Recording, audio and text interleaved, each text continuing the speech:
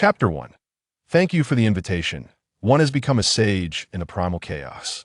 In the clouds, fishing by the stream, a young man by the ravine suddenly awakens. Ding! You have received a new short message. Please check it. Qin Chuan turned over and continued to doze, having no intention of acknowledging the voice, yet the monotonous repetition of the sound rendered him incapable of resting. Is there no end to this? It's been 7 months, and I'm nearly at my wit's end. With a flick of his sleeve, the world fell silent, and the heavens and earth transformed. The clouds above and the soil below converged before Qin Chuan, coalescing into rows of simplified Chinese characters. Great Dao operating system produced by Qin Chuan. Host, Qin Chuan, Authority Supreme. Host realm, Great Dao Sage. Subsystem, Heavenly Dao. World under control, Primal Chaos, Level 1. Controlled, Great Dao. Fragmented, Fundamental Dao. Source points, 137 points. New message alert. Hongjun requests Level 2 administrator rights for the subsystem Heavenly Dao. Shall it be approved? Not up to standard. As he gazed at the notifications before him, Qin Chuan rubbed his temples and sighed helplessly, scattering the Chinese characters. With a wave of his sleeve, sneaky figures materialized beside him, peering around with curiosity. We humbly present ourselves before the Great Dao. The leader, a Daoist with an air of ethereal grace, was the first to bow, followed closely by the other three. These three were quite amusing, representing the 3 significant stages of life: an elder, a middle-aged man, and a youth. Qin Chuan sighed. Hongjun, how many times must I tell you? You're still not qualified. What's the point of this? This inferior Heavenly Dao hardly warranted a second glance from Qin Chuan, and he was perplexed as to why Hongjun persisted so tenaciously. It had been manageable when it was merely an occasional disturbance, but now it felt as though Hongjun was determined to keep pushing, not turning back until he hit a wall. It was not that Qin Chuan intentionally blocked Hongjun's path to the Dao. Moreover, being merely an administrator of the Heavenly Dao subsystem was merely a job position for the other party. The crux of the matter was that Hongjun had yet to meet the standard. Putting aside his contributions to the primal chaos, he hadn't even attained the realm of a sage. He was not in a position to compete for the role. Upon hearing Qin Chuan's words, Hongjun did not dare to meet his gaze, instead murmuring softly, "I would not dare disturb the Great Dao Sage. This old man merely wishes to serve by your side, should there be any tasks to undertake." At the sound of this flattery, Qin Chuan grew impatient and waved his hand dismissively. "I have no use for you. Take your 3 disciples and return whence you came. Be it for pilgrimage or comedic performance, just don't bother me. Off you go." Hongjun and his disciples nodded submissively, not daring to utter another word, and obediently retreated. Once they had distanced themselves, the youthful Tongtian could not contain his curiosity and asked, "Master, what is a pilgrimage? What is comedic performance?" Hongjun, unsure of the answers, stiffened his expression to maintain his dignity before his disciples. "This is the language of the Great Dao. Each word a gem. If you can comprehend it, it will greatly benefit your cultivation, since the Great Dao favors tranquility. Let us retreat to meditate and gain insight." "Yes, Master." After sending the 4 away, Qin Chuan yawned in boredom and returned to his fishing. When he first traversed into this world, he was astonished to hear tales of Pangu creating the heavens and Hongjun, the ancestor. In this terrifying world, where immortals were said to be as common as dogs, with golden immortals strewn about, only sages held any significant power. Mountains could be moved, seas could be filled, and cycles could be shattered at a whim. Initially, he thought he would have to hide away for a long time before he could venture outside. But unexpectedly, foundational establishment in an instant, nascent soul in a day, ascension in 3 days, and quasi saint in 7 days. Months passed, and his realm had reached the unprecedented heights of a Great Dao Sage. Yet this Great Dao Sage was somewhat different from what Qin Chuan had anticipated. He could not shatter worlds with a mere gesture, nor could he reduce the cosmos to nothingness. Without relying on source points, he could not even soar high into the skies. Qin Chuan once doubted whether the names of the realms recorded in the cultivation methods were erroneous.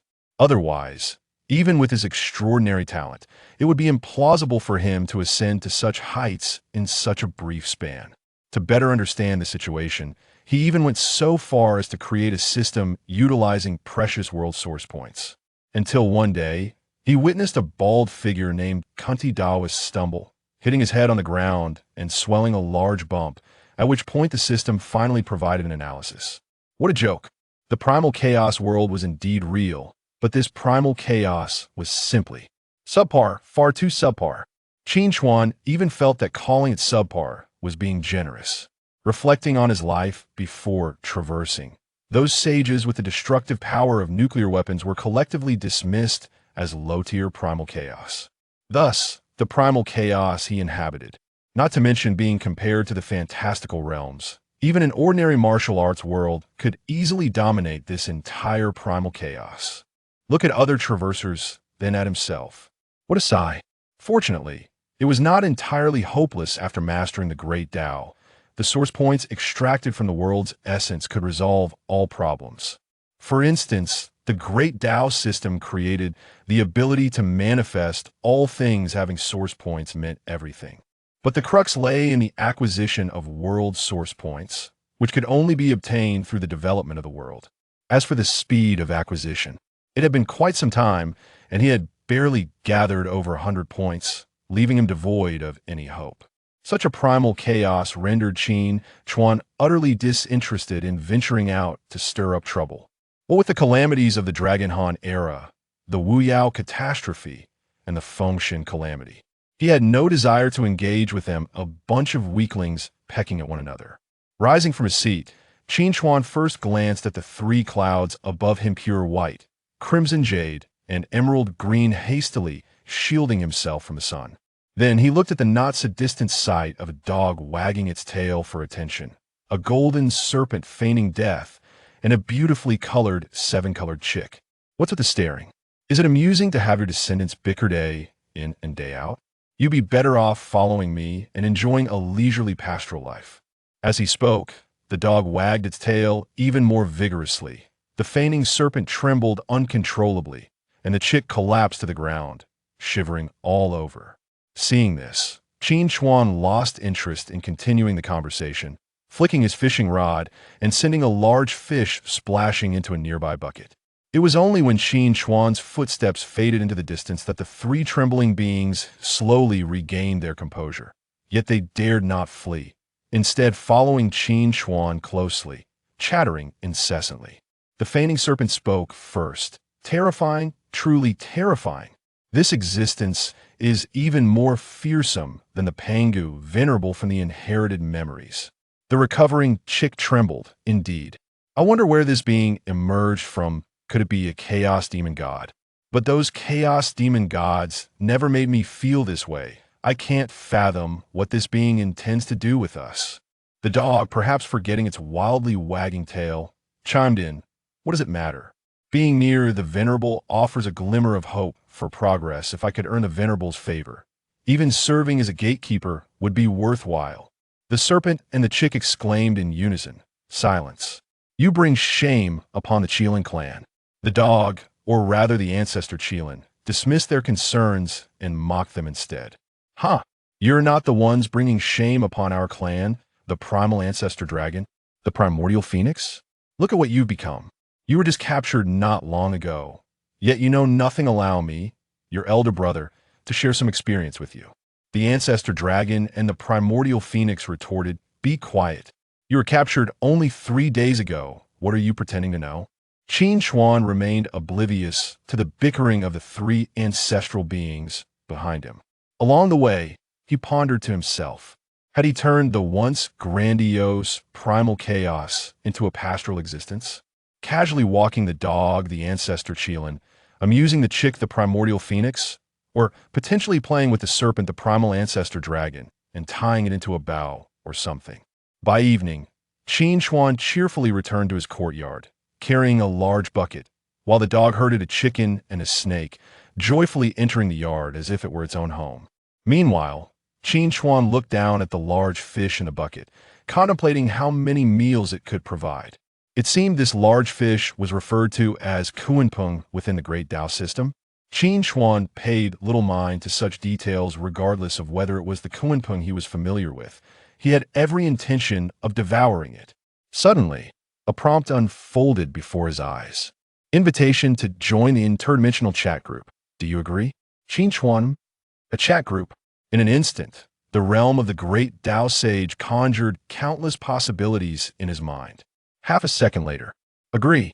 Chapter 2, The Great One's Affirmation, the crowd's adoration Dao system. Detecting unknown information. Assessing host's realm. Would you like to expend 10 origin points for a shield?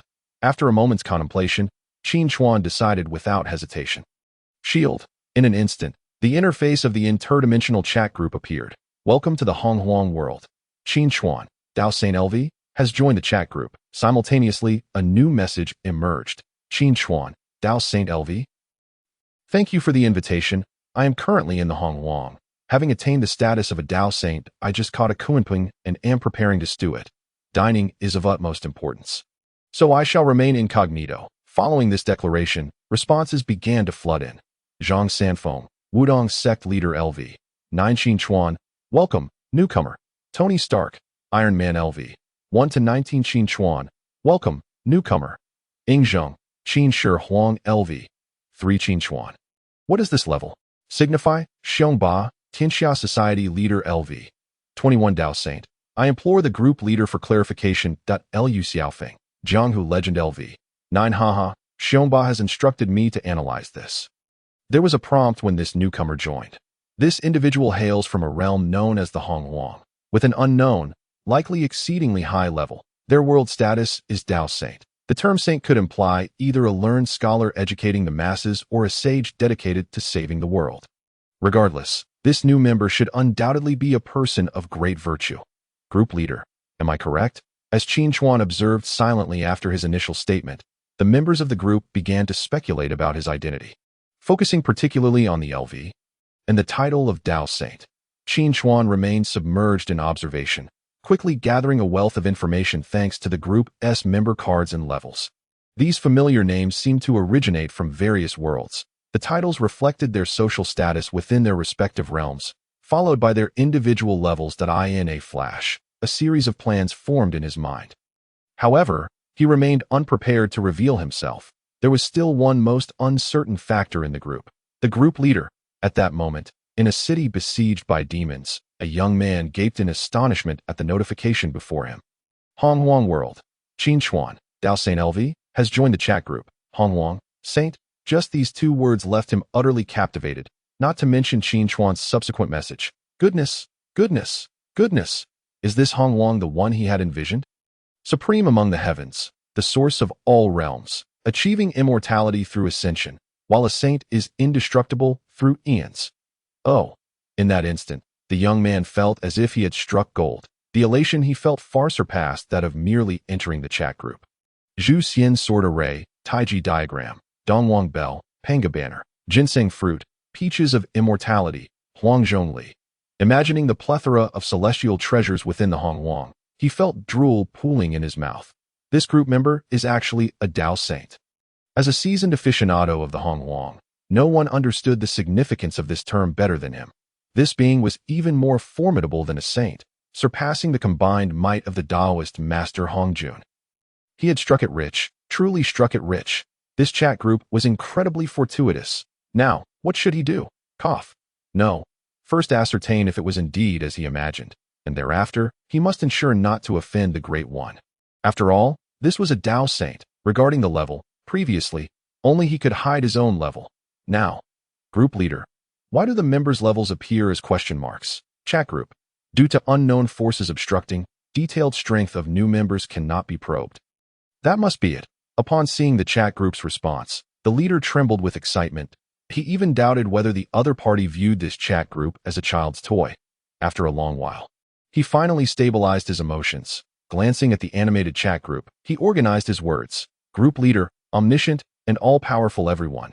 Be silent. Do not provoke the Great One. Zhang Sanfeng, Wudong Sect Leader LV. 9 The group leader has appeared. Why so serious? Did you see the earlier conversations? Xiongba, Tianxia Society Leader LV. 21 Did you see the chat, group leader? Is the new member from the martial world, Are there any martial arts manuals available for exchange? Lu Xiaofeng, Jianghu Legend LV. 9 Indeed. Indeed. Please tell us if my analysis was correct. Watching the chaotic group, the young man was instantly filled with rage. He had just wanted to fawn over the Great One. Yet they were creating disturbance. What if they offended the Great One and he were erased from the timeline across endless worlds? With that thought, he immediately took action. Notification. The group leader has activated a global mute. Only the group leader and administrators may speak. Notification. Qin Chuan, Dao Saint LV, has been granted administrative privileges by the group leader. In an instant, the entire group fell silent. Group leader, omniscient, and all-powerful Qin Chuan. Great One, I just saw that you are in the Hongjun world. How is the situation there? Have you participated in the Wuliang calamity? Meanwhile, Qin Chuan had returned to his courtyard, having observed the entirety of the chat group's discourse. He quickly noticed the shift in the group leader's demeanor, respectful, probing, even tinged with a hint of fear. In a heartbeat, Qin Chuan understood where the cause lay. With my hidden level, coupled with the title of Hongjun. This fellow must have taken me for a supreme existence of the Hongjun, or at the very least a saint of a high martial realm. However, Qin Chuan had no intention of clarifying. Instead, he pondered how to leverage this misunderstanding to his advantage. After a moment's thought, Qin Chuan replied, Qin Chuan, Dao Saint O, this little fellow is aware of the Wuliang calamity, which shows some insight. However, why concern oneself with such trivial matters? Daily squabbling over laughable resources and status is rather petty. Since you inquired, to prevent any disturbances, I have already captured the leaders of the Dragon, Phoenix, and Qilin clans to keep them in check. Once these words were uttered, the chat group fell into a prolonged silence. The others, though bewildered and eager to respond, found themselves muted, while the group leader, after a flurry of actions, he was plunged into profound shock. Goodness, it is indeed the Great One. The affirmation is undeniable. Chapter 3. Supreme Hongjun, source of all realms as a mentally sound adult. The group leader, having unexpectedly gained access to the chat group, did not blindly believe everything he heard. In fact, one could say he was rather suspicious. As the group leader, he possessed a privilege. Once he could discern whether a group member's statement was truthful or false. Just now, Qin Chuan's words prompted him to utilize this singular privilege. If only for the slightest possibility.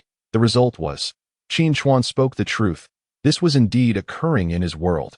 After this inquiry, he confirmed it. Qin Chuan was indeed a great one of the Hongjun world. He could even assert with certainty that, past or future, there was unlikely to be a more formidable being than this in the chat group. As he organized his words, preparing to fawn over the Great One, he noticed a message appearing on the chat group interface. Qin Chuan, Dao Saint LV? This contraption called a chat group is rather interesting. Very well, I shall leave it at that. I need to contemplate how to prepare the Kunping meat deliciously. To the little friends, if I have the time, I will visit your worlds. Group leader, omniscient and all-powerful Great One, please do not let me interrupt. You are always welcome. Seeing that Qin Chuan wished to end the conversation, the group leader, albeit reluctantly, could only acquiesce to his words. Did you not hear Qin Chuan's last statement? He might visit their worlds. Who would dare to provoke him? If he were to become displeased, not only would it be disastrous for oneself, but perhaps even their world could be annihilated. No, merely thinking this way is not safe. What if a fool in the group angers this one, and he brings calamity upon himself? In an instant, the group leader contemplated many scenarios and immediately took action. Notification. The group leader has lifted the global mute. Zhang Sanfeng, Wudong sect leader LV. 10. What has happened? Group leader, what did your earlier words mean? Xiongba, Tianxia society leader LV. 21. How dare you silence me? This individual must be a formidable force, but even so, group leader, your actions are simply nauseating. Tony Stark, Iron Man LV. 1 to 19. How laughable. Your previous display reminds me of those who once sought to procure orders from my company. If you wish to curry favor, that approach is futile. Money, beauty, notification. Xiongba and Tony Stark have been muted by the group leader for 12 hours to Lu Xiaofeng, Jianghu Legend LV. 9.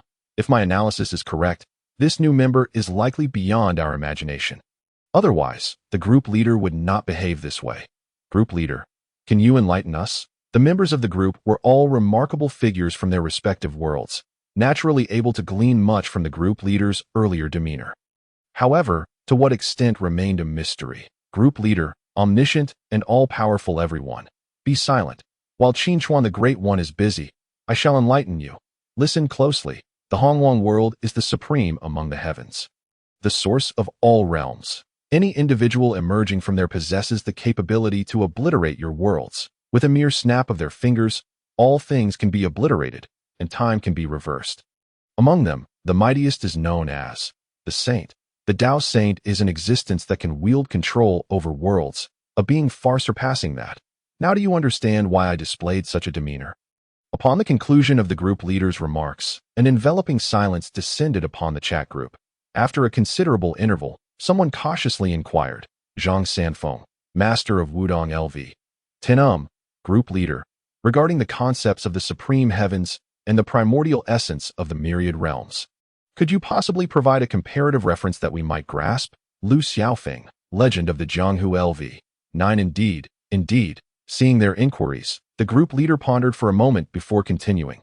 Group leader, omniscient and omnipotent. This is indeed a point I neglected. Allow me to think.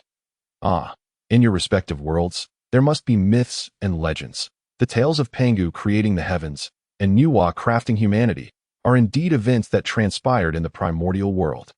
Even those figures you revere in your legends, such as the Jade Emperor, the Three Pure Ones, and the Buddha, were part of this narrative. Among them, the mightiest are known as the sages, and this newly joined individual is precisely of that most formidable caliber. Lu Xiaofeng, legend of the Jianghu LV. 9 How could that be? Those are merely legends. I understand now. Thank you, group leader. Zhang Sanfeng, master of Wudong LV. 10 Are you implying that this is akin to the Xunwu Emperor whom we venerate at Wudong? Or perhaps even greater? Should we establish a memorial to honor such a formidable being? Ingzheng, king of Qin LV. 3 I comprehend now. From this day forth, the sage of Qin Chuan shall be the exalted deity revered throughout my state. I shall erect myriad golden statues for the populace to worship. I must also journey to Mount Tai to pay homage to the heavens and seek an audience with the sage. The mere existence of this chat group had already astonished these individuals, and now, with the legendary celestial beings manifesting before them for the first time, they swiftly found their places within this new context.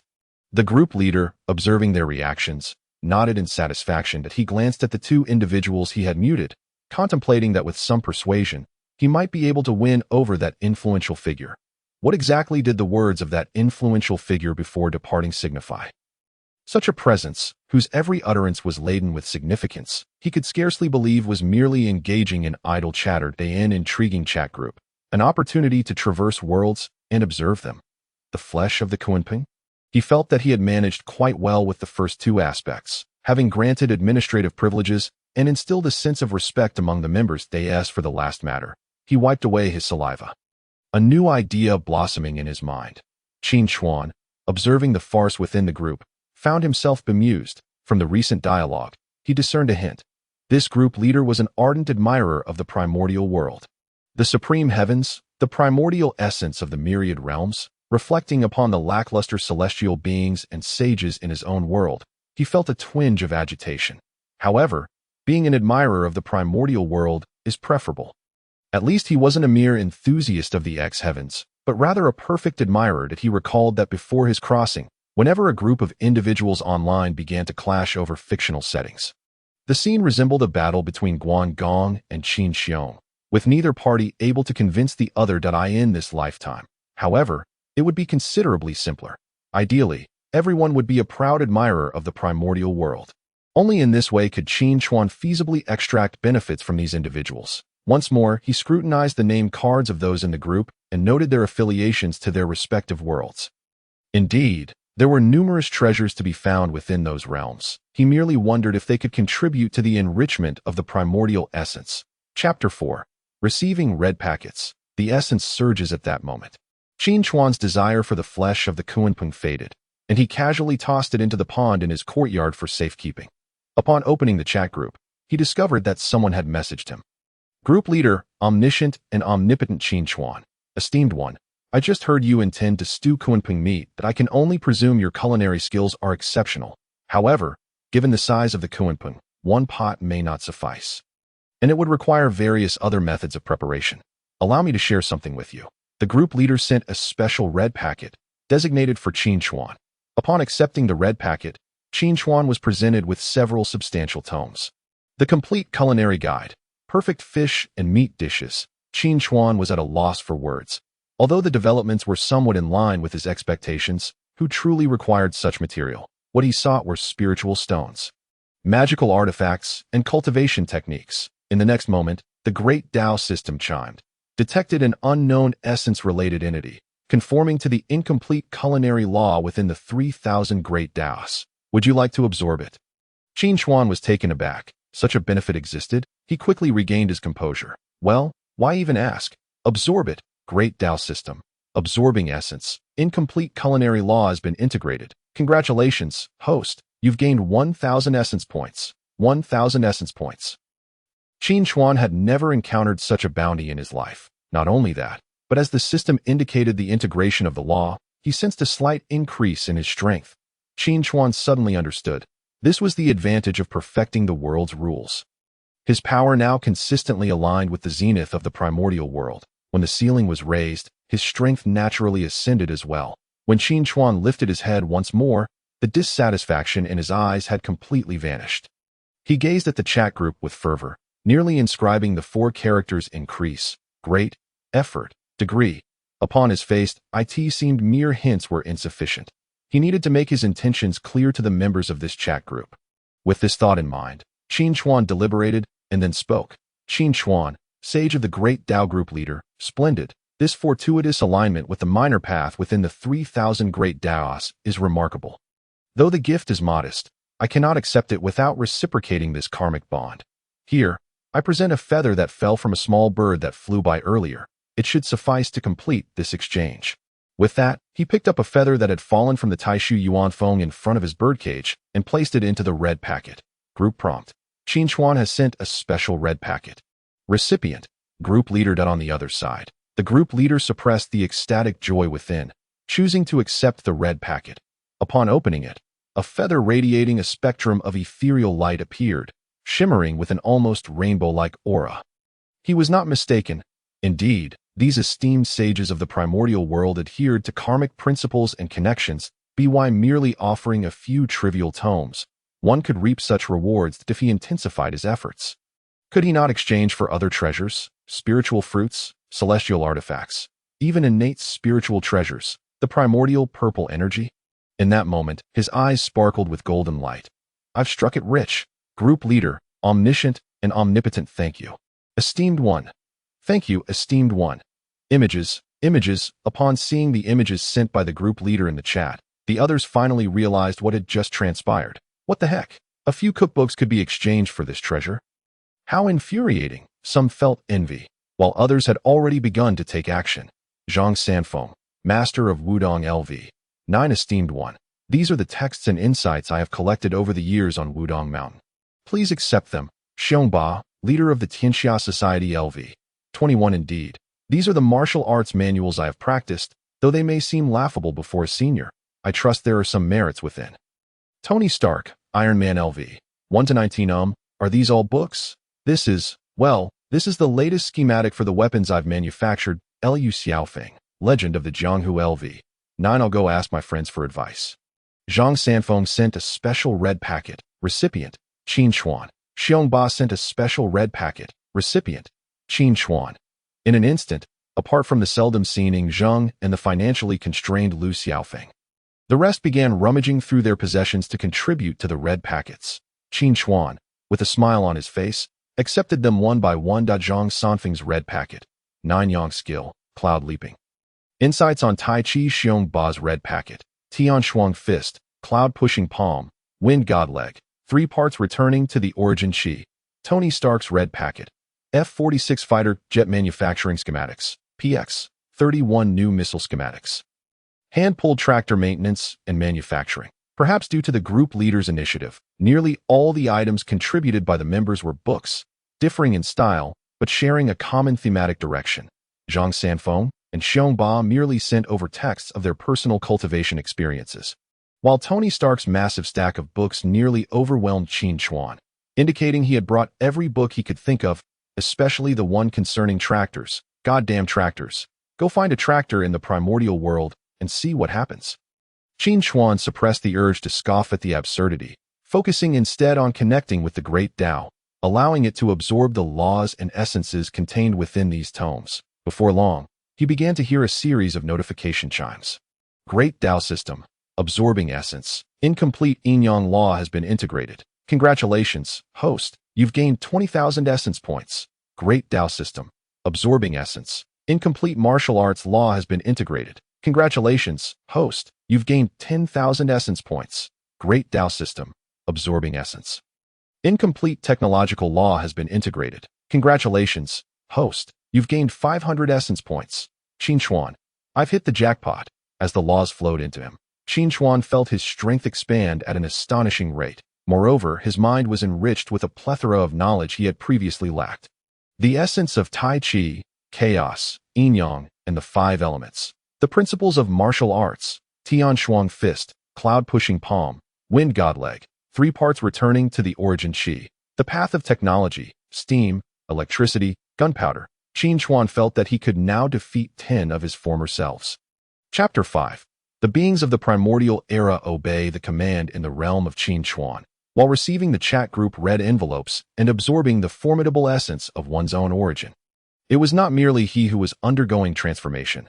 The entire world of the primordial era was experiencing monumental changes. Upon Kunlun Mountain, within the halls of Yusu Palace, 3 figures, an elder, a middle-aged man, and a youth, emerged from the Zixiao Palace and were now seated in the Grand Hall, engaging in profound discourse that it goes without saying that their identities were immediately discernible.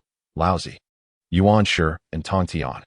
Just a moment prior, they had been discussing their experiences within the Zixiao Palace, but in the next instant, their expressions shifted in unison. The most pronounced change was that of the venerable Taiching Laozi, who suddenly fell silent, a duality of yin and yang manifesting from his being, exuding an aura of effortless tranquility. Moments later, Laozi opened his eyes, greeted first by the simultaneous chorus of congratulations. Congratulations, senior brother. On advancing further along the Dao, excellent. After the 3 exchanged formalities, Laozi spoke first. This progression along the Dao is not solely my achievement.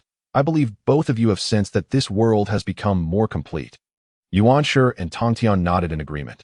They too felt an enhancement in their powers, albeit not as profound as Laozi's, while the 3 in Yusu Palace were probing the reasons behind this transformation.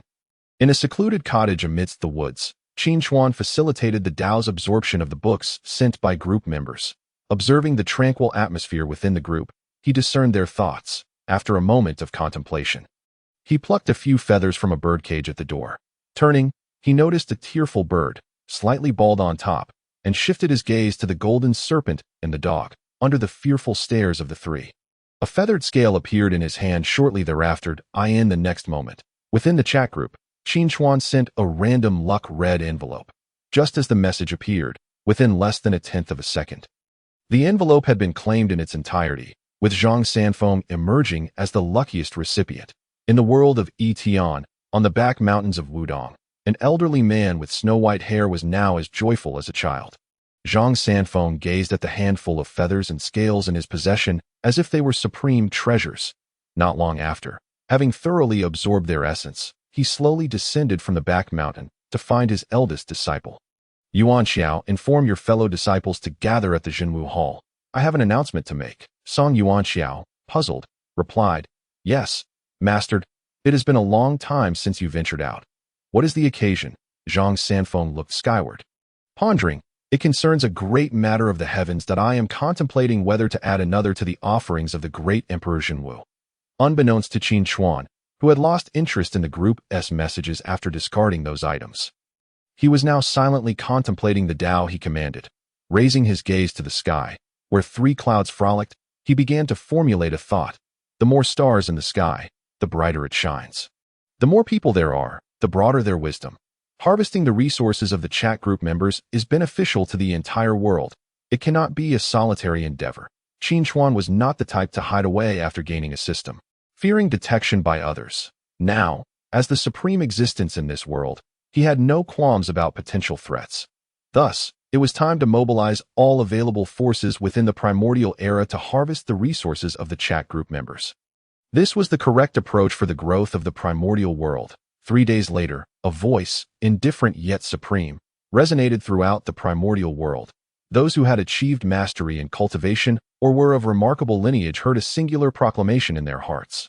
I am Qin Chuan, the master of all Daos in this world. I have established a palace for the transmission of the Dao at the foot of the Buzhou Mountain, and I summon all who hear this to come to Buzhou Mountain to discuss the pivotal matters of the world's transition.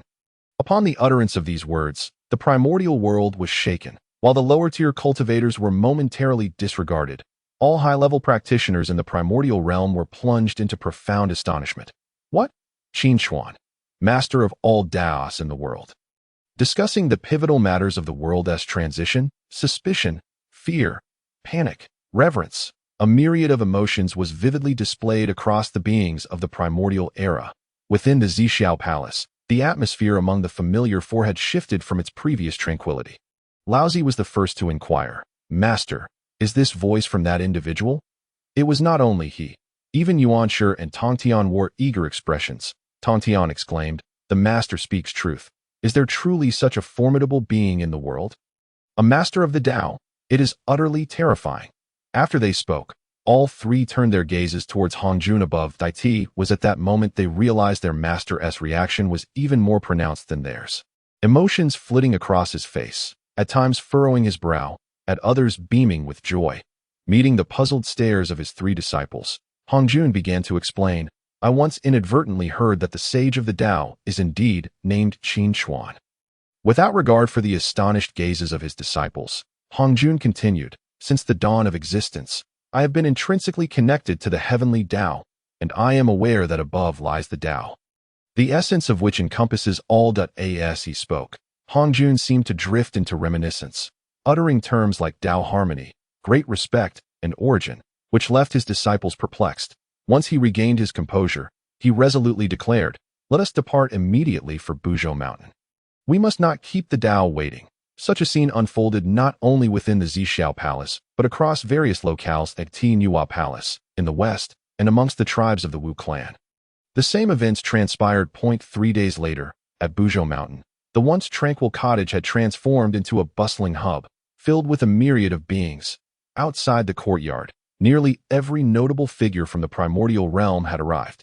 Leading them were the three pure ones, along with the serpent-bodied siblings, 2 bald men adorned with bandages, 10 brothers and 2 sisters, and 2 elegantly dressed middle-aged individuals. The crowd, though wary of one another, felt the powerful auras surrounding them, secretly astonished. Most among them had been unaware of the multitude of formidable beings present in the primordial world. Collectively, they muttered in their hearts, a gathering of old schemers. Chapter 6. Beings gather to meet and enlighten the three heavens. With such a multitude present, it was inevitable that some would be unruly, yet not a single individual dared to breach the frail wooden fence enclosing the courtyard. This was due to the sight of 3 small creatures calmly residing within. The ancestral dragon of the primordial era, the primordial phoenix, and the ancestral Qilin. The dragon, phoenix, and Qilin clans were undoubtedly the dominant factions of this age within the primordial realm. Even the strongest among them could not be underestimated, not even by the still unascended Hongjun. Yet now, they appeared as docile as domestic pets, residing within the courtyard, witnessing this, regardless of their preconceived notions prior to arrival. All stood patiently outside the courtyard. Within the courtyard, inside the dwelling, Qin Chuan calculated the passage of time and withdrew his gaze from the chat group. Over the past few days, he had diligently studied the chat group. Cultivating a fundamental understanding, the chat group connected various realms, with members hailing from diverse worlds. Presently, along with him and the group leader, there were 7 members in total. The group leader hailed from an unknown world, seemingly from a modern urban setting, yet possessing extraordinary powers. Initial speculation suggested it might involve a resurgence of spiritual energy or an invasion from another realm. Zhang Sanfeng, from the world of Etian, seemed to be in a narrative yet to unfold. Xiong Ba, from the Fengyun world, had just begun his story, with several disciples already gaining considerable renown. Tony Stark, from the Marvel Universe, appeared to have only recently become Iron Man. Lu Xiaofeng's origins remained unclear, though based on his discussions, he was likely embarking on a legendary journey. As for Ying Zhang, the least visible, there was insufficient information to analyze. as many worlds featured this first emperor. With only the knowledge that his world possessed extraordinary powers, having organized this information, Qin Chuan rose from the meditation cushion. In the next moment, under the gaze of countless eyes, the wooden door of the cottage creaked open. A youth stepped forth, with eyebrows like swords, a figure as graceful as a jade tree, clad in resplendent white garments that seemed to radiate glory, as if the attire itself was proud to adorn him. Disregarding the myriad gazes around him, Qin Chuan surveyed the surroundings and remarked softly, "It is rather lively. Quite well, those who should be here have arrived." This statement seemed to activate a switch among the onlookers, who in unison proclaimed, "We bow before the great respect to meet the Dao." Having spoken, they collectively knelt deeply, remaining in that position for a prolonged moment. With a wave of his sleeve, Qin Chuan caused them to rise involuntarily. "No need for excessive formalities. Please, come inside." He then cast his gaze towards the shadows beyond, chuckling softly, "Since you have come, why hide? Let us all enter together." With a wave of his hand, a shadowy figure emerged. Upon its appearance, the figure was taken aback, and upon meeting Qin Chuan's indifferent gaze, hurriedly bowed. "Luo, who greets the great respect, I beg your pardon for any transgressions. May the Dao show mercy." Qin Chuan was unconcerned by this display, casually responding, "No harm done." As the crowd entered the courtyard, he looked up at the three playful clouds in the sky. It seemed the clouds sensed his gaze. Two of them, appearing bashful, quickly hid behind a pure white cloud. Seeing this, Qin Chuan could not help but smile. "All right, my three little companions, you have worked hard shielding me from the sun. The courtyard is quiet now, without guests, so it shall be just you three." As soon as the words fell, three beams of radiant golden light descended from the heavens, gracefully merging into three clouds that in the blink of an eye, without any sign of transformation or calamity. The clouds slowly dissipated, revealing three petite and charming young maidens. The foremost among them possessed a dignified countenance, leading her two somewhat bashful sisters to curtsy before Qin Chuan. "That we express our gratitude, esteemed one, for granting my sisters and me the gift of transformation. That we humbly beseech your mercy, allowing us to serve you in your presence." Qin Chuan, observing the trio of distinct personalities, smiled and nodded. "Very well, please invite them to take their seats." They to your command. The three maidens swiftly assumed their roles, guided by their elder sister, Yunxiao, who promptly understood what was expected of them. The room was not particularly spacious, and Qin Chuan had no desire for so many individuals to crowd into his quarters. Thus the gathering naturally took place in the courtyard. Despite the courtyard's ample expanse, the multitude refrained from revealing their true forms. However, accommodating everyone remained impractical. Consequently, a shallow scheme of intrigue began to unfold. The bald man, sporting an abundance of bumps, spoke up, "Esteemed brothers, we too have endured great hardship traveling from the frigid west. Might you permit us?" "Scram," interjected the three from the Sanqing. "Not a chance. It is clearly my turn to enter, whether arriving first or otherwise." Having just transformed, the three maidens were unaccustomed to such a scene. As they attempted to soothe and guide the assembly, their anxious glances darted toward Qin Chuan, fearful of incurring his disfavor. "Enough?" Qin Chuan, exasperated, lamented how a simple matter had escalated into such a chaotic display. Do they think this is a contest for a sacred position? Even if it were, is this pitiful primordial sacred position truly worth vying for? "Enough," his admonition echoed, rendering everyone motionless, like statues. Qin Chuan surveyed the now subdued crowd. "Speaking coldly, I summoned you here to discuss important matters, not to engage in petty hierarchy. Now, everyone leave." After a brief pause, no one made a move. Hongjun, quick-witted, bowed alongside his three disciples. "That we humbly request your compassion, Great One. We did not intend to disrupt, and we seek your understanding. Please bestow upon us your mercy." As Hongjun's group initiated this display of humility, others soon followed suit, bowing in deference. Seeing this, Qin Chuan let out a soft snort. Disinterested in engaging with such a crowd, did he merely wish to assert his position, having no genuine intention of expelling them.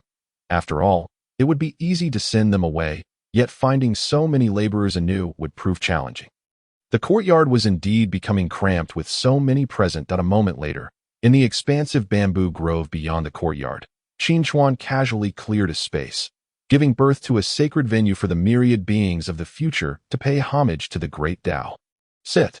As the command resonated, the assembly glanced around, their expressions stiffening as they struggled to find a place to sit in this bamboo grove. There was no room for cushions, and even sitting on the ground would be uncomfortable. Fortunately, not all among them were excessively finicky, and once Liu seized an excellent spot, others quickly followed suit. Though the bamboo grove was vast, it still had its prime locations. Many individuals calculated in their minds the best places to settle. Where would it be most advantageous to sit? Perhaps closer to the Great Dao? Or in a position where they could be most visible to Qin Chuan? Each person mulled over their options. Yet after the previous commotion, they dared not be too brazen. Qin Chuan, feigning ignorance to their subtle machinations, waited until everyone was seated before clearing his throat, pondering how to commence. Since my arrival in this primordial realm, time has slipped by unnoticed. I have wielded the Great Dao, ceaselessly searching for a path forward. His opening remarks were grandiose and vague. He had grown accustomed to the banter of the chat group, speaking in a manner that compelled others to decipher his meaning. Unaware of the passage of time since my descent into the primordial realm, in truth, he had forgotten how many days had passed since his arrival. Wielding the Great Dao, seeking a path forward, this was not incorrect. Who said that walking dogs and teasing birds was not a search for a path? There are countless roads, after all, just as Qin Chuan contemplated his words. A sense of awe began to rise within the hearts of those present, even if they only partially grasped the meaning. Wow, impressive, truly the Great Dao. Fortunately, Qin Chuan did not dwell on this for long and swiftly transitioned to the main topic. During my journey through the myriad realms, I have ultimately discovered a path forward. The Great Dao is insufficient. It must consume the myriad realms to replenish itself. I have already identified several worlds. And the recent cosmic upheaval you have sensed is a direct result of the Great Dao's restoration, as Qin Chuan elaborated. Expressions of enlightenment gradually spread among the assembly. However, since he had summoned them, it was likely for more than mere notification. Soon, someone stood to inquire, "We thank you for your divine grace, for restoring the path forward for our primordial realm. Yet, might I ask why the esteemed one has gathered us here?" Qin Chuan cast a glance at the questioner, one of the two stern-faced middle-aged men. A fine question, Tai. While I could restore the Great Dao with my own efforts, the pace would be dreadfully slow. Thus, I considered the talents of our primordial realm, realizing that if we pooled the strengths of all beings, the speed of restoration would undoubtedly increase significantly. He paused, noting that all present had sunk into contemplation. Before continuing, therefore, I shall establish the 5 departments of all heavens upon Mount Buzhou. All may join freely to contribute their strength to the restoration of the Great Dao and the elevation of the worlds. At this point, everyone finally comprehended the purpose of their gathering. Regardless of their internal thoughts, their outward expressions were uniform. In unison, they proclaimed, "We comply. We obey the edicts of the Great Dao." Having dismissed the assembly and instructed them to relocate the venue to Mount Buzhou in the near future, Qin Chuan began to reflect. The establishment of the 5 departments of all heavens was not a whimsical decision. To leverage the chat group's functionalities effectively, he needed to mobilize every available resource. As for why it was divided into 5 departments, it was because, despite working towards a common goal under Qin Chuan's leadership, it did not imply the absence of conflicts among them. The ongoing hostilities between the Dragon, Phoenix, and Shilin clans, the emerging tensions between Hongjun and Liu, and the temporarily peaceful Sanqing all required careful handling to avoid becoming ticking time bombs, even if such bombs would not necessarily harm Qin Chuan if they exploded. Unnecessary self-inflicted damage was unwarranted. Qin Chuan's sole intention was clear: unite against external threats. He was not concerned whether those who heard his words would come forth. After all, this was also for their own benefit. Unless one were foolishly oblivious, they would likely come to join in the unlikely event that someone who truly could not comprehend the situation chose not to join. Well, they might just find themselves struck by lightning or choking on a piece of food. Within the chat group interface, a considerable amount of time had passed since Qin Chuan last made an appearance, and the chat group had returned to its lively state, while Qin Chuan was present. Various concerns had stifled their enthusiasm. Casting a glance, he noticed the group leader engaging in a display of bravado with the members. Group leader, omniscient Xiongba, let me tell you, the Mud Buddha once decreed for you. The golden scales are not mere creatures of the pond. They transform into dragons when they encounter storms. This is not incorrect, but do not take it as gospel. As for your 2 disciples, Well, those who understand will understand. You will see in due time. The secrets of heaven cannot be revealed. Xiong Ba, leader of the World Association, LV. 21. Thank you, group leader. Although I have no idea what will transpire, I do not believe anyone in the current martial world can stand in my way. Not even Wushuang City, merely a small stone in my path. Group leader, omniscient O. Is that so? Do not underestimate the power of Sword 23. Given that you seem somewhat agreeable, remember to notify me when the battle begins. If not, you can always do a live stream in the group. Zhang Sanfeng, Master of Wudong, LV. 9. Xiongba. Though I do not understand why the group leader says this, you should exercise caution. Group leader, you reminded me of the essence of Tai Chi, and I have gradually gained insight. Recently, I sent my understanding to the esteemed Qin Chuan, yet I still have many uncertainties. Might the group leader offer guidance? On the other side, the group leader scratched his head at Zhang Sanfeng's inquiry. Although he played the role of an all-knowing figure in the group, his understanding stemmed from literary works, which allowed him to extract benefits from the members. However, now, Zhang Sanfeng was asking him about the essence of Tai Chi. What a joke! How could he possibly comprehend such matters? Yet, having claimed omniscience, he could not refuse without losing face. What to do? Just as the members wore expressions of distress, a new message suddenly appeared in the chat group interface. Qin Chuan, Saint of the Great Dao, LV. My little friends seem to be having quite the lively discussion. Did I miss something? Lu Xiaofeng, Legend of the Jianghu, LV. 9. We welcome the esteemed one. No, nothing at all. Xiongba, leader of the World Association, LV. 21. We welcome the esteemed one. Ing Zheng, King of Qin, LV. 3. We welcome the esteemed one. Upon witnessing this scene, the group leader experienced a moment of inspiration and promptly commenced action. Group leader, omniscient and omnipotent at last, the esteemed one finds time to join us. Surely, managing the birth and demise of all things along the path of the Great Dao must be an exceedingly demanding endeavor. Just moments ago, Zhang Sanfeng inquired about the essence of Taiji. While I have conducted some research on the subject, I am certain it pales in comparison to your vast knowledge. To prevent him from straying onto a misguided path. Could you enlighten us? Chapter 8. Your gifts are beyond our grasp. The group leader commended his own cleverness. Indeed, he may not possess the knowledge, but is there not a sage within our ranks? The essence of Taiji? Is it truly that simple? If the esteemed one is willing, you could directly guide him to enlightenment through the path of Taiji. His words did not go unnoticed by the others in the group. In stark contrast to his clarity and self-satisfaction, the others, particularly Zhang Sanfeng, were now leaping with excitement. They had become acutely aware of the positions of the group leader and Qin Chuan over the past few days. Although the group leader appeared to possess some knowledge and enjoyed speaking in an esoteric manner, he was far from the omniscient being he claimed to be in the eyes of all. He was at most a fortune teller with a somewhat accurate grasp of things. However, Qin Chuan was an entirely different matter. This was their first time witnessing the group leader's almost obsequious demeanor. Coupled with the group leader's extensive explanations, while each person had their own interpretations, one fact was universally acknowledged. Qin Chuan was an existence beyond their imagination. Consequently, in terms of status within the chat group, Qin Chuan surpassed the group leader by a substantial margin to that moment. The group leader was oblivious to this, and even if he were aware, it likely held little significance for him. Returning to the matter at hand. Regarding the esteemed one Qin Chuan, although they often wished to inquire about various matters, none dared to speak up. After all, despite having interacted with him and even exchanged a few words, none knew what temperament this sage possessed. Generally speaking, there were no clear hierarchies among group members. Even if one were invincible in their own world, the lack of common ground rendered meaningful communication nearly impossible. Yet, Qin Chuan was different. Should he take offense? Based on the group leader's teachings about Qin Chuan and their own speculations, the consequences would be utterly terrifying. Crossing worlds did not seem to pose a challenge for Qin Chuan. Thus, who would dare to provoke him?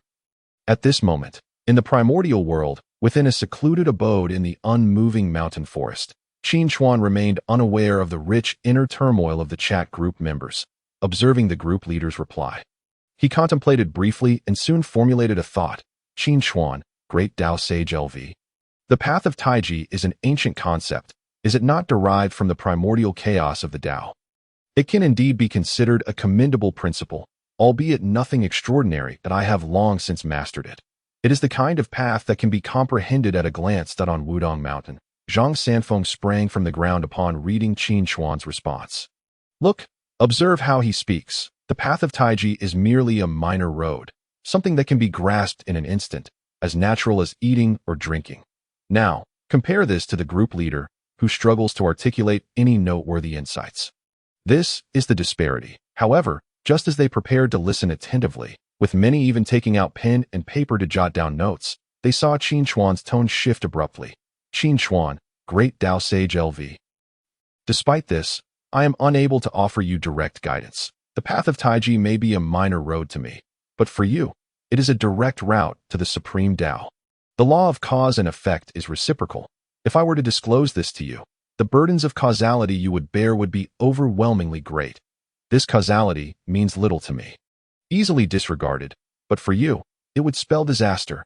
Having finished his remarks, Qin Chuan surveyed the group and gave himself a silent nod of approval, just as he paused to allow them a moment to mentally prepare. He was interrupted by others. Group leader, omniscient and omnipotent indeed, the esteemed one is most considerate. I almost overlooked this crucial point at all costs. Zhang Sanfeng, do not pursue this further. The causality of a great Dao sage is something you, let alone your entire world, cannot withstand. Zhang Sanfeng, Wudong sect leader LV. 9. But, seeing Zhang Sanfeng still reluctant, the group leader hastily replied. Group leader, omniscient and omnipotent, are you trying to say? To hear the Dao in the morning is worth dying in the evening? Do not be naive. Wait until you possess the ability to bear this causality before contemplating it. There is no need to rush. Zhang Sanfeng seemed persuaded, though still somewhat unwilling. However, upon recognizing the terrifying consequences the group leader had described, he conceded. Zhang Sanfeng, Wudong sect leader LV. 9. Very well, I appreciate your reminder, group leader, Qin Chuan. I apologize for troubling you. Hopefully, in the future, I may have the opportunity to receive the teachings of the sage. It seems that the ultimate reason for my inability lies in my own weakness. The path of Taiji may well elude me in this lifetime. That moment, he suddenly noticed a message from Qin Chuan. Qin Chuan, Great Dao Sage LV. While you may not bear my causality, how can you deem yourself hopeless? Zhang Sanfeng, Wudong sect leader LV. 9. Do you mean? Qin Chuan, Great Dao Sage LV. Wait a moment. With that, Qin Chuan fell silent, and the group was enveloped in stillness. Although they were perplexed, from Qin Chuan's words, they sensed a glimmer of hope, and each began to harbor expectations in their hearts, though the path of Taiji held little relevance to them in the future. Should they find themselves in need of Qin Chuan's assistance, they would prefer not to be hindered by burdensome causality. If there were alternative solutions, that would be ideal. As for Qin Chuan himself, his words were not without purpose. His previous refusal to guide Zhang Sanfeng regarding the path of Taiji was not due to notions of causality or reincarnation, but rather because he was genuinely unable to provide guidance. Even though the path of Taiji in the primordial realm had been completed, one must not forget the reason behind its completion. It was largely derived from the texts contributed by Zhang Sanfeng, most of which contained Zhang Sanfeng's own interpretations. Take a hypothetical step back. Even if Qin Chuan and Zhang Sanfeng were to engage in discourse, it would not be long before the latter discovered. I already know everything you are saying. Such a scenario would undoubtedly undermine his own prestige. That said, this situation was not without resolution. His lack of in-depth understanding of the path did not imply that others lacked insight. For instance, the 4 disciples who remained outside the secluded abode, reluctant to depart. Chapter 9. The Virtuous Celestial. This was an excellent opportunity for members of the primordial realm to make their appearance in the chat group. With this in mind, Qin Chuan posed a question within the chat. Qin Chuan, Great Dao Sage LV. Group leader, I just perused the group introduction. Administrators can invite individuals from this world. Correct? Group leader, omniscient and omnipotent, that is indeed correct. However, these individuals would be unable to utilize many of the chat group's features and would not be recognized as official members. They would merely be affiliated with the administrator. Are you suggesting? Qin Chuan, Great Dao Sage LV. Yes, precisely. While they may not bear my causality, some of my junior disciples certainly can. Although their insights may seem laughable to me, they would resonate more with you. The exchange is mutual rather than unilateral. so there is no need to overly concern yourselves with entanglements of causality. Upon hearing this, the entire group was taken aback. Your junior disciples, are they not also esteemed ones? Group leader, omniscient and omnipotent, this is a brilliant idea. How did I not think of this? Esteemed one, please bring those powerful practitioners from the primordial realm into our midst. Having such distinguished individuals join would greatly benefit the chat group. Qin Chuan cast a disdainful glance at the group leader's comment, fully aware of the ulterior motives behind his words. Powerful practitioners from the primordial realm, that would likely lead to disappointment, for the strongest being in the primordial realm at present was Qin Chuan himself. Even he was uncertain whether he could best Tony Stark in his iron armor, and he was certainly no match for the formidable Hongba from the wind and cloud realm, as for the so-called goddesses he mentioned. Qin Chuan wished to tell him, "You are dreaming."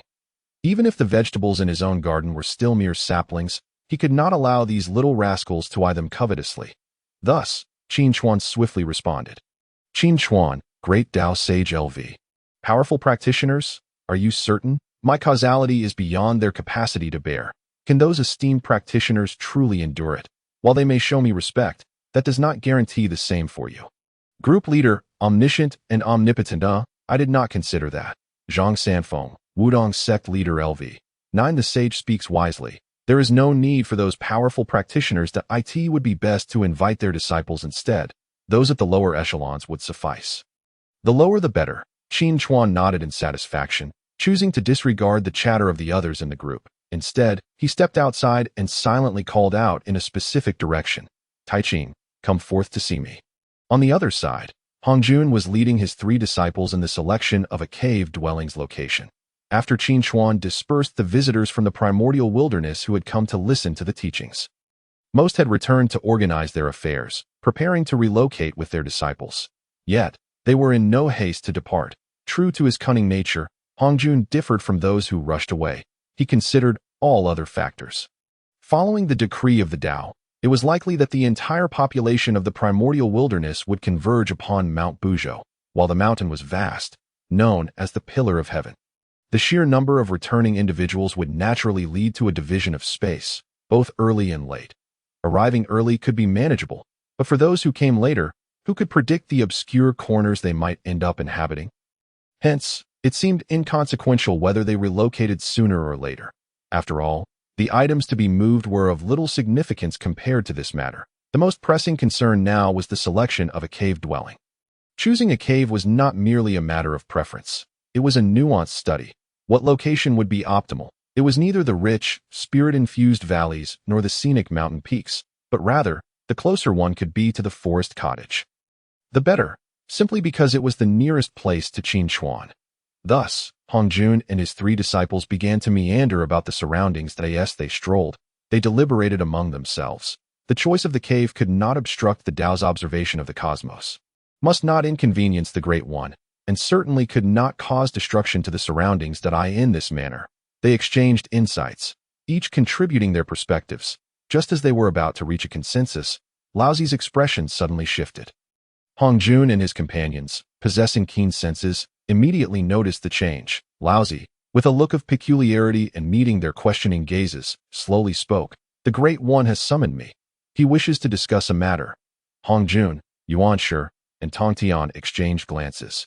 Puzzled by the reason, if it were due to dissatisfaction with their nearby site selection, surely Laozi would not be the only one summoned. Yuanshe's eyes flickered, as if struck by a thought. Congratulations, senior brother. The other 3, initially bewildered, soon realized the purpose of Qin Chuan's summons, recalling his previous words during the teaching. They immediately responded, congratulations. Their eyes gleamed with a hint of envy. Even Hongjun was not exempt. However, they swiftly banished that fleeting thought from their minds. Hongjun, adopting a serious tone, urged, let us not delay. Go quickly, lest the Great One waits too long. Laozi, somewhat dazed, replied, understood. He turned to walk towards the forest cottage. But halfway there, as if struck by another thought, he turned to Hongjun and said, Master, I will mention your unification with the Dao to the Great One. Hongjun was taken aback, yet felt a sense of comfort. It matters not. Such matters cannot be forced. We must not provoke the Great One's displeasure, for the time may not yet be ripe. Please hasten. With that, Laozi ceased further conversation and quickened his pace towards the courtyard. Outside the courtyard of the forest cottage, a girl clad in greenish-blue robes awaited. With slender willow-like brows and almond-shaped eyes, her lips red and teeth white, she idly kicked at the stones on the ground. Muttering to herself, "Why must I, the youngest, lead them? Humph, so frustrating, ahem." Laozi coughed lightly, drawing the girl's attention that he recognized her, despite her modest cultivation. After all, she was one of the 3 gifted individuals personally enlightened by the Dao. It seemed she was bestowed with the name Bixiao. Bixiao ferried at as soon as Laozi finished speaking. Bixiao huffed through her nose and grumbled, "Finally, you've arrived. The Great One wishes to see you. Follow me." Laozi nodded, choosing to overlook her dissatisfaction, exhibiting no temper whatsoever. Although the primordial wilderness lacked the concept of bureaucratic hierarchy, the principle remained the same. Moreover, Laozi was acutely aware that women, be they fairies or goddesses, were formidable beings. Did he not notice that none of the 4 disciples had partners? Women only served to hinder their enlightenment and sow chaos. Chapter 10. Strolling through the river of time, returning to the matter at hand. After Bixiao led Laozi into the small courtyard, he immediately spotted a transcendent-looking woman in white attending to little creatures. "Yunxiao, stop your nonsense, and quickly lead the Dao virtue, Celestial Master, to meet the Lord." Bixiao clearly felt a bit intimidated by her elder sister and obediently replied, "Yes, elder sister." After Yunxiao scolded her sister, she returned to her tasks. Laozi shifted his gaze from the 2 sisters to the creatures in the courtyard. Seeing their hopeful eyes, he silently apologized within, realizing he could not save them. Furthermore, being so close to the Great One daily wasn't so bad, and he even felt a tinge of envy, so long as he wasn't tea-stewed. Everything would be manageable. Taking a few steps, he finally reached the open door and beheld the esteemed Dao that all beings in the primordial wilderness revered. "Tai Ching, presenting myself before the Dao. Rise, no need for formalities. The reason for your presence today is to entrust you with a task." Qin Chuan lifted his head, gazing at Laozi, his mind already contemplating. Laozi, the Tai Ching Dao Virtue Celestial Master, one of the 3 revered deities of Taoism. Adept in the way of non-action and the ultimate Tai Chi Dao. Although this primordial wilderness seemed somewhat inferior, as a distinguished member of the Tai Chi path, he surely would have ample guidance for Zhang Sanfeng. Right? Before reaching a decision, Qin Chuan, for precaution's sake, felt the need to assess his understanding that it is said that your comprehension of the Tai Chi path is profound. "I have a few questions." Laozi, slightly puzzled, recognized that he could not evade Qin Chuan's inquiry. The questions posed were not overly challenging. With a brief contemplation, he quickly arrived at the answers. Tai, meaning great. Ji, referring to the utmost, the pinnacle, when things reach their extremes. They transform. Thus, the source of change is the Tai Chi. Listening to the answers, Qin Chuan nodded in satisfaction and continued to inquire about various aspects of the Tai Chi path that Zhang Sanfeng sought. Laozi was able to respond in detail, even innovating upon some theoretical concepts, which greatly impressed Qin Chuan. That it was clear that he was indeed worthy of the title Tai Ching Dao Virtue, Celestial Master. However, admiration aside, preparation was still necessary. That I have a task to assign to you. Therefore, moments later, Laozi looked at Qin Chuan in confusion. Great virtue? Do you mean to say I am now called Shaoli, the 781st disciple of the human teaching, responsible for maintaining the sect's texts, akin to a librarian? Precisely. Qin Chuan affirmed his understanding. Yet, Laozi's next question brought forth further confusion. But what is a sect? And what is human teaching? What is a librarian? Qin Chuan facepalmed in exasperation. That it was not entirely his fault for his ignorance, considering the timing. Although this primordial wilderness appeared rather rudimentary, it had only recently been created. Situated in the early tribulation of Longhan during the Three Clans War, even Hongjun had yet to attain sanctification, let alone their establishment of teachings and sanctification. It was not surprising that he struggled with these terms.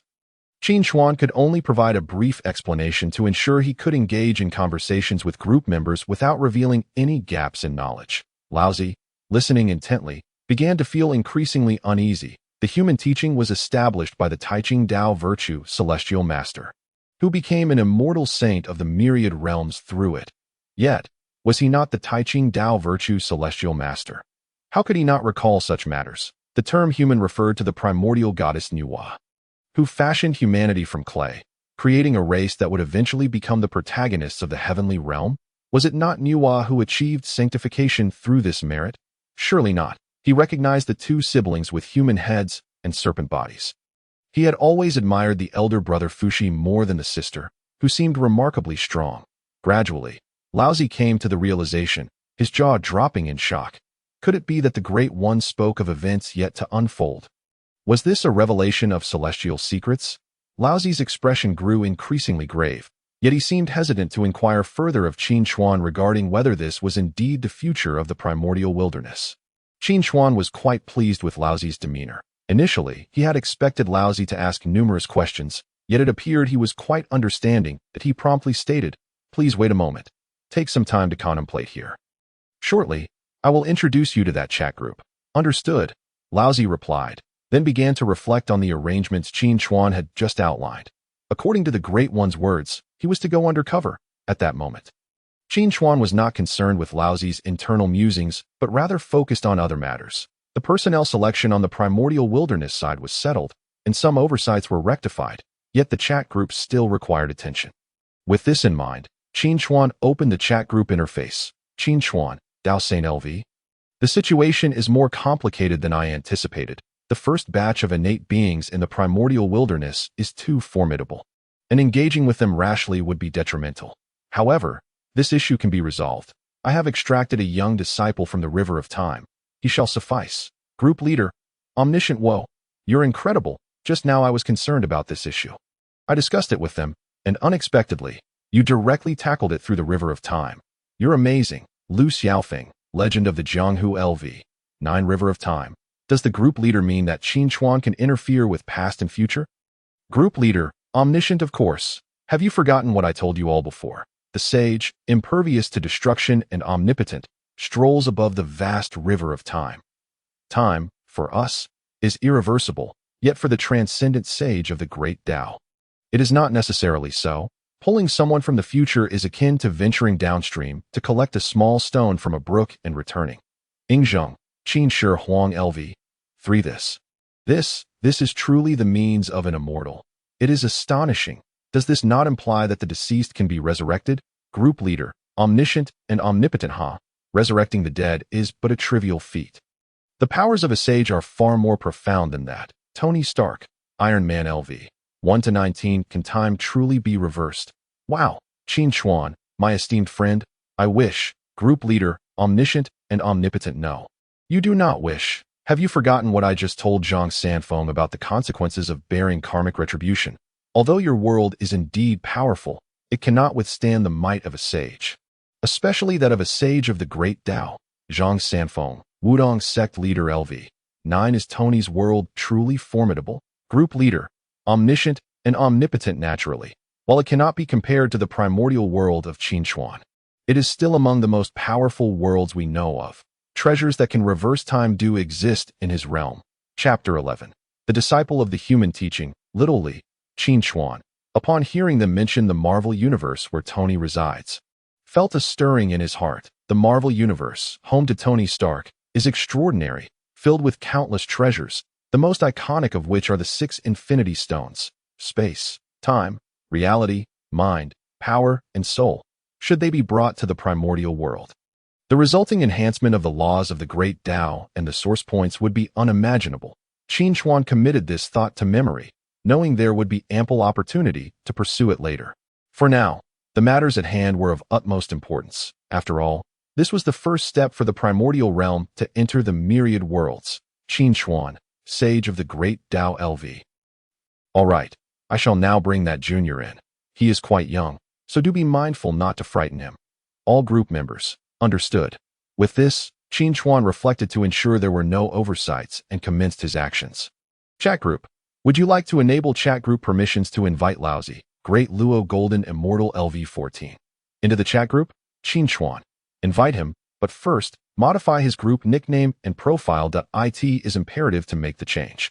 Otherwise, upon seeing his profile as a Great Luo Golden Immortal and LV14, I suspect the others in the chat group would promptly leave at that point. I, as a sage of the Great Dao, would surely be exposed. Now, I no longer wish to lament. a dignified Great Luo Golden Immortal, on par with individuals from the martial arts world. This primordial realm is indeed consistently low-end. Chat group. Changing nickname and profile is an administrative privilege. Please confirm the change. Qin Chuan. Confirm the modification. Change his nickname to Little Lian, his profile to Disciple of the Human Teaching. Chat group. Change completed. Would you like to confirm the invitation? In the next moment. Within the chat group interface, notification, Administrator Qin Chuan, Sage of the Great Dao LV, has invited Little Li, Disciple of the Human Teaching LV14, to join the chat group as a subordinate member. Group Leader, Omniscient and Omnipotent Little Li. Welcome to our new member, Zhang Sanfeng, Wudong Sect Leader LV. 9. Welcome to the group. Xiongba, Leader of the World Association LV. 21. Welcome. Newcomer, LV14. Huh? I expected someone at least 100 levels above. Lu Xiaofeng, Martial Legend LV. 9. Xiongba. Did you not see that his profile simply states Disciple of the Human Teaching? Just think about how strong the lower-tier disciples of your world association could be. Speaking of which, even the lower-tier disciples surpass me, suddenly instilling fear regarding the world of Qin Chuan. Group Leader, Omniscient and Omnipotent. Need I say more? After all, in the primordial world, even if it lacks a multitude of great powers during the early days of creation, it is still not to be underestimated. Group Leader, Omniscient and Omnipotent. Do not be afraid. I initially thought Qin Chuan was merely bringing in a random disciple of the Dao, but unexpectedly, it is a disciple of the Human Teaching, one of the rarest. Little Li, please greet everyone. I in the forest cottage. Laozi gazed at the sudden appearance of the luminous screen and the rapidly refreshing messages. Momentarily lost in thought, he turned to Qin Chuan beside him, as his name appeared repeatedly in the chat messages, surely indicating a connection to the Great Dao. Gradually recalling Qin Chuan's prior explanations, Laozi clumsily began to navigate this new phenomenon. Unlike Qin Chuan, who hailed from an information-saturated world, Laozi needed some time to acclimate to this novelty. Qin Chuan observed his actions without haste, confident that Laozi would manage the situation adeptly. Indeed, Laozi did not disappoint his expectations. Moments later, within the chat group interface, Little Li, Disciple of the Human Teaching, LV14. Greetings. I am Little Li from the Crossing Immortal Gate, the Lu Xiaofeng, Martial Legend LV. 90. This newcomer is adapting quite swiftly. Zhang Sanfeng, Old Zhang. How long did it take you to understand the chat group and learn to speak? Zhang Sanfeng, Wudong Sect Leader LV. 9. A month. You must understand that the elderly have a slower comprehension ability. Must we always bring this up?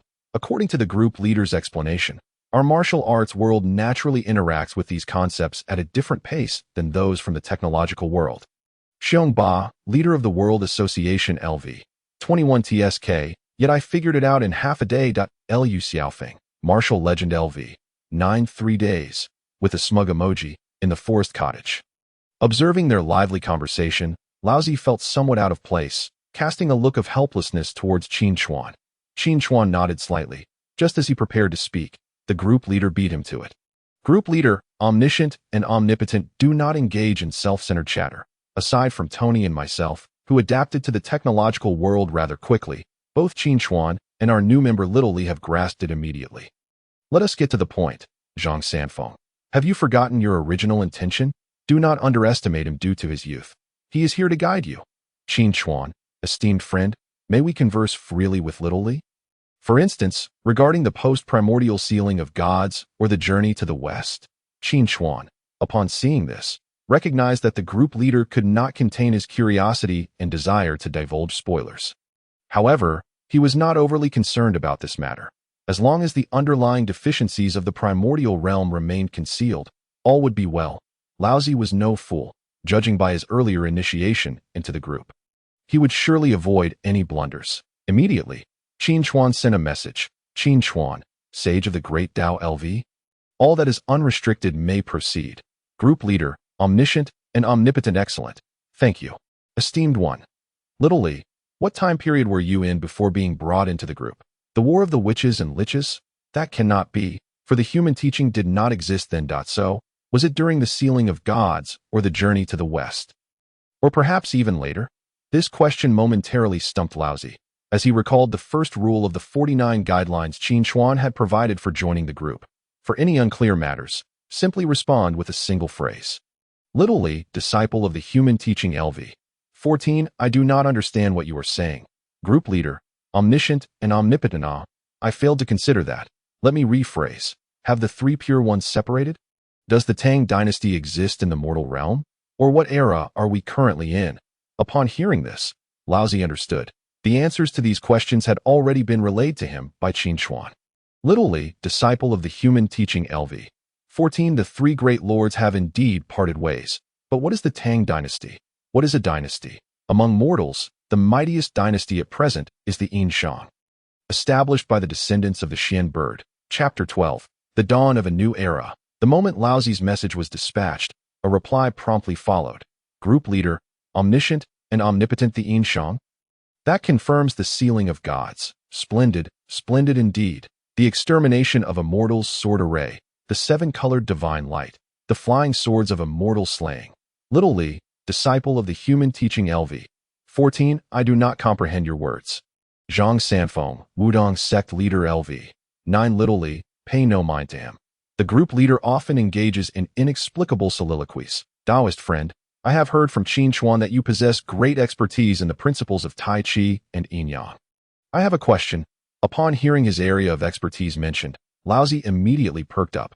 Little Li, disciple of the human teaching LV. 14. Your research direction is not incorrect, but I believe. Meanwhile, Qin Chuan observed as Laozi gradually integrated into the lively atmosphere of the chat group, dispelling any lingering concerns in his heart. Within the chat group, the exchange between Zhang Sanfeng and Laozi continued for several hours, during which the others could hardly interject. It was not until dusk that Laozi reluctantly shifted his attention away from the chat group. Raising his head, he found Qin Chuan watching him. Laozi promptly apologized. I hope the Great Dao will forgive me. Engaging in discussion with this fellow Taoist was simply too engrossing. I hope I did not make any mistakes. He has always remembered the underlying purpose behind Qin Chuan inviting him into the chat group. Fearing that he might inadvertently reveal any telltale signs, today's encounter seems to have opened a new door for him, and he certainly does not wish for his own oversight to incur Qin Chuan's displeasure. The lack of opportunity to engage with the chat group may be insignificant, but to be scorned by the Dao is a matter of grave consequence that in truth, his concerns are entirely unwarranted. The invitation to join the chat was merely an experimental whim of Qin Chuan's. Even if something were to go awry, he would be able to remedy it from the sidelines. This day, Qin Chuan has been quite satisfied with his performance. Qin Chuan, no, you have performed admirably. Just pay a bit more attention in the chat group from now on. What reward do you desire? Qin Chuan's principle is to reward merit and punish transgressions. The other party's performance today truly surprised him, and it would not be excessive to offer a reward. Upon hearing Qin Chuan's words, Laozi felt invigorated. A reward. He had initially thought that being invited into the chat group was already a reward in itself, but now he was met with an unexpected delight. After a moment of hesitation, he finally spoke. Given such an opportunity, I should not be greedy for more. However, concerning my master, I do hope the Dao will show mercy.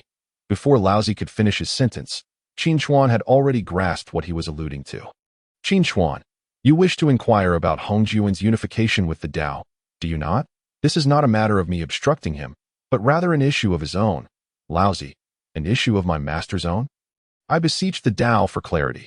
Qin Chuan pondered briefly and replied candidly. Hongjun is inherently aligned with the Dao, yet even though the Great Dao of the primordial era is fragmented, it cannot be so easily unified and completed. At the very least, one must attain the saint level. His words only served to deepen Laozi's confusion. At present, aside from Qin Chuan, an extraordinary existence, there were no saints to be found in the primordial era. Laozi inquired, what constitutes a saint? Qin Chuan, this is a question that cannot be adequately explained in a short time. Just relay my words to Hongjun. Laozi, as you command, O Dao. Qin Chuan was unaware of how Laozi would convey this to Hongjun upon his return. But within the Dao system, the request from Hongjun for the position of celestial administrator had become increasingly rare, indicating that he must be contemplating the path to becoming a saint. Even though this version of the primordial era is somewhat underwhelming, the quest for sainthood is no simple endeavor. Based on Qin Chuan's observations over these past days, coupled with the comparison of the member strengths within the chat group, he has begun to discern the hierarchy of the chat group. Levels 1 to 9 are considered the mortal phase, with the pinnacle being akin to the likes of Zhang Sanfeng or Lu Xiaofeng. Above level 10, one begins to possess extraordinary powers if equated to the current, less advanced version of the primordial era.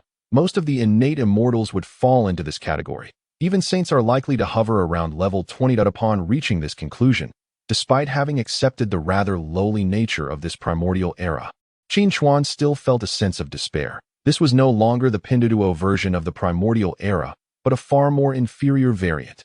In his estimation, among the members of the chat group, none would dare to claim to be immortals below level 100, and he would find it embarrassing to consider a saint's rank as 3 digits. Reform in the primordial era is imperative. As time has passed since Qin Chuan last issued his command, countless beings in the primordial era, upon returning to their homes, have been gathering their families and making their way to Buzhou Mountain. In just a few short days, the once tranquil Buzhou Mountain has become a hub of activity. Qin Chuan shifted his gaze towards Buzhou Mountain, nodding in satisfaction. Ever since inviting Laozi into the chat group, he has not been idle. Dao, initiate the system. Dao operating system, pseudo-custom version, host, Qin Chuan, permissions, highest authority, unique, host realm, Dao Saint subsystem, celestial Dao, primordial communication platform world under control, primordial era, level 1. 2. Controlled Great Dao, fragmented basic Dao, Taiji Dao, fragmented, martial Dao, fragmented, demon Dao, fragmented, technological Dao, fragmented, source points, 70,000. Compared to when he first created this Dao system, the entire system has undergone a revolutionary transformation. A new subsystem has been added. The level of the primordial world has risen by 0.2, and the number of controlled Daos has increased, albeit all of them are incomplete. Most importantly, the source points have surged rapidly due to his recent engagements with Laozi in the chat group. Moreover, he has utilized source points to create another subsystem. With this, many of Qin Chuan's plans can now be set in motion. Upon opening the door, he was greeted by the 3 Xian sisters who had been waiting outside. Qin Chuan, notify everyone that all beings arriving at Buzhou Mountain should gather in the bamboo grove to see me. The 3 Xian responded in unison. Understood. Chapter 13. The 5 Departments of All Heavens Buzhou Mountain. Bamboo Grove. This time, the number of attendees has significantly increased. Most returned home only to invite friends and their disciples, leading to a situation where the entire bamboo grove seems unable to accommodate them. Qin Chuan frowned slightly, making a mental note of this. Having accumulated so many source points within the system, he should be able to make use of them. As Qin Chuan entered the bamboo grove, the previously bustling forest fell silent in an instant. The myriad beings of the primordial era bowed their heads in reverence to the Dao. He arrived at the center of the bamboo grove, glanced around, and nodded in satisfaction. Leaning back slightly, a green vine swiftly took root from the ground, sprouting and ultimately transforming into a green lotus, securely supporting Qin Chuan's figure. The collective gasp filled the air. They were evidently awestruck by Qin Chuan's display, which seemed akin to the art of creation in their eyes. In reality, it was merely an effect produced by Qin Chuan using source points. Visually impressive, yet functionally inconsequential. Qin Chuan did not rush to speak. Instead, he closed his eyes under their watchful gazes. The beings of the primordial era dared not voice any complaints and patiently awaited his words. As the sun rose, Qin Chuan opened his eyes, having completed all necessary preparations, and finally spoke. Sit. The assemblage responded. Yes. The crowd in the bamboo grove was far from unprepared this time. Those who had attended previously proudly produced cushions from their belongings. The newcomers stared blankly at them, then at the sprouting bamboo shoots on the ground, sensing the overwhelming malice of the primordial world. Among them were several familiar faces, Xinyuanzi, Hongjun, and Mingyi. However, regardless of their esteemed names within the primordial era, they could only endure their discomfort and sit on the ground. Qin Chuan observed this scene and nearly burst into laughter, repeatedly reminding himself, he is a trained professional and must not laugh, no matter how amusing it may be. Setting aside this small interlude, Qin Chuan recalled the matters at hand. Since your last departure, some time has passed, and the elevation of the primordial era is imminent. I have summoned you all here for 3 purposes. Firstly, all beings of the primordial era are to relocate to Buzhou Mountain to establish a unified Taoist temple. Secondly, the establishment of the 5 departments of all heavens. responsible for all matters pertaining to the elevation of the world, which will take precedence. Thirdly, this matter is for you to explore yourselves. As he mentioned the third point, a sphere of light suddenly manifested in his hand. He did not elaborate further, but simply tossed the sphere into the AI. It exploded above the bamboo grove, transforming into countless streams of spiritual light that surged in all directions. Not only did they engulf the attendees, but several strands also darted towards the adjacent courtyard, including the three Xian, the ancestral beings of the three clans, and even the pitiful Kunpeng in the water pool. Having completed this, Qin Chuan noticed that the crowd remained bewildered. And he stated plainly, through mental connection, all that you wish to know lies within. Upon hearing this, the assembly refrained from further inquiries, collectively calming their minds to begin exploring their own transformations. Soon, a series of rapidly flashing messages appeared before them. Primordial Communication Platform Introduction. This platform is created by the Supreme Dao, Saint Qin Chuan, who holds complete interpretative authority over it. Function Interface. The 5 departments of all heavens. Primordial Forum. More functions are under development. Stay tuned. 5 departments of all heavens, comprised of the Celestial Department, Earth Department, Human Department, Divine Department, and Ghost Department, currently with 0 members in each department. Primordial Forum. Number of posts, 1. As the crowd beheld this novel scene, they began to interact with the platform, quickly discovering the singular post that existed on the forum. Upon opening it, they found, Luo Hu. I have been invaded by my heart's demons. No, this is impossible. I am the demon ancestor. How could I be invaded by such a thing? Could it be the Dao? But that shouldn't be the case. Seeing this, the crowd shifted their attention away from the communication forum, casting peculiar glances at Luo Hu. Luo Hu, sensing their stares, felt a sudden rush of embarrassment and anger. What are you looking at? I simply didn't react in time. Who would have known it would be sent out? After posting, he quickly realized something was amiss. This was clearly a gift from the Dao, not some celestial demon. To make matters worse, he scoured the forum for a way to delete his post, only to find none. Tragic. Even more tragically, with Qin Chuan watching, he couldn't resort to silencing anyone. The only recourse Luo Hu had was to glare fiercely at the others. Fortunately, the crowd dared not overstep. After all, the demon ancestor Luo Hu was not to be trifled with. They could only pretend to study the primordial communication platform while discreetly giving the post a thumbs up. Perfect. As everyone gradually became acquainted with this platform, they awoke to the realization that Qin Chuan had already departed. Simultaneously, a notification appeared on the Hongjun communication platform. Qin Chuan, once everyone has adapted, you may independently choose to join one of the 5 factions. One of the 5 factions? Although it was explicitly stated that there was no hierarchy among the 5, determining which faction was most suitable for oneself required careful consideration. However, that could wait. Under the predatory gaze of Luo Hu, the crowd hastily departed the bamboo grove, eager to return home and delve deeper into their research. For Luo Hu, nothing was more infuriating than the fact that before leaving, Hongjun had deliberately approached him with his 3 disciples. Feigning concern, Luo Hu, you needn't take it too personally. Let us consider it from another perspective. Your renowned name resonates throughout the Hongjun. Indeed, quite amusing. Ha. If it weren't for the uncontrollable laughter that followed, Luo Hu might have genuinely believed he was being comforted. This was hardly consolation. It was a dagger to the heart. The 3 pure ones, witnessing their master's childish demeanor, could hardly bear to watch. Hongjun and Luo Hu had been rivals for countless years, so it was no surprise that he was delighted to see Luo Hu humbled. Ultimately, as everyone departed, only a sorrowful Luo Hu remained in the bamboo grove, on the verge of tears. Upon reopening the Hongjun communication platform, he found numerous posts had already emerged. However, his initial post remained perched at the top due to its overwhelming number of likes, ensuring every newcomer would see it. Initially, everyone feared the might of the demon ancestor and refrained from speaking out, until Hongjun proclaimed, "Front row seat." Luo Hu exclaimed, Hongjun, I shall not rest until I have my revenge. Incompetent Rage X 9999, Chapter 14. Major events in Hongjun. The beings of Hongjun were truly worthy of their mythic status. For even in this lowly realm, their capacity for acceptance and understanding was exceedingly high. Before long, the communication platform created by Qin Chuan had been utilized in numerous inventive ways. His lack of interference was a blessing. as rigid directives could stifle their creativity. After pondering for a moment, to prevent these individuals from inadvertently revealing their identities in chat groups, he added a new section to the Hongjun communication platform, Hongjun Group Scheme, to deceive the worlds. Plan approved. Notification from the Hongjun communication platform. A new section, Chronicles of Major Events in Hongjun, has been established. All members must study and memorize its contents, as the platform will conduct regular assessments. Failure to pass will result in expulsion from the platform.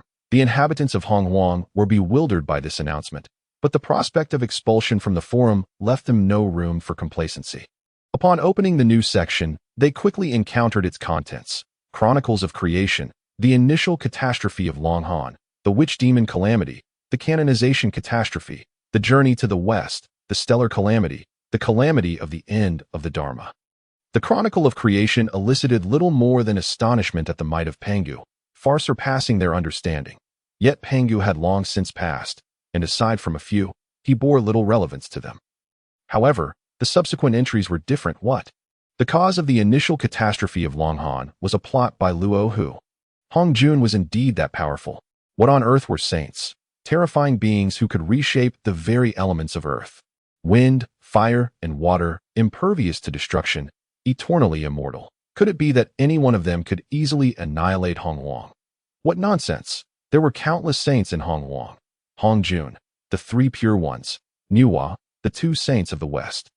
Yet they felt these figures were rather mediocre. How could they possibly be as formidable as depicted in the records? Countless individuals found themselves questioning the very essence of their existence, including the very owners of these names. There exists a kind of prowess that is so profound that one remains oblivious to its existence. They were uncertain whether these accounts were authentic glimpses into the future or mere fabrications, yet this did not dampen the fervor of the forum. Within the forum section, Hongjun lamented, "Cursed be it. I have clearly obtained the primordial purple chi, yet I have been harmed by a villain. I beseech the Dao to grant me justice. I too can become a saint." Kunpeng retorted, "Spare me.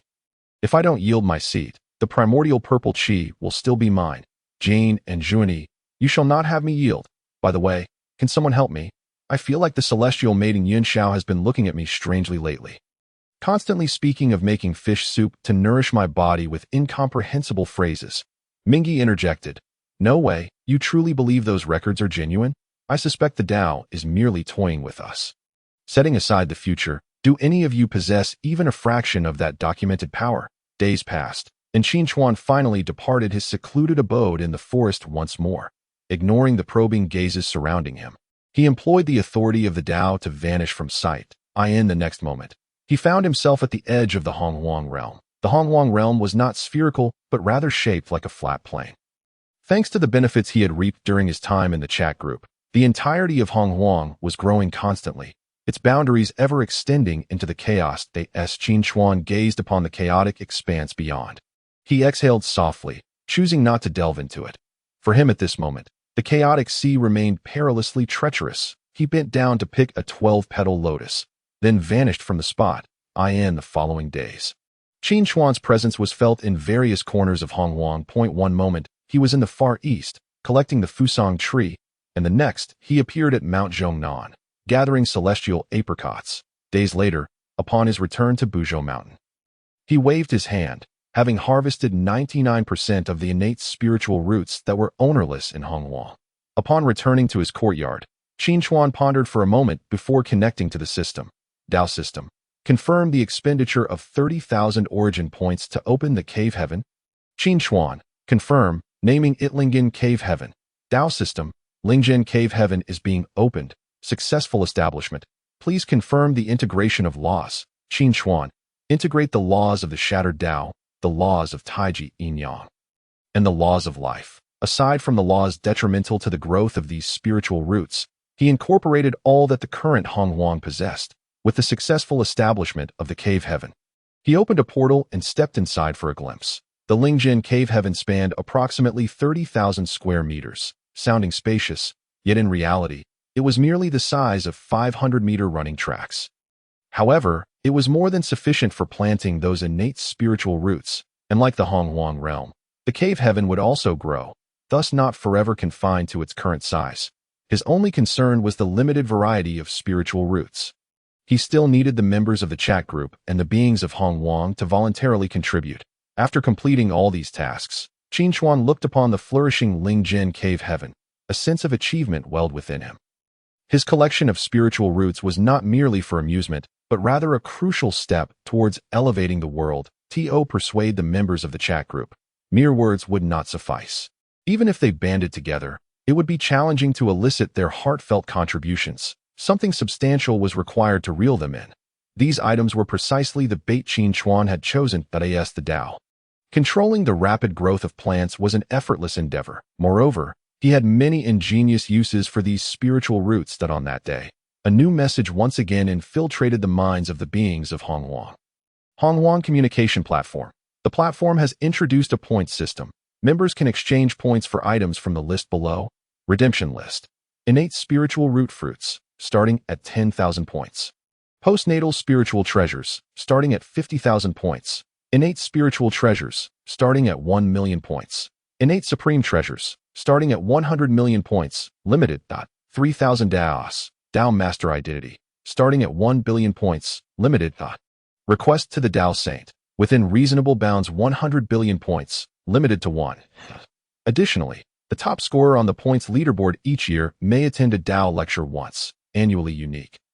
Upon the release of this announcement, the entirety of Hongjun erupted in excitement. The first few items were of little concern. These great practitioners of Hongjun hardly paid them any mind. Who do they look down upon?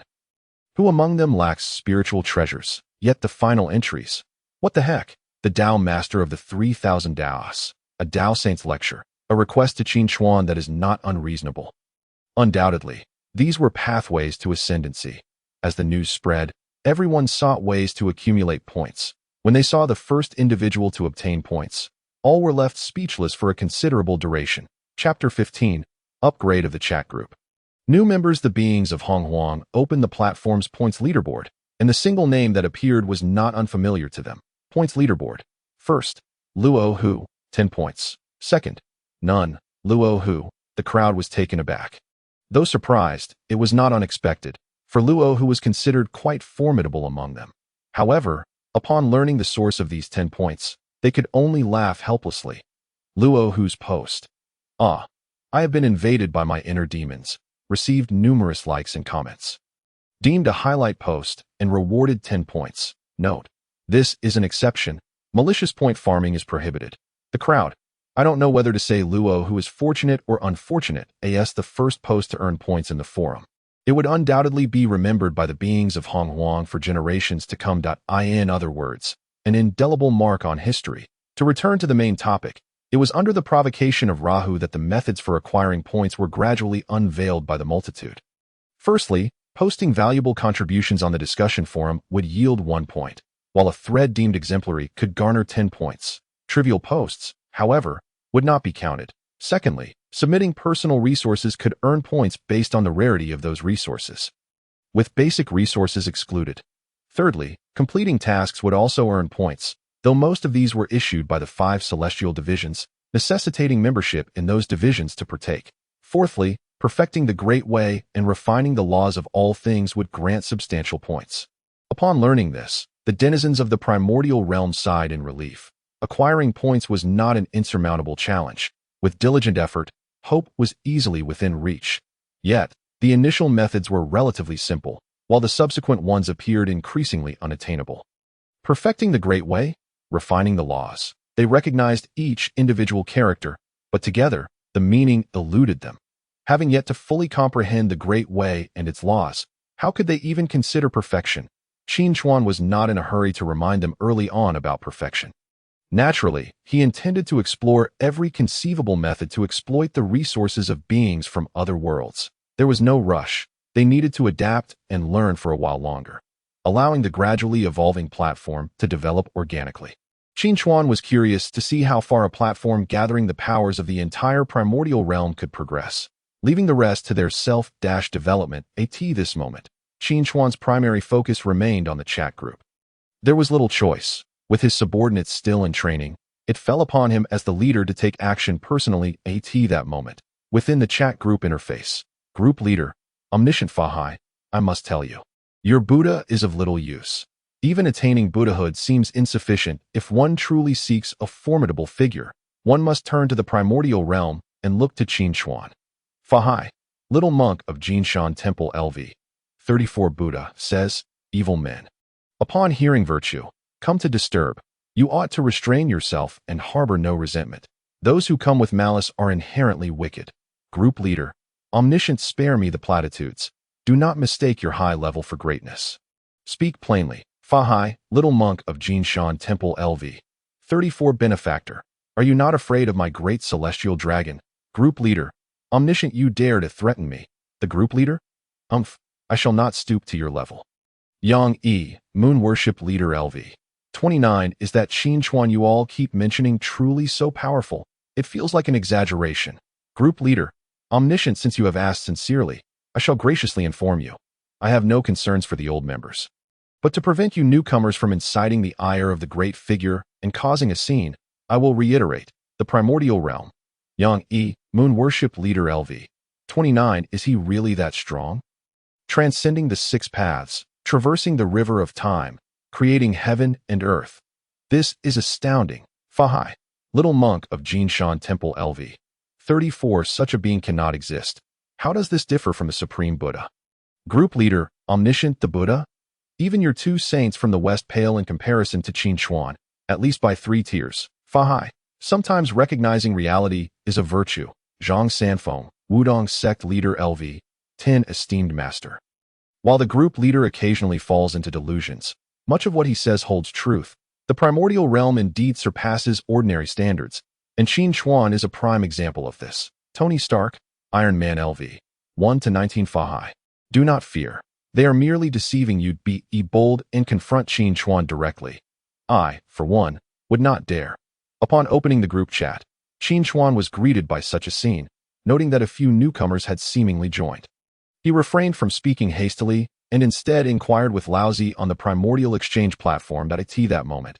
Laozi was in discussion with Hongjun and others about methods to earn points when he suddenly received a message from Qin Chuan. Not daring to delay, he recounted his observations from the chat group in detail. Qin Chuan listened intently, somewhat astonished to find that Laozi had even taken notes. This would certainly facilitate a deeper understanding. Laozi's notes were as follows. Day 1. Met group members, debated with Zhang Sanfeng. Day 2. Debated with Zhang Sanfeng. Day 3. Engaged in further debate. Day 17. Debated. Group members suddenly alerted that the chat group was about to upgrade with new members joining. Preparations were advised. Day 18. New members joined, named Fahai, Yang E, and Lucio. Aside from Lucio, the other 2 possess remarkably high levels. Day 19. Continued debates. After reviewing the notes, Qin Chuan took a deep breath. As expected, the most frequent entry was indeed the debates with Zhang Sanfeng. However, he had extracted key information an upgrade for the chat group. New members joining. This piqued Qin Chuan's interest, opening the chat group log. He immediately found significant information regarding the upgrade. Chat group. The chat group has upgraded to level 2, increasing the member count to 10, excluding administrator members, adding a mall exchange option, allowing group members to complete tasks. Chat, and earn contribution points. These points can be used to exchange for items in the mall. More features await exploration by the members themselves. Qin Chuan promptly accessed the exchange list of the chat group. Transcendence Talisman. With the consent of group members, one can enter a member's world for a duration of 7 days. Price: 500 contribution points. Temporal Beacon. This beacon can be placed in any world. As long as it remains undestroyed, it allows for permanent traversal. Price: 5,000 contribution points. World-shattering talisman. Can forcibly breach the barriers of worlds to enter others. Price: 5,000 contribution points. Note: choosing this method will incur severe rejection from the world's original will. Chapter 16. Fahai, Moon Worship, and Lucio. The exchange list of the chat group was diverse. Although there were no items that could significantly enhance strength, many useful trinkets were available. Qin Chuan noted that most of the goods related to traversing worlds. Subtly encouraging group members to step beyond their realms and connect with more individuals. The intent behind this was evident. He shifted his gaze to the group task list, though it currently displayed no tasks. Qin Chuan was certain that these matters were closely tied to world traversal. However, The most pressing issue remained the contribution points. The sight of such virtual currency gave Qin Chuan a headache. He had only just established a point system in the primordial realm and had not yet fully exploited its inhabitants, and now he was to be drained by the chat group instead. What a turn of fate! Instinctively, he glanced at his contribution points. Contribution points, 753.to think he possessed so many. After careful consideration, Qin Chuan realized where the abundance stemmed from: the debates between Laozi and Zhang Sanfeng. The source of contribution points resembled the forum points he had devised. Meaningful discussions were the key to earning them. Everything produced by the subordinate members of the chat group belonged to the administrator. Though Qin Chuan had not been actively chatting, Laozi had certainly been engaged. Flipping through the chat records, he found the debates with Zhang Sanfeng, each entry boasting over 99 messages. No wonder so many contribution points had been accrued. It was also no surprise that Zhang Sanfeng had leveled up to LV10 after a few days, undoubtedly reaping significant rewards. Regarding these contribution points, Qin Chuan did not rush to exchange for items. Instead, he continued perusing the chat records. Soon enough, he came across the 3 new members: Fahai, Little Monk of Jinshan Temple LV, 34, Yang Yi, Moon Worship Leader LV, 29, Lu Xiao, Destined 1 LV, 1. The first 2 had already made their presence known in the chat group, their levels suggesting the worlds they hailed from. Fahai, without a doubt, originated from the world of Whitesnake. Yang Yi, inferred from the title of Moon Worship Leader, likely came from the Xianjian world. Both worlds possessed high levels, and even legendary celestial beings were known to exist there. These celestial beings were not akin to the watered-down versions in the current primordial realm, but rather true titans capable of moving mountains and filling seas. Attempting to deceive them would be riskier, yet yield greater potential rewards. As for the last newcomer, named Lu Xiao, there was insufficient information to discern his origins. He appeared to be like Ying Zhang, rarely engaging in chat, and his level was simply too low. According to Qin Chuan's level comparison, LV1 was nearly equivalent to that of an ordinary mortal. The name Lu Xiao was too common, yet the title of Destined One was strikingly prominent. Shaking his head, Qin Chuan chose not to dwell on this matter. If he was unclear, he would simply ask directly. In the next moment, within the chat group interface, Qin Chuan, Saint of the Great Way LV? What a lively atmosphere. It seems quite a bit has transpired in my absence. Could someone enlighten me? After a considerable interval, Qin Chuan re-emerged, and his words instantly stirred ripples within the chat group.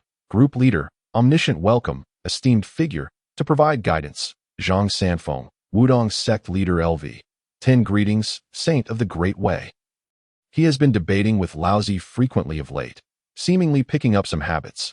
Aside from these 2, the remaining members were considerably more composed. After a brief exchange of pleasantries, Qin Chuan directed his attention to the newcomers. Eager to engage, Qin Chuan, Saint of the Great Way LV. Fahai, Yang Yi, Lu Xiao, greetings. It is a pleasure to meet you all for the first time. That I have no gifts to offer, but my junior disciples have presented a small token. Though it may not be of great use, its flavor is surprisingly delightful. Dio, give it a try. I find myself quite bored lately, with little to entertain me. Chat group. Qin Chuan has released a lucky red envelope. In the blink of an eye, the red envelope has been claimed, and Lu Xiao is the luckiest of them all. Group owner. All-knowing and omnipotent, thank you. Esteemed one. Wow, what a marvelous treasure this is. Zhang Sanfeng, Wudong sect leader LV. 10. It seems to be an apricot, but I have never seen an apricot of such monumental size. Yang Yi, Moon Worship sect leader LV. 29. This apricot actually contains such abundant spiritual energy from heaven and earth. Is this truly the primordial world? Tony Stark, Iron Man LV.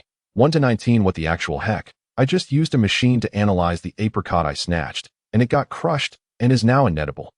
Does anyone have a spare they could send me? Crying, pitiful emoji. Everyone in unison. No, get lost, such a fine item. Who in their right mind would part with it? Group owner. All-knowing and omnipotent, thanks to the esteemed one for the red envelope. After consuming it, I feel as though I've leveled up. Truly impressive. As for what the esteemed one seeks to alleviate boredom, I am not exaggerating. Although the primordial world is formidable when it comes to amusement, it pales in comparison to many other realms. If there is anything you wish to engage with, please do not hesitate to command. Upon hearing this, Qin Chuan recognized that his objective had been achieved. Qin Chuan, Sage of the Great Path LV. I wander through the heavens, often captivated by the splendid civilizations of myriad realms, that I do not seek anything excessively precious, merely some intriguing texts or doctrines that elucidate certain principles, or items of significant importance. Anything and everything is welcome for exchange. Qin Chuan's intentions were clear from the outset: to transform the resources of all other worlds into sustenance for the growth of the primordial world, serving as a stepping stone for his own advancement. Undoubtedly, the most valuable items are the embodiments of the great laws from various worlds. For instance, the infinity stones from the Marvel Universe, the 5-element spirit pearls from the Hongjun world, and so forth. According to Qin Chuan's conjecture, once these items are acquired, completing the Great Path is a foregone conclusion. The only difference lies in how much can be completed. However, these items are of exorbitant value and exceedingly difficult to obtain. Even if group members were to acquire them, whether they would be willing to part with them is another matter. The most crucial factor is that the will of the world will undoubtedly obstruct their removal. Indeed, the will of the world, referred to as Gaia in the West, is generally called Dao, or the celestial heaven, in the East. Qin Chuan, having presided over the Great Path for some time, is well aware that this ethereal concept is indeed real. To illustrate, the primordial world is not devoid of a world will. Rather, Qin Chuan has become the very embodiment of the world will itself. Mastering the Great Path has never been an idle boast, regardless of the power of this world. Chapter 17. The reign of red envelopes returns again in the process of persuading these chat group members. Qin Chuan deliberately refrained from drawing primary attention to items that represent the laws. First, it would appear overly contrived. Second, he understood the difficulty of acquisition.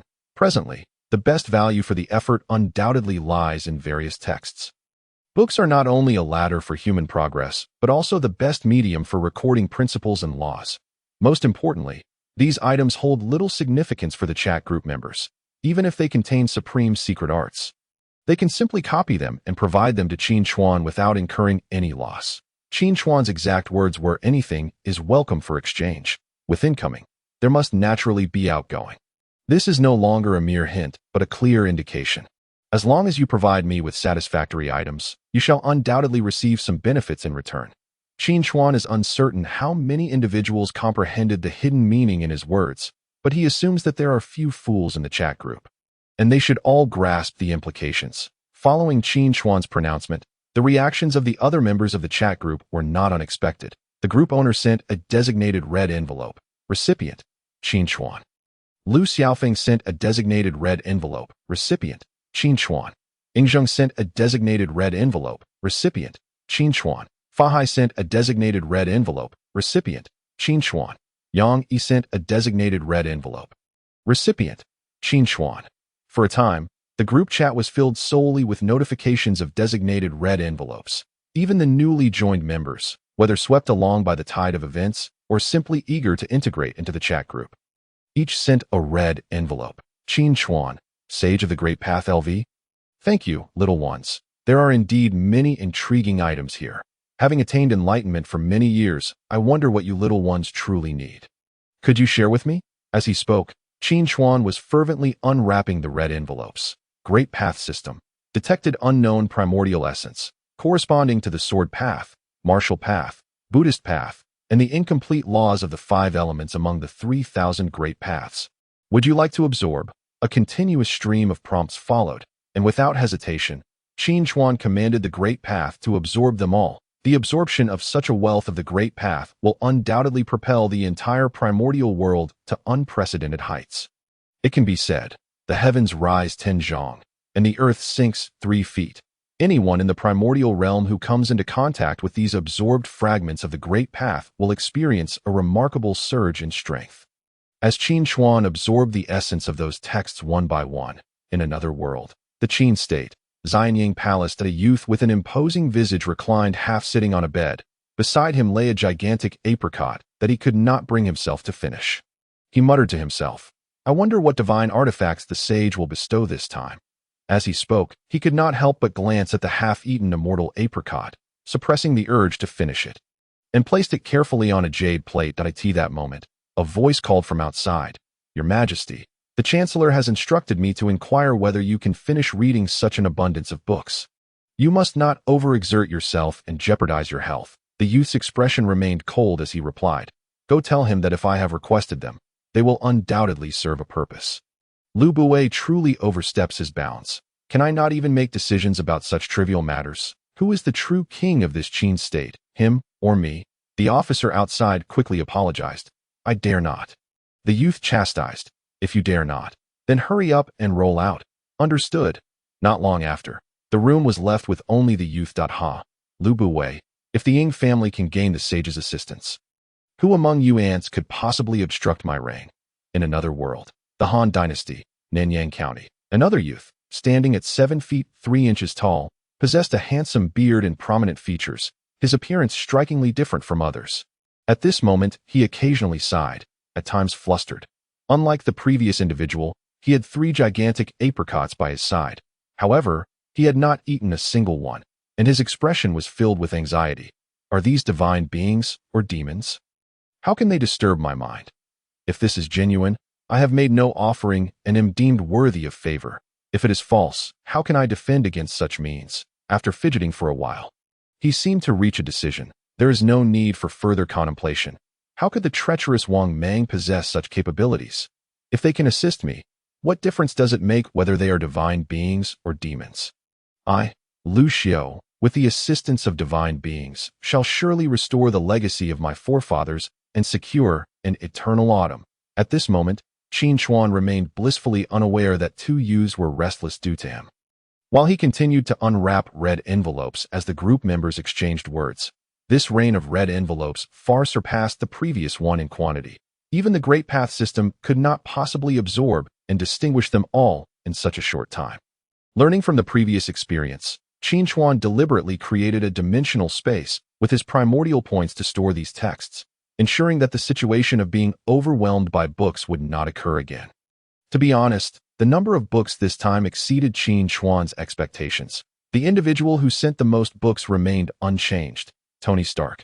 This was not surprising, for compared to others, those living in a technological world find it exceedingly easy to acquire knowledge, merely requiring the operation of a printing press. However, while Tony sent the most textual materials, they were all technology-related. The unfortunate aspect was that the Great Path seemed to hold little regard for the path of technology, categorizing it as a minor branch under the path of tools.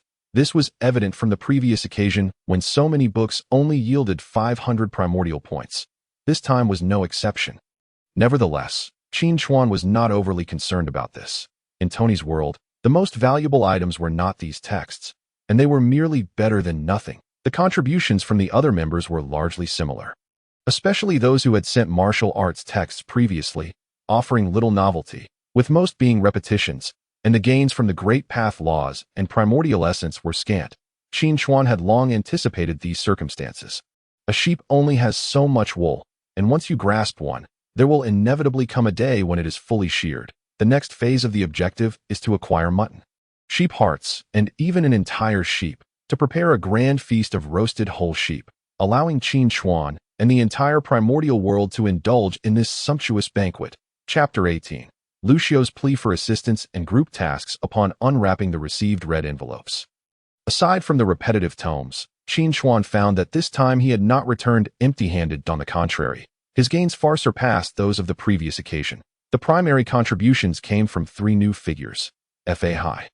Fa Hai's red envelope contained the Dao Wei Tian Long Jing, the Lankavatara Sutra, the Lotus Sutra, the wonderful Dharma Lotus Flower Sutra, along with tales of the exquisite fox spirit and the charming monk.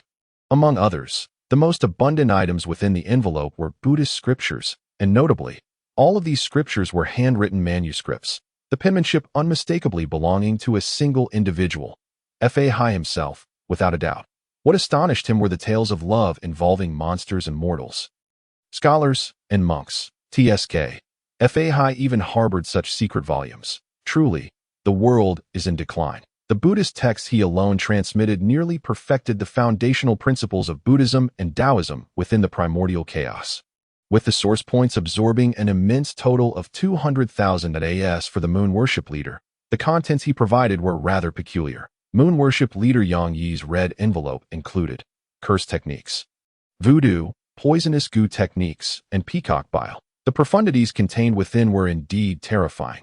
The paths of poison, curses, and the 5 elements, all aimed to descend into the abyss. One could only say that he was truly deserving of the title of the High Priest of the Black Miao tribe. While absorbing the profound principles contained therein, Qin Chuan hesitated momentarily. He feared that if he assimilated these laws, the entire landscape of the primordial chaos would darken. Just thinking of this conjured an image in his mind. Taoists and monks engaged in fierce battle. Both utterly exhausted, suddenly, a Taoist exclaimed, "Bald donkey, you have fallen victim to my curse. If not lifted, you shall not survive 3 days." The monk, smirking, licked his Vajra pestle. "No need for 3 days. You have already been pricked by my Vajra pestle. Coated with venom that seals the throat upon contact. Just a tiny bit. Heh, slurp." The monk, deceased. Qin Chuan hurriedly cast this absurd imagery from his mind, silently vowing, "No, my primordial chaos shall never descend to such a state." Then came the moment of realization. System absorbed the paths of curses, voodoo, and assassination. It was not that he wished to refuse. Existence itself is reasonable. One cannot simply spurn what is offered at their lips. Moreover, how could he easily forsake such a wealth of source points and principles? After absorbing these substantial contributions, only 2 remained.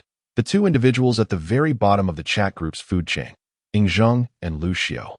Both possessed a faint presence.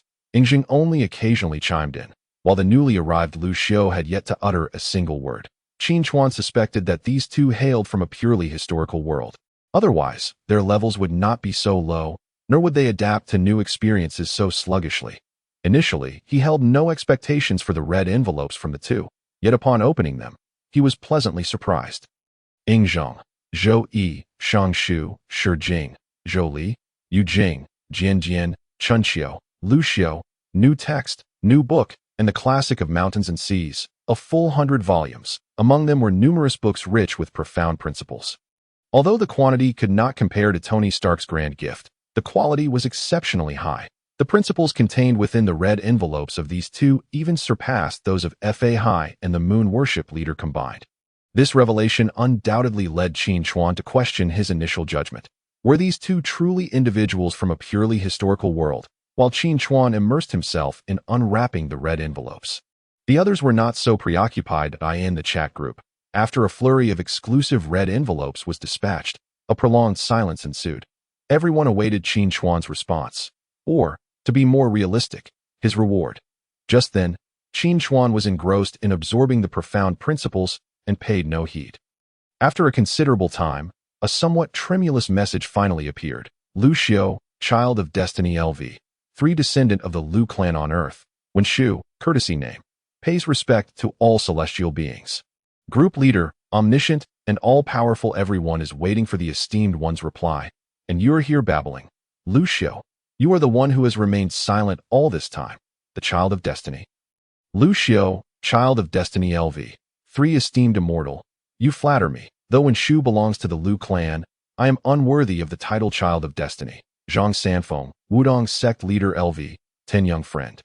You are too modest. I find it quite fitting. The old Taoist has engaged in discussions with youngly Taoist for many days, and only recently gained some insights. You have risen from LV1 to LV3 in just a few days.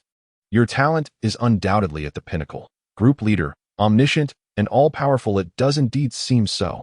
Quickly, tell us how you managed to level up so swiftly. Lu Xiao, child of destiny LV. 3 level up?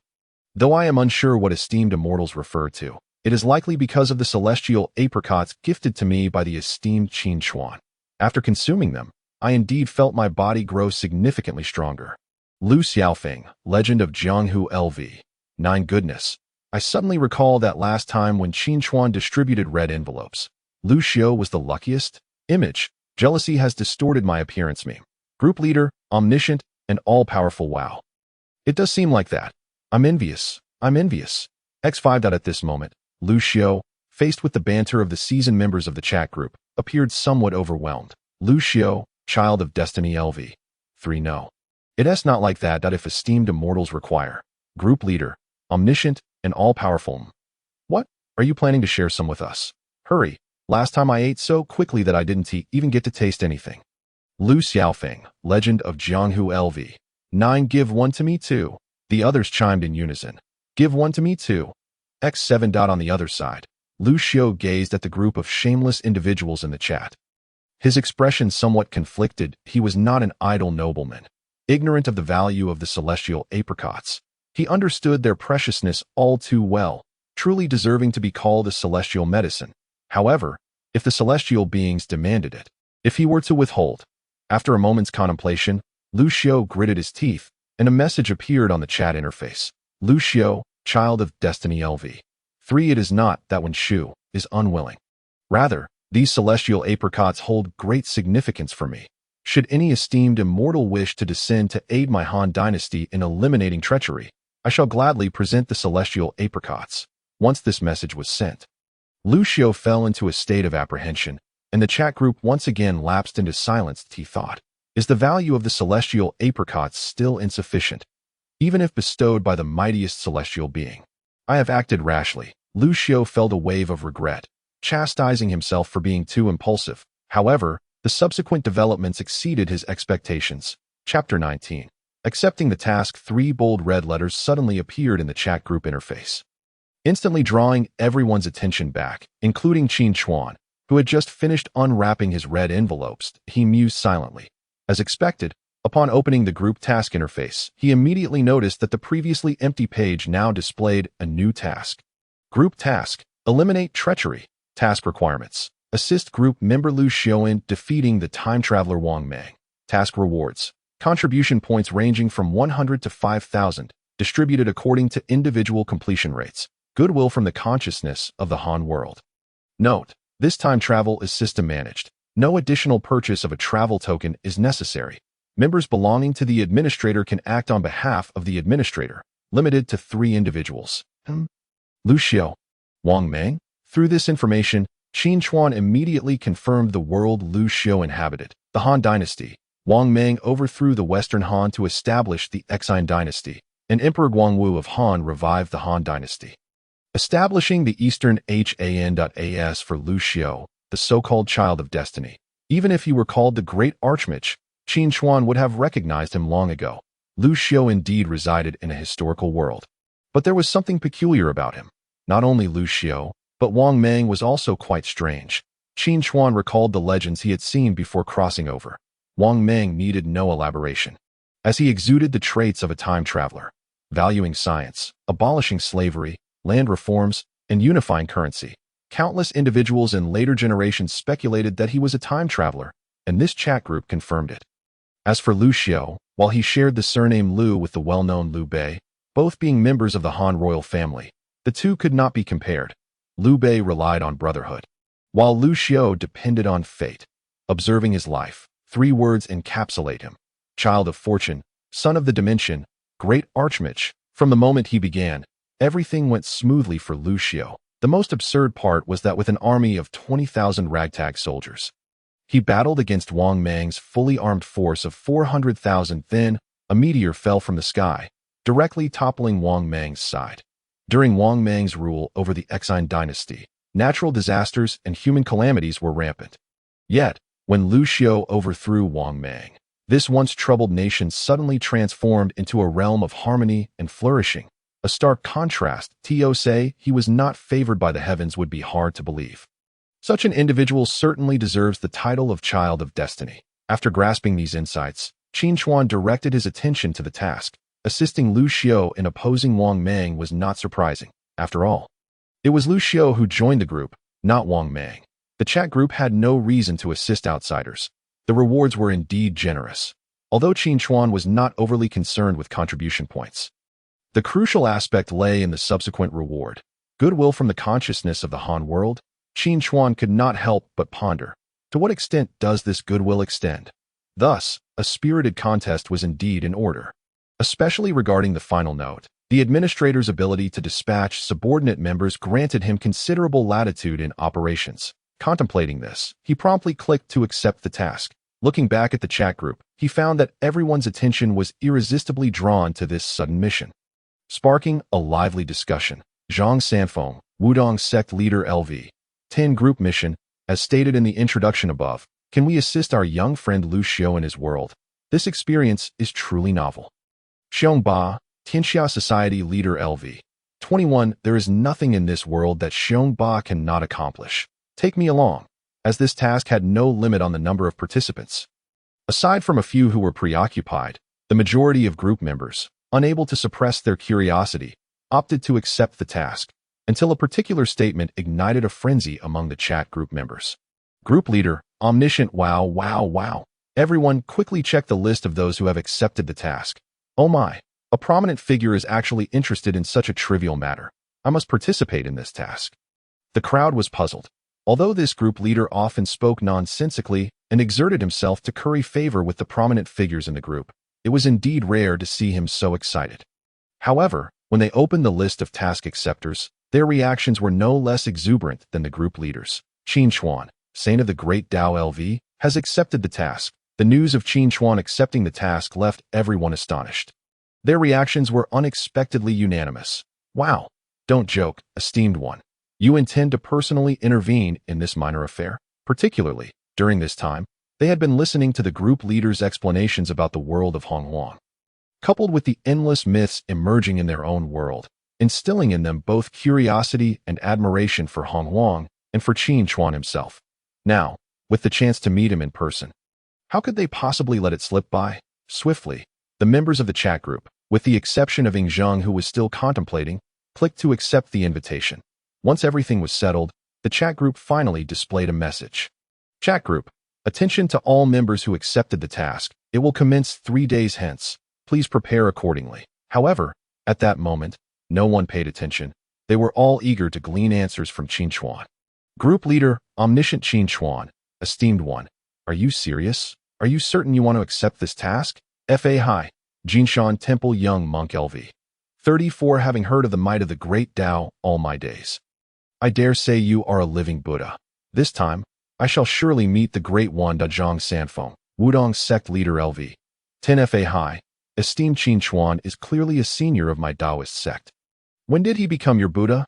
Fa Hi, Jinshan Temple Young Monk LV. 34. All things in the world, every person is a Buddha, the group leader once said. The saint of the Great Dao is the highest in all the world. And the Hongjun world is the origin of all things. Does that not align perfectly with the name of the Buddha country? Yang Yi, Moon Worship Sect Leader LV. 29. Hey, Zhang Sanfeng. Old Taoist, don't argue with him. I've seen many such bald monks, more obnoxious than those from Mount Shu. Others join when they can't win, but he lets others join him when he can't win. Fa Hi, Jinshan Temple Young Monk LV. 34. You speak incorrectly. Group leader, omniscient you too, be quiet. We're discussing serious matters here. Stop your idle chatter. Xiongba, Tianxia Society Leader LV. 21. Be quiet. Let's hear what Qin Chuan has to say. Chapter 20. Deceive and then deceive again. The group was about to devolve into yet another debate between Taoism and Buddhism. The others became displeased. After all, Fa Hi and Zhang Sanfeng had always been at odds, and similar disputes over Buddhism and Taoism had occurred countless times over the past few days without yielding any results. Now, seeing yet another lengthy discourse about to unfold, they could hardly bear it. Their primary concern was whether they would indeed get to meet Qin Chuan during this task, if they could receive even a few words of guidance from him. Unfortunately, their hopes seemed difficult to realize at this juncture. Qin Chuan found the debate within the group amusing, and as the topic returned to himself, he spoke up. Qin Chuan, saint of the Great Dao LV. Not at all. I merely found Lu Xiu's world intriguing and thought to lend a hand, but to descend in my true form is out of the question. It is not that I am unwilling, but rather the disparity between worlds. Can you see how a bowl of water could contain rivers and seas? It is not impossible to go, but the prerequisites must be properly addressed. Otherwise, if upon meeting these individuals they discover that this so-called saint of the Great Dao, who has been lauded to the heavens, is merely comparable in strength to them, or even somewhat weaker, it would surely be a laughingstock. Nevertheless, before that, a pretext was needed, which was precisely what Qin Chuan was currently doing. He merely had to present a premise, and the others would naturally fill in the blanks. Just like the group leader, upon seeing Qin Chuan's statement, felt somewhat dissatisfied. Group leader, omniscient understood. What you mean, esteemed one, is that the world is too small to accommodate you. If you were to force your way in, it would shatter the world? Qin Chuan, saint of the Great Dao LV. It is even more severe than that. I once, out of curiosity, ventured into a small world within the endless chaotic sea, and as a result, the ground of that world fractured, the sun and moon fell. Rivers and lakes reversed their flow, and even the primal will of the world collapsed as for the myriad beings living within that world. Alas, I do not wish to witness such a tragic scene again. Fa Hi, Qin Chuan Temple Young Monk LV. 34 Well said. Well said. Our Buddha Qin Chuan need not feel overly remorseful. Yang E, Moon Worship Sect Leader LV. 29 The sun and moon falling. Rivers reversing. How could the demons and beasts even compare?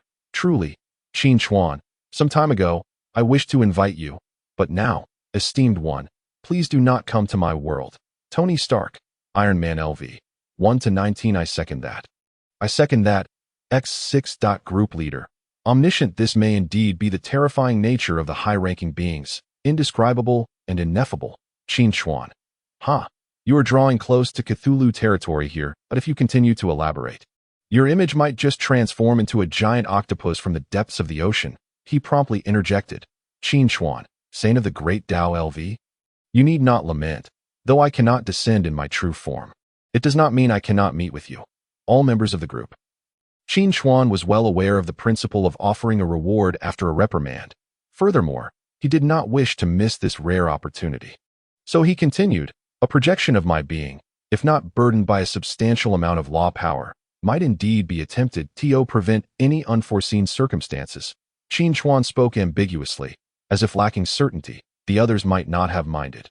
But a certain young member of the chat group was utterly terrified. Lu Xiao, Child of Destiny LV.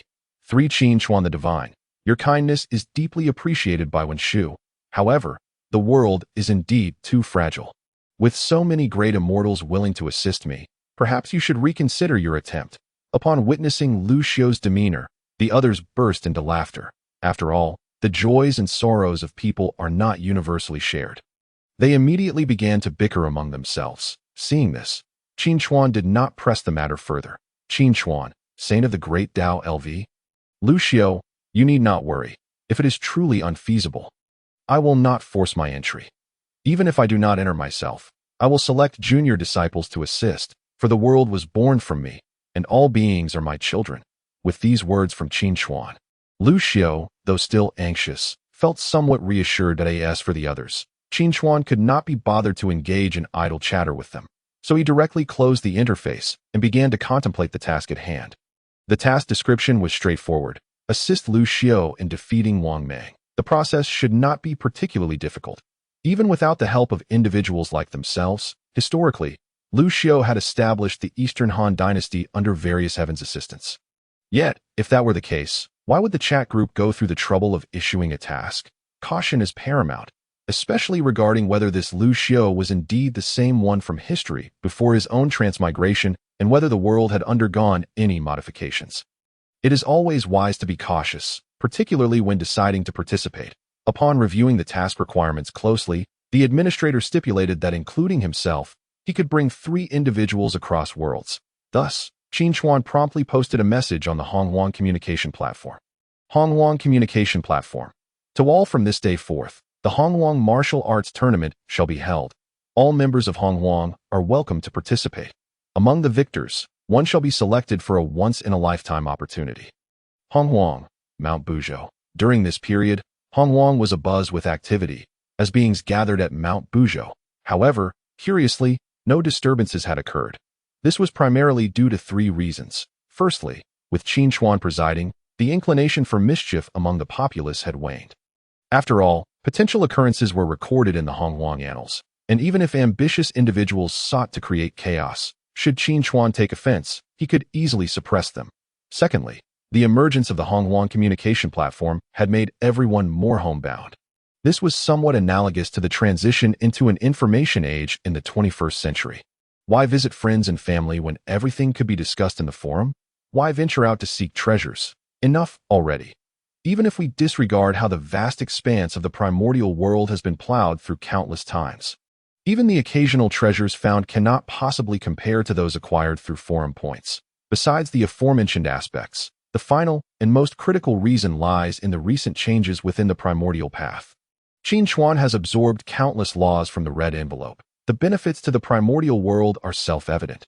Not only has the world grown stronger, but even those individuals connected to these laws have experienced remarkable advancements in their power.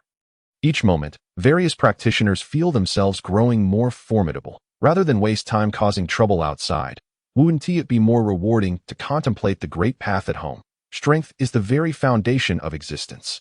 Chapter 21. The first primordial martial arts tournament. The primordial realm was originally set to linger in this atmosphere of freedom and tranquility for quite some time, until the message released by Qin Chuan disrupted the peace. A martial arts tournament? This was a term they were hearing for the first time, yet its meaning was not difficult to grasp. Although discussions of the path were most common in the primordial realm, competitions of divine abilities and spells were not rare, and this one would surely be no exception. Furthermore, the enticing rewards mentioned stirred the hearts of all. In a wooden cabin, Hongjun sat across from the three pure ones. Laozi inquired, "I wonder how Master has been comprehending the great path lately. How far is he from achieving sainthood?" Upon hearing this, Yuanshi and Tongtian turned to gaze at their master. Hongjun furrowed his brow and replied, "I once thought I was merely a step away, but with the recent upheaval in the great path, I now realize how shallow my comprehension truly is. The distance has only grown," Yuanshi remarked. "This is a positive development. Although we may be further from the great path, it signifies that when we do achieve it, we shall be even stronger. That if this continues, we might indeed replicate the might of the saints recorded in the annals of the primordial world." Hongjun sighed. To replicate the might of the saints is exceedingly difficult. The people of the primordial realm remain unable to confirm the authenticity of the records and prophecies in the annals of great events. After all, according to the records, even an ordinary celestial immortal could annihilate the entire primordial realm. Are we genuine, or is the record the truth? Tongtian, seeming to hold a different opinion on the matter, stated frankly.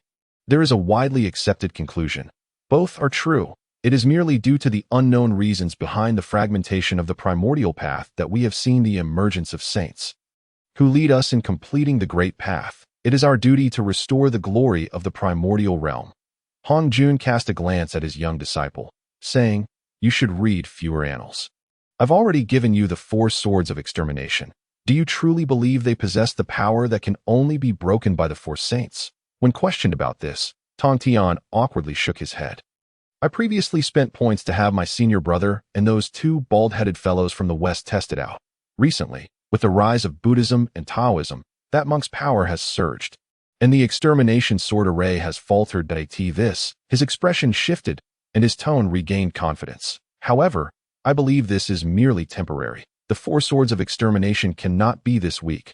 Once the laws of the sword and array are revived, the glory of the 4 swords will be restored." Just then, a notification from the Primordial Exchange platform appeared. Tongtian's spirits lifted even higher.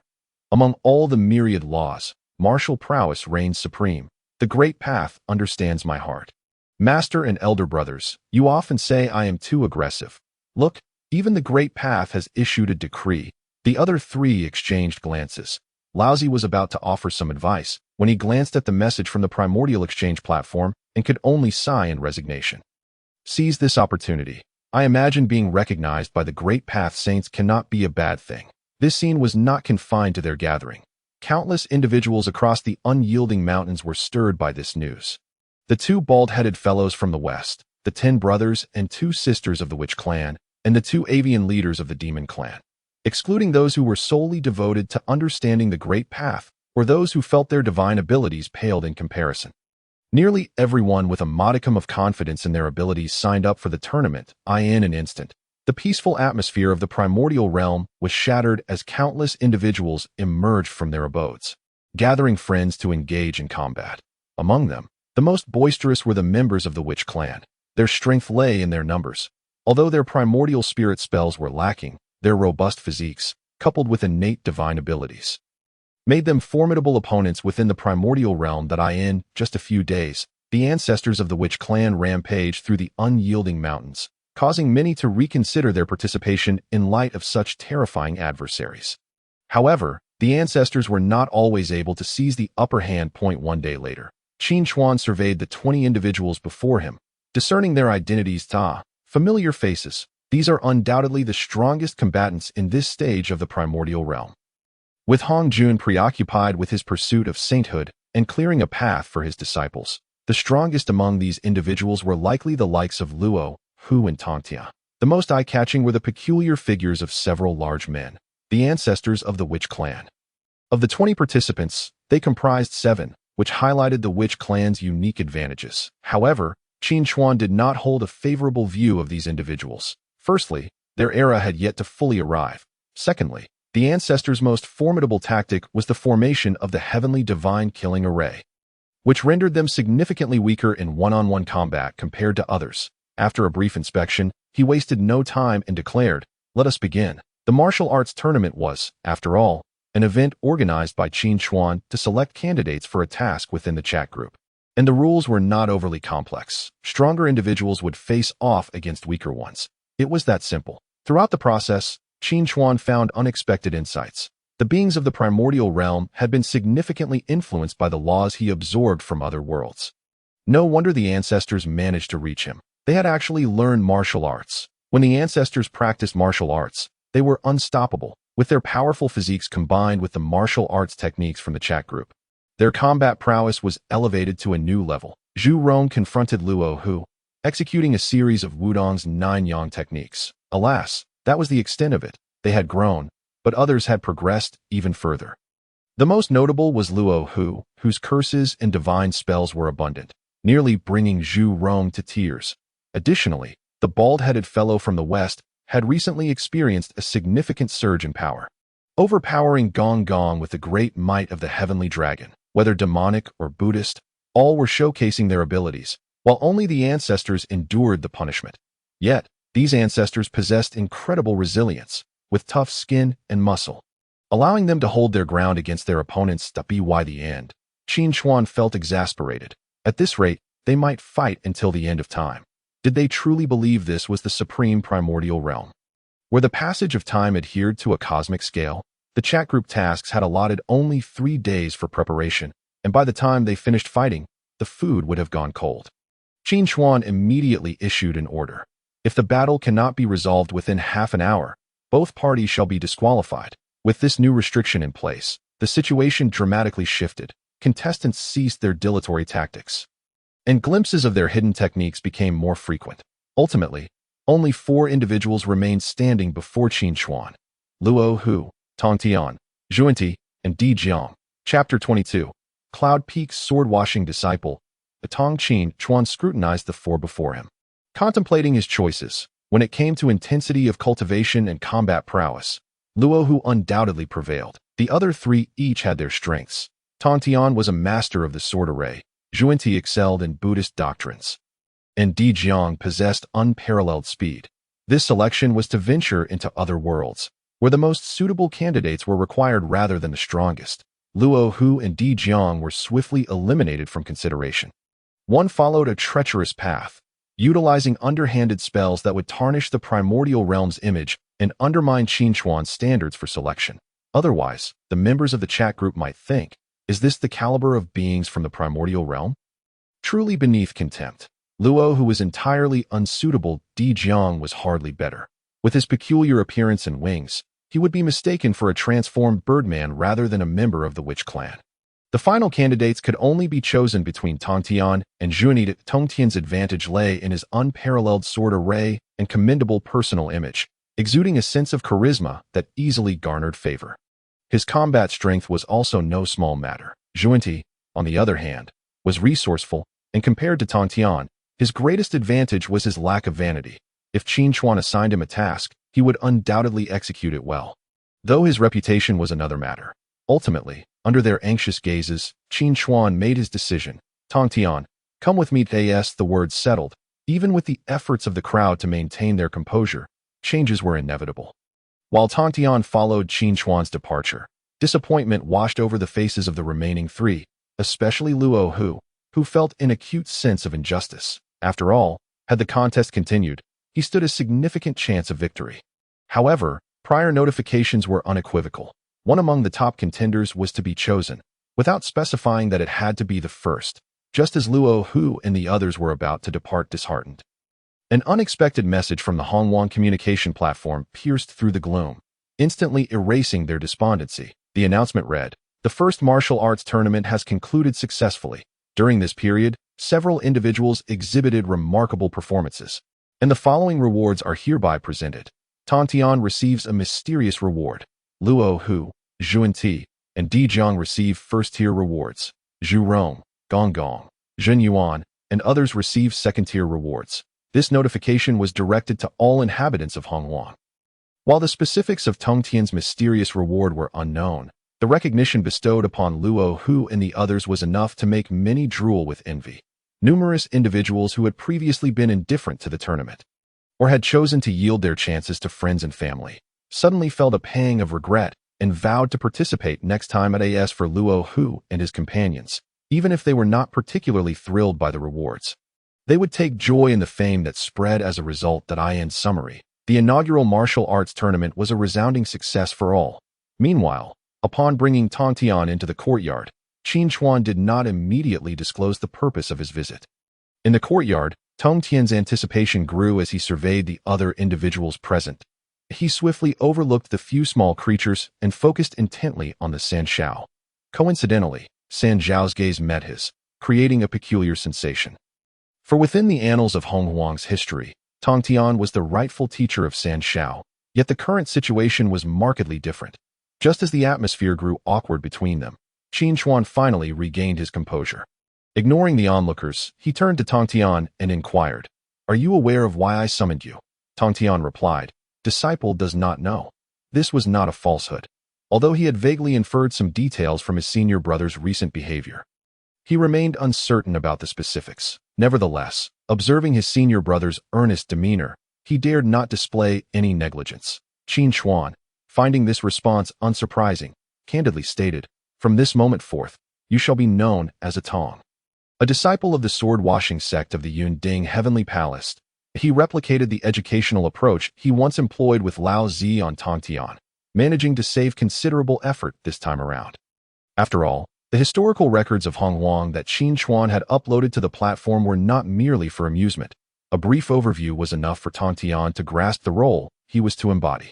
Once all was settled, Qin Chuan proceeded to open the chat group. At present, the discussions within the chat group revolved around the upcoming first group task. Group leader, omnipotent dear members, the group task is about to commence. Is everyone prepared? This marks our first offline gathering, and I must admit, I feel a bit excited. Zhang Sanfeng, Wudong sect leader LV. 10 The old Taoist has arranged matters with my disciples. Even in my absence, the Wudong will not descend into chaos. Xiongba, Tianxia Society leader LV. 22 I am in the same boat as Zhang Lao Dao, albeit with a few more complexities involving others. Fa Hai, Jinshan Temple young monk LV. 34 The young monk has reported to the master and will be wandering for a while. As each member elaborated on their preparations, only one seemed somewhat anxious. Lu Xiao, child of destiny LV. 3 Esteemed immortals, I thank you all, but where is Qin Chuan? I have yet to see him. Could it be upon reading Lu Xiao's concerns, the other members quickly rallied to reassure him? Comments like, Big Brother Qin Chuan would not act recklessly without absolute certainty. Saints cherish all living beings. Even if your world were to be destroyed, he could effortlessly create a new one, were exchanged. However, their words only serve to heighten Lu Xiao's anxiety. What do you mean by it? Fine, even if it's destroyed? You imply that since it's not your world, you can casually make such remarks. Just as Lu Xiao silently grumbled, the topic of concern finally made an appearance. Qin Chuan, Great Dao Saint LV. Oh, is everyone ready? Then there should be no issues. Lu Xiao, you need not worry about not being able to assist you. Although I am entering as a projection, my power is but a fraction of my true self. Yet I have brought along a little friend to assist. Lu Xiao felt like crying. Great one. Who is worried about your strength? We are concerned that you might blow up the entire world. Unfortunately, before he could elaborate, a notification rang out in the group. Notification, Administrator Qin Chuan, Great Dao Saint LV. Invites a Tong, Yunding sword-washing disciple LV. 18. To join the chat group as an associate member. When Qin Chuan added someone to the group, he noticed that Tongtian had already reached level 18. He immediately turned to glance at Lao Zi's level, and sure enough, he too was at level 18. It seemed that due to the recent advancements in the Great Dao of the Hongjun world, they had reaped considerable benefits. At that moment, with the arrival of a new group member, The chat group erupted with activity. Group leader, Omnipotent Atong, Yinding sword-washing disciple LV, 18. Welcome to the group. As a sword-washing disciple, do you wield a sword? Though Tongtian had just joined the chat group, he had already prepared a response for their inquiry. Atong, Yinding sword-washing disciple LV, 18. Indeed. I am a disciple of the sword-washing sect under the Jiejiao. I am merely a servant disciple, tasked with washing swords at the sword-washing pond. I should be entering the outer sect in the next couple of years. Group leader, Omnipotent Wow, Jiejiao. Is your leader Tongtian, the one with the 4 Excaliburs? Brother, please share your sword techniques when you have the chance. Tongtian was at a loss for words. It felt strange to hear others boast about him in this chat group. From the group leader's demeanor, he realized yet another youth tainted by the historical records of Hongjun. However, he discreetly glanced at Qin Chuan beside him, recalling the advice and education he had just received, and promptly played along. Atong, Yinding sword-washing disciple LV, 18. You misunderstand. Our leader merely attended a lecture at Bo Palace back in the day. Tongtian, cough. The Tongtian Saint possesses only 1 Excalibur. Not 4. However, we can certainly exchange swordsmanship. Among the 4 continents, only my Jiejiao and the Taishang lineage boast the most distinguished sword techniques. While Tongtian boasted, he did not forget to include his senior brother in the conversation. Shaoli, Ren Jiao young disciple LV, 18. Atong speaks truly. As expected, Lao Zi, who had been lurking in the background, chimed in. Subsequently, the entire tone of the chat group shifted. Atong, Yinding sword-washing disciple LV, 18. Ah. So you are from Ren Jiao, brother. Are you with the Ren Jiao sect? That means you are in the Eastern Victory Divine Continent, which is said to be rich in treasures and stunning landscapes. Shaoli, Ren Jiao young disciple LV, 18. Not quite. Not quite. I have heard of the Yunding Heavenly Palace. It is indeed a top sword sect, combating poisons and demons in the northern Julu continent. Truly heroic. Atong, Yinding sword-washing disciple LV, 18. Brother, you flatter me. Shaoli, Ren Jiao young disciple LV, 18. You are too humble, junior brother. The two engaged in a lively exchange before the entire chat group, indulging in a delightful collaboration of sorts, sharing their experiences of charmingly deceiving others. The rest of the members remained blissfully unaware, captivated by what they considered a glimpse into the vast world of Hongjun. Utterly uninterested in interrupting the dialogue, eventually, Qin Chuan could no longer contain himself. He gave Tongtian a light reprimand and simultaneously summoned Lao Zi to the platform, issuing a warning. Do you both think the members of this chat group are fools? Well, perhaps they are a bit foolish, but too much chatter may reveal the truth. What if we slip up? Ultimately, thanks to Qin Chuan's intervention, the two managed to tone down their theatrics. After a brief interval, a notification appeared in the chat group, and all members, including Qin Chuan, Tongtian, and the recently arrived Lao Zi, awaited with solemn anticipation as the designated time arrived. A beam of light enveloped the 3. Among them, Qin Chuan and Lao Zi remained calm, while Tongtian adopted a posture of resistance. At that moment, a prompt appeared before Tongtian. Would you like to forfeit this task? Instantly, Tongtian complied, reporting the situation to Qin Chuan. His resistance was not born of folly, but rather a directive from Qin Chuan. Qin Chuan sought to test the limits of the chat group's mechanics, and it appeared to be far more intricate than he had anticipated. However, Tongtian's actions were not entirely in vain. The instant the chat group corrected Tongtian, Qin Chuan keenly perceived an underlying mechanism within the teleportation process, one that constituted a much-needed principle within the current structure of Hongjun space. Should Qin Chuan fathom this concept, the benefits to Hongjun would be monumental. On the other side, the group members remained blissfully unaware that their esteemed Great Dao Saint was not merely content with reaping the rewards from the group members. He was intent on extracting benefits from the chat group itself. In the Great Han World, Nanyang Prefecture, today would be an unforgettable day for the people of Nanyang. A cascade of radiant, multicolored lights descended from the heavens, and upon touching the ground, they faintly revealed silhouettes of various figures. According to later statistics, at least 50% of those who witnessed this event chose to enshrine various longevity tablets in their homes. Although these lights were scattered, their destination was remarkably consistent. As they surged towards a small courtyard outside Nanyang's Wancheng, Lu Xiu sat at the entrance, his eyes wide with astonishment as he gazed into the sky. This spectacle, though it could not compare to the ethereal sounds of celestial beings descending upon clouds as he had envisioned, was nonetheless exhilarating, leaving him momentarily spellbound. "Hey, kid, snap out of it. Are you Lu Xiao?" A burly man with a bushy beard slapped Lu Xiao's shoulder twice with vigor. Though his tone was inquisitive, his demeanor suggested he had already confirmed Lu Xiao's identity. That it was not difficult to deduce.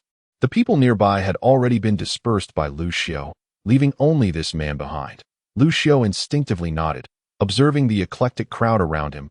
He prepared to bow and offer a greeting, only to see that everyone merely nodded in acknowledgement, as if searching for something among themselves. Notably, a young man with darting eyes seemed eager to scrutinize every face in the vicinity.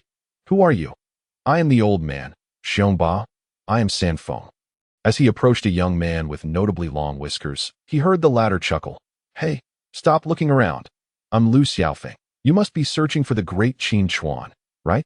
The young man, unperturbed, nodded decisively. Lu Xiaofeng feigned understanding, rubbing his hands together and discreetly gesturing towards the entrance. "Just now, I saw 3 people standing outside, but I didn't dare to greet them. I reckon that's who you're looking for. Why didn't you say so earlier?" After uttering this, not only did the young man rush towards the entrance, but so did the others in the courtyard. In an instant, only Lu Xiaofeng and Lu Xiao remained. "Hey, wait for me." Just as Lu Xiaofeng was about to chase after them, he turned to Lu Xiao, who stood dazed. "What's wrong? Do you feel disheartened? I came to assist you, and now everyone has run off. Don't dwell on it. We are all mere mortals. The true greats and deities are outside. Wouldn't you want to hurry before something slips through their fingers? Don't you recall the celestial apricots you were hoping to taste?" Lu Xiao replied. "Ah." Lu Xiaofeng seized him and dashed outside, saying, "What do you mean, ah? Hurry up and follow me. Soon, it will be too crowded to squeeze in." As Lu Xiaofeng had predicted, upon reaching the entrance, they found a throng of people gathered. There was no way to push through, let alone see what was happening in the center. Meanwhile, Qin Chuan, accompanied by Tongtian and Laozi, had just landed and was surveying the bustling streets and the crowd drawn in by the radiant lights. This experience was quite novel for the trio, particularly for Tongtian and Laozi. In the primordial times, although there were a few innate beings, their numbers were exceedingly sparse. In stark contrast, here, a vast sea of people filled the streets. The architectural style also differed greatly. In the primordial realm, one would typically see grand palaces or temples, while most people merely sought caves in the mountains to claim as their abodes. Unfortunately, before they could observe further, a large group of people approached, their expressions brimming with excitement. Seeing their enthusiasm, Qin Chuan seemed to recall something, smiling silently. However, Tongtian and Laozi appeared more vigilant. Tongtian, in particular, drew his Qingping sword, cautiously eyeing the encroaching crowd. Chapter 24. Assembling the personnel. Having read numerous tales, Tongtian mistakenly believed that they had been ambushed upon their arrival. Among the crowd, aside from a few inconspicuous figures, the young bald man and the old man in a sleeveless outfit posed a threat that surpassed even that of Hongjun and Luohu. Tongtian thought to himself, "Indeed, this is an extraordinary realm. To encounter such formidable opponents upon arrival, I must not lose face before the path of the Great Dao." Just as he slowly drew his sword, Laozi subtly grasped his arm. "Junior brother, hold your horses. Take a closer look." Tongtian, puzzled, focused his gaze ahead. Upon reaching them, the crowd did not attack as expected. Instead, they exclaimed, "Great One, is this truly your appearance, Qin Chuan? You are indeed unparalleled. I am finally seeing you today. Oh, I am so thrilled. May I take a picture with you?" The foremost among them almost knelt before Qin Chuan, hastily pulling out a square box from his hands. Qin Chuan smiled slightly, sizing up the young man, and inquired, "You must be the leader of the chat group, correct?" Yes, that's me. I never imagined you would recognize me at first glance. My name is Songhang, and I have long admired you," the young man exclaimed, brimming with excitement. It seemed as though being remembered by Qin Chuan was an extraordinary honor. Qin Chuan did not disappoint his best supporter in the chat group and acquiesced to his request for a photo. He then turned his gaze to the others, relying on his formidable memory to match them with the impressions he held from before his journey. The first to catch his eye was the spotlighted young bald man. Undoubtedly Fa high. Judging by his age, he had yet to become embroiled in the entanglements of Qing Shi and Bai Shi. The old man in the sleeveless outfit briefly perplexed Qin Chuan. But he quickly recognized him by the crescent-shaped hat on his forehead, Yang Yi, the leader of the moon cult. Aside from these two prominent figures, the remaining individuals were relatively easy to identify. The bearded Xiongba, the distinctly Western-faced Tony Stark, the silver-haired Taoist Zhang Sanfeng, and the two youths who had just emerged from the courtyard and were struggling to join the crowd, Ying Zheng and Lu Xiu. Upon taking a rough count, Qin Chuan was somewhat surprised to discover that, for this first mission, nearly everyone from the chat group had unexpectedly gathered. However, recalling that this task had no limit on the number of participants, it was clear that anyone who could come had indeed come. It seemed unlikely that such generous circumstances would recur in the future. Whether this leniency was due to the task being the first, or if the difficulty genuinely required their collective efforts remained uncertain. If it were the former, that would be agreeable. If it were the latter, it would imply that the mission was not as straightforward as they had anticipated. Nevertheless, now was not the time for deliberations on such matters. After exchanging pleasantries, the group proceeded to the main hall that Lu Xiu had prepared for their discussions. Interestingly, none of the attendees cast even a glance at the main seat. Everyone fixated their attention on Qin Chuan, only settling into their seats once he had taken his place. The rules and etiquette seemed ingrained in their very essence. Shortly thereafter, tea was served. After a brief conversation, Qin Chuan steered the discussion towards the group mission. With a hint of inquiry in his tone, he asked, "I came out merely to unwind. You all deliberate on how we should accomplish this group task." His question instantly piqued everyone's interest, prompting a flurry of opinions. The first to speak up was Song Hang, the group leader. "The group mission is quite clear, isn't it? To assist Lu Xiu in defeating Wang Mang. Simple and straightforward, akin to playing a game. Where to go? Who to kill? If only there were a spacebar to skip the narrative." Upon hearing him, the others nodded in agreement, seemingly united in thought. No one wished to complicate what was inherently simple. This world, at first glance, appeared to be in the cold weapon era, lacking even a singular martial arts master. Given their current martial prowess, it seemed far more efficient to eliminate the source of the problem rather than the problem itself. In a hypothetical scenario where complications arose, they could rely on the great Qin Chuan to back them up. What was there to fear? Of course, the initial statement had merit, but that did not mean it would be received with joy. For instance, Lu Xiu furrowed his brow as he regarded Song Hang, torn between wanting to speak and hesitating. Noticing this, Qin Chuan directly nodded to him, saying, "Lu Xiu, if you have something to say, please do so. We are here to assist you, and your opinions matter." Upon hearing this, the others shifted their focus to Lu Xiu. He hesitated briefly, but under Qin Chuan's encouraging gaze, he finally spoke.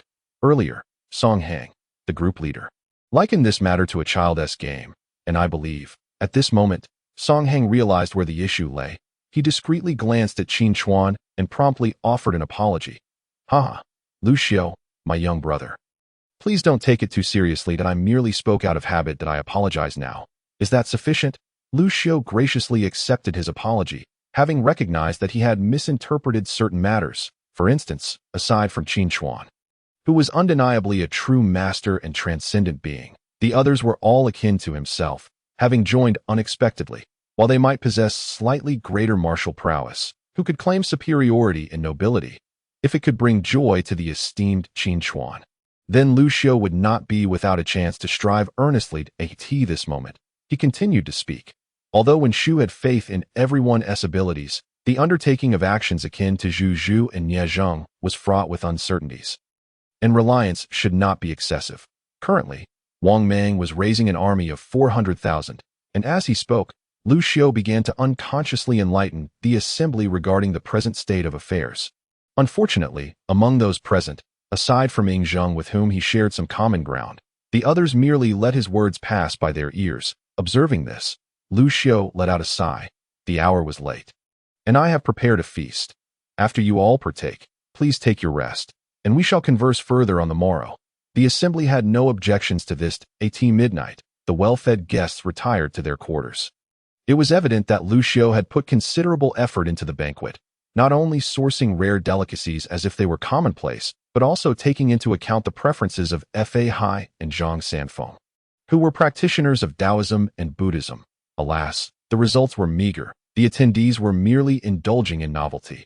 The flavors of the dishes could hardly compare to the myriad seasonings of the modern era, let alone those from diverse worlds. This left Lu Xiu's intention to seize the opportunity to discuss strategies against Wang Meng unfulfilled as the clock struck midnight. Qin Chuan closed his eyes to contemplate the principles of this world, soon discovering its peculiarities. Though not flourishing, it was undeniably intricate. In terms of the profundity of the Great Dao, the Han realm could not match the low-tier Primordial World, yet it excelled in its comprehensiveness, possessing all foundational laws that if these could be fully integrated into the Primordial Realm, the basis of the 3,000 Daos would be established. Chapter 25. Ing Zheng's midnight visit. Suddenly, he opened his eyes and gazed towards the door. "What is it? Is there something you seek from me?" Upon his utterance, a voice filled with trepidation arose from outside. "That I hope the sage will forgive my intrusion at this late hour. I, the humble Wang, wish to seek the sage's assistance." The figure at the door was none other than Ing Zheng, who, having been discovered, nervously explained his presence. The next moment, the tightly shut door opened of its own accord, unperturbed by the wind. "Come in. Do not disturb the rest of others at this late hour," Qin Chuan said kindly. Upon hearing this, Ing Zheng, not one to act petty, entered the room, offering a bow before sitting cross-legged at Qin Chuan's behest, then fell into silence. Qin Chuan waited patiently for a considerable time, but, seeing that he remained mute, directly inquired, "Ing Zheng, is it? How come you mention needing my assistance, yet now hold your tongue?" This remark caused the young ruler's face to flush crimson. "I, the humble Wang, find myself at a loss as to how to begin," Ing Zheng stammered. "Then start from the beginning," Qin Chuan suggested, observing his demeanor for a moment before offering words of comfort. Acknowledging that he was ill-suited to handle the youthful emotions of a teenager, Ing Zheng had come seeking help, presumably for one of a few reasons: to devour the six states, to seek a path for the Qin state, or possibly to pursue immortality. Of course, the latter was the least likely, considering his age. He was yet to be troubled by thoughts of mortality. However, the words that Ing Zheng uttered next did not align with any of these speculations. "I hope the sage understands. Upon my return from Zhao de Xianyang, though I hold the title of King of Qin, I lack true power, as Lu Buwei and others."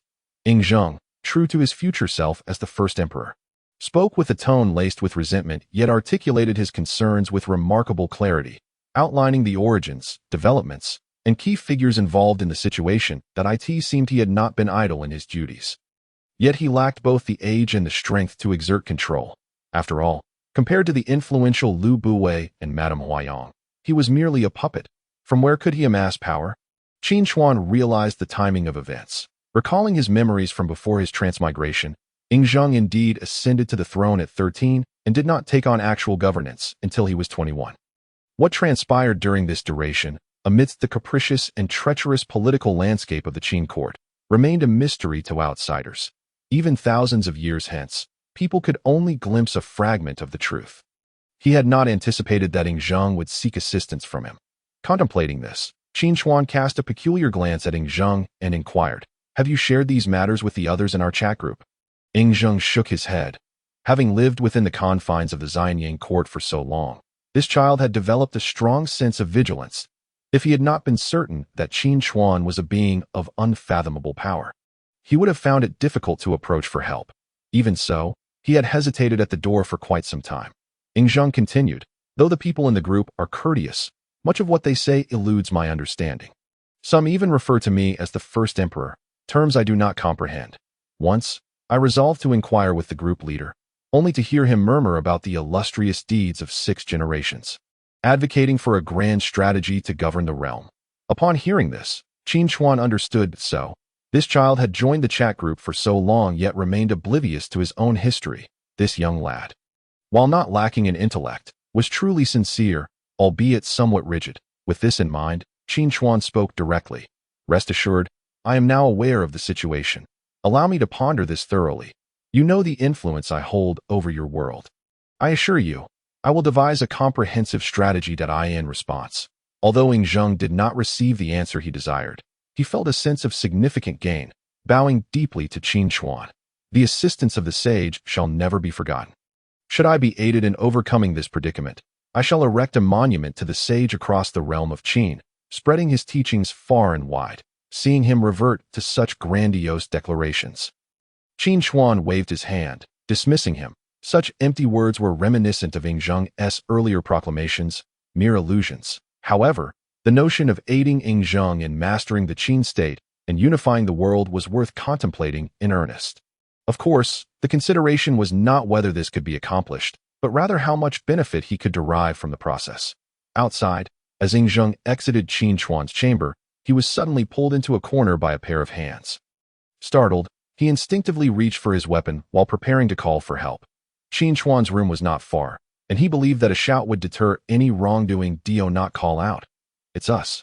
Look closely. Upon hearing the familiar voice, Yingzheng glanced and saw several figures. Song Hang, the group leader, Fa Hai, Yang Yi, the moon worship sect leader, and Zhang Sanfeng were all present. Looking around, aside from Lu Xiao, the host of this place, all the remaining members of the chat group had gathered. He even spotted that young man named Itong who had followed Qin Chuan earlier in the day. Yingzheng, puzzled, asked, "Esteemed ones, why do you gather here at such a late hour?" Song Hang rolled his eyes and replied, "Spare me the pleasantries. What were you doing out at this hour? Why are you here?" "We naturally came to inquire about the situation. What transpired in your meeting?" How did the esteemed one respond? Upon hearing this, Yingzheng was momentarily stunned. He had assumed his late-night appeal for help would go unnoticed. Yet it seemed he had been observed right from the start. It was no wonder. Aside from a few servants, the courtyard was exclusively occupied by them, except for Lu Xiao, who possessed no martial skills. Yingzheng had truly believed he could keep his actions hidden from these individuals. Fa Hai and Yang Yi needed no introduction. Zhang Sanfeng and the others were likewise masters of martial arts, capable of detecting even the slightest disturbances. Even Tony Stark, an ordinary man, had Jarvis to scan the situation. Thus, what had been intended as a covert visit had turned into a live broadcast, underestimating these seasoned individuals. "Since you are so well informed, why bother asking me?"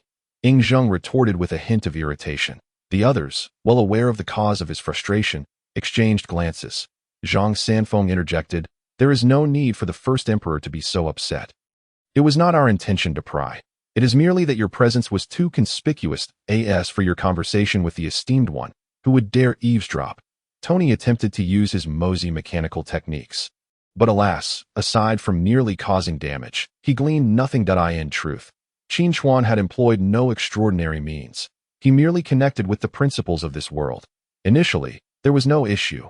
The two sets of laws were merely interacting. However, should anyone attempt to spy, the laws of the Han realm would retaliate immediately. Nonetheless, the gathered individuals were oblivious to the intricacies of this matter, mistakenly believing their actions had displeased Qin Chuan, leaving them in a state of near panic as they sought clarification from Yingzheng. Chapter 26. The diligent worker Yingzheng, realizing that these individuals considered him a mere test subject, found it difficult to suppress his youthful temperament, declaring, "If you wish to know, go ask the sage yourselves." He was too irked to divulge the details of his conversation, waving his hand dismissively as he strode toward his room. The rest exchanged glances, ultimately lacking the courage to approach Qin Chuan for inquiries, resigning themselves to the situation. The following day, Qin Chuan had thoroughly explored the laws possessed by the Han realm throughout the night. The next step was to devise a means to acquire them, which would require considerable cooperation.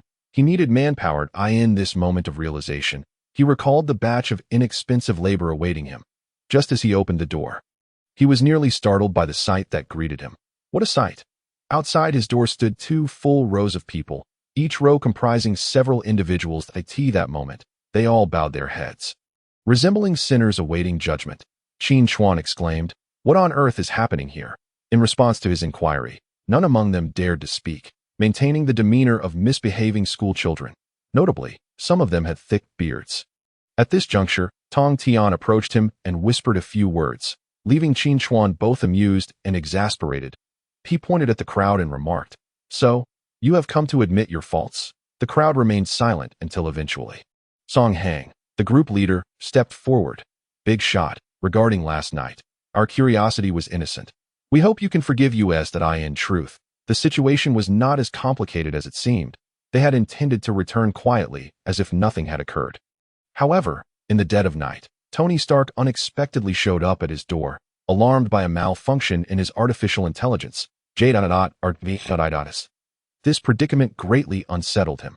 Although his entire arsenal relied on the iron suit, JRVS played a crucial role within it. If J.A.V.S. malfunctioned, his combat efficiency would plummet by at least 50%. Moreover, given the current state of technology, the conditions were even more challenging than when he was first kidnapped to create the iron suit. Making repairs seemed nearly impossible, considering JVS's issues stemmed from eavesdropping on Qin Chuan's room. He gathered everyone to devise a solution. The solution, of course, was to seek forgiveness at his door. Qin Chuan couldn't help but chuckle at the absurdity of it all. Yet the damage to JVS piqued his interest. If memory served, he recalled that he had not employed any means against them. Tony, let me assess JVS's condition. Upon hearing this, Tony Stark produced a compact device resembling a miniature computer, which served as JRVS's physical form in this world. This mini-computer featured a small display screen and a voice broadcasting function. However, the screen was filled with garbled text, and the voice output was malfunctioning. J.A.R.V.I.S. What is your status? Tony Stark inquired. Data error. Self-check in progress. Error. Unknown content. Cannot read. J.A.R.V.I.S. responded, spewing nonsensical phrases and errors. Qin Chuan took the mini-computer in hand, disregarding its erratic output, and quickly identified the root of the problem. Due to the interference from the laws governing the Great Han World, the computer was unable to function properly. In simpler terms, it had exceeded its memory capacity.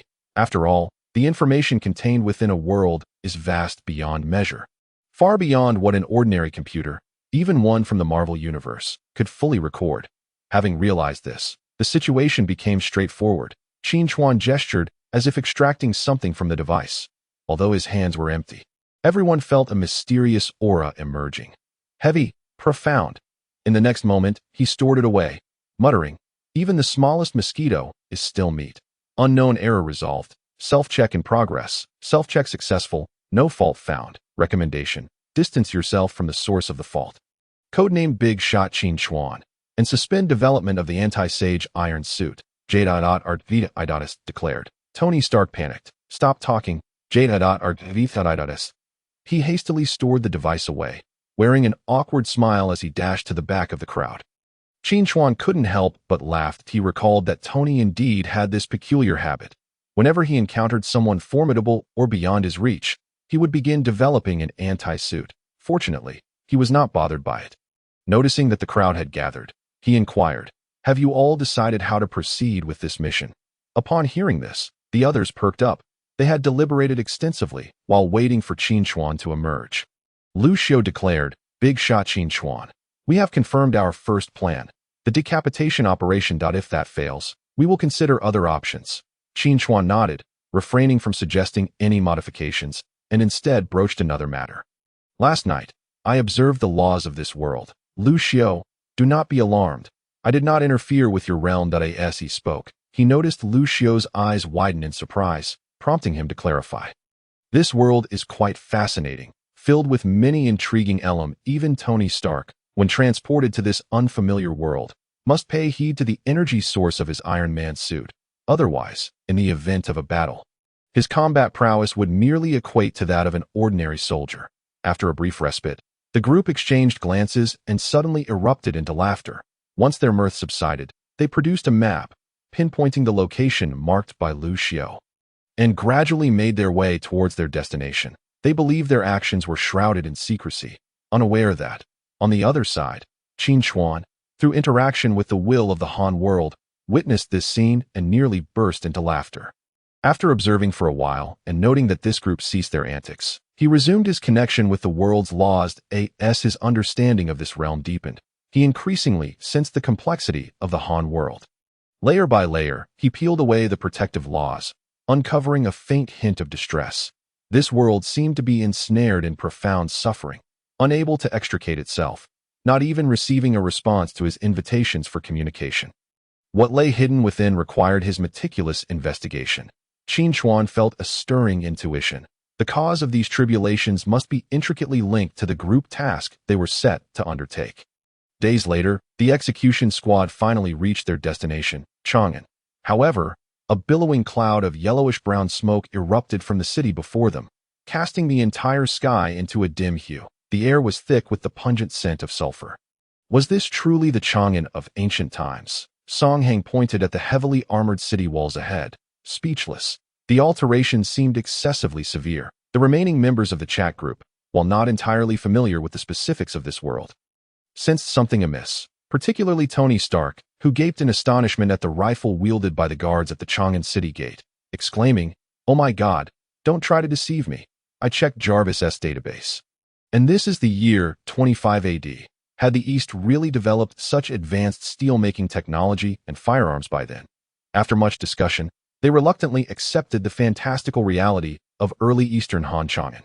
Yet they found themselves perplexed about how to complete their mission. They had envisioned merely an ancient city where any of them could navigate with ease, but now it appeared far more daunting. After exerting considerable effort to infiltrate Chang'an, what astonished them was just beginning. Towering chimneys, blazing flames, airships soaring through the sky. All around them were officials adorned with mechanical contraptions, while the streets were littered with yellowed copper pipes. Peculiar machinery and the hides of unknown beasts, accompanied by the ticking of clocks. In stark contrast was the state of the populace on one hand. The lower class, draped in coarse linen, moved like mere shadows, either congregating in one place or dispersing aimlessly on the other hand. The middle and upper classes exhibited an unexpectedly buoyant spirit, some even brimming with excitement, exuding immense confidence in their every gesture. The juxtaposition of advancement and backwardness, of technology and feudalism, created a striking dichotomy that fused within the city of Chang'an. The members of the chat group gazed at the unfolding scene, each feeling an unsettling dissonance. Ultimately, all eyes turned to three individuals, Master Tongtian and Songheng. The latter, as the group leader, was somewhat unique, despite being largely inconsequential. The former two, however, represented Qin Chuan, making it impossible to overlook their significance. At last, Laozi spoke. "The potency of firearms we have already witnessed through Tony on our journey. For now, we must not act recklessly. We should gather information and proceed with caution. The sage of the Great Dao has long anticipated this scenario." His words managed to refocus the scattered thoughts of the group, particularly the last statement, which provided them with a sense of reassurance. Indeed, given the sage's capabilities, could he have not foreseen this moment? Although he had previously stated he would not intervene and that they should resolve matters independently, it was likely a means of tempering their previously ostentatious attitudes. Now, having regained their composure, it was time to devise a strategy. Meanwhile, as the execution squad encountered difficulties, Qin Chuan finally discerned clues about this world. Chapter 28. Infiltration and Bounty Orders. Qin Chuan meticulously unraveled the layers of the protective laws enveloping this world. Upon entering, he beheld a battle-scarred world will. Indeed, it was battle-scarred, apart from a select few, like Qin Chuan, who embodied the primordial Great Dao.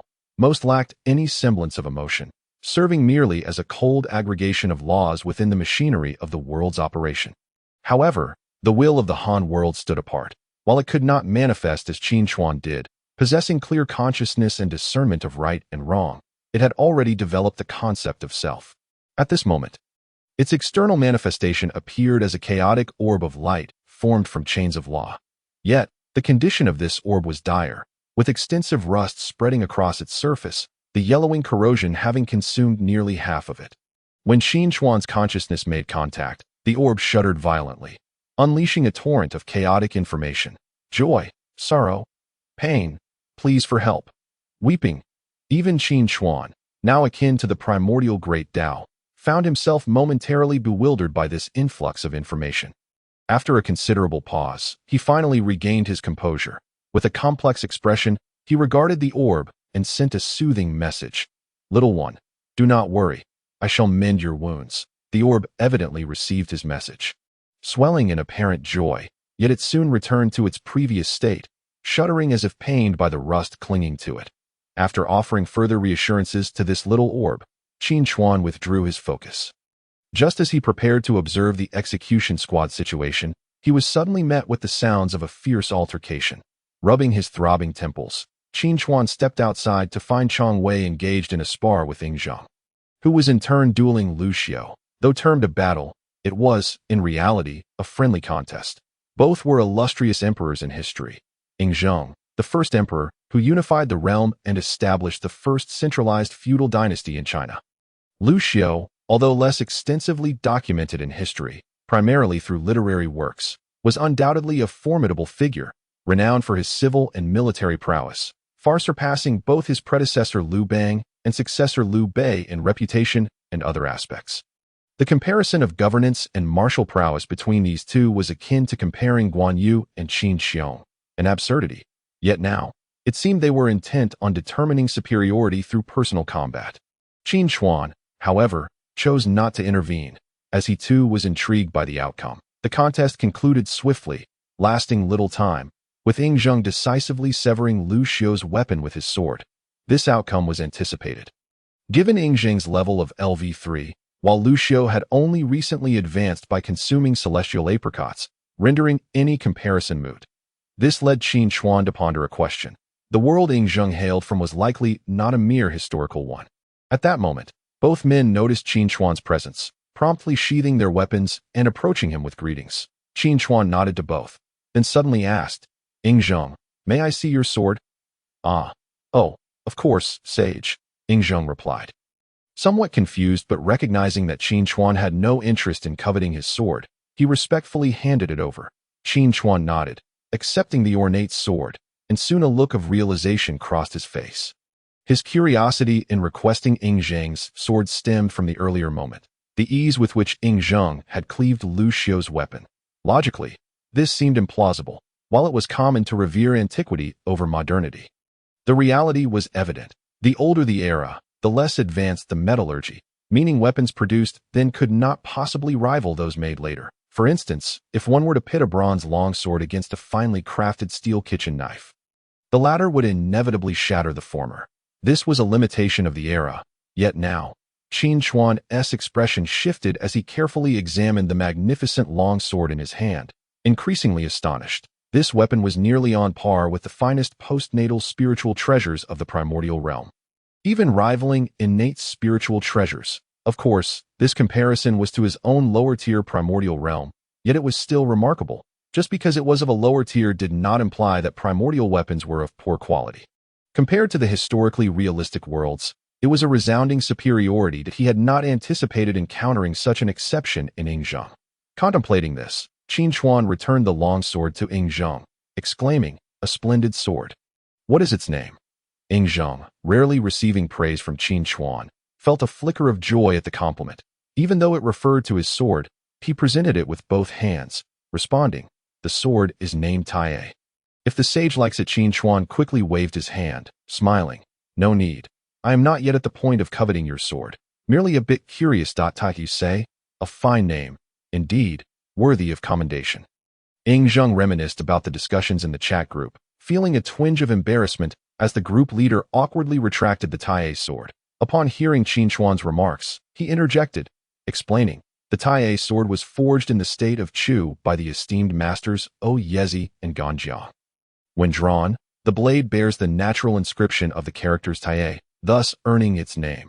Qin Chuan nodded, suddenly recalling the legendary 10 famous swords of Huaxia from his previous life, among which the Taie was included. Yet, he remained curious about the whereabouts of the Qishao sword in this world. In Chang'an, the execution squad found themselves in a rather disheveled state, hiding in a humble abode, numbering only 5 that the likes of Fahai, Yang Yi, Laozi, and Tongtian were nowhere to be seen. Their brief investigation revealed that the city of Chang'an was largely desolate, with most inhabitants confined to a place known as the factory, where they toiled and resided.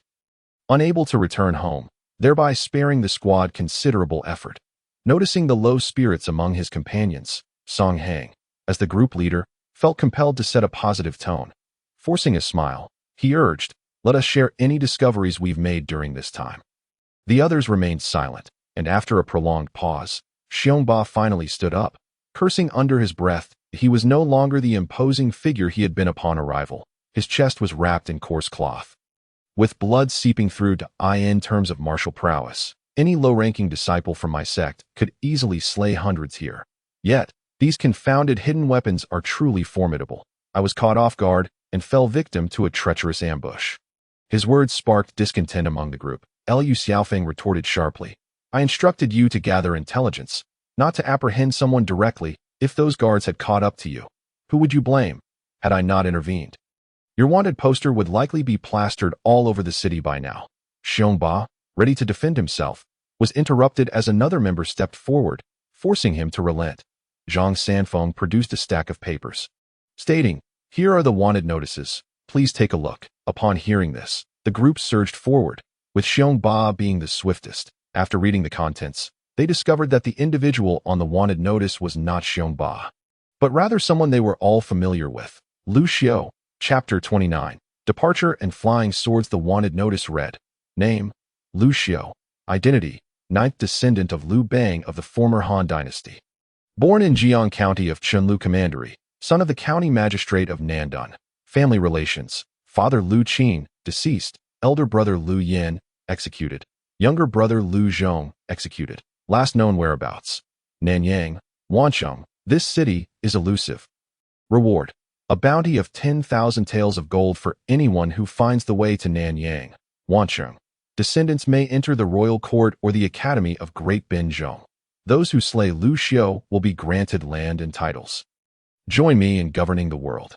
Issued by Emperor Wang Mang of the new dynasty. The group exchanged glances, astonished that in a city as bustling as Chang'an, they had found nothing but a wanted notice for their own little brother. Furthermore, what did it mean that Wancheng is elusive, such a sizable city, and they claim it cannot be found? How absurd. Lu Xiaofeng remarked. It seems Wang Mang harbors a deep-seated hatred for Lu Xiao, promising land and titles. What offense could Lu Xiao have committed against him? Hasn't he yet risen in rebellion?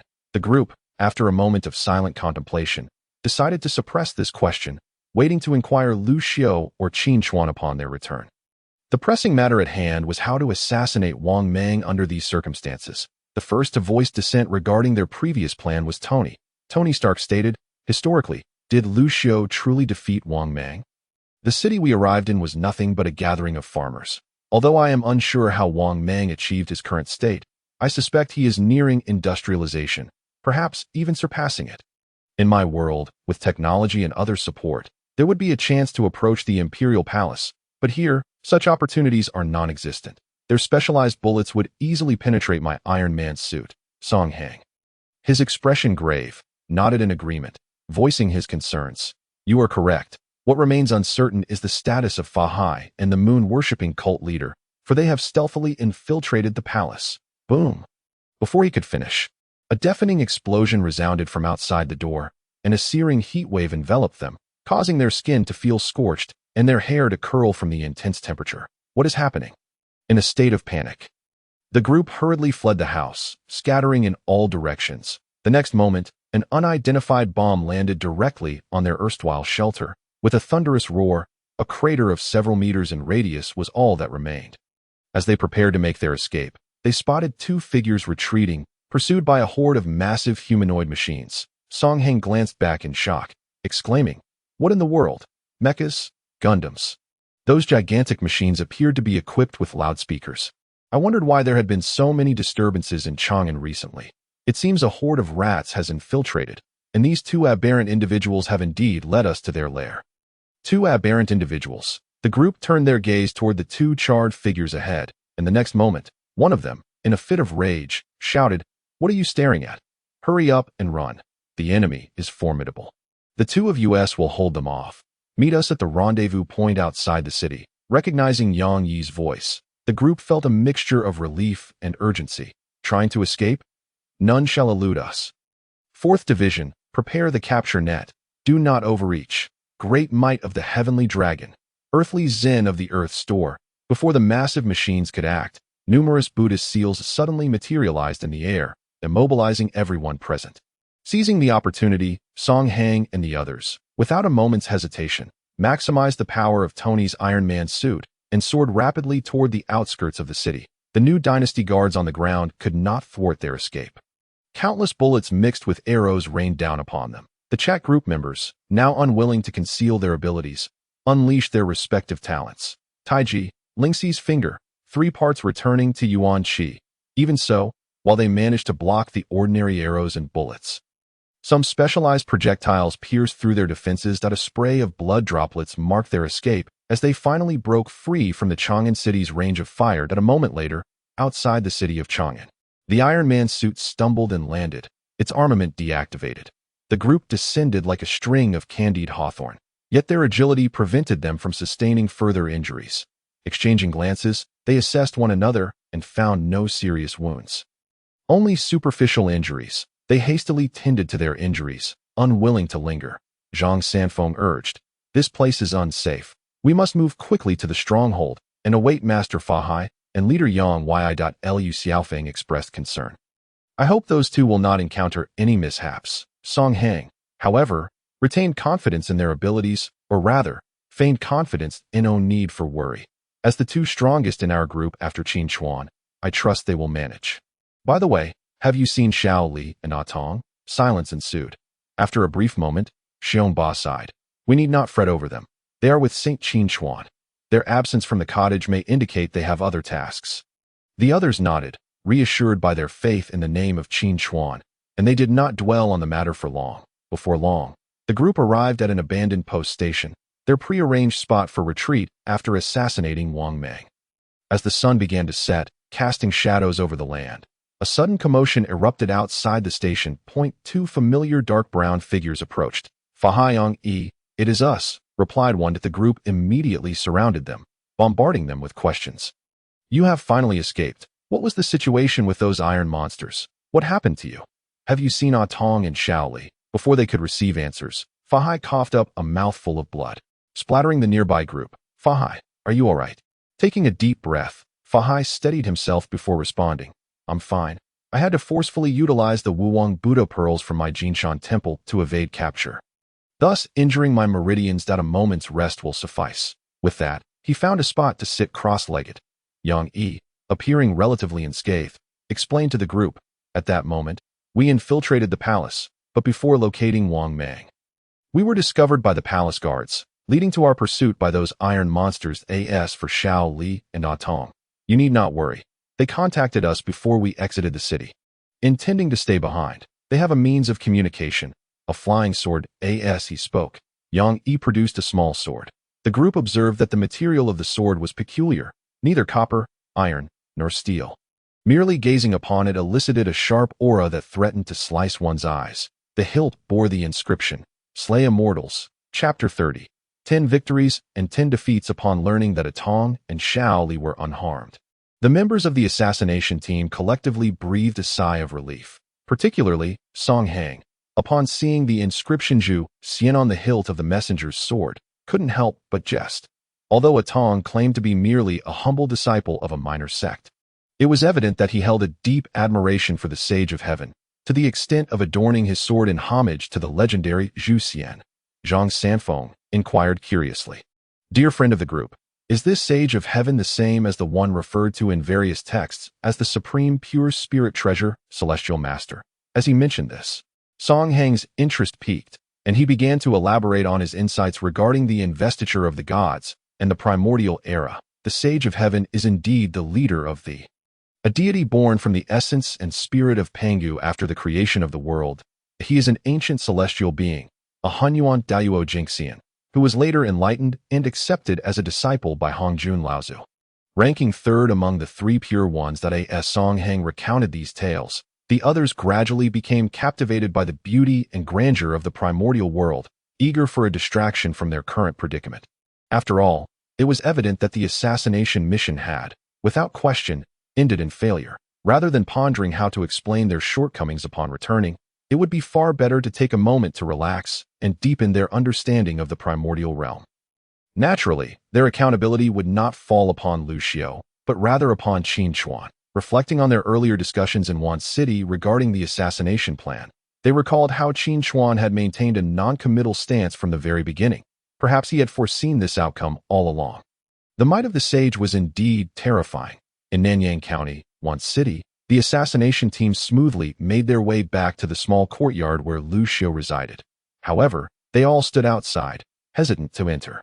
Exchanging glances, they silently urged one another to take the first step, yet none among them were foolish enough to do so. Enter? What a preposterous notion, although they had shared laughs along the way. The thought of facing Qin Chuan left them all feeling apprehensive, As time ticked by, they were finally interrupted by Qin Chuan's languid voice from within the courtyard. Are you all standing outside as gatekeepers? Since you have returned, why not come in promptly? With that, they shuffled inside, albeit reluctantly. Lu Xiao emerged just as they entered, and upon seeing their disheveled appearance, he was taken aback. Is the assassination not going as planned? Although they had tended to their injuries during the journey, it was evident that their methods were far from professional. The contrast to their initially carefree demeanor was stark, leading Lu Xiao to ponder if he had been overly cautious in his approach. Hence his inquiry. The assassination team did not respond to his remark, their gazes cautiously drifting past Lu Xiao and into the courtyard. Song Heng asked, "Is Qin Chuan present?"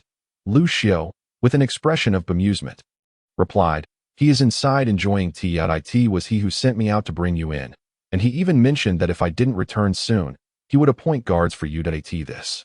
The faces of Song Heng and the others turned ashen, akin to someone suffering from constipation. Ultimately, it was Xiong Ba who could no longer contain himself. "What are we afraid of? The dead face the sky. Can a sage truly devour us?" With that, he pushed past Lu Xiao and strode boldly into the courtyard. The others, seeing his resolve, gritted their teeth and followed suit. Before long, beneath the grand banyan tree in the courtyard, they beheld Qin Chuan and Yingzheng leisurely sipping tea. The boldness Xiong Ba had displayed at the entrance seemed to evaporate upon their arrival, leaving him utterly lacking in bravado. Qin Chuan silently savored his tea, while the others remained as silent as the grave, too intimidated to interrupt. Yingzheng observed the peculiar atmosphere, perplexed by the tension that enveloped the group. The stillness persisted for what felt like an eternity until Qin Chuan set down his teacup. "What is this? You all, who were once brimming with confidence, now resemble wilted eggplants. What has happened?" The group fell silent. After exchanging glances, it was finally Song Heng, the leader of the group, who stepped forward. "Great One. We were mistaken. From the very beginning, we should not have underestimated our opponent. That we have shown disdain strategically and in tactics." Qin Chuan interrupted. "Enough. Such words are not befitting of you. You need not be so hard on yourselves. I do not intend to place blame upon you." Hearing this, the group collectively exhaled in relief, but the moment was short-lived as Qin Chuan continued. "Nonetheless, the task must be accomplished. The face you have lost must be regained by your own efforts. I understand this may pose some difficulties for you, and I can offer a modicum of assistance." With that, Qin Chuan rose and departed, leaving the others to ponder in silence, while Yingzheng hurriedly tidied the tea set on the stone table. Now, with the assassination plan in ruins, their only recourse lay in defeating Wang Mang on the battlefield. Yet, such a feat was far from simple, given the disparity in combat strength between Lu Xiao and Wang Mang. A mere glance could lead to utter annihilation. The gap between the two sides was as absurd as that between primitive tribes wielding spears and shields and a modern army fully equipped with firearms.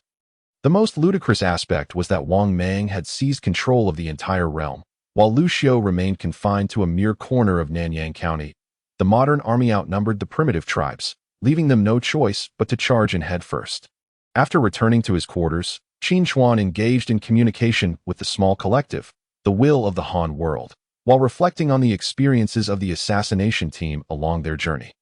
Firstly, it was uncertain whether Wang Mang from the original world was a time traveler, but there was no doubt about the existence of this vast world, perhaps even one endowed with a golden finger. Otherwise, achieving industrialization in such a feudal society would be nothing short of a fantastical notion, while it appeared that this industrialization was not entirely complete. Seemingly following the path of steam civilization, it was sufficiently advanced to deliver a dimensional blow to the people of the Han world.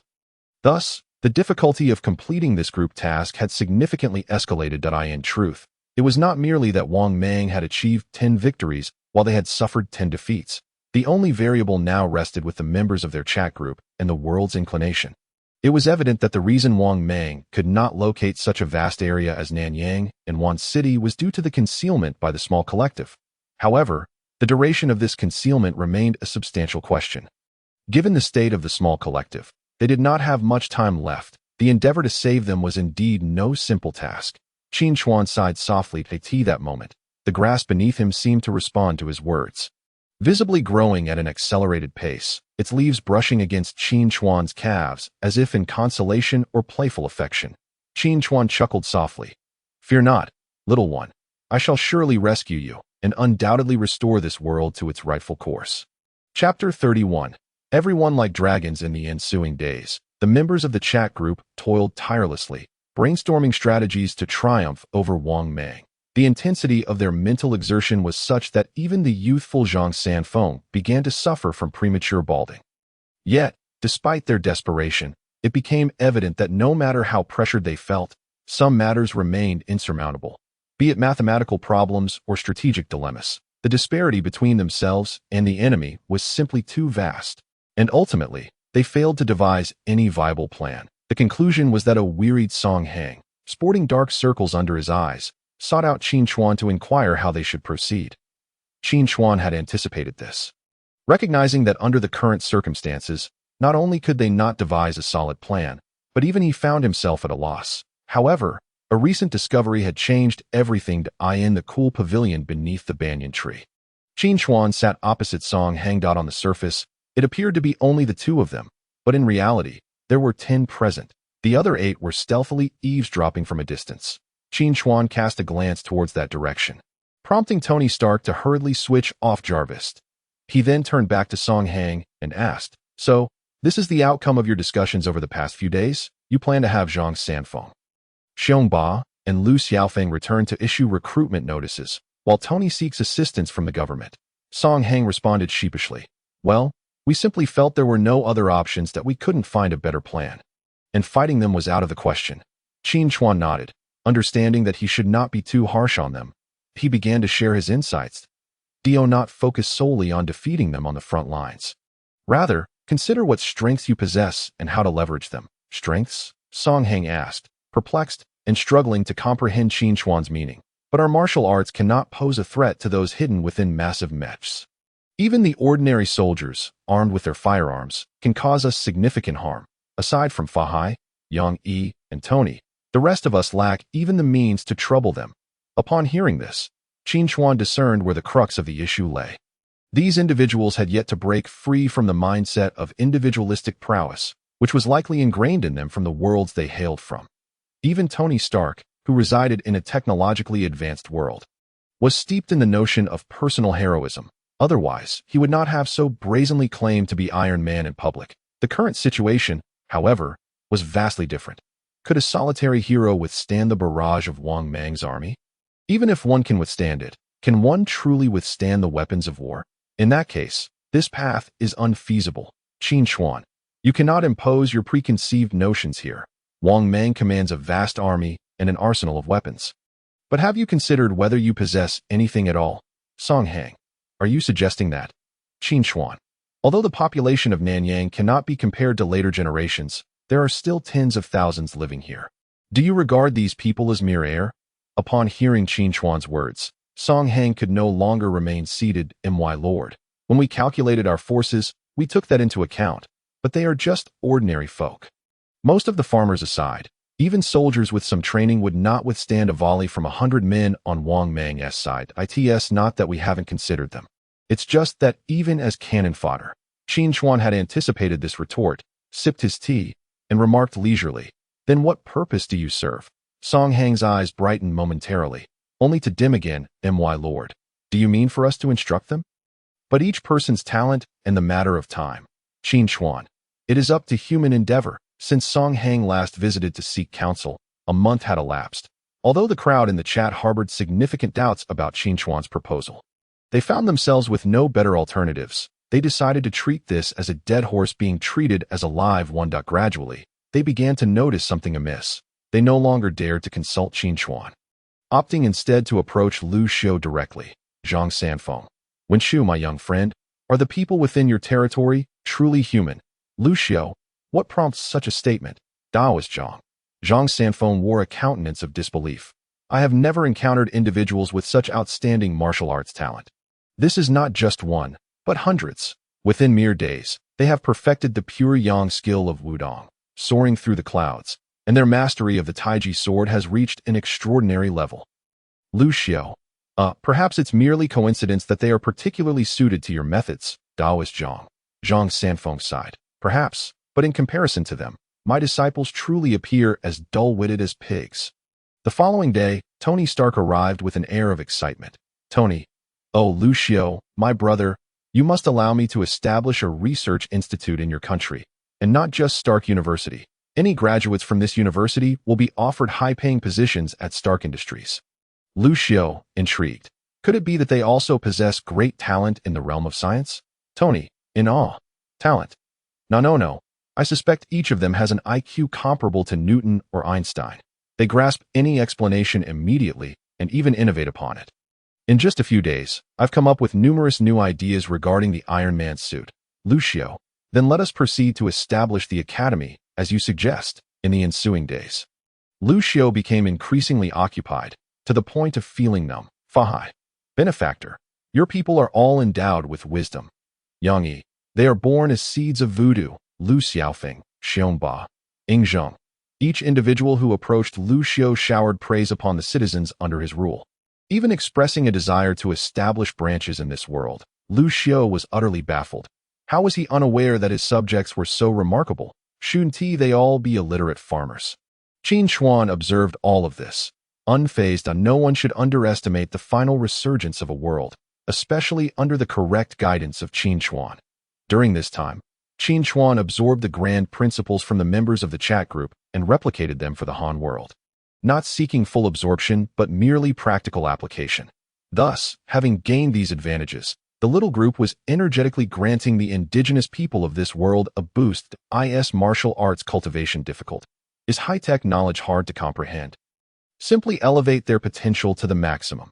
Even if they do not understand, there will be divine instructors in their dreams. If 1's power cultivation stagnates, just around the corner in 1's vegetable patch, one can find spirit fruits that enhance power. Even if 1's IQ is insufficient, fear not. The world's principles will assist in analysis, offering simple, one-click operations. Ultimately, this resulted in such a scene.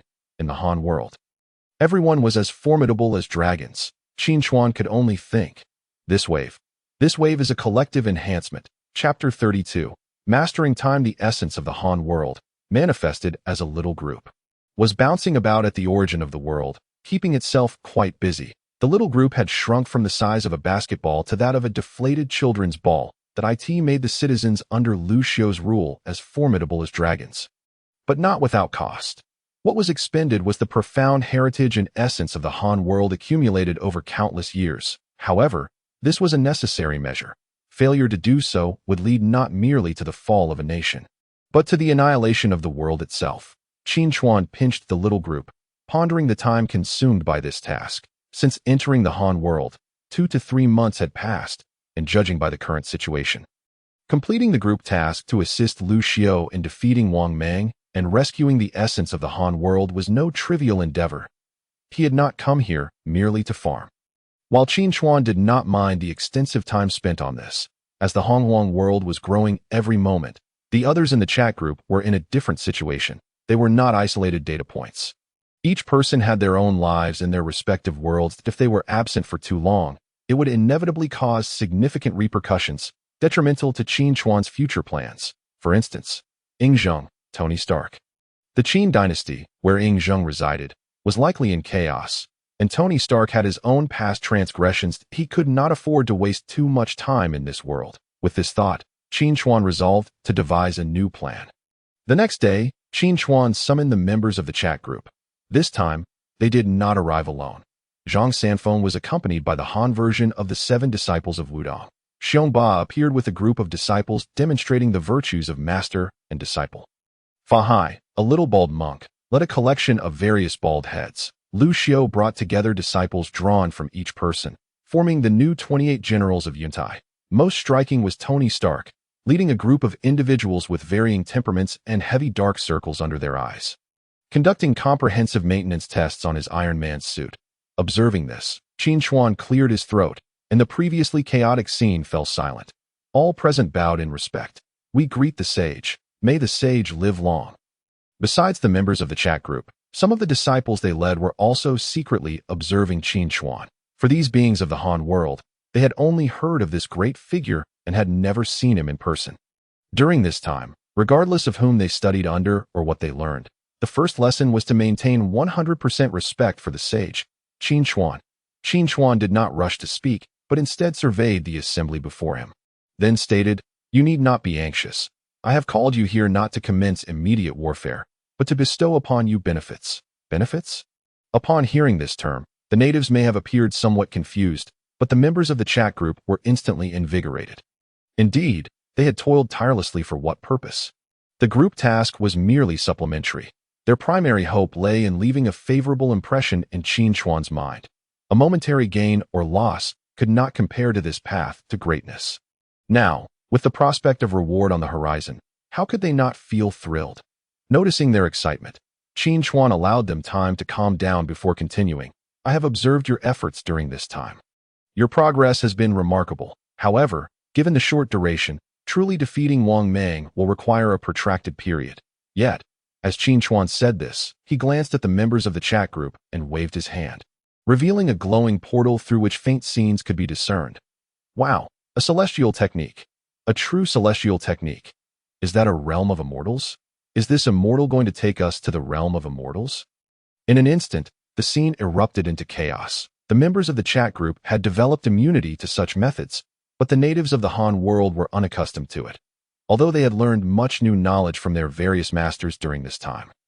It was all within their understanding. Now, with Qin Chuan's display, it could truly be described as unheard of. "Silence," Song Heng called out, then turned to Qin Chuan, filled with hope, and asked, "My lord, what is this?" "Qin Chuan, it is merely a newly opened time-space cave. You may consider it a special semi-plane with a different flow of time." Fahai was the first to awaken to the realization. "My Buddha, do you mean to say that we can control time?" Qin Chuan nodded. "Precisely. I have adjusted the flow of time within. 1 day outside equates to 1 year inside." Indeed, the crowd was astonished, all recalling the legends of a day in heaven equating to a year on earth. Qin Chuan addressed the indigenous people of this world. "Lacking sufficient time for growth, I grant you ample time to develop. I hope you will not disappoint me. Rest assured, we shall not fail to repay the immortal for opening this realm." Vanquishing treachery and eliminating Wang Mang, Qin Chuan nodded, then turned his gaze towards the members of the chat group. Among them, Tony Stark appeared the most exhilarated, directly inquiring, "Boss, can we also enter this demiplane?" Qin Chuan affirmed. "Of course, however, I would advise against prolonged stays." The group collectively expressed confusion. Qin Chuan elucidated, "Firstly, you are from another world. Extended sojourns may lead to the dissipation of your own essence, rendering you unrecognizable to your original realm. Secondly, there is the matter of lifespan. You have yet to attain the realm of immortality, and your physical and mental states cannot endure indefinitely. There is no need for needless expenditure." Upon hearing this, the group understood, albeit with a tinge of regret. However, after lamenting, they marveled at Qin Chuan's extraordinary abilities. Goodness, he can manipulate time. Although they had previously heard that Xiao Li and Atong were retrieved by Qin Chuan from the River of Time, witnessing it firsthand was altogether different. Now, he had deftly wielded something that was universally perceived as eternal and immutable. The members silently mused. Perhaps this is what it means to be a true master. Nevertheless, despite their reservations, they were determined to explore this time-space cave. Did not the great Qin Chuan himself say, "As long as they did not linger too long, it would be fine"? Surely, spending a few days inside would pose no issue. In truth, even if they were reluctant, Qin Chuan would insist on their entry. After all, even the native inhabitants of the Han world would not achieve significant growth by merely secluding themselves. Only through the guidance of these pioneers could the process be expedited. For instance, entering once a day to address the accumulated issues faced by the denizens of the time-space cave over the past year, then emerging again. This posed no problem whatsoever. Chapter 33, Collective Cognitive Bias Wancheng. Outside the time-space cave, despite Qin Chuan's seemingly nonchalant demeanor, the effort expended in creating this cave had been monumental. Setting aside the initial development, given his prior experience with spiritual root caves, it primarily involved the expenditure of some origin points. However, once the matter of time was introduced, it transcended what could be resolved with mere origin points, whether in the primordial realm he governed or the Han world of the little dumpling. The laws of time were fundamental and robust. Distorting even a fraction was nearly an impossibility. Yet, while diagnosing the condition of the little dumpling, Qin Chuan unexpectedly sensed the influence of these laws. Wang Meng had precisely exploited the loopholes in this domain, transforming the impossible into the possible, propelling technology in this world into the steam age. This revelation was a delightful surprise for Qin Chuan, aiding the little dumpling to expel the root cause of her ailment. Qin Chuan unreservedly absorbed a fragment of the time law. This became the pivotal condition for establishing the time-space cave. Once this was resolved, the remaining tasks became manageable, with the little dumpling's assistance. The laws within the cave almost mirrored those of the Han world. Thus, the birth of the time-space cave was realized. Time flew by, and nearly a month had elapsed since the numerous native inhabitants of the Han world were ushered into the time-space cave. To them, it had been a month, yet for those within the cave, a full 30 years had passed. 30 years, in an era where the average lifespan during feudal dynasties was not long. 30 years could encompass the majority of a person's life, or even an entire lifetime. Do you know how they spent those 30 years? Well, some did, such as the members of the chat group, who carved out specific moments each day to enter the cave and impart knowledge to the last flicker of hope for the Han world. Initially, these individuals entered with a teaching mindset, but within a week, they had transitioned to a state of equal exchange. Now, aside from their slight edge gained from their experiences beyond the confines of their world, they were no longer at a distinct advantage in other respects. Today marked the day when the cohort emerged from the cave. Hongjun. The gathering today was significant, not only comprising Qin Chuan and the members of the chat group, but also a large assembly of local citizens from Nanyang.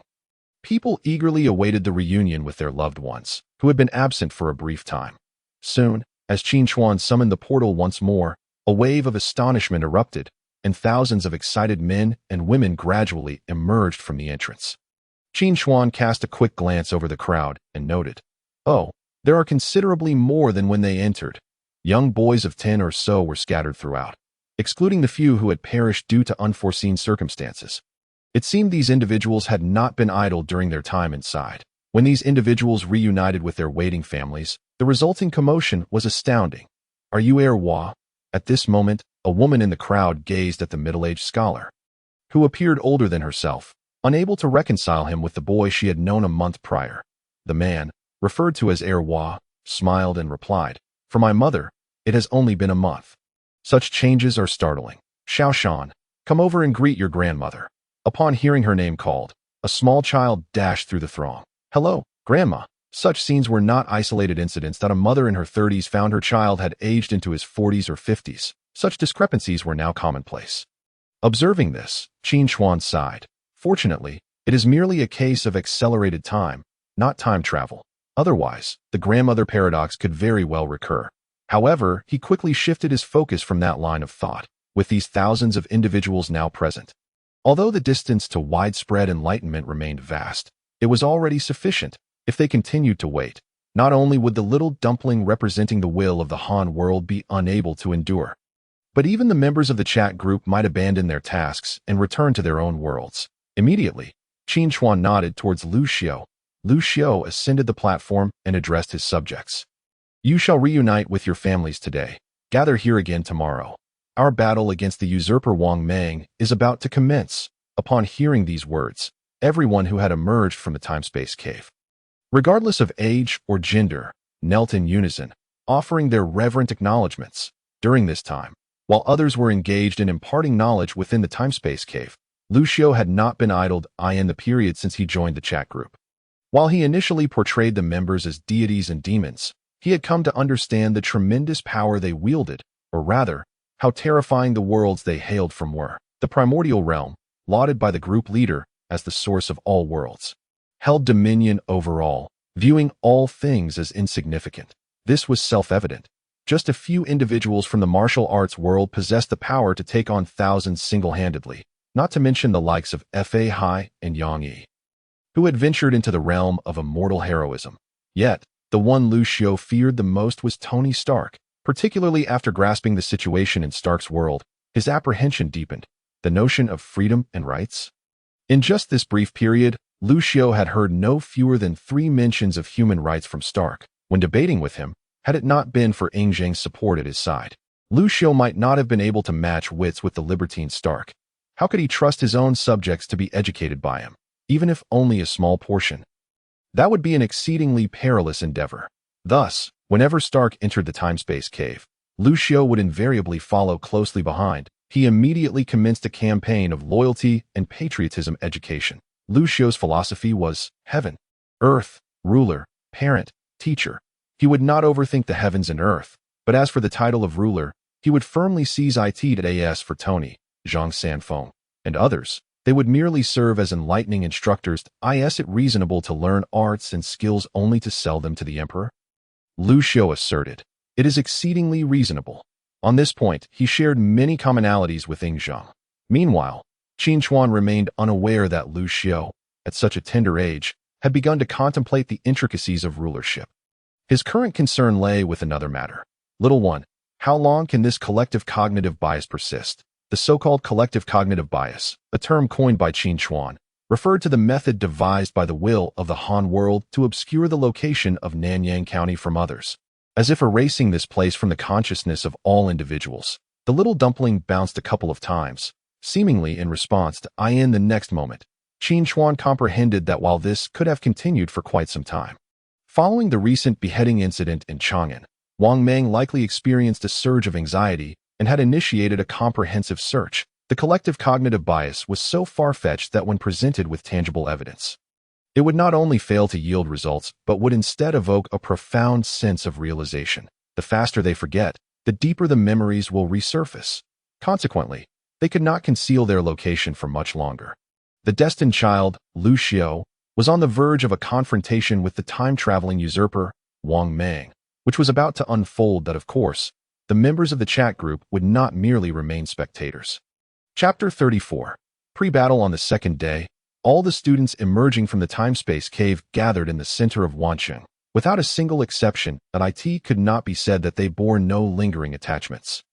But after decades of advanced education, their various perspectives had diverged significantly from those of the rest of the world. While conflicts might not arise in the short term, given enough time, contradictions would inevitably surface.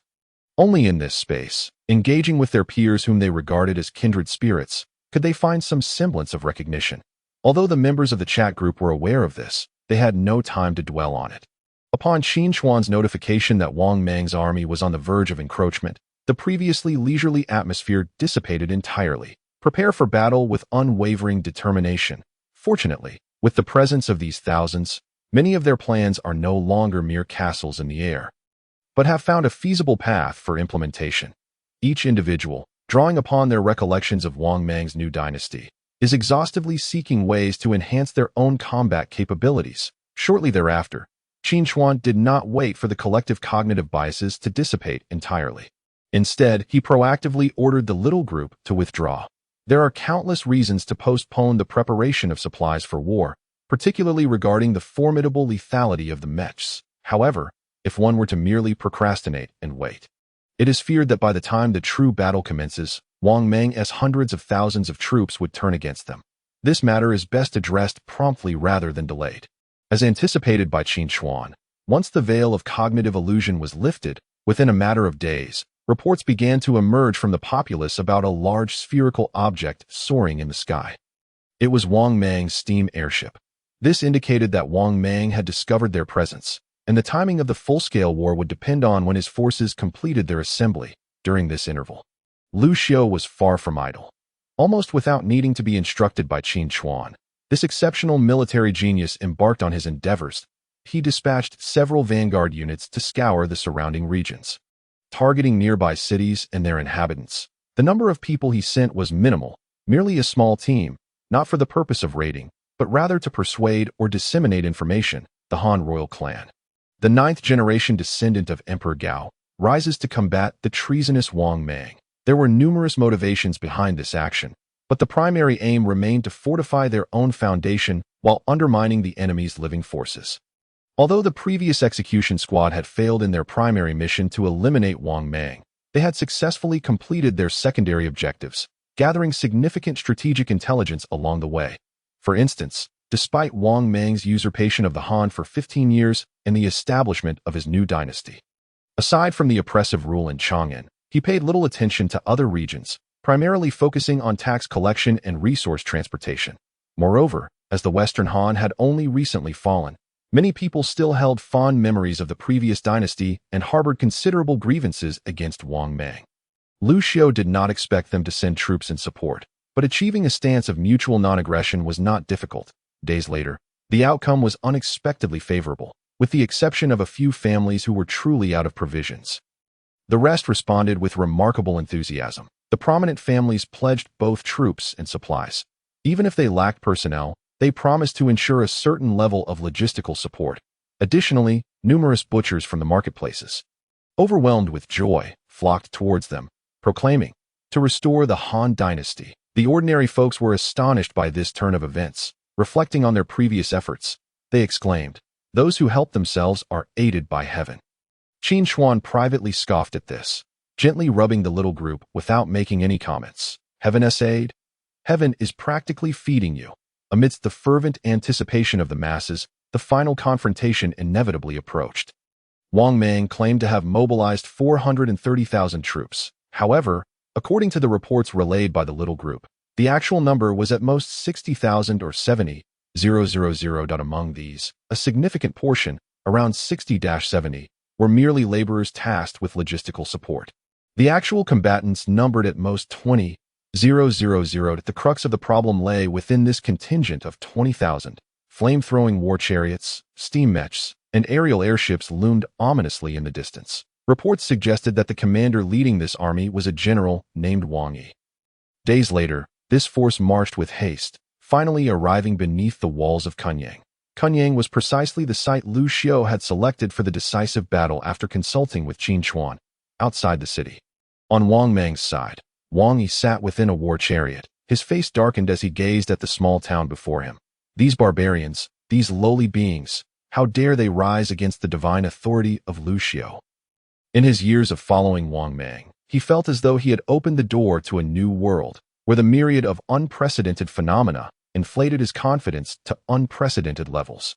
Now, the term barbarian in his mouth extended beyond those uncivilized folks to encompass the ordinary, uninspired populace of the Central Plains. If it were possible, Wang Yi would have eagerly commanded his war machines to obliterate the little town before him. Unfortunately, fate was not on his side. With a grim expression, Wang Yi inquired, "What is the situation within the camp?" A deputy at his side produced a ledger and reported, "Over 1,000 have perished from illness, and 30% of the soldiers are suffering from gastrointestinal distress due to the unfamiliar environment. With over 100 afflicted by venomous bites that it appears they cannot be saved. General, morale within the camp is low. We must take a moment to regroup." Damn it. Wang Yi slammed his palm onto the seat, ultimately shouting in frustration, "Send orders to set up camp immediately. We shall commence the siege at dawn. Once the city falls, we will not sheathe our blades for 3 days." The deputy hesitated. "General, His Majesty has repeatedly stated that our numbers are too few, which is detrimental to our strategy, the act of sacking a city." Wang Yi shot him a cold glare. "Are you instructing me on how to conduct my affairs? I dare not. I shall relay your orders at once." Meanwhile, within Kunyang, Qin Chuan observed the distant encampment and posed a question to the little group. "Have you conjured up some mischief again?" The little group replied, "Bouncing, bouncing, bouncing." Qin Chuan promptly restrained this hyperactive child, feeling the messages emanating within him. Remaining speechless for quite some time, he regarded the little group with a peculiar expression. Contemplating whether retreating the defensive city several hundred miles would result in Wang Mang's forces being annihilated en route. Fortunately, he only entertained this thought. If it were that easy, the esteemed little group, as the embodiment of the Han dynasty's will, would not be constrained to this small patch of land in Nanyang. Qin Chuan mused that external factors had already pushed the little group to its limits. However, the events of the following days revealed to Qin Chuan that limits. No, they are far from it. Late at night, at the encampment outside the city, countless glowing eyes surrounded them. As the saying goes, to ascend and survey the vastness. Those within the camp had yet to notice the peculiar scene, while the sentinels atop the walls had already taken note of this strange occurrence. The impending battle rendered the chatting populace restless. Upon learning of the news, they hurried to the city walls. Fa Hai observed intently, utilizing his extraordinary Buddhist insight to gain a clear view of the distant happenings. Those appear to be wild wolves. Chapter 35. Animal Crossing. Qin Chuan quietly patted the little group, who was trying to elicit praise, affirming Fa Hai's observation. Indeed, they are wild wolves. However, there is more to it. Bai scrutinized closely, inhaling sharply in astonishment. Poisonous snakes, venomous insects, lions, and even rhinoceroses. Song Heng could not help but scoff. What on earth is this? Is this some kind of animal crossing event? Fa Hai, with a serious demeanor, glanced at the gathering poisonous snakes and murmured, I fear otherwise. These beasts come with ill intent. Ill intent. The worse, the better, as long as they are not coming for us, Lu Xiaofeng remarked, chewing on a blade of grass, his beard appearing increasingly unkempt after such a long time without grooming. However, his words prompted the others to recall something, and they all cast peculiar glances toward Lu Xiao, the son of destiny, truly terrifying. Only Qin Chuan remained silent, smiling wryly. Destiny, your heaven is currently in my arms, acting cute. As they pondered the purpose behind this gathering of wild animals, the next moment, as if receiving a command, they all advanced toward the military camp in unison. The encampment, stationed outside the enemy's city, certainly maintained sentries. However, these guards lacked the keen eyesight of the chatting populace. Even at close range, they could only discern the glowing eyes of the wolves, let alone the other creatures, despite being startled by the peculiar sight outside the encampment. They did not feel overly fearful that in ancient times, encountering oddities during a march was not uncommon. They surmised that this was a gathering of wild animals and paid little heed. What a joke. They had encountered ghostly flames before and were not intimidated by these beasts. Under normal circumstances, even the most dangerous animals would tend to avoid large crowds unless they perceived a direct threat. Thus, the sentries merely heightened their vigilance slightly, documenting the scene without even reporting it. However, this situation was likely to prove different from their expectations. Initially, the wolf pack did not rush into an assault. Just as the guards exhaled in relief, they suddenly felt a chill at their necks. Several sentries exchanged terrified glances, raising their fingers, yet not a single word could escape their lips, moments later, confirming their demise. A few brightly colored poisonous snakes slithered away from their lifeless forms. This was indeed the handiwork of Qin Chuan. Upon discovering the little group's antics, he inquired about their plan, to which the little group retorted, Isn't it simple? Just charge in and bite anyone we see. Their bites are quite painful. Qin Chuan, feeling helpless, had little patience left to discuss tactics with this foolishly endearing creature, and instead took direct control over these fierce beasts. This was Qin Chuan's first experience with such a task. After all, in the current wilderness, the predominant beings were the innate deities, and he had never before had the opportunity to manipulate these mentally deficient animals. After a brief period of acclimatization, he commenced his strategic deployment. Charging headlong in a battle would be the most foolish approach, as it would inflict minimal damage on the enemy and could potentially result in the annihilation of his own animal army. The first crucial step was to infiltrate and eliminate the sentries responsible for guarding the perimeter. Only then could the main assault commence. With the demise of several sentries, the remaining tasks became significantly easier. As countless serpents and insects infiltrated the various tents, a chilling atmosphere enveloped the camp. The tents that were breached emitted nothing more than muffled grunts, followed by an eerie silence, just as Qin Chuan nearly believed this war could be resolved so effortlessly. The inevitable occurred. A snake. What is that? Get up! Everyone, up! Attack the camp! Attack the camp! As the first cries of alarm rang out, the entire military encampment erupted like a boiling cauldron. Countless soldiers awoke from their slumber. Bewildered, though they could not comprehend the situation, they were undoubtedly fortunate, as many others would never awaken again. Upon realizing this grim truth, the soldiers immediately fell into a state of panic. Even though the small group had summoned serpents and insects from 100 miles around, their numbers were still limited, and the potential for lethal harm was even less. After all, there was no vast valley of serpents nearby. Once the soldiers became wary, it was unrealistic to expect a repeat of the earlier ambush. However, Qin Chuan had never anticipated that these venomous creatures would create a significant impact. Achieving such splendid results was already an unexpected triumph. What awaited them next, however, was the real main course, with a ferocious roar of a tiger. The impatient regular army that had long been waiting outside the encampment formed ranks and charged toward the camp. A few rhinoceroses, whose origin was unknown, led the charge, followed closely by razor-toothed wild boars, and then came the giant bears. Majestic lions, fierce tigers, and the most numerous, the wolf pack. In an instant, the entire camp was engulfed in the terror of the coordinated assault by the beasts. Countless casualties ensued as soldiers were trampled, bitten, crushed into pulp, or even devoured whole. The horrific scene greatly unnerved all the soldiers in the camp, pushing them to the brink of collapse. That moment, a commanding voice rang out. Everyone, silence. Do not confront these beasts head-on. Return to your tents, arm yourselves, and prepare for a volley of fire. As the soldiers scrambled, they witnessed a colossal armored giant, exuding steam, charging forward, its trumpet gun dispatching several large ferocious creatures in quick succession. Upon witnessing this, the morale of the troops stabilized, and they began to act according to orders. Meanwhile, Qin Chuan sighed, realizing that expanding their victory was no longer feasible. However, in light of the devastation witnessed in the camp, there was little to be dissatisfied about. He promptly ordered the ferocious beasts to retreat in an orderly fashion. The soldiers in the camp could not pursue. Apart from the few mechs, anyone else who chased would merely be delivering themselves to slaughter. At this point, the legendary exploits of Wusong slaying tigers had yet to be told, and these soldiers naturally did not harbor the delusion that they could achieve the same, even with firearms in hand. Their insufficient numbers meant they could not strike vital targets, which would only provoke the beast's ferocity.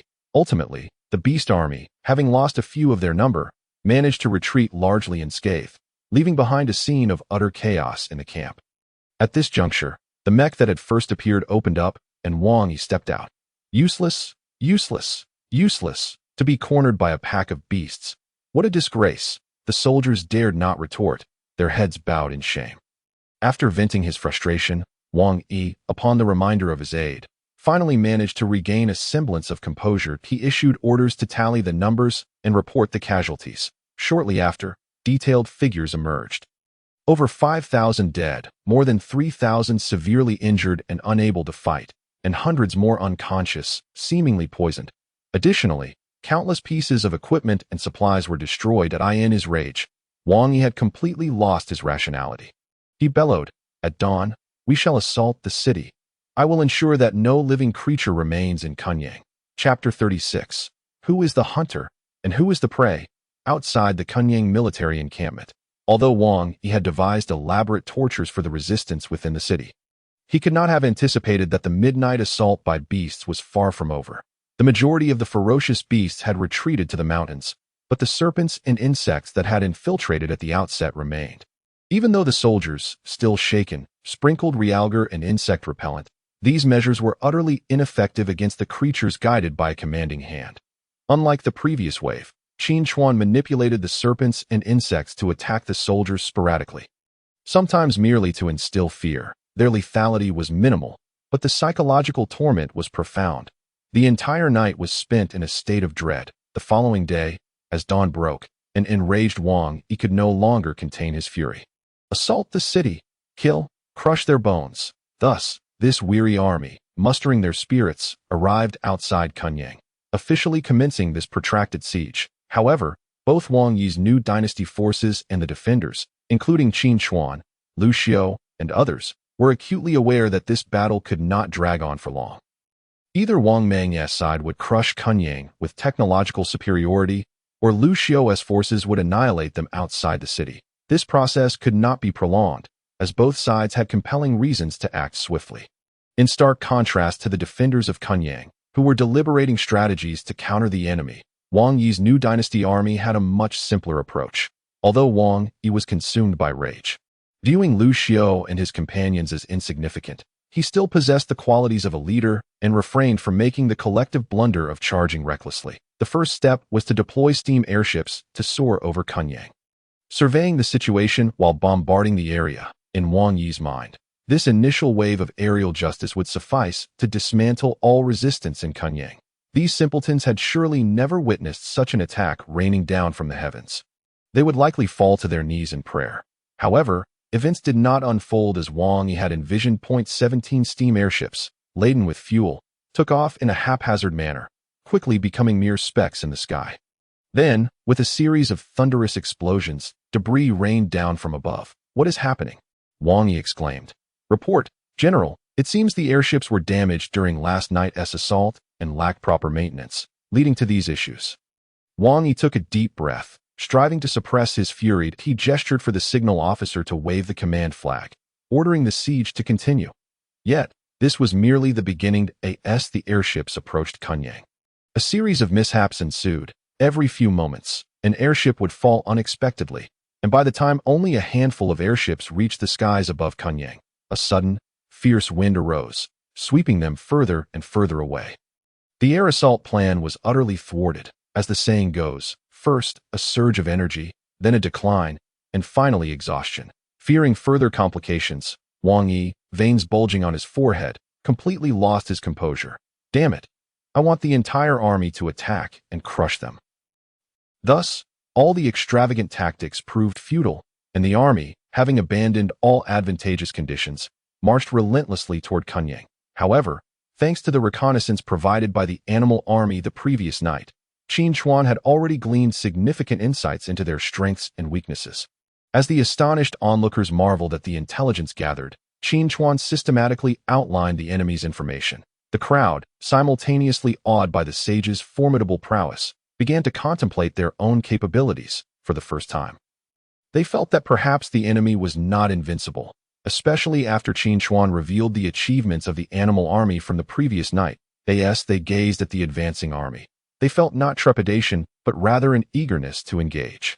However, with a series of explosive booms, their earlier overconfidence was swiftly dispelled. Observing the massive craters on the city walls, they finally comprehended the magnitude of Qin Chuan's accomplishments. Lu Xiu once again bowed deeply to Qin Chuan, then turned to the other defenders and onlookers. Everyone, we have now reached a critical juncture. The sage has done so much for us. It is now our time to shine that we all vow to defend Kunyang to the death. We vow to defend Kunyang to the death. Lu Xiu's words, though not particularly fervent, ignited a passionate fervor among the thousands of soldiers defending the city, as if they had been invigorated by some unknown force. Soon enough, the enemy's siege troops were upon the city. According to the prearranged strategy, everyone concealed themselves behind the thick walls, refraining from revealing their positions, primarily due to concerns over the formidable ranged firepower of their adversaries. However, it quickly became apparent that such apprehensions were entirely unwarranted. The previously overwhelming fire suppression dissipated like a fleeting wave, vanishing in an instant, and even from the enemy's position, one could witness the billowing black smoke of explosions.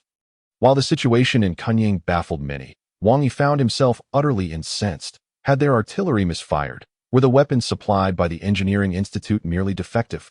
The crowd remained silent, utterly unable to make sense of the situation. Echoing an ancient sentiment, they were utterly bewildered. Morale plummeted into the negatives. The misfortunes encountered along this path only intensified the sense of malevolence, and at that moment, numerous individuals began to reconsider their resolve. Had it not been for the ruthless discipline enforced by Wang Yi's execution squads, it is likely that these soldiers would have fled en masse, perhaps even defecting to Lu Xiu's side without hesitation. Recognizing the need for decisive action, Wang Yi ordered the Flying Swallow Army.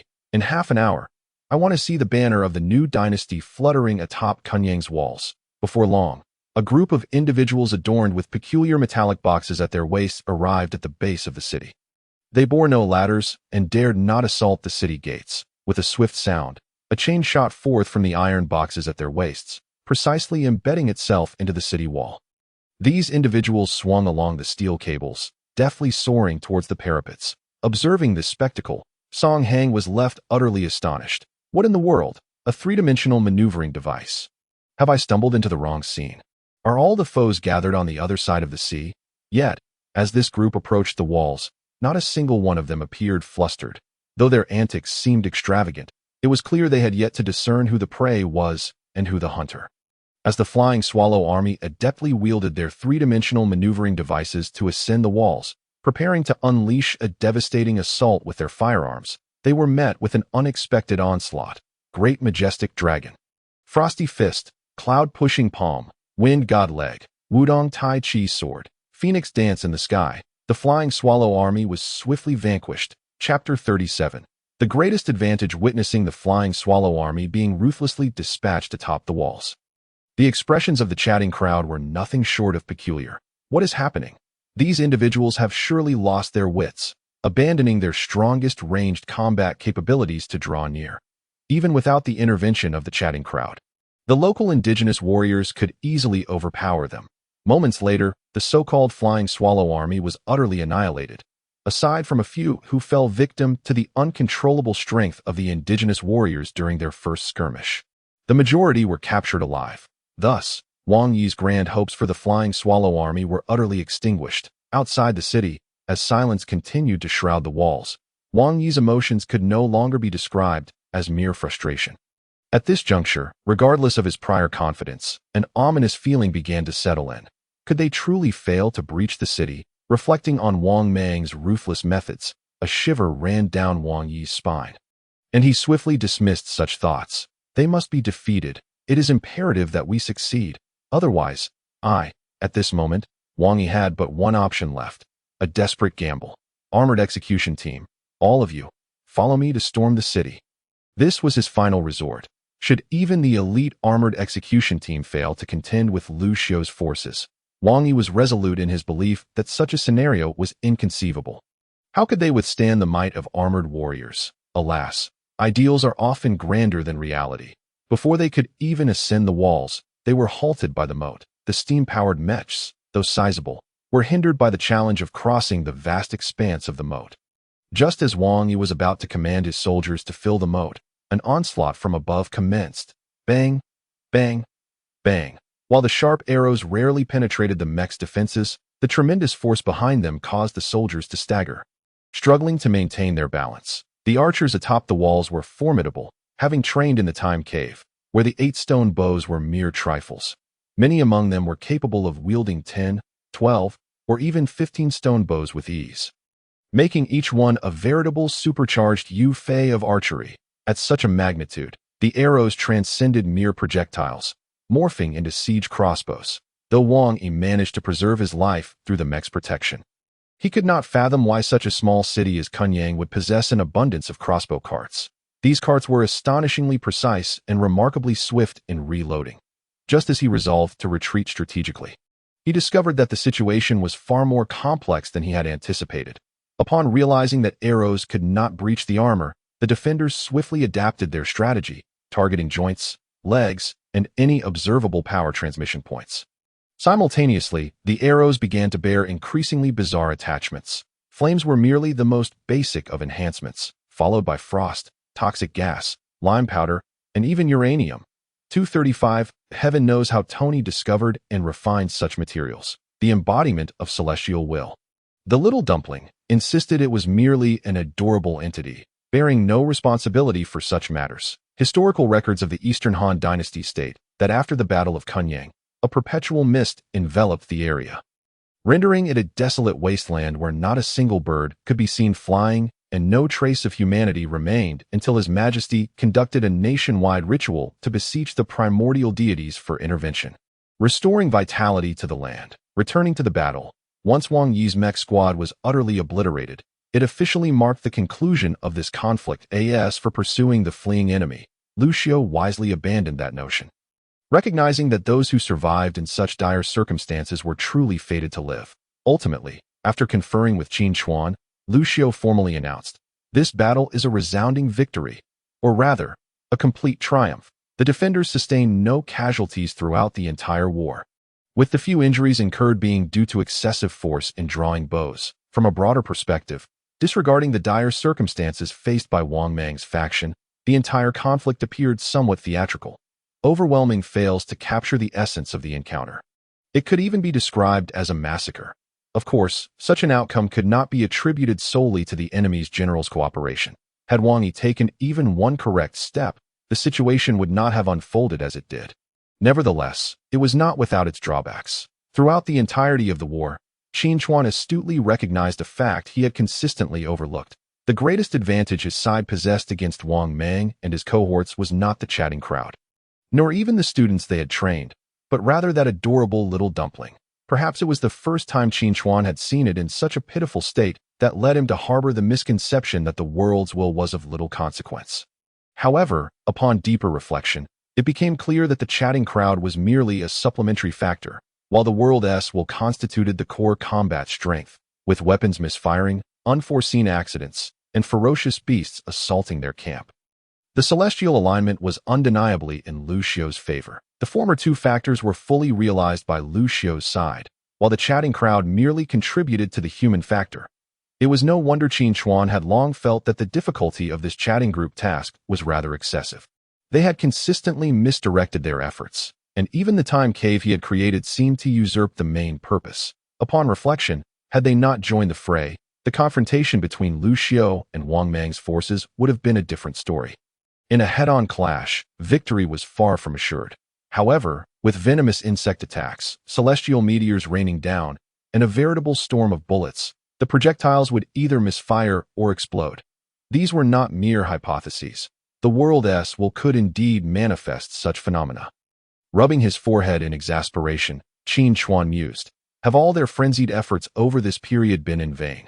Through this experience, Qin Chuan came to understand that sometimes one must not overestimate their own importance. The world would continue to turn, even in the absence of any individual. Well, of course, excluding the primordial realm.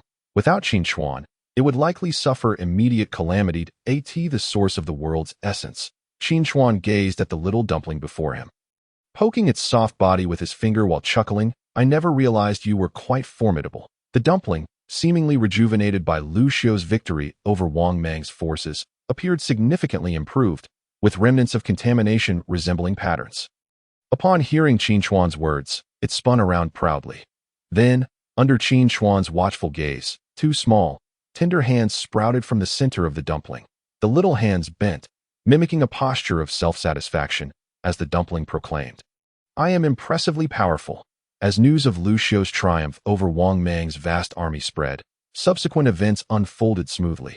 Although they marched forth lightly armed, with only a few thousand in their ranks, the number of supporters rallying from various regions grew exponentially. Wherever they arrived, the notion of attacking cities under the new dynasty's rule was simply non-existent, separated by dozens or even hundreds of miles.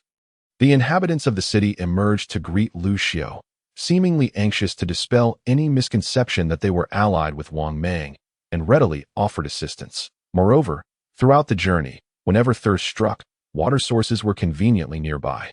And whenever hunger arose, righteous individuals provided sustenance. Even the scorching midday sun was shielded by clouds that appeared to materialize on their behalf. The observers in the chat group, witnessing this spectacle, remarked that they had never seen warfare conducted in such a manner throughout their lives. It wasn't until they reached the foot of Chang'an that they stood face to face with Wang Mang. Chapter 38. I am at odds with the world. Chang'an. As Lu Xiu's grand army arrived, the setting sun cast its golden rays upon all. As the saying goes, a fragrant aroma wafts through Chang'an, the city adorned in golden armor, gazing at the ancient capital within arm's reach. Lu Xiu couldn't help but reflect that it had been so long since his last visit to Chang'an for his studies, and he was left wondering about the changes that had transpired. Lu Xiaofeng remarked. You might be disappointed to learn that during our last visit, the city was in dire straits, with barely 1 in 10 households remaining, and the streets reeked of decay. Upon hearing this, Lu Xiu's excitement waned as he glanced at the people in the chat group and solemnly declared, this time, the removal of treachery is largely due to your unwavering support. If the esteemed elders wish to remain, once the new dynasty is established, I can bestow titles of nobility upon you, allowing us to govern the realm together. At this point, Lu Xiu seemed to be struck by a sudden thought, pausing briefly before continuing. Of course, Brother Tony, being perpetually busy, likely has no interest in this place. You've been away for so long. Your family must be worried. Tony, engrossed in analyzing recent oddities with Jarvis, caught wind of this remark and snorted in response. My family has long since passed. However, if you think I would want to stay here, you are mistaken. What is there to gain? The internet, fine wine, beautiful women. Acknowledging his own shortcomings, Lu Xiu sheepishly averted his gaze, looking towards the others as he awaited their responses. Among the chat group, Qin Chuan needed no further mention. Lu Xiu was acutely aware that his humble abode could not support such a deity. Thus his focus shifted to the others. When he spoke of conferring titles of nobility, it was not a mere whim, but a decision born of careful contemplation. Through their interactions over time, he had come to understand their personalities. Apart from a select few, None harbored an overwhelming desire for power.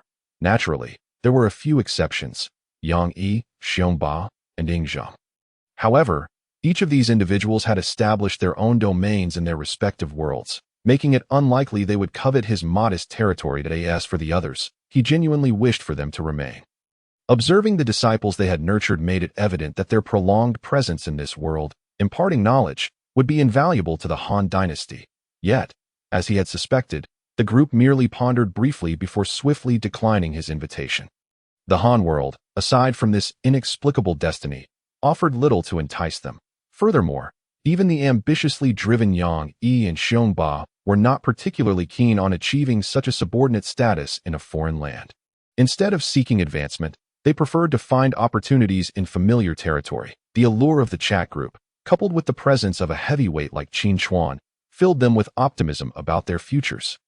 Ultimately, it was a remark that redirected their thoughts to the present. Song Heng interjected, "I say, shower, we haven't even conquered Chang'an yet, and you are already eager to reward merits. Isn't that a bit hasty?"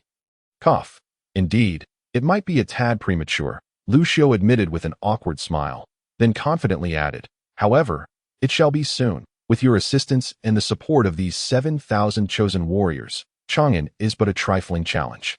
And Wang Mang, merely a footnote. At this moment, Lu Xiu was brimming with enthusiasm, and the others, seeing his spirited demeanor, refrained from dampening his enthusiasm, instead smiling and contemplating their respective plans as the mission approached its conclusion.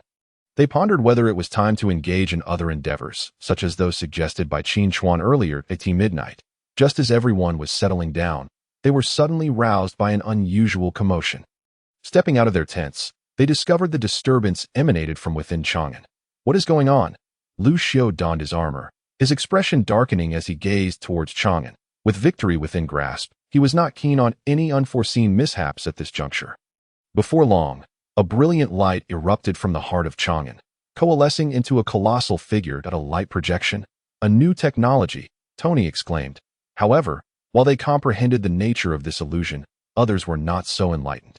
The 7,000 men led by Lu Xiu were relatively unperturbed, having received advanced education from the chat group, but the other followers were gripped by terror. Particularly, those who recognized the figure could hardly contain their fear. Is it a divine being descending? Could Wang Mang truly be a deity?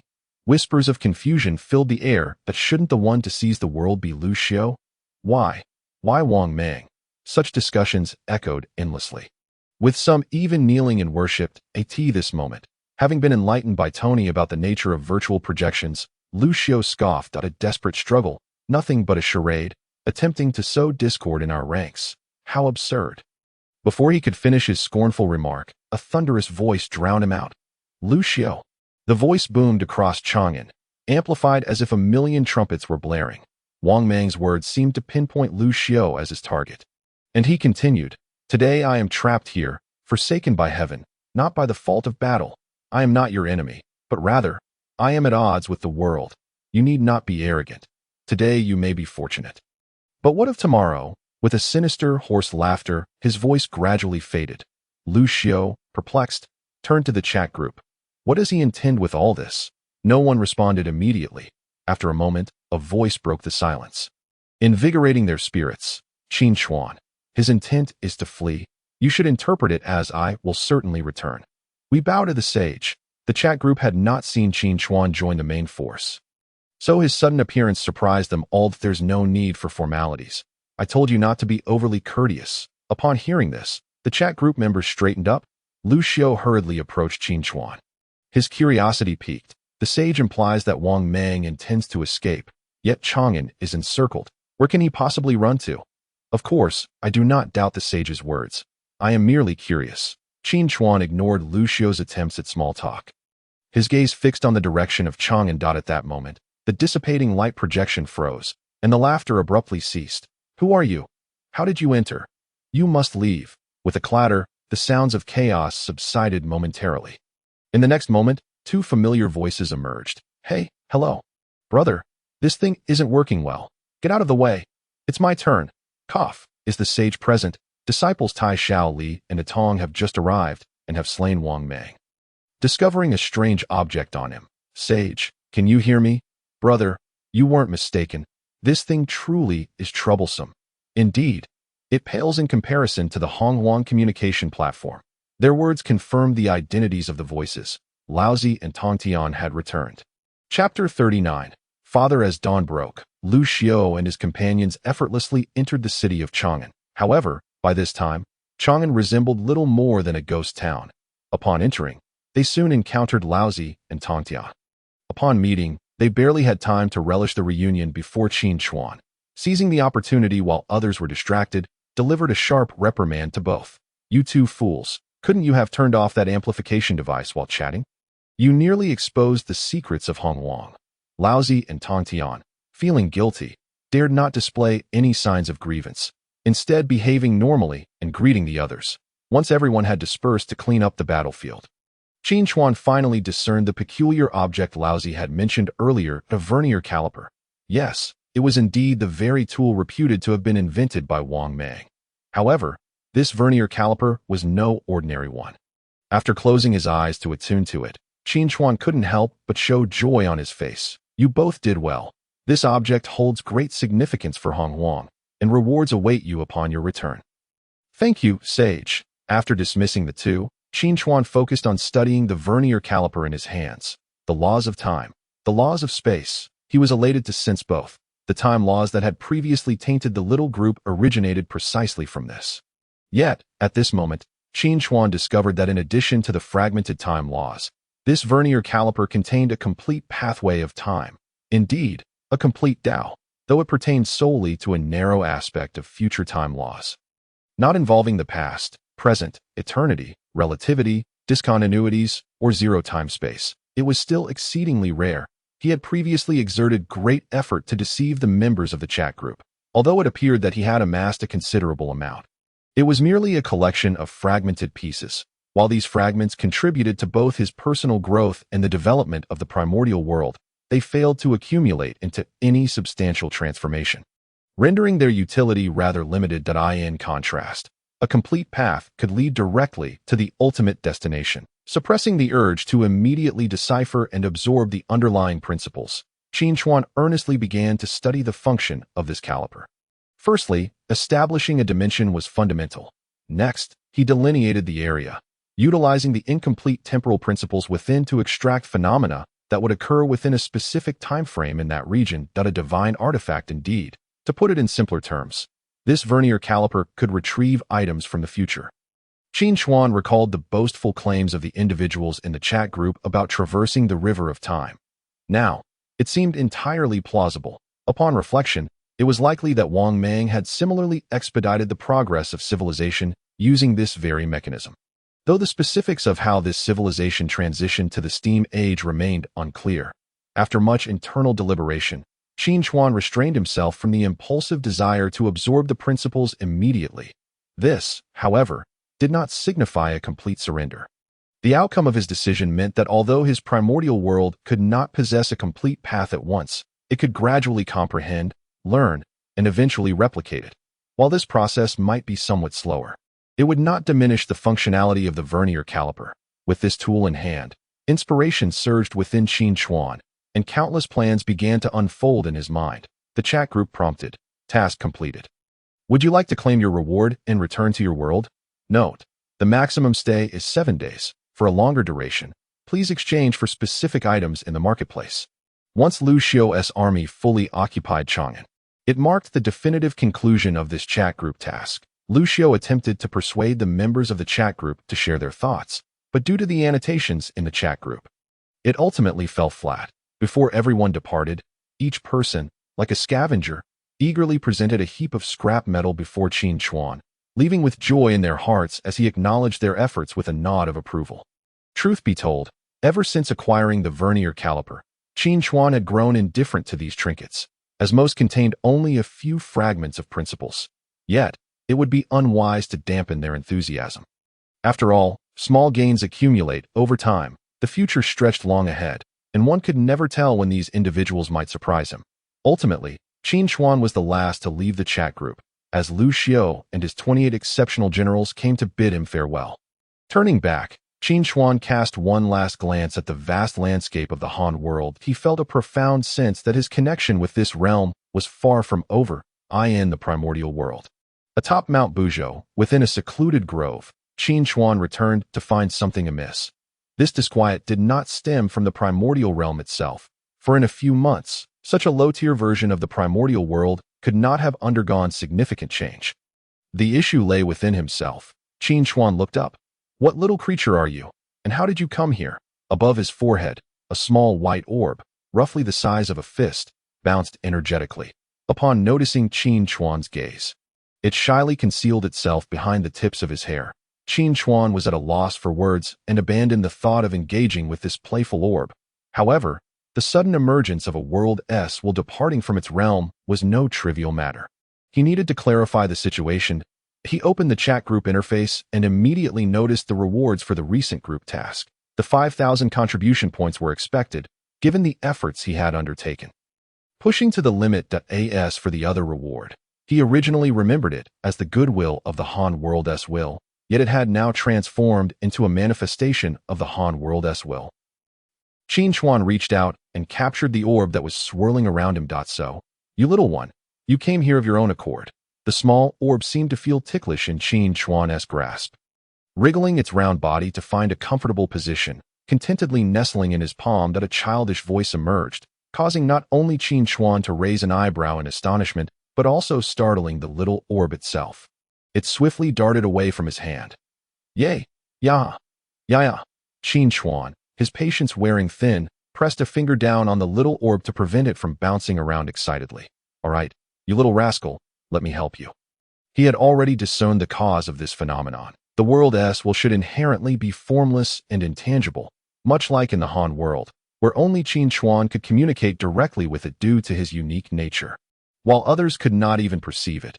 However, in the primordial realm, everything could take a tangible form, even a drop of water or a stone. This moment, the little orb had transformed from intangible to tangible. It could not only produce sound, but also be observed by others.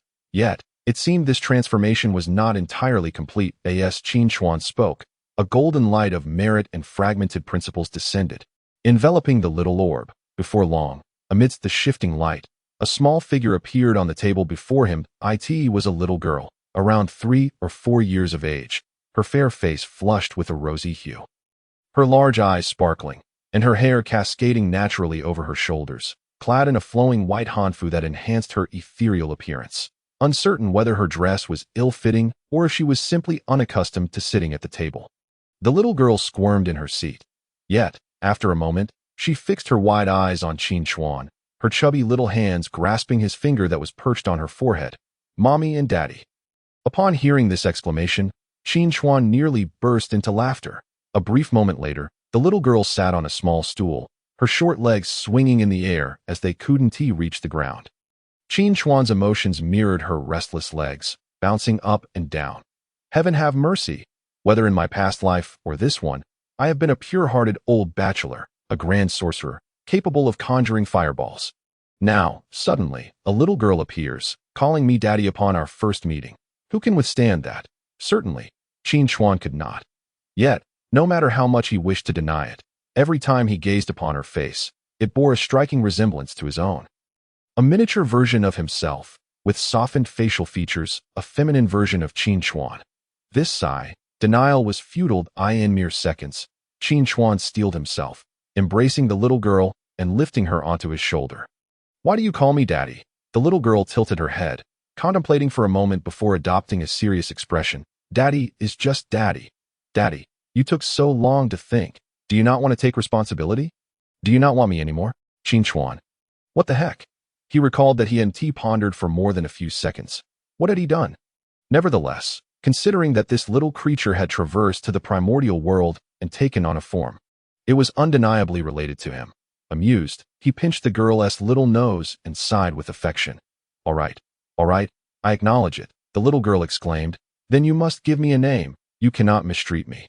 I can cook for you, help you farm. You must not trade me with other families' children. Okay. To prevent her from uttering any more shocking statements, Qin Chuan quickly interrupted. After all, as an embodiment of the Han World's principles, While this little girl appeared to be somewhat naive and even adorable, she had absorbed a wealth of world information over the years as the embodiment of heavenly will when it came to knowledge. Qin Chuan, as a low-tier embodiment of the primordial realm, was unlikely to surpass her as for naming her. Qin Chuan believed he possessed some artistic sensibility, so he would not resort to crude names like Little White or Dog Egg. For this girl, who was essentially akin to his daughter, he decided, "You shall be called Qin Han." Yes, Qin Xiaoan. Upon hearing her name, the little girl ceased her leg swinging, appearing to contemplate the name seriously. Ultimately, she nodded in satisfaction. As if in agreement with the name, Han in Chinese signifies nurturing and encompasses virtues, suggesting a person of character, refinement, and talent. Receiving her approval, Qin Chuan felt increasingly pleased with the name he had chosen. In the next moment, he energetically hoisted the little girl onto his shoulder, pushing open the door as he declared, "Come, let us go outside and meet others. Some big sisters and little animals that do you like that." Xiaoan, upon stepping outside, it was no surprise to find Yun Xiao still watering the flowers and plants in the courtyard. "Yun Xiao, come over and take a look." Qin Chuan waved to Yun Xiao, just as he was about to introduce his daughter when he suddenly sensed something was amiss.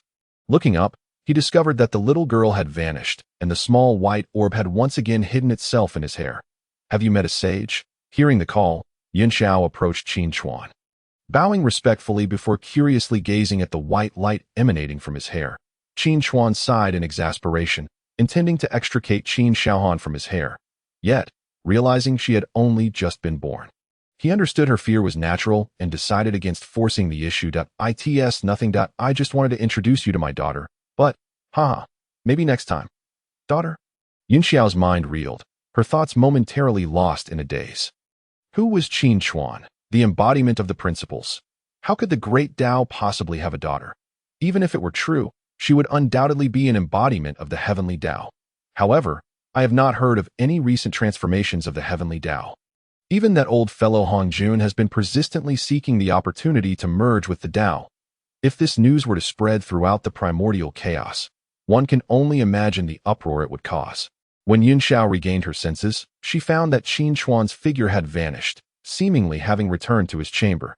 Inside the room, the familiar small stool could be seen, where two individuals, one large and one small, who bore a striking resemblance to each other, sat facing one another.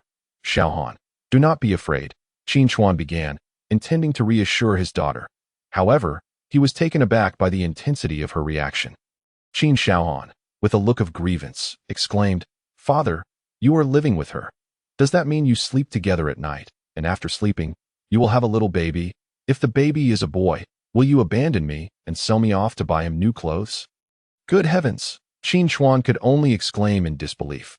This girl, despite her tender age, displayed a remarkable logic that was both tightly woven and astute. In mere moments, the topic had spiraled to a point where she speculated about his old age and how she would return to care for him once he was forsaken by his son.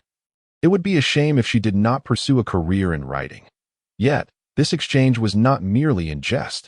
Whether it was her recent transformation or her concerns, they undeniably highlighted a significant issue.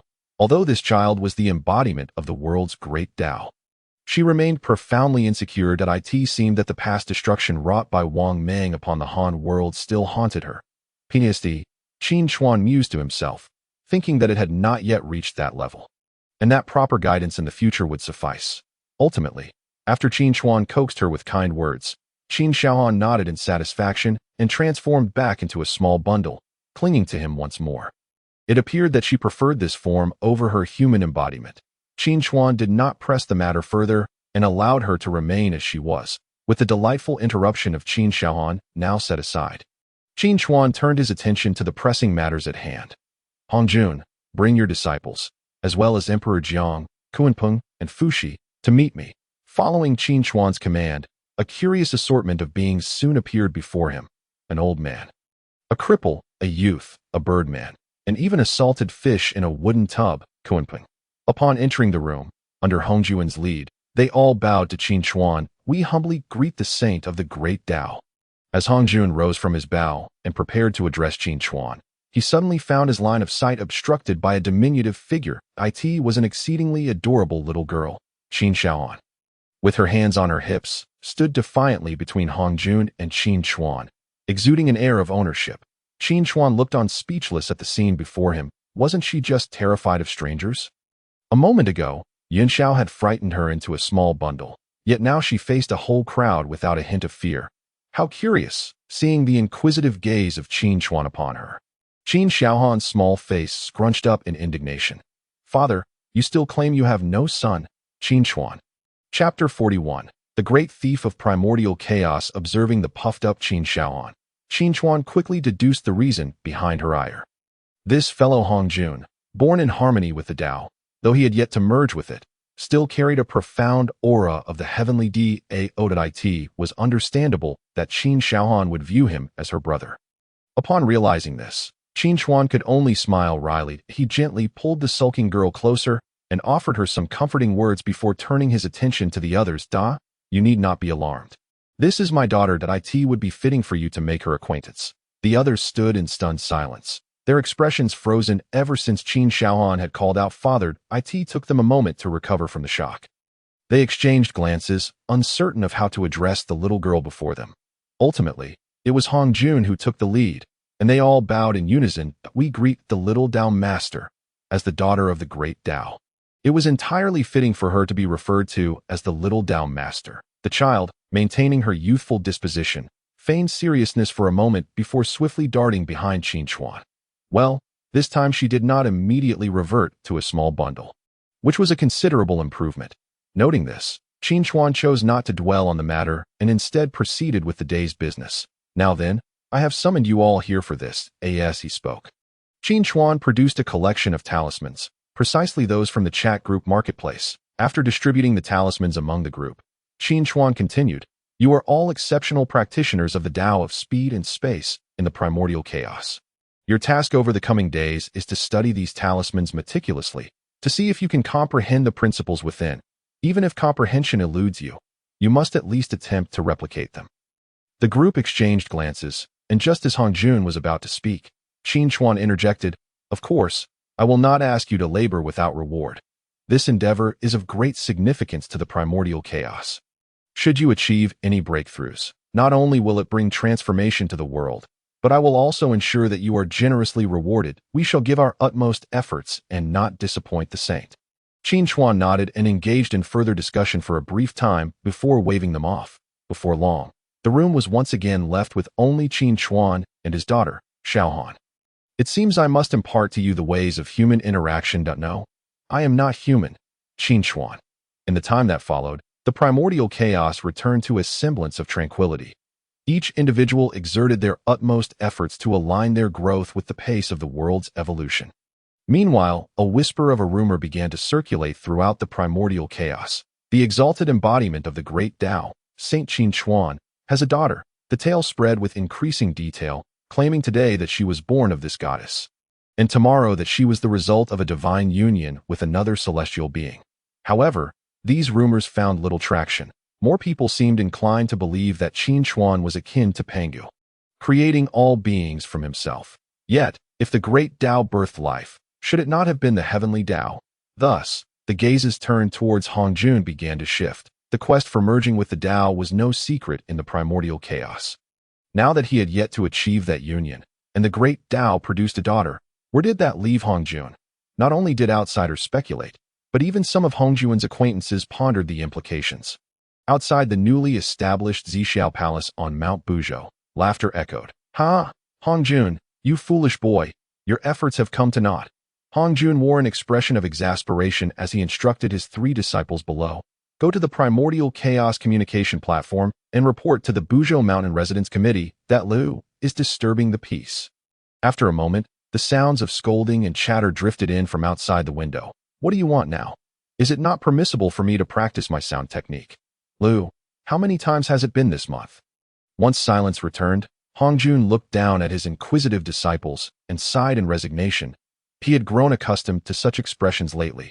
To think that even his own disciples would display such curiosity after having met the little Dao Master.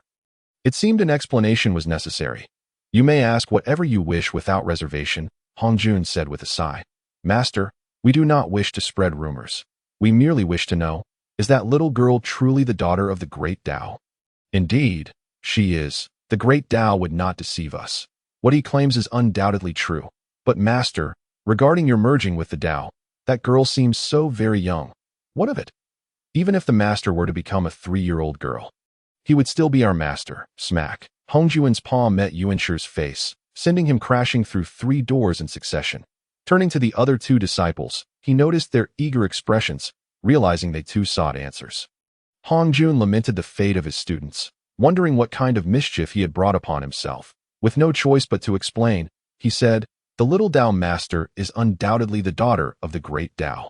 However, I can clearly sense that she is not an embodiment of the Heavenly Dao, but rather a completely unfamiliar principle. What you fear will not come to pass." Tongtian chewed his lip absent-mindedly, murmuring, "Oh, what a pity." Smack. Another hole appeared in the wall.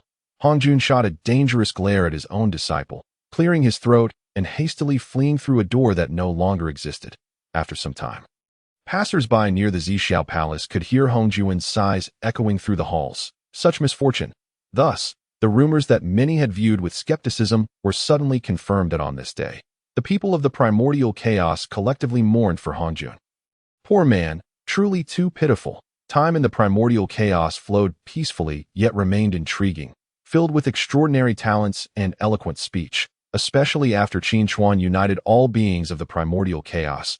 Buzhou Mountain could be deemed a bastion of simple virtue, where even fights and brawls were non-existent. In comparison, Gotham City and Anan Village paled in contrast. Yet, within this harmonious family, 2 notorious thieves emerged, inciting the wrath of both gods and men. They plundered and pillaged. They committed every imaginable sin. Strangely enough, the victims remained silent, even finding amusement in their plight. Is this a distortion of human nature or a decline in morality?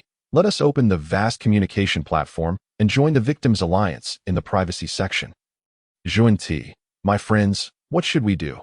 The little Taoist is once again uprooting my saplings alongside that little girl. Have any of you recently lost anything? Hongyun, Zhuan, be quiet. Isn't it quite normal for the little Taoist to be fond of flowers and plants? I noticed she has taken a liking to my Jiao Senhun gourd, so I gave her a small one, and she is overjoyed. Luo Ho, why? What is the reason behind this? I have put in so much effort. The crowd. Luo Ho, what is wrong with you? The little Taoist is still young. Of course, we should indulge her. Didn't the sage say that all losses will be compensated later? Surely you're not attached to your shabby belongings. I heard that Tai Ching and Shang Qing received benefits for completing the sage's task.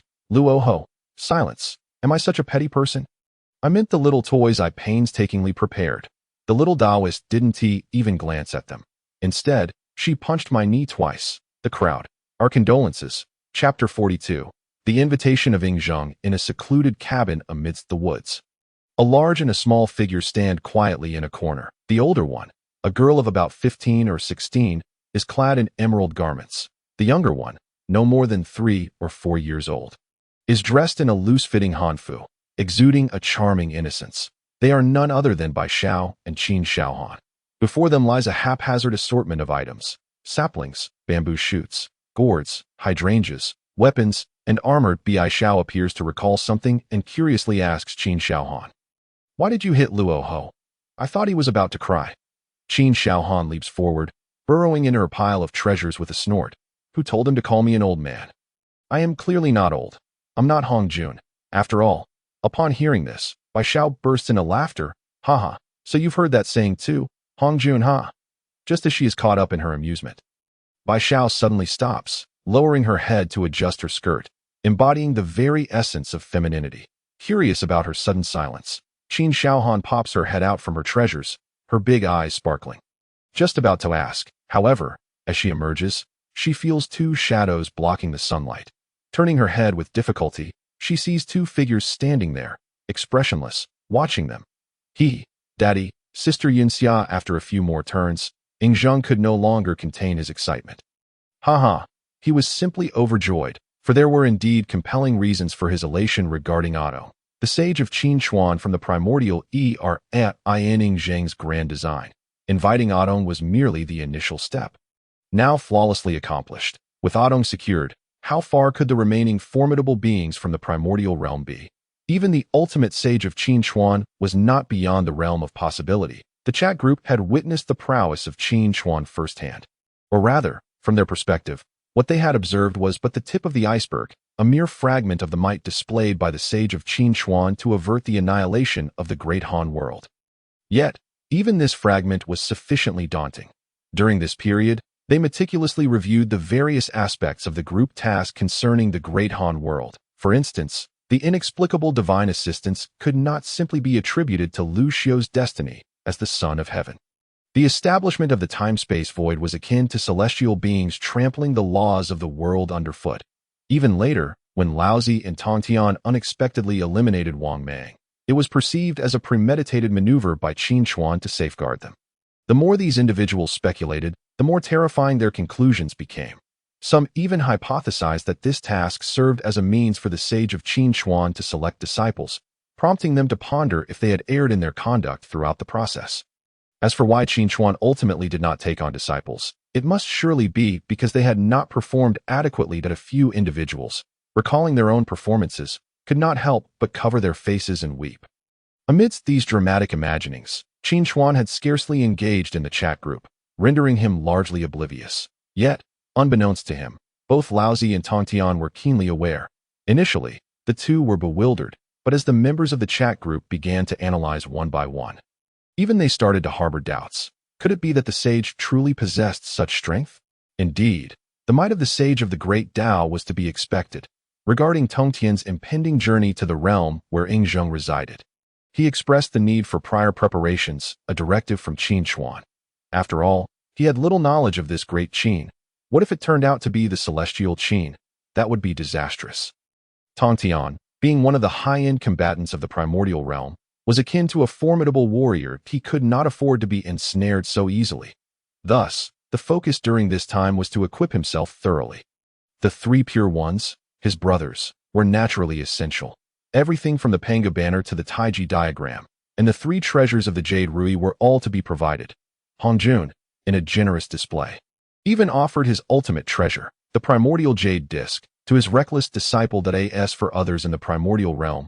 They were equally generous with their resources. During this period, although Laozi and Tongtian remained discreet, the rapid escalation of their power did not go unnoticed by many. Furthermore, since Qin Chuan had not decreed that they refrain from disclosing their interworld task, whispers inevitably began to circulate. Tongtian needed no formal command from Qin Chuan. Merely by appearing and stating his purpose, others willingly revealed their treasures. Eventually, he found that he need not even ask, as individuals eagerly came forth to present their gifts. This was all due to a rumor. Whoever's treasure performed well in this task would be the next to embark on an interworld mission for the Great Dao.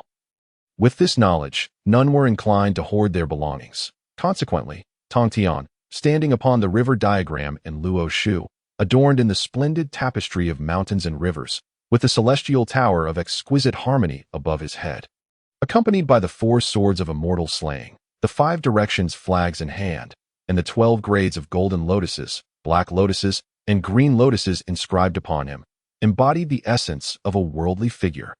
Qin Chuan gazed at Tongtian, who was almost fully equipped, hesitating to speak, ultimately waving his hand, allowing him to proceed on his own. Goodness, he had brought along nearly all the renowned spiritual treasures of the primordial realm.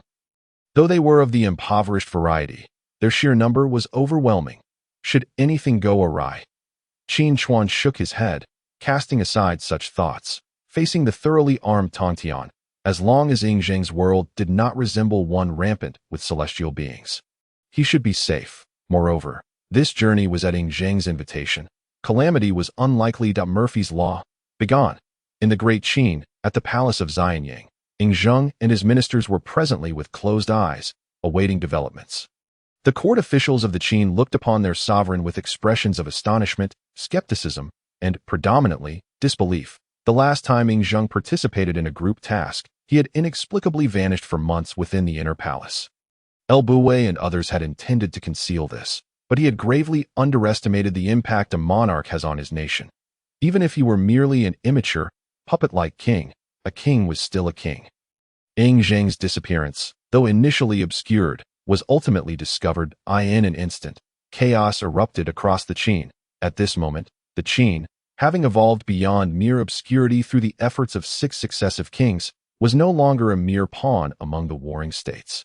Even if Hongjun had not yet assumed full governance, he had begun to exhibit the ambition to dominate the world, such a leader of a vested interest group, even if only nominally. Going missing for months had thrown Xianyang into turmoil. Buwei's inflated sense of self-importance resulted in daily pressures from palace officials. Even his own residence had been infiltrated dozens, if not hundreds, of times, leading to suspicions that he had imprisoned the young Qin king.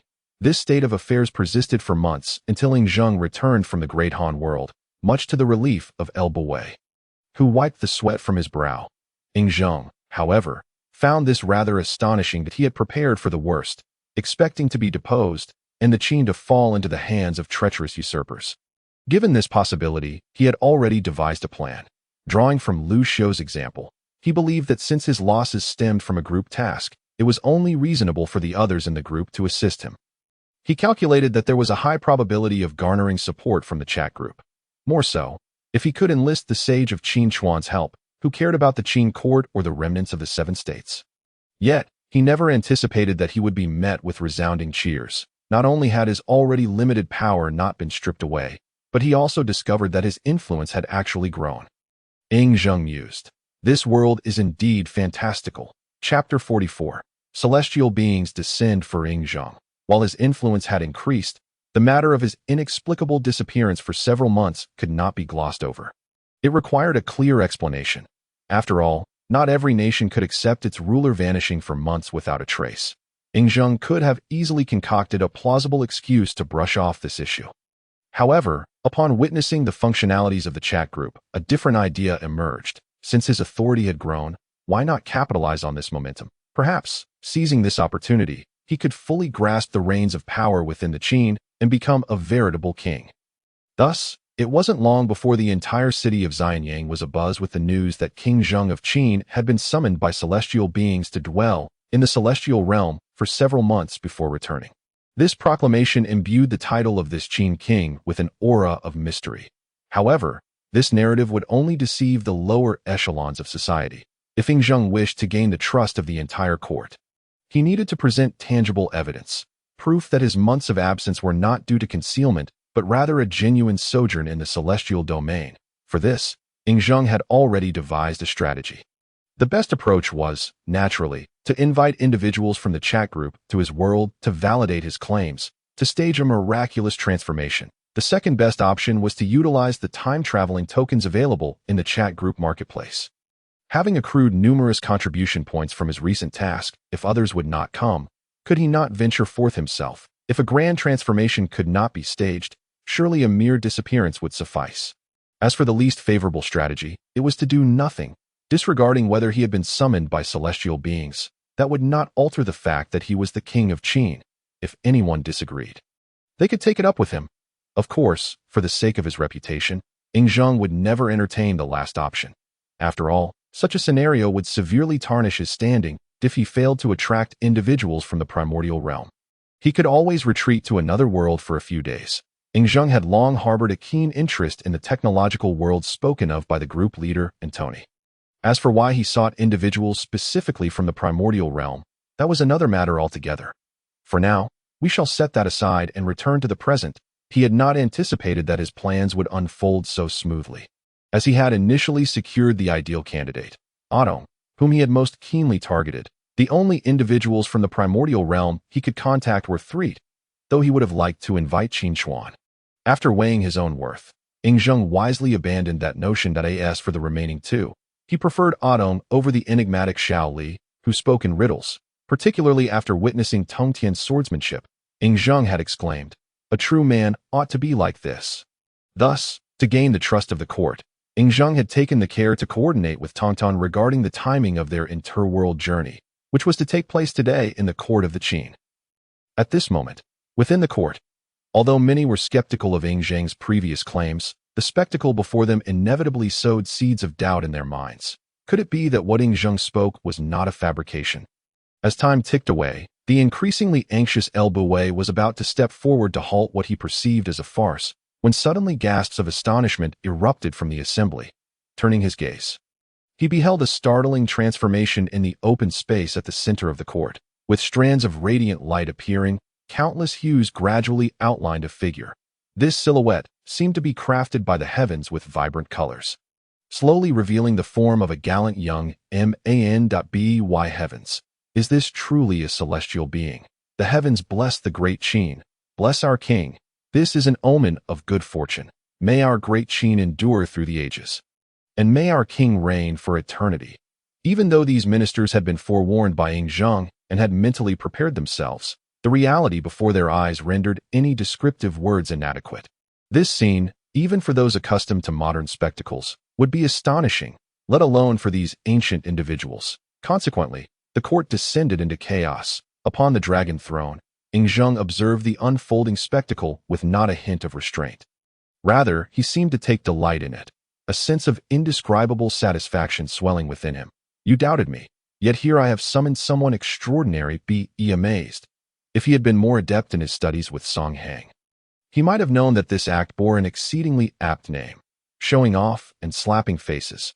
In this moment of ostentation, Hongjun did not intervene in the tumultuous court, but Tongtian could no longer bear to watch. Just because Hongjun enjoyed the spectacle did not mean he relished being treated as a mere spectacle himself. With a gentle wave of his hand, a plain flag materialized, and the court fell silent. So quiet that one could hear a pin drop. The attendees of the Qin court, faced with this scene, struggled to open their mouths, attempting to voice their astonishment, yet no sound escaped. Moments later, two officials at the front gestured for silence, conveying a simple message. Cease the clamor. Do you not see that you have displeased the celestial being? Finally, everyone composed themselves, and those who had fainted were helped to their feet by their companions. Seeing this, Tongtian finally deactivated the mute mode. He lifted his head and smiled at the young man before him. Hongjun, I have arrived. Hongjun descended the steps with great strides, clapping Tongtian on the shoulder, exclaiming in delight, Ah Tong, I never expected it would be you. Has the sage of the Great Dao heard my prayers? Tongtian, with a hint of resignation, assessed the theatrics of the young man before him. His performance paled in comparison to his own, let alone that of his elder brother. Having completed his evaluation, he followed the prearranged script they had discussed in their group chat. Indeed, the sage of the Great Dao has heard of a mortal king's reverence and has sent me to assist you. Hongjun continued his grandiloquent display. Wow, this is splendid. The sage of the Great Dao can truly hear my prayers. At that moment, Qin Chuan, watching the live stream in the chat group, could not contain his amusement and spat out his tea. Qin Shaohan, who had transformed into a cute ball before him, quickly dodged aside, puffing with indignation as she fetched a cloth to wipe up the mess. Qin Chuan conveyed an apologetic glance toward his daughter before his gaze returned to the live stream. The chat group's live streaming feature had been developed after they completed their last group task. When a member traveled to another world for missions or leisure, they could choose whether to broadcast their experiences. If they agreed, the other free members could watch, and every comment would appear before the broadcasting member's eyes. Qin Chuan exclaimed in surprise, Goodness, there are bullet comments. This chat group is truly keeping up with the times. Thus, not only he but nearly everyone in the chat group was riveted by the unfolding interaction between the two. Chapter 45. Is your name Elboway? Under the intense scrutiny of the Qin state's civil and military officials and the members of the chat group, Hongjun and Tongtian continued their mutual flattery. The astonishment of the Qin court's ministers was beyond words. Firstly, there was no doubt that their king had summoned a celestial being. What? You say that is not a celestial being, merely an illusion. Your illusions cannot silence an entire assembly. When combined with the emergence of a figure from the void, did it not align perfectly with what Hongjun had previously claimed about the celestial realm? Thus, this was undoubtedly a celestial being. Once this was established, the remaining matters became trivial. Observing the familiarity between the two, the ministers began to speculate. For instance, it seemed that King Zheng of Qin was quite acquainted with this celestial figure. Could it be that he had met him during his months in the celestial realm? And the frequently mentioned sage, was he not the ruler of the celestial domain? Listening to the conversation between the celestial being and the king, this individual named Qin Chuan was indeed remarkable. According to the king, this celestial being had descended due to the king's reverence, which prompted them to arrive if they too offered reverence. even without the king's acquaintance. Securing blessings for their household should not be difficult, right? In a brief span, the ministers had conjured numerous thoughts. While Zheng appeared to be engrossed in conversation with Tongtian, his peripheral vision remained keenly aware of his ministers. And he felt immense satisfaction with their reactions. Just as he contemplated whether to continue, a message floated past him. Shaoli, Rinjiao little disciple LV. 19 Atong. Zheng, cough. You too should wrap it up. If you keep this up, do you really think the sage ISNT watching the stream? Zheng and Tongtian exchanged startled glances, having forgotten this detail. The long-silent Qin Chuan had given them the impression that the elder rarely participated in their discussions. However, this was the first live stream of their chat group. It was entirely possible that the sage was indeed watching their antics. Realizing this, the two fell into an awkward silence. The Qin ministers, observing the sudden halt, were perplexed by the duo's behavior. Internally, they urged, intensify your praise. They have yet to hear enough, especially concerning the might of that Qin Chuan sage. Speak more, let them broaden their horizons. Unfortunately, the two, feeling the weight of unease, dared not continue down that path. They shared a nervous laugh and quickly shifted the topic. Before long, the two found themselves at a loss for words, exchanging a glance. They understood each other's silent agreement. It was time to gracefully withdraw. Thus, for the first time, Zheng turned to face his ministers. Today is a fortunate day. A celestial being has descended that I in my joy. I have inadvertently neglected you all. The officials hurriedly responded, we dare not. We dare not. Zheng was merely putting on a show to redirect their focus and prepare for what was to come. A celestial being has descended. One cannot remain nameless. I wish to honor him with the title of court patron. What do you all think? The civil and military officials exchanged glances, uncertain whether to accept his statement. This hesitation was not due to Zheng's authority, for while he could not govern due to being deemed too young by outsiders, the title of court patron fell under royal prerogative, and as king, he certainly had the right to confer it. Their reluctance stemmed from the belief that such a title was too trivial for a celestial being. Some even considered stepping forward to remind the king. This is a celestial being, not a righteous man from the 6 states seeking refuge. How can you simply assign him such a minor honor? Ultimately, their gazes settled on the two foremost figures among the officials, Hongjun and Elbawei. One was the chief military general of the Qin state, while the other was the all-powerful prime minister. Hongjun, now advanced in years, had largely retreated from political matters, while Elbawei's influence had swelled to unprecedented levels. At this moment, Elbawei was the first to step forward. Your Majesty, you are indeed wise. His words implicitly affirmed Zheng's proposal. This was a time when Zheng's brilliance shone brightly, and with a celestial being backing him, Elbawei was reluctant to oppose. However, just as many were preparing to support this course of action, suddenly, someone stood up. Hongjun, with his graying hair, knelt on one knee, declaring, Your Majesty, I, Wei Zhang, Z, have a petition. Zheng regarded the unexpected interruption with some confusion. He had anticipated Elbawei might oppose, yet it was the veteran general, who had always looked out for him, who had now stepped forth.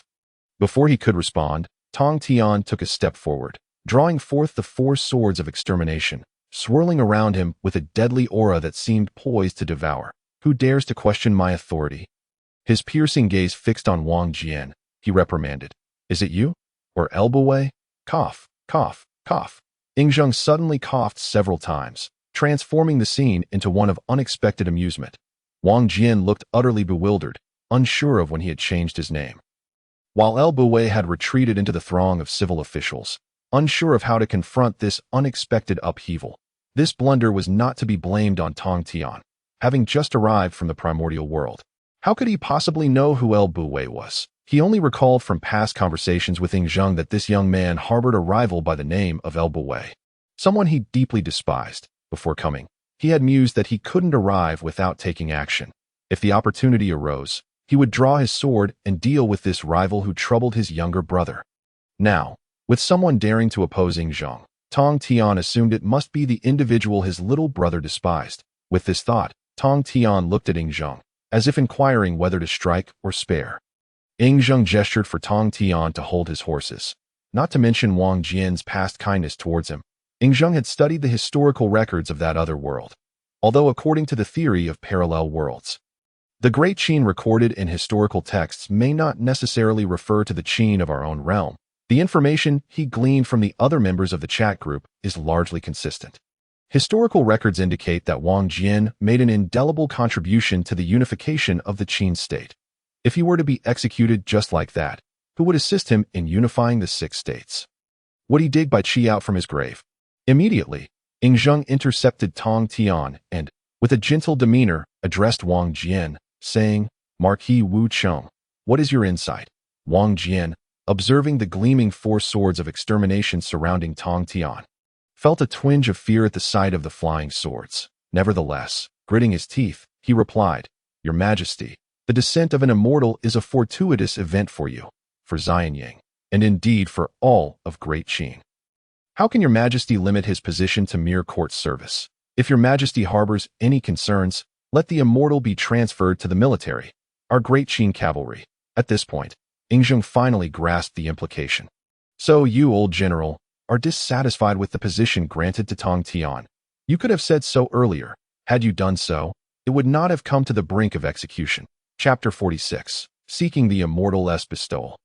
Wang Jian nearly met his demise due to a misunderstanding. Yet at that moment, none of those present regarded Tongtian's words as a jest. They cast peculiar glances at the 4 central figures, Tongtian, Yingzheng, Wang Jian, and El Buwei. El Buwei maintained a detached demeanor, as if everything were of no concern to him. Wang Jian, however, bore a resolute expression. Having narrowly escaped death, he felt no regret. He had to consider whether this might be the last time he would encounter an immortal in his lifetime. If he failed to seize this opportunity, despite the strength of Great Qin, it was not without its rivals. As for Yingzheng, he was still deep in contemplation. Wang Jian's earlier words were not without merit. Although he understood that Atong was not the immortal Wang Jian believed him to be, the people of Great Qin were oblivious to this fact. If no official title were conferred, it would inevitably tarnish his reputation. However, judging by Wang Jian's demeanor, even if an official position were granted, the matter might not conclude there. Moreover, Tongtian's perspective also warranted consideration. Just as Yingzheng began to engage in a mental brainstorming session, Tongtian spoke first. He turned to Wang Jian and inquired, "What do you propose?" Wang Jian, realizing that the immortal bore him no grudge, understood that he had passed this trial and silently thought to himself, "Fortunate indeed that I am not El Buwei." He cast a sympathetic glance at El Buwei, for incurring the displeasure of an immortal was hardly a matter to be taken lightly. He then fell into deep contemplation, and just as Tongtian began to grow impatient, Wang Jian solemnly declared, "O immortal, the world is steeped in suffering. I humbly beseech you to bestow methods for alleviating hunger. The ceaseless warfare plaguing our realm demands your guidance in fostering peace.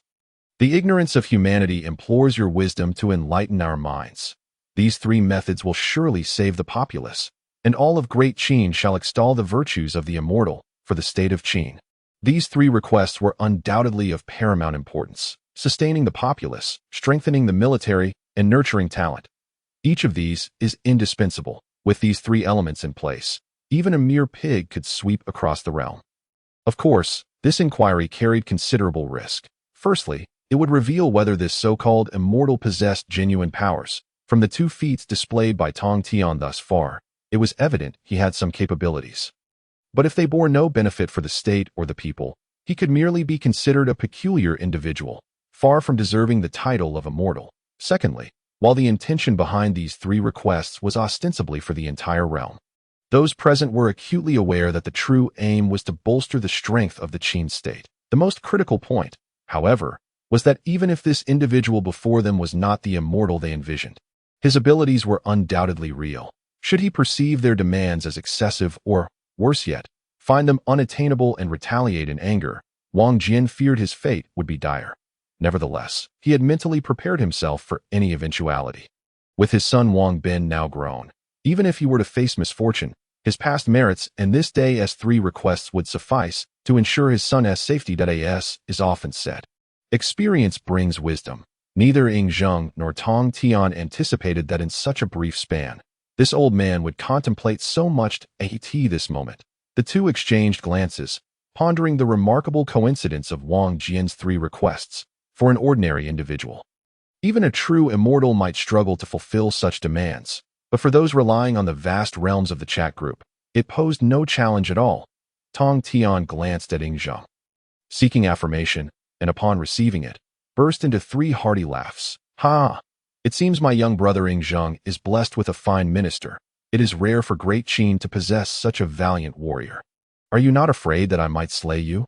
Wang Jian, upon hearing this, felt his earlier trepidation gradually dissipate. He responded resolutely, a true man must face death. How could I allow my country to perish? Tongtian regarded him with a profound gaze before beginning to rummage through his belongings, subtly receiving a few items from Yingzheng. With an abundance of items on his person, it was no easy task to locate a specific one. Moments later, under the watchful eyes of the Qin monarch and his ministers, Tongtian cast forth a collection of items. Addressing Wang Jian, he proclaimed, "Your 3 requests, born not out of self-interest, but for the benefit of the people, I shall naturally grant. These are my answers." Wang Jian and the assembled officials gazed at the heap of items on the ground, their expressions collectively adorned with question marks. For them, the most lamentable circumstance was that others presented treasures before them, yet they failed to recognize them. After Tongtian had tossed the items down, he awaited their astonished exclamations, only to be met with complete silence. Internally, he thought, this will not do. I must maintain composure and uphold the image of a great sage. After a brief moment, someone finally stepped forward, hesitantly asking, "O immortal, may I inquire what these objects are?" Tongtian's self-satisfied expression faltered. He never anticipated that his illustrious reputation would falter at the hands of a mere illiterate. He had forgotten that not long ago, he himself had been one of those illiterates. With a hint of scholarly confidence, Tongtian began to explain, "This is called malanku, or potato, with a yield of 5,000 jin per mu. And this is sweet potato, yielding 6,000 jin. This is corn, with a slightly lower yield. And this pile here consists of some genetically modified varieties, which likely have even higher yields, 5,000, 6,000. How can such divine products exist?" As Tongtian recounted the yields, a chorus of gasps echoed through the court. They gazed at the various dark or oddly shaped items before them, utterly unable to fathom such high yields. "Ahem, everyone, do not misunderstand," Yingzheng interjected, stepping forward to clarify. The officials of Great Qin collectively exhaled, realizing the situation was not as dire as they had feared. That a wave of disdain washed over them. They had not expected this immortal to engage in such grandiose claims. Crops yielding over 1,000 jin per mu were unheard of, let alone 5 or 6,000. However, even if they received just a fraction of that, it would be significant. They turned their gaze back to Tongtian, only to find that this immortal looked just as perplexed as they did. Yet, Yingzheng's subsequent words left them questioning their very existence. "You must not misunderstand. The gene referred to by immortal Tong is not the same as our Great Qin's gene, but rather the measurement of the immortal realm if calculated according to our standards. It would all double." The crowd gasped in disbelief, repeatedly confirming with those nearby. After receiving affirmative responses, they could no longer bear to look at the heap of items on the ground if the yields were already 5 or 6,000 without doubling. Then wouldn't they exceed 10,000 once multiplied? The sudden arrival of such happiness left them questioning its authenticity. Yingzheng, however, did not grant them much time for contemplation and waved his hand, saying, "Where are the farmers? Hurry and collect these items. In due time, I shall teach you the methods of planting, and their authenticity will be revealed then." Chapter 47. Heaven bless Great Qin.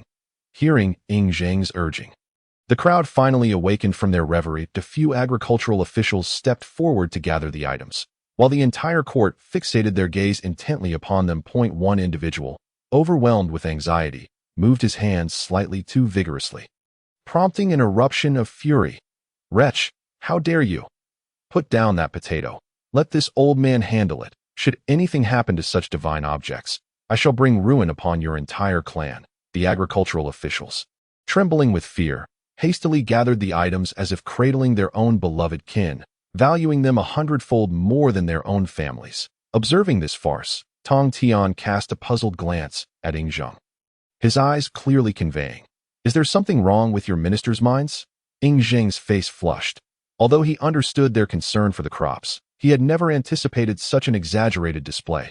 Originally, these seeds had been procured with the assistance of the chat group's leaders. Song Hang and Tony Stark, but he had never found the right moment to present them. Now, he merely took advantage of Tongtian's appearance to reveal them, never expecting such a significant response.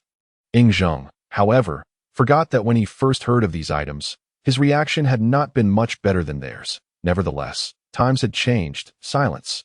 Zheng, rarely displaying the authority of the Qin king, chastised the court officials. Look at you all, behaving as if the world is ending. Is it merely a matter of slightly increased yields? The ministers exhibited a modicum of restraint, yet their gazes remained unwillingly fixated on the grains. At that moment, Zheng gestured to Tongtian, indicating that it was time to unveil the next item. Otherwise, the sight of his own ministers embarrassing themselves would render him quite agitated.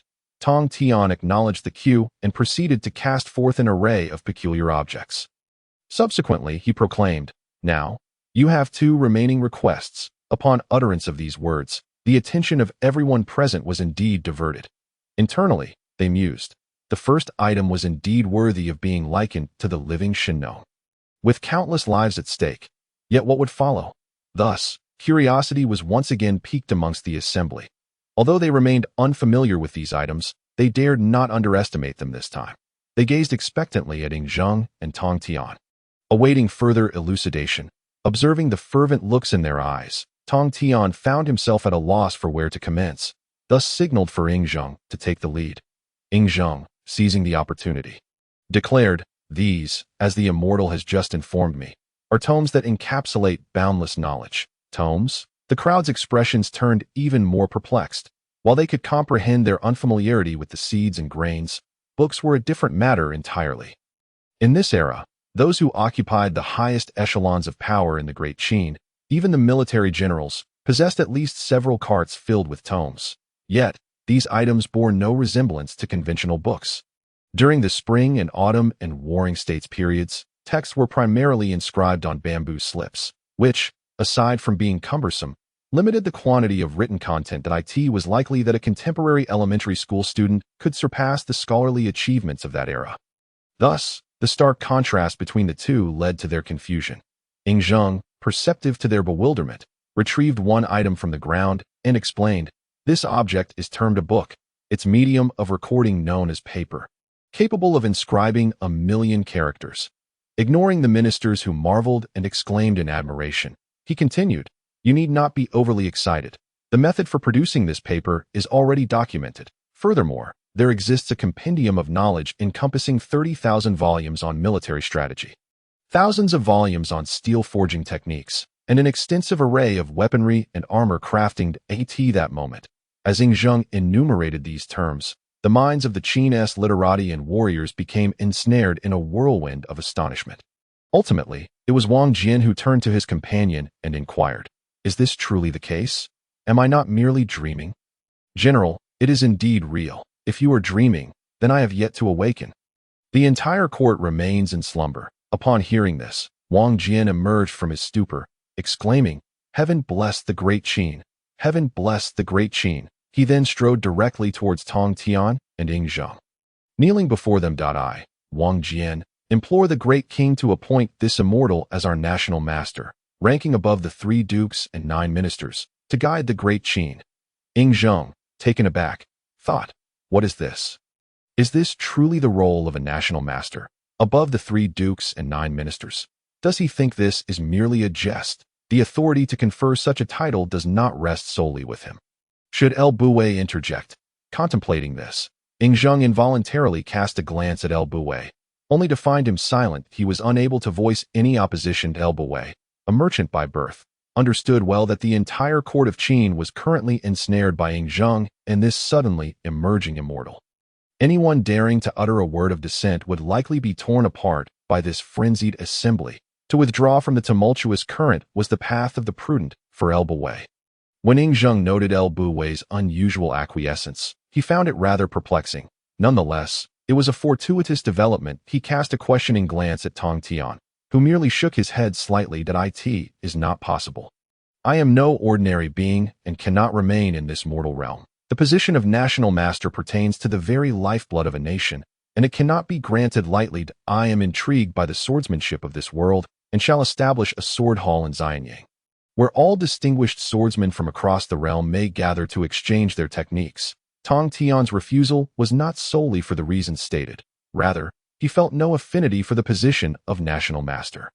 Particularly after perusing the myriad literary works transmitted by Tony and Song Hang, he discerned a troubling pattern. None who assumed the role of national master were commendable individuals. He had no desire to occupy such a derided position. As for the latter, his intention to seek out the world's distinguished swordsmen was gleaned from insights provided by Qin Chuan. This realm exhibited an extraordinary advancement in swordsmanship.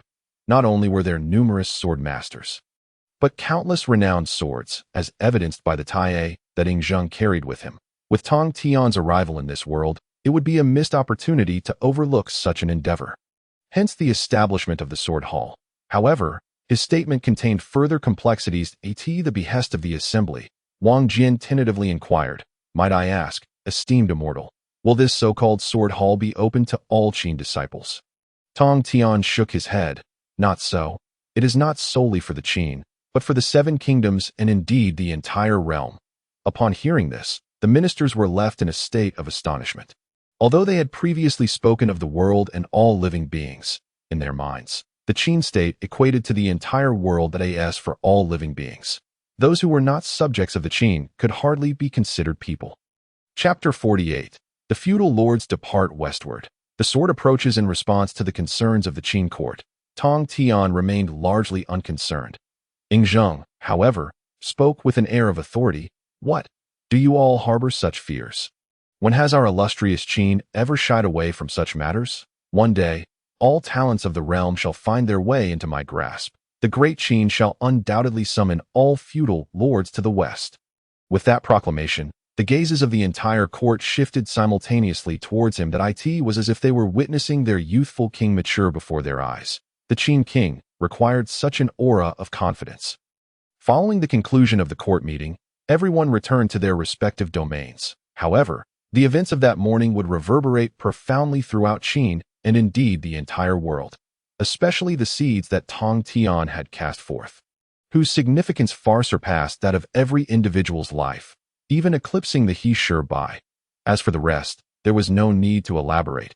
Each person harbored their own schemes. That a few days later, in the back garden of the Xianyang Palace, though termed a back garden, it had been repurposed as a training ground due to the martial nature of the Qin. At that moment, Tongtian was engaged in combat with an individual.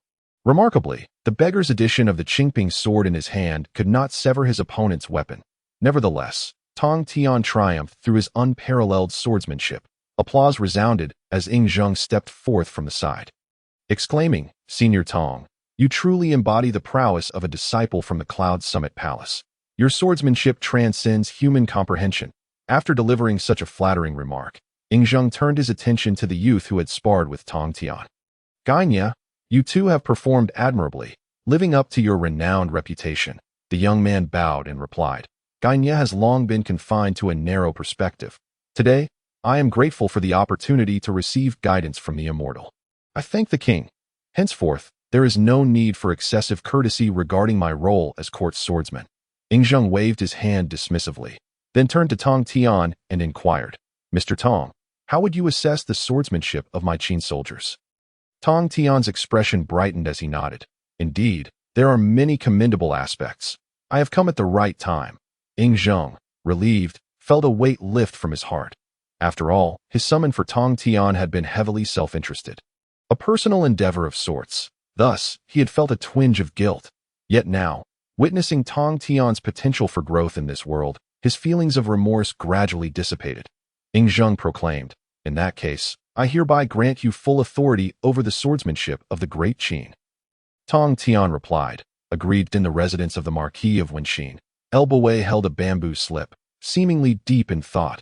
Behind him, a cloaked figure knelt, as though delivering a report.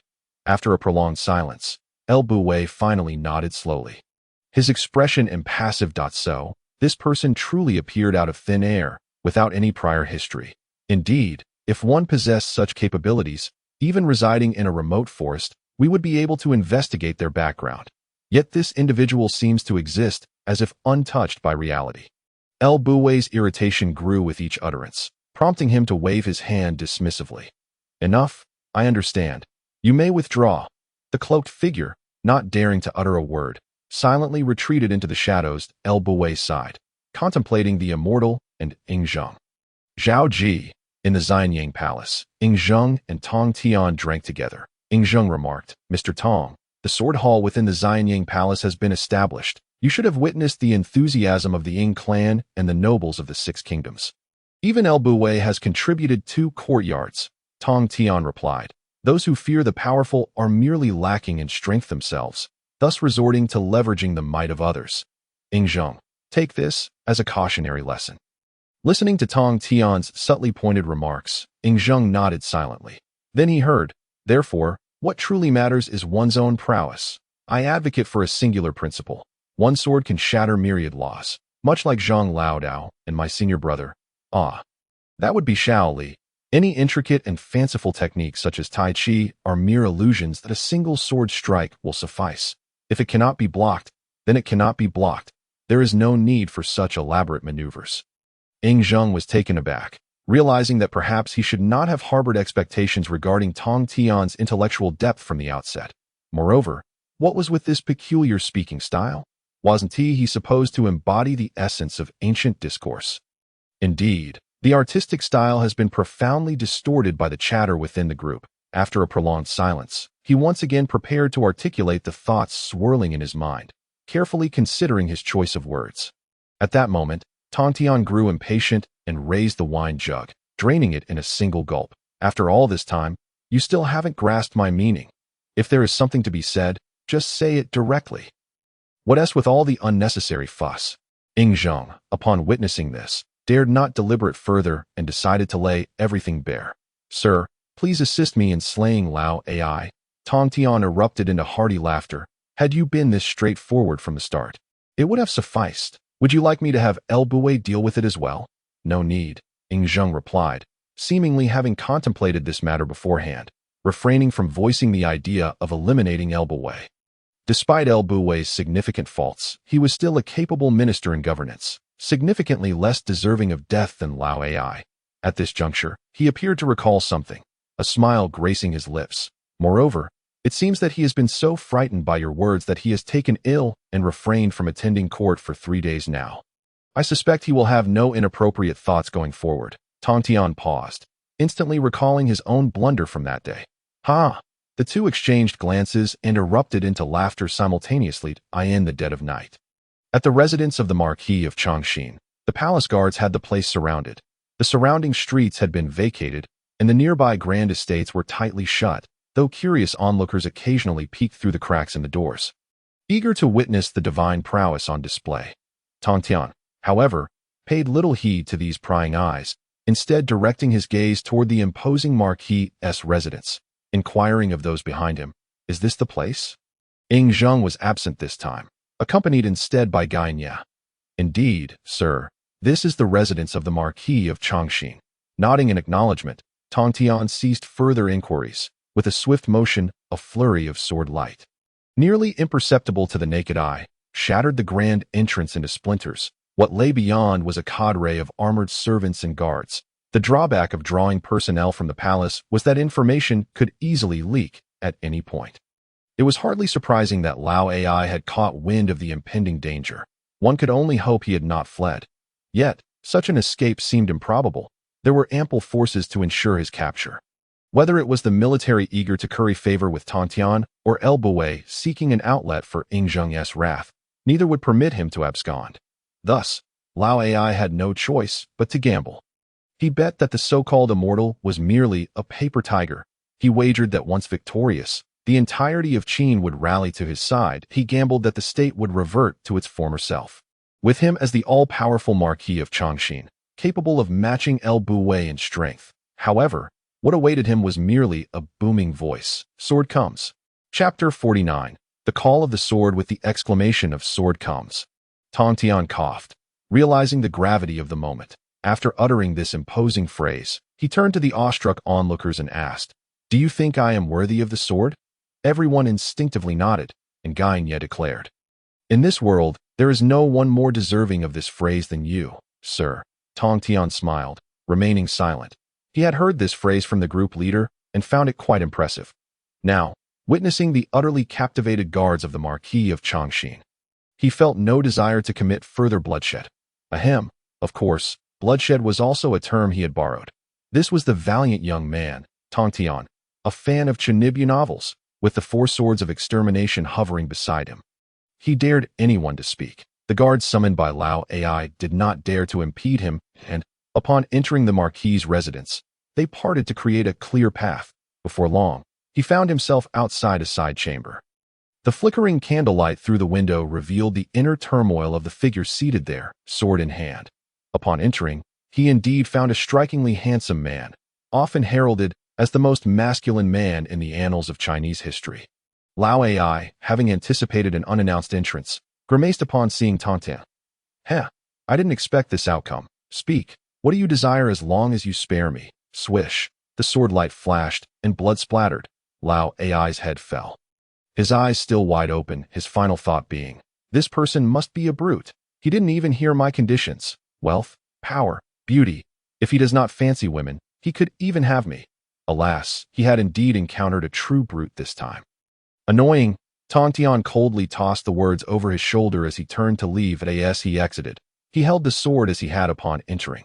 Throughout his journey back, expressions of awe and fear continued to surface until he reached the courtyard. At this moment, Gainia, accompanied by the palace guards, had apprehended the others. Upon seeing Tongtian emerge, he was about to inquire when Tongtian interjected with a curt command to go in and collect the body. As he spoke, he seemed to recollect something. Quietly retrieving a collection of Qin Chuan gazed at the increasingly distorted atmosphere of the chat group, adopting an attitude of out of sight, out of mind as he chose to disregard it entirely. He began to evaluate the recent expedition to the Qin kingdom undertaken by Tongtian. Caution, 5 points. It is rather audacious to recklessly venture into the unknown without any understanding of the circumstances. One might wonder whether to label it bravery or sheer recklessness. What if there were ancient ferocious beasts or the devourer demon ancestor within? Performance, 6 points. Much of it was excessively theatrical. Barely scraping by. Pretentiousness, 9 points. This aspect was commendable, reflecting a fraction of his own prowess. There remains room for improvement in the remaining 91 points. Chapter 50, Sword Practitioners of the World, and my friend unbeknownst to Tongtian. Someone was scrutinizing his actions. 3 days had elapsed, and he found himself alone in a grand hall adorned with opulence that exuded an extraordinary aura. This was the estate gifted by El Bawei, once belonging to a noble of the Ying clan, now serving as the base for the Sword Hall. The Sword Hall was an initiative conceived by Tongtian to explore the unique swordsmanship of the Qin world. Initially, he congratulated himself on his cleverness. However, subsequent developments were far from satisfactory. The first blow to his expectations was the disheartening realization that few individuals frequented the Sword Hall. Upon investigation, he discovered that the noble families had suppressed the news. According to these aristocrats, such divine techniques were meant to be mastered only by the elite. How could they be so easily taught to the common folk? After Tongtian's stern interventions, he found that the situation had not improved. Rather, it had worsened. Initially, the noble families engaged in debates about lineage, bloodlines, and current status to determine which child should be granted precedence. Now, with Tongtian's lifted restrictions, all rushed in. However, upon witnessing the babbling toddlers and youths no older than 12 or 13, he was utterly dismayed. Had he not been clear, this sword hall sought out exceptional sword practitioners, or at the very least, those who could inspire him, not to teach infants how to walk. Tongtian's sword hall was not a nursery. Yet this issue was not as easily resolvable as the previous one that in all of Xianyang. The only individual he could begrudgingly regard was Gainia. As for the others, it remained uncertain whether they were uninformed or simply concealed. However, if he were to disregard Xianyang and broaden his gaze to encompass Qin and even the entire 7 kingdoms, the pool of potential candidates would significantly increase. Yet, considering the pace of information dissemination during this era, even if the people of Qin did not actively obstruct communication, it would still take ages for others to receive the news. Tongtian could not afford to linger indefinitely. Just as he was grappling with his frustrations, he received a private message in the chat group from Qin Chuan. "Qin Chuan, sage of the Great Dao LV? Are you a fool? Just sitting there waiting. Are those items you brought worthless? Think carefully. If you have not achieved anything, do not return. This reminder jolted Tongtian into realization. Indeed, he carried numerous spiritual treasures from the primordial era, each with varied functions. Surely, some would prove beneficial in his current predicament. With this thought, he began to tally them up. The 4 swords of the immortal slayer would not suffice. While they were effective for combat, they were ill-suited for locating individuals unless he intended to sever heads from 1,000 miles away. And he had yet to reach that level. The Qingping sword was similarly inadequate. The Taiji diagram served as a defensive tool, while the Panga banner was deemed obsolete. The Hichu and Luoshu might be useful. Pending further consideration, the creation jade plate, however, was definitely applicable. Ultimately, a few items lay before him, and he interconnected their various effects, a smile breaking across his face. The Hichu and Luoshu could be used for divination to locate masters of the sword path, pinpointing their whereabouts. The celestial celebration cloud could send invitations and mark locations. The creation jade plate could subtly alter causality, relay messages, indicate positions, and initiate summons. After completing these actions, Tongtian nodded in satisfaction. The chat group members keenly observed Tongtian's series of maneuvers. With few able to comprehend the intricacies, most wore expressions of bewilderment at that moment. Qin Chuan grasped the purpose of Tongtian's actions. He had merely made a suggestion, never anticipating that Tongtian would take it this far. In a word, this lad is truly a remarkable talent. As the other members of the chat group speculated about Tongtian's endeavors and prepared to inquire, the answers naturally presented themselves before them. Simultaneously, after Tongtian completed his actions, wondrous changes unfolded across the world. The first to notice was Guanyin, who was polishing his longsword in the palace of Xianyang when, inspired, he confirmed the position through the Hichu and Luoshu. Xianyang, the sword hall invites all sword practitioners of the world to engage in a duel. The creation jade plate announced. Concurrently, above him, a 7-colored cloud materialized, celestial celebration cloud. This cloud shifted and swirled, unerringly directed at Guanyin. With each passing breath, the cloud gradually morphed into the shape of a longsword. Its tip pointed towards a specific direction. Guanyin recalled vividly that this was the very location that had stirred considerable excitement throughout Xianyang, the sword hall. Not only Guanyin, but many throughout the 7 kingdoms experienced identical phenomena at this moment. The sword hall? What is that? An invitation for all sword practitioners to duel. Such audacity. Huh, how intriguing. I shall inform the king. I am off to participate in the duel. Such supernatural antics shall not deter me. What is happening? Countless hearts were stirred. In the realm of swordsmanship, save for a select few, those who tread this path were inherently proud.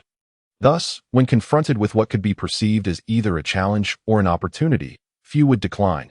However, there were indeed 1 or 2 naive souls.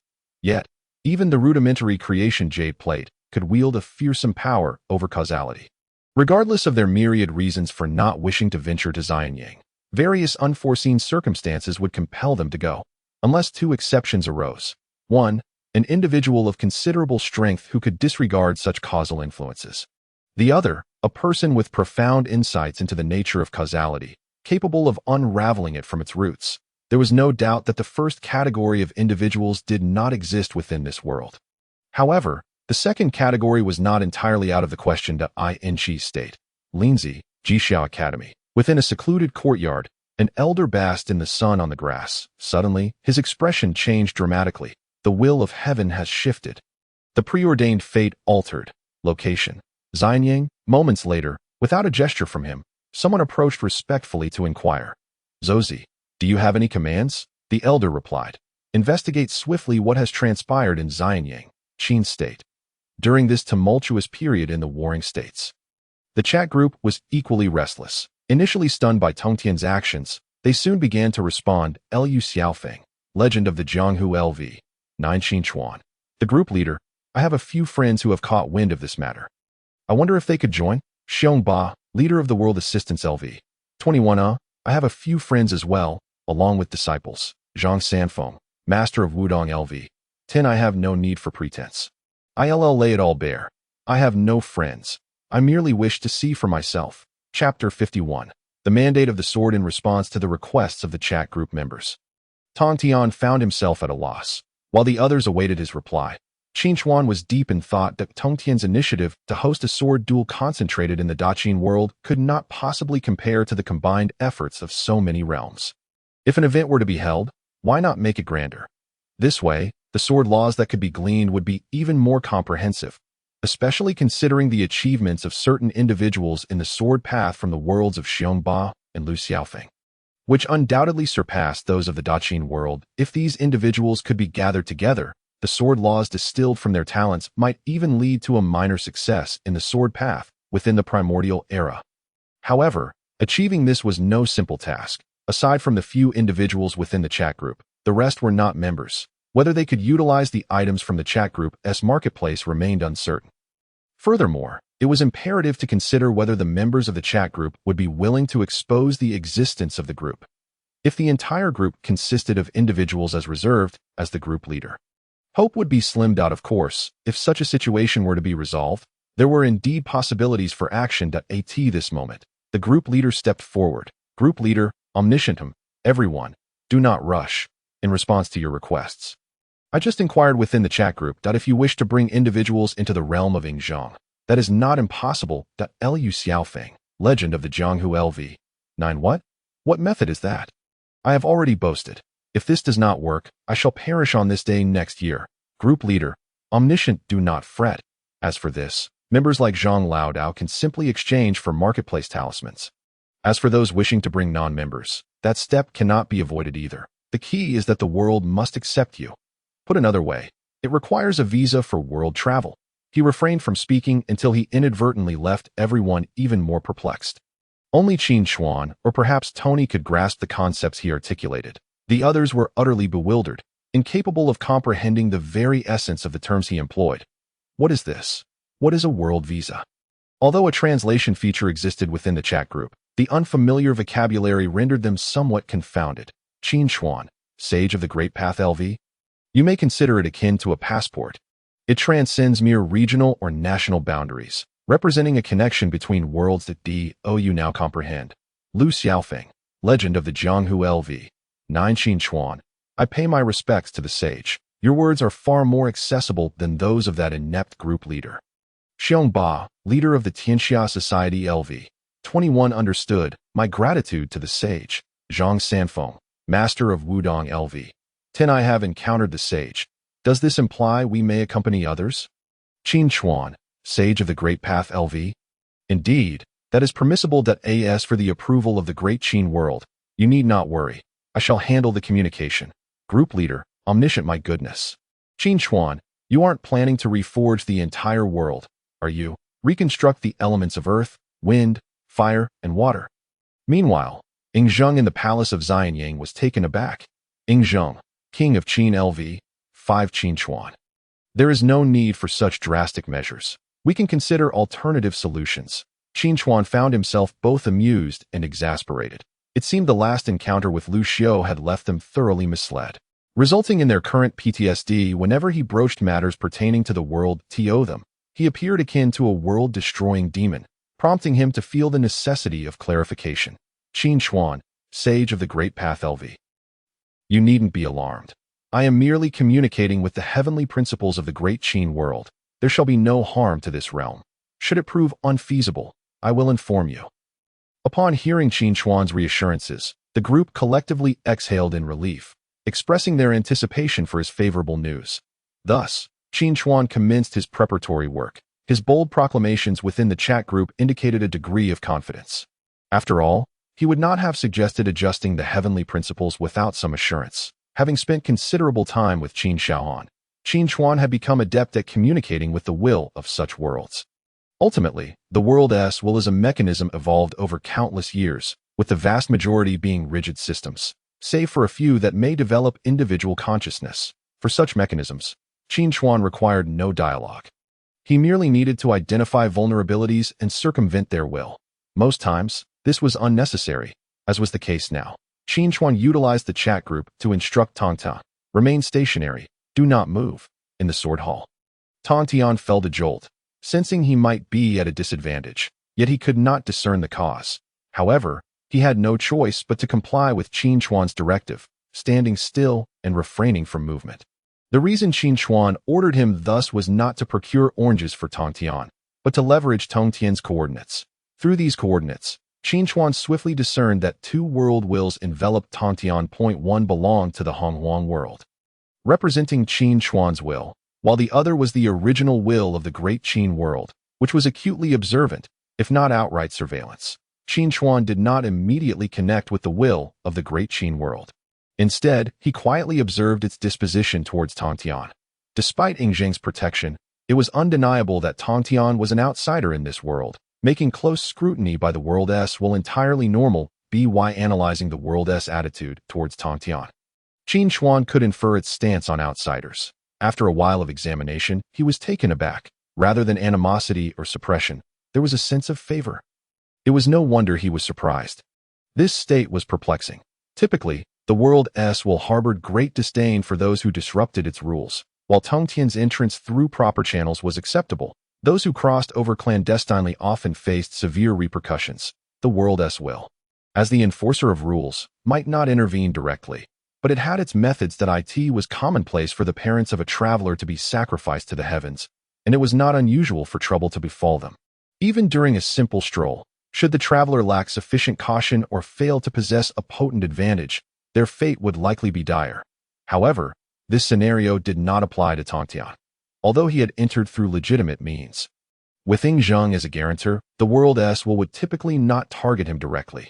Close monitoring was inevitable. Should he undertake actions detrimental to this realm, he would face expulsion or a series of unfortunate events. In this context, it was astonishing that Tongtian could elicit the world's favor. Qin Chuan even discerned a hint of destiny within it. The Destiny of the Sword. Chapter 52. Preparation after a brief contemplation. Qin Chuan understood the origin of this favored destiny. Due to Tongtian's invitation to debate swords, the world had placed its hopes for the development of swordsmanship upon him. With this revelation, Qin Chuan felt reassured. If he previously held a 70% assurance regarding his endeavors, it now surged to 99%. Resolute in his intentions, Qin Chuan no longer hesitated and directly established a connection with the other world while residing within Tongtian. With a mere shift of focus, he navigated once more to the source of the world. Upon entry, Qin Chuan was struck with astonishment. Swords, an unimaginable torrent of sword energy ravaged the entirety of the space. Each blade of energy bore an ethereal shadow, which Qin Chuan meticulously discerned. He faintly recognized countless ancient characters: Tianwen, Tea, Qishao, Yuebi, Ganjiang, Moi, Qixing Longyuan, Chunjun, Qingying. Countless sword energies surged. Qin Chuan realized that these were projections of the divine swords within this world.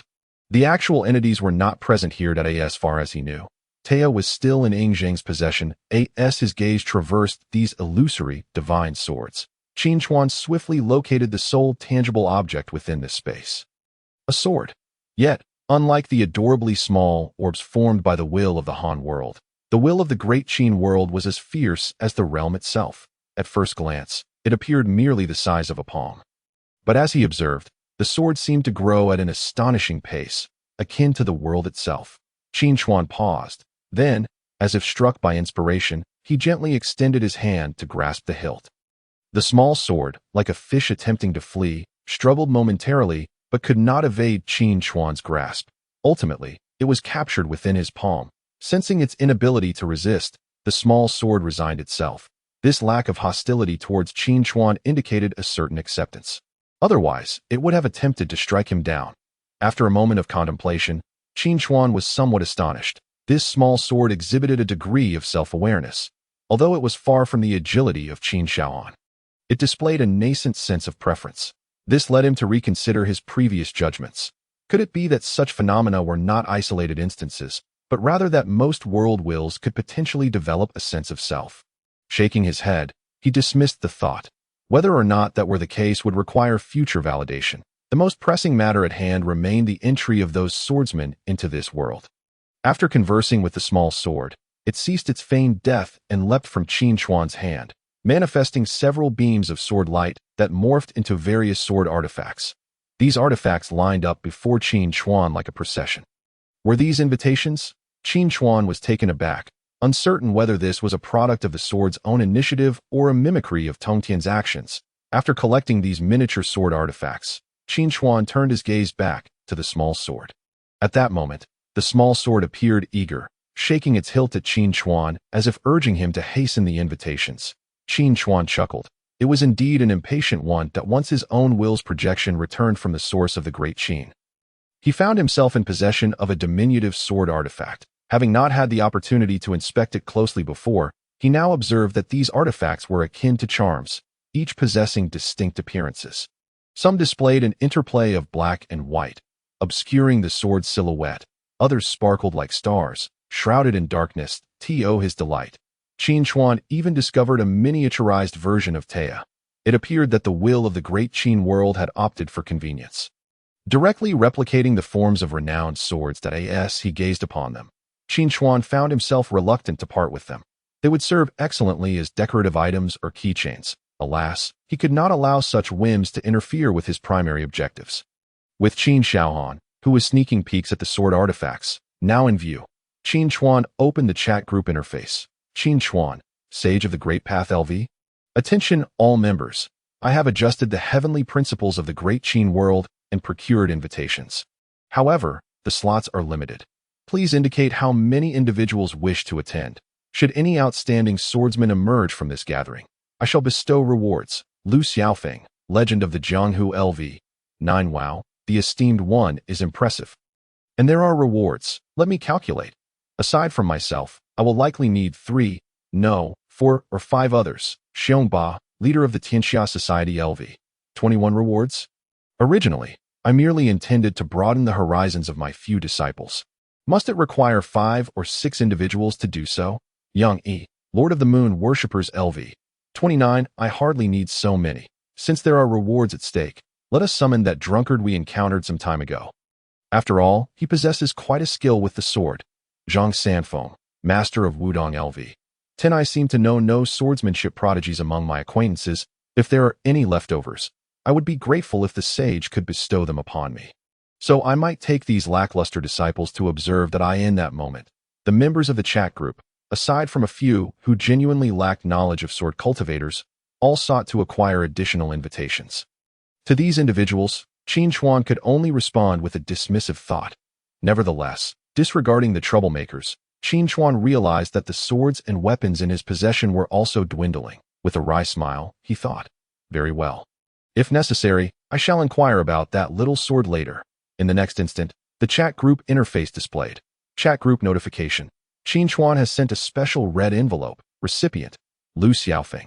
Chat group notification. Qin Chuan has sent a special red envelope. Recipient, Xiongba. After a series of red envelopes were dispatched, Qin Chuan paid no mind to the cacophony of exclamations in the group, instead turning his gaze to the wandering Qin Shaohan beside him. Shaohan, would you like to accompany your father to explore other worlds? Qin Shaohan tilted her head. Is it the world where those little swords come from? I sense the presence of my kind there. Father, do you have others outside? Upon hearing this, Qin Chuan felt a headache coming on. The rest of the child's concerns were easily soothed with education, but this little jealousy was simply insatiable. Qin Chuan, I have not, do not speak nonsense. Just tell me if you want to go play with your father? Yes, very well. Having quelled this little one, Qin Chuan finally settled his thoughts and focused on the upcoming sword discussion. Meanwhile, in another realm, Lu Xiaofeng leaned against the railing of a tavern, quietly sipping his drink when a cold voice pierced the air behind him. Really? Yes. I want to share. Good. Set off to Wanmei Villa to find me. When Lu Xiaofeng turned back, he found no trace of the speaker. With a wry smile, he prepared to ascend the stairs, only to realize something was amiss. Upon patting his possessions, his expression grew grave. Sikong Zhaixing.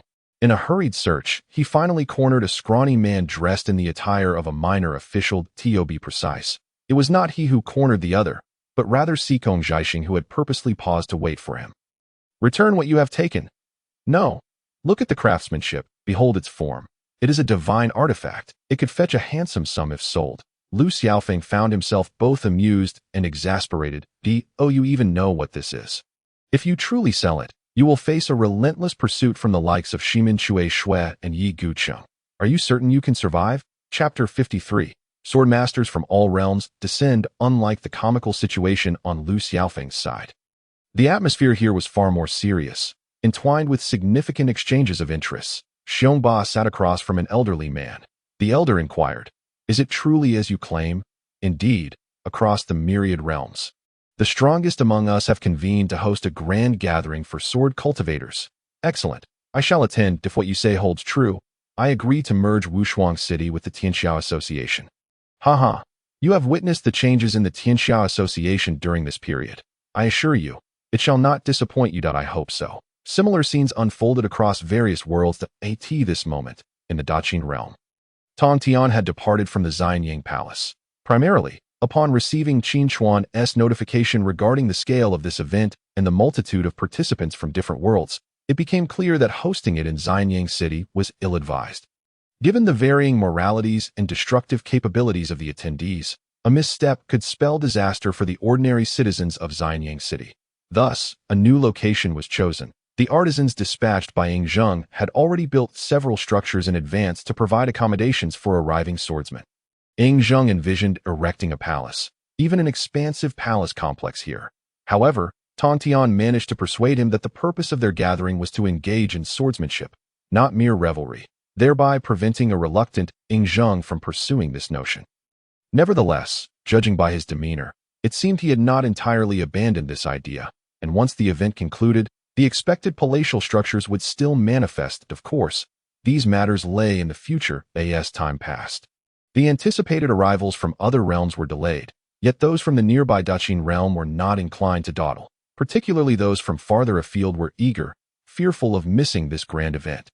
The first individual Tongtian encountered was, unsurprisingly, Gainye.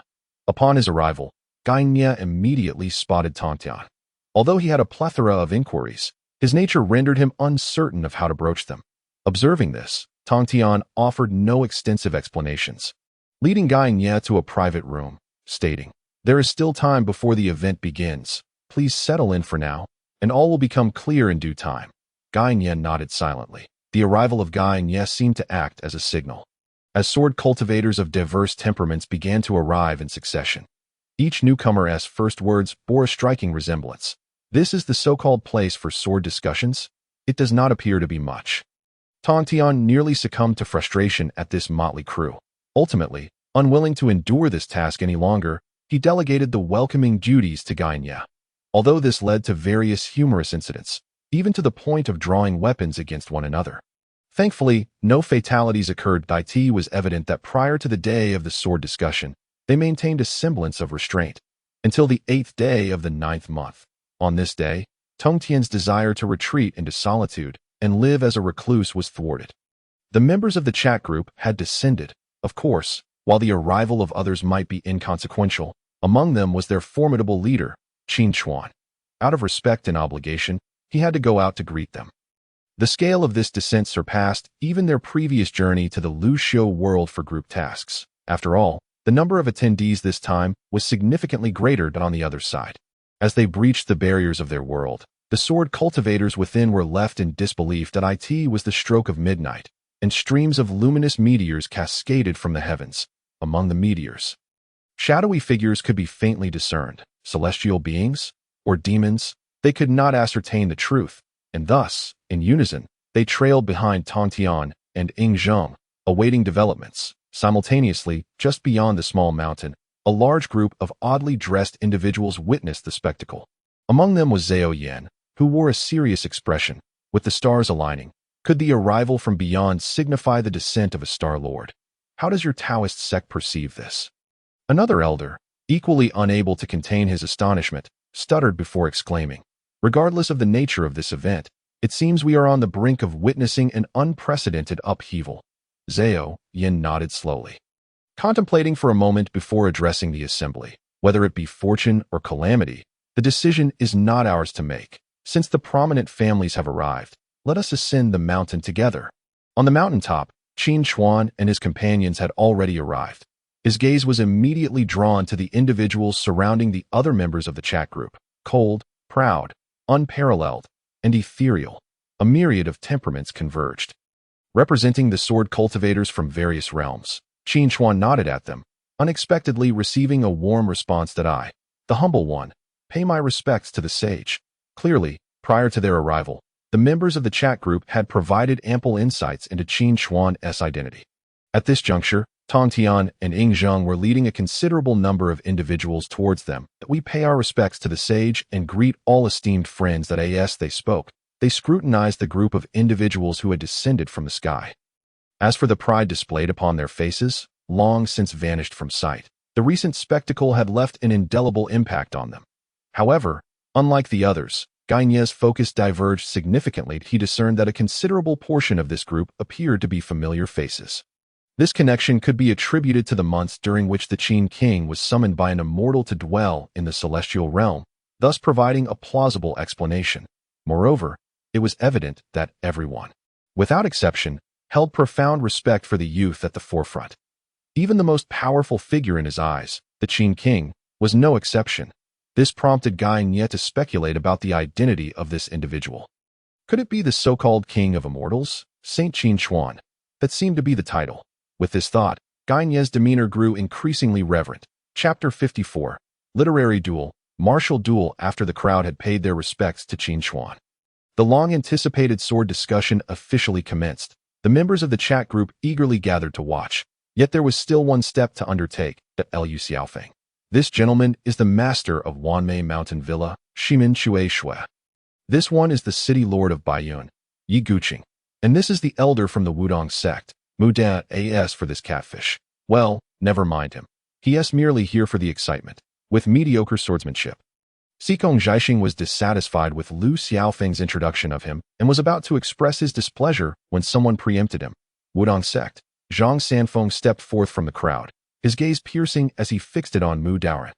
Mu Daoren, taken aback, looked at Zhang Sanfeng in confusion. Esteemed elder, what insights do you possess regarding my Wudong sect? Zhang Sanfeng.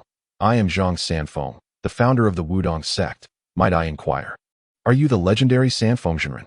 Zhang Sanfeng was astonished, and Mu Daoren was even more so, although Lu Xiaofeng had previously cautioned them not to be overly shocked by what they witnessed. Encountering the long-departed patriarch of their sect upon arrival felt surreal for Mu Da At that moment. Someone intervened to smooth things over. Song Hang. All right, Zhang Lao Dao. If you have any questions, please discuss them with this Wudong elder aside. There are still many others to introduce, and I doubt you two share much in common, as you both belong to different worlds. Consider it mere coincidence. Coincidence? Such a notion was far-fetched. Zhang Sanfeng and Mu Daoren both silently thought. Nevertheless, Song Hang's words held merit, and the two refrained from lingering on this topic, opting instead to step aside and engage in hushed conversation. Their intermittent exclamations indicated that they were gleaning much from their exchange. With this matter settled, the introductions continued. Next was Xiongba. Xiongba. Well, I have quite a number of people here. This is Dugu Jian, known as the Sword Saint of the South and the Sword Saint of the North, and this gentleman here is Wuming. Ive had quite a time locating him. Aside from these two, these are my disciples, Bu Jingyun, who also wields a sword, and the rest are merely here for the spectacle. Following his introduction, all eyes were drawn to the formidable presence of Xiongba and his companions. Dugu Jian, despite his unkempt appearance, exuded an unmistakable aura of sharpness, while Wuming possessed an inexplicable quality that inspired trust. The others also exhibited their own extraordinary traits. Hearing others introduce themselves, Dugu Jian remained unfazed, while Wuming offered a friendly smile to the onlookers. This process was soon interrupted by Yang. Yet you've brought so many people, but how many of them can actually fight? I found this drunkard here, who boasts quite a bit, claiming to be the drunken sword immortal. Though his skills are not to be underestimated, I'm not sure I can handle him. The scruffy man beside him glanced around, seemingly disappointed in fine wine. Nonetheless, having so many opponents is a significant joy in life. In this situation, I shall drink 3 large cups. With that, he raised the gourd at his waist and brought it to his lips. Thud, thud, thud, bang. After downing 3 gulps, he collapsed on the spot, accompanied by the sounds of his snoring. Under the peculiar gazes of the others, Yang could no longer maintain his composure and kicked the drunken sword immortal awake. The drunken sword immortal merely chuckled, lying back down to continue his slumber. His carefree demeanor left the rest perplexed. However, the members of the chat group did not underestimate him. They were aware of Yang E's prowess as the leader of the moon worship sect. And even he acknowledged that he might not be able to subdue this individual. Based on the chat group's ranking standards, he was preliminarily estimated to be no less than LV25, or perhaps even higher. By this point in the introductions, everyone had a clearer understanding. Among the remaining members of the chat group, none stood out significantly. Several were merely present to observe. Thus, their attention shifted to the individuals from this world. At this moment, these individuals were already jostling for position, and when it was their turn, they stepped forward without needing any prompts. The court swordsman of the Great Qin, Chuan. Greetings to all the celestial beings. Allow me to introduce myself. I am Mao Sui from the Zhao Kingdom, and I have been a retainer of Hongjun for 2.5 years. Mao Sui, be silent. I am Zhu Hai, from the Wei Kingdom. Jing Ku, a man of the Wei Yin Kingdom. Compared to the individuals brought forth by the chat group, it was evident that those from this world were less captivating. They themselves recognized this fact. Yet rather than feeling disheartened, they gazed at the others with fervent determination. What of the celestial beings descending from the heavens? If they could triumph in even a single exchange, they would have the foundation to boast for the rest of their lives. Once the initial round of introductions concluded, the group found themselves at a loss. They were all aware that their purpose for gathering was to discuss swordsmanship, yet the specifics of how this would unfold had not been clarified beforehand. The members of the chat group instinctively turned their gazes toward Qin Chuan. In times of uncertainty, seeking the sage's guidance was never amiss. Qin Chuan felt a twinge of discomfort under their scrutiny.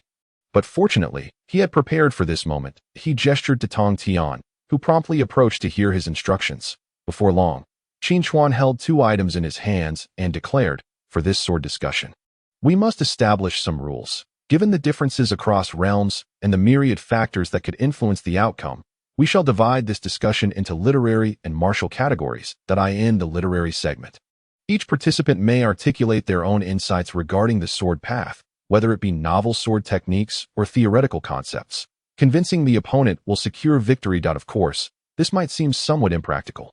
Hence we have the martial segment. At this juncture, Qin Chuan revealed the 2 items he held. Point 1 was a jade measuring rod emanating an aura of profundity, and the other, 24 luminous pearls. Those familiar with these items would likely be taken aback. The measuring rod of heaven and the sea calming pearls. Qin Chuan's unveiling of these items was not without purpose.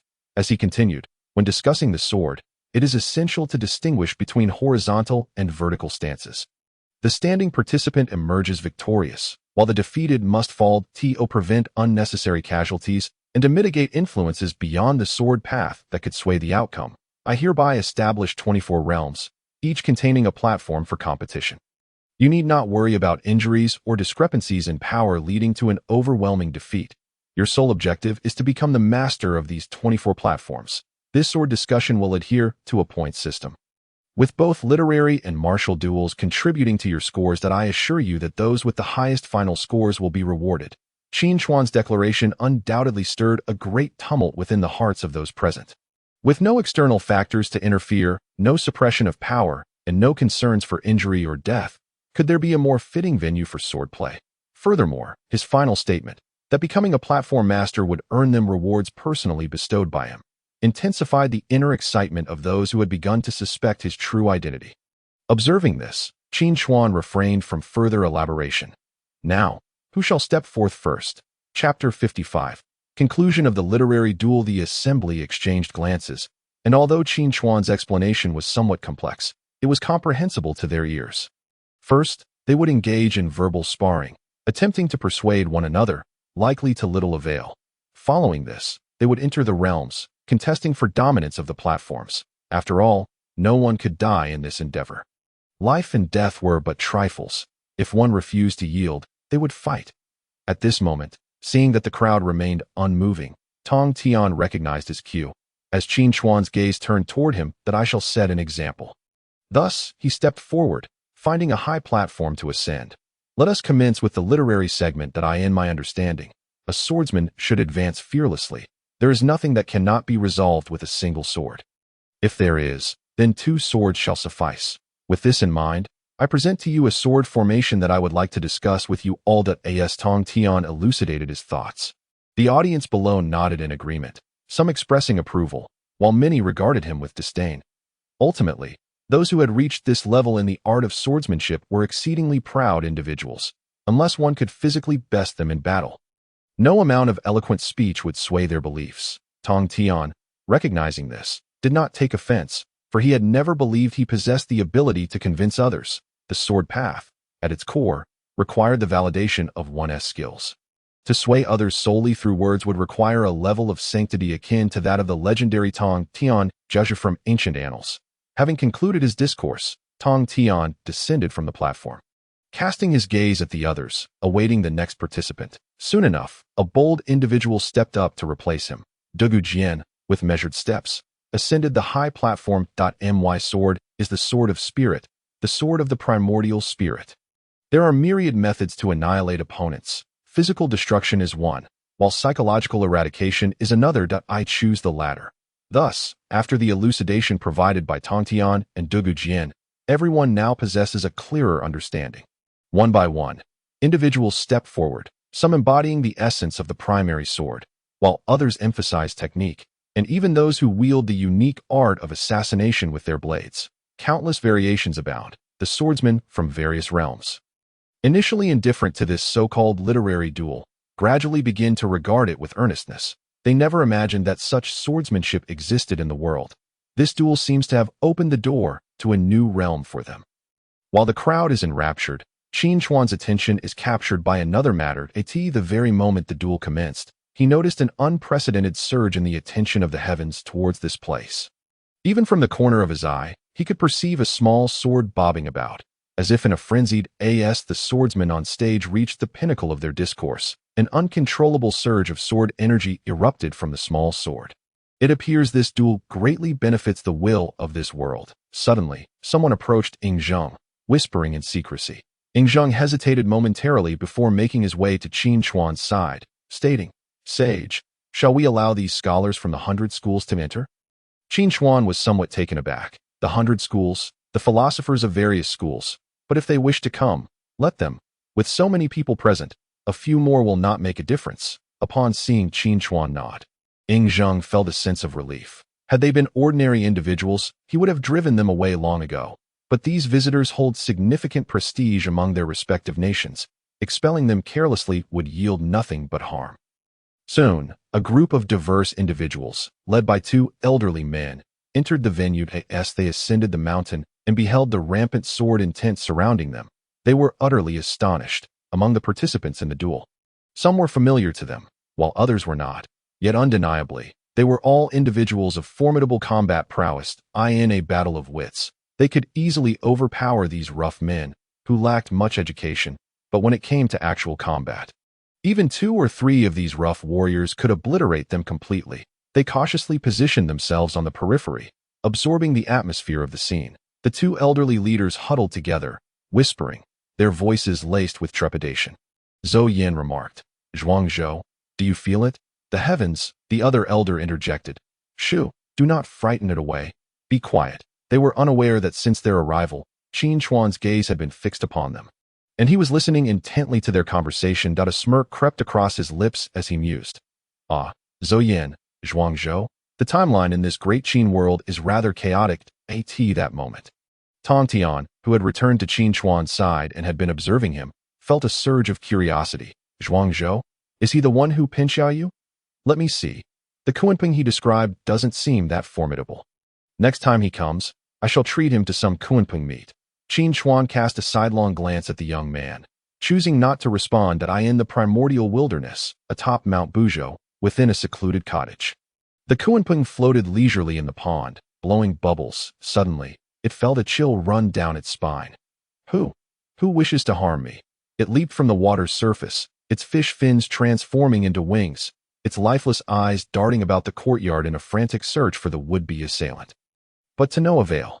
After some time, it returned to the pond, muttering, "I must swiftly coordinate with that bird, dog, and snake regarding the establishment of the Primordial Animal Protection Organization. Time is of the essence." Returning to the great Qin world, the atmosphere grew lively with the arrival of the scholars. This moment, the duel on the platform had reached its zenith. One individual found the contest insufficient, while 2 others engaged in a heated debate. "Look at my sword. It is large and wide. It can inflict quite the pain. A giant sword. Little Dower, my swift sword strikes like the wind, before others can react. It's already over. The two exchanged crude banter, their cheeks flushed with excitement as they arranged to engage in a fierce battle of 300 rounds later. Haha, this is hilarious. Truly, they are two fools. Incapable of articulating themselves, at that instant, a derisive laugh echoed, drawing the attention of the crowd towards a middle-aged scholar who stood laughing uproariously. His laughter incensed the two combatants on stage. Who are you? The scholar, realizing the gravity of the situation, felt a wave of dread wash over him. He had inadvertently spoken his thoughts aloud. While speaking out was not inherently frightening, the fact that others had overheard it was. Nonetheless, he could not let his bravado falter. A name from the school of names, Gong Sun Long. After succinctly stating his name, he scurried away, taking refuge behind Zhou Yin and Zhuang Zhou. What a joke! I just witnessed the brawny man's veins bulging. If he did not flee, he would not perish from a fatal blow, but a thorough beating was inevitable. After all, these rough warriors would not engage him in a philosophical debate about whether a white horse was indeed a horse. They would simply draw their swords and fight, setting aside this minor interlude. Qin Chuan observed that all pertinent discussions had concluded, and nothing novel remained to be said. Thus, he stepped forward and proclaimed, "The literary duel has now concluded. Everyone may cast their votes for the theories they support. 1 vote equals 1 point. We shall now commence the martial duel." Chapter 56. Two types of cold. Upon hearing Qin Chuan mention the martial duel, the swordsmen in the arena instantly became invigorated. Although the literary duel served to express insights and broaden perspectives, most participants held steadfast to their own arguments, unable to sway one another. Now, with the eagerly anticipated martial duel finally commencing, excitement soared among the crowd, particularly those who had previously engaged in fiery debates, having cast a few hasty votes, now disregarded everything and leaped into the small space of the Dinghai Pearl Arena, eager to convince their opponents through physical confrontation. While there were a few who approached the voting process with diligence, they were certainly in the minority. In no time, all individuals formed a line outside the 24 arenas. Not merely waiting, but engaging in practice. Qin Chuan had established a luminous barrier at each location, allowing spectators to clearly observe the battles unfolding within. Naturally, preliminary announcements were necessary. Ladies and gentlemen, to prevent you from entering unaccustomed to the balanced forces within, feel free to practice on the sidelines until you are thoroughly familiar before engaging in combat. Regrettably, few paid heed to his words. Qin Chuan bore no anger. They would soon come to understand the necessity of his advice. As he had anticipated, once these swordsmen entered the Dinghai Pearl Arena, they quickly found themselves in a state of disbelief. As soon as combat commenced, the balance of the Tian Su came into play. This so-called balance was not a mere leveling of all individuals to the same standard, which would be exceedingly unfair to those exceptionally skilled in certain areas. Rather, it merely ensured that all participants were on a similar tier, without erasing their unique strengths. The primary objective was to eliminate the disparities between worlds. Before long, they began to grasp the implications of this balance. Hey, why is the power of my moves so diminished? What the heck? Am I this formidable? Both combatants appeared perplexed, exhibiting signs of discomfort. Fortunately, since they were both natives of the Great Qin world, the differences between them were minimal, and they quickly adapted to the situation. Thus, the battle commenced. Following the examples set by earlier participants, the subsequent entrants moved with greater swiftness. Ultimately, all individuals engaged in the fray, surrounding the 24 arenas in fervent competition.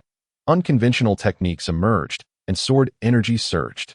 As the battles intensified, some even shed their garments and sang passionately. Not only were they animated, but even the onlookers, including the scholars of the 100 schools, found their spirits lifted. Was this not more exhilarating than the Naruto series? Among the spectators, Song Hang could deeply relate, remarking that even his grandmother boiling water was more thrilling than Naruto. Clearing the scene, after several rounds of combat, the situation became increasingly clear. Among the 24 arenas, nearly half were immovable, with their champions showcasing unparalleled swordsmanship, hardly having shifted from their positions. Regardless of how many challengers approached, they were merely met with defeat. Those lacking practical combat experience, unable to secure a place among the elite, found themselves resigned to contend for the remaining arenas. As for those who had firmly established their dominance, They were not idle, but instead turned their gazes upon one another. In literature, there is no first. In martial arts, there is no second. In their minds, within this realm of swordsmanship, there would be no genuine casualties. While this may be tormenting for a select few, for the majority, it alleviated their concerns. Even their ultimate moves, intended for life-and-death situations, could be employed frequently. At this moment, Shimin Shui gazed across at his opponent and declared, "Behold this sword in my hand. It is truly a weapon of unparalleled merit.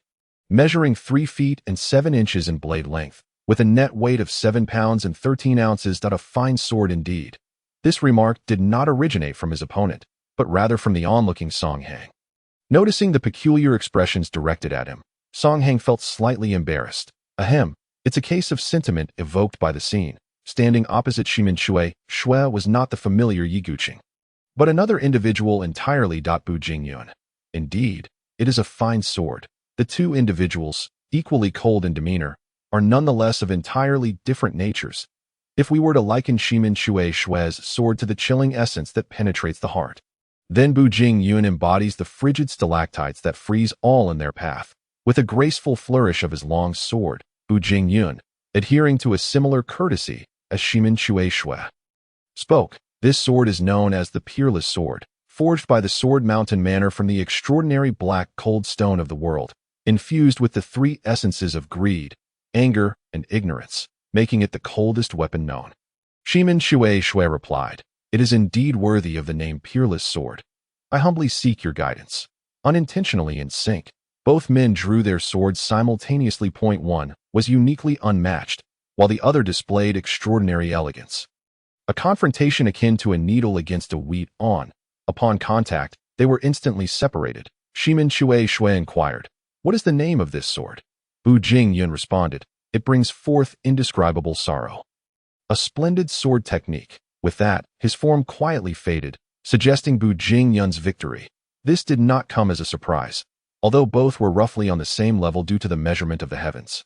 Their foundational strengths differed significantly in comparison to the world of Lu Xiaofeng and Shimin Shui.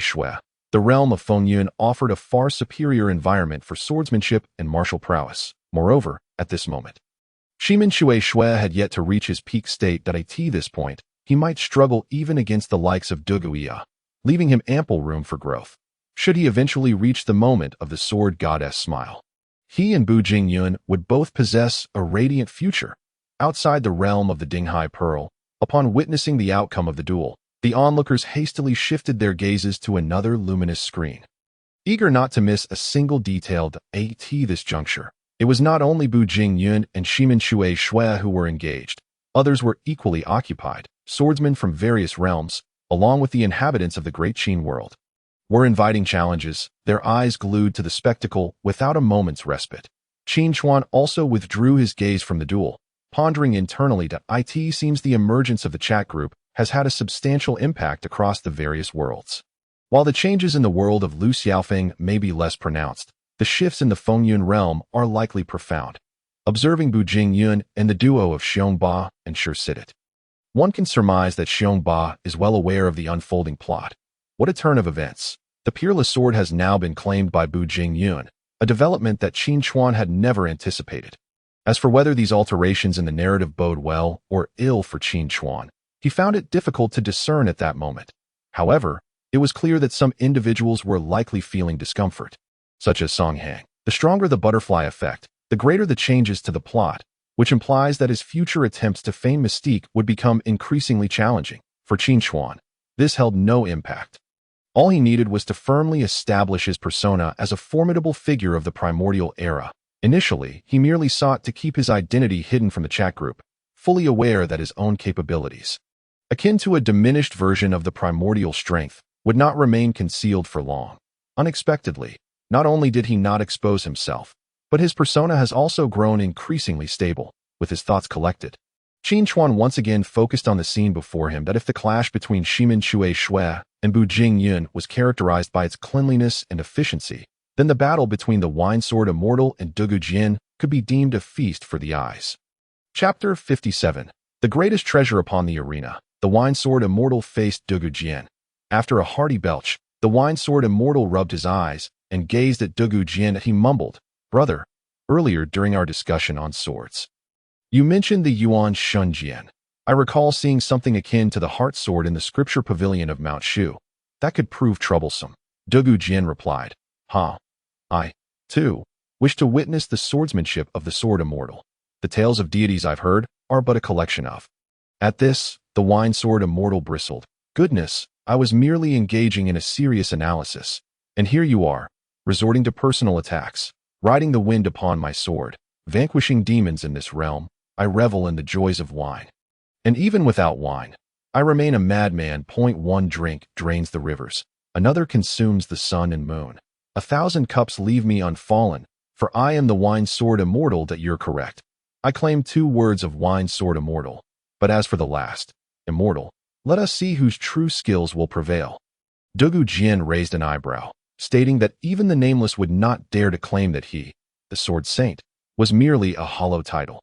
"That is precisely my intent." With that, he did not move, but instead closed his eyes in place. The wine sword immortal paused, hesitating for a moment. Just as he was about to inquire further, his expression shifted as his figure faded, reappearing on the opposite side of the arena. Immortal wind cloud body technique. In the next moment, a profound sword mark appeared where he had once stood. The wine sword immortal patted his chest, panting, "You disregard martial ethics, launching a sneak attack. What is this? The heart sword, an external embodiment. The Yuan Shun has left its vessel?" Dugu Jin, seeing him evade, offered no further explanation, as a faint human-shaped light shadow emerged. This shadow bore a striking resemblance to Dugu Jin, but appeared significantly younger. Now glaring with fiery eyes, emanating an overwhelming sword intent. Upon witnessing this, the wine sword immortal's expression turned serious. "Sword control technique. Heavenly sword. Sword god. Annihilate the heavens and earth. Sword 23. Even under the balance of the measurement of the heavens." The destructive force of each strike was immense, particularly with the shadow effects. They were undoubtedly the most captivating among the spectators. Divine intent surged forth, and sword light erupted in the blink of an eye. The two exchanged hundreds of blows. While the combatants were oblivious to the danger they faced, the onlookers felt as if they were witnessing a life-and-death struggle, the unprecedented sword techniques eliciting countless gasps. Wine God Curse, Sword 23. Ultimately, the two clashed like comets colliding with the earth. As the sword energy dissipated, eager eyes awaited the outcome. What transpired?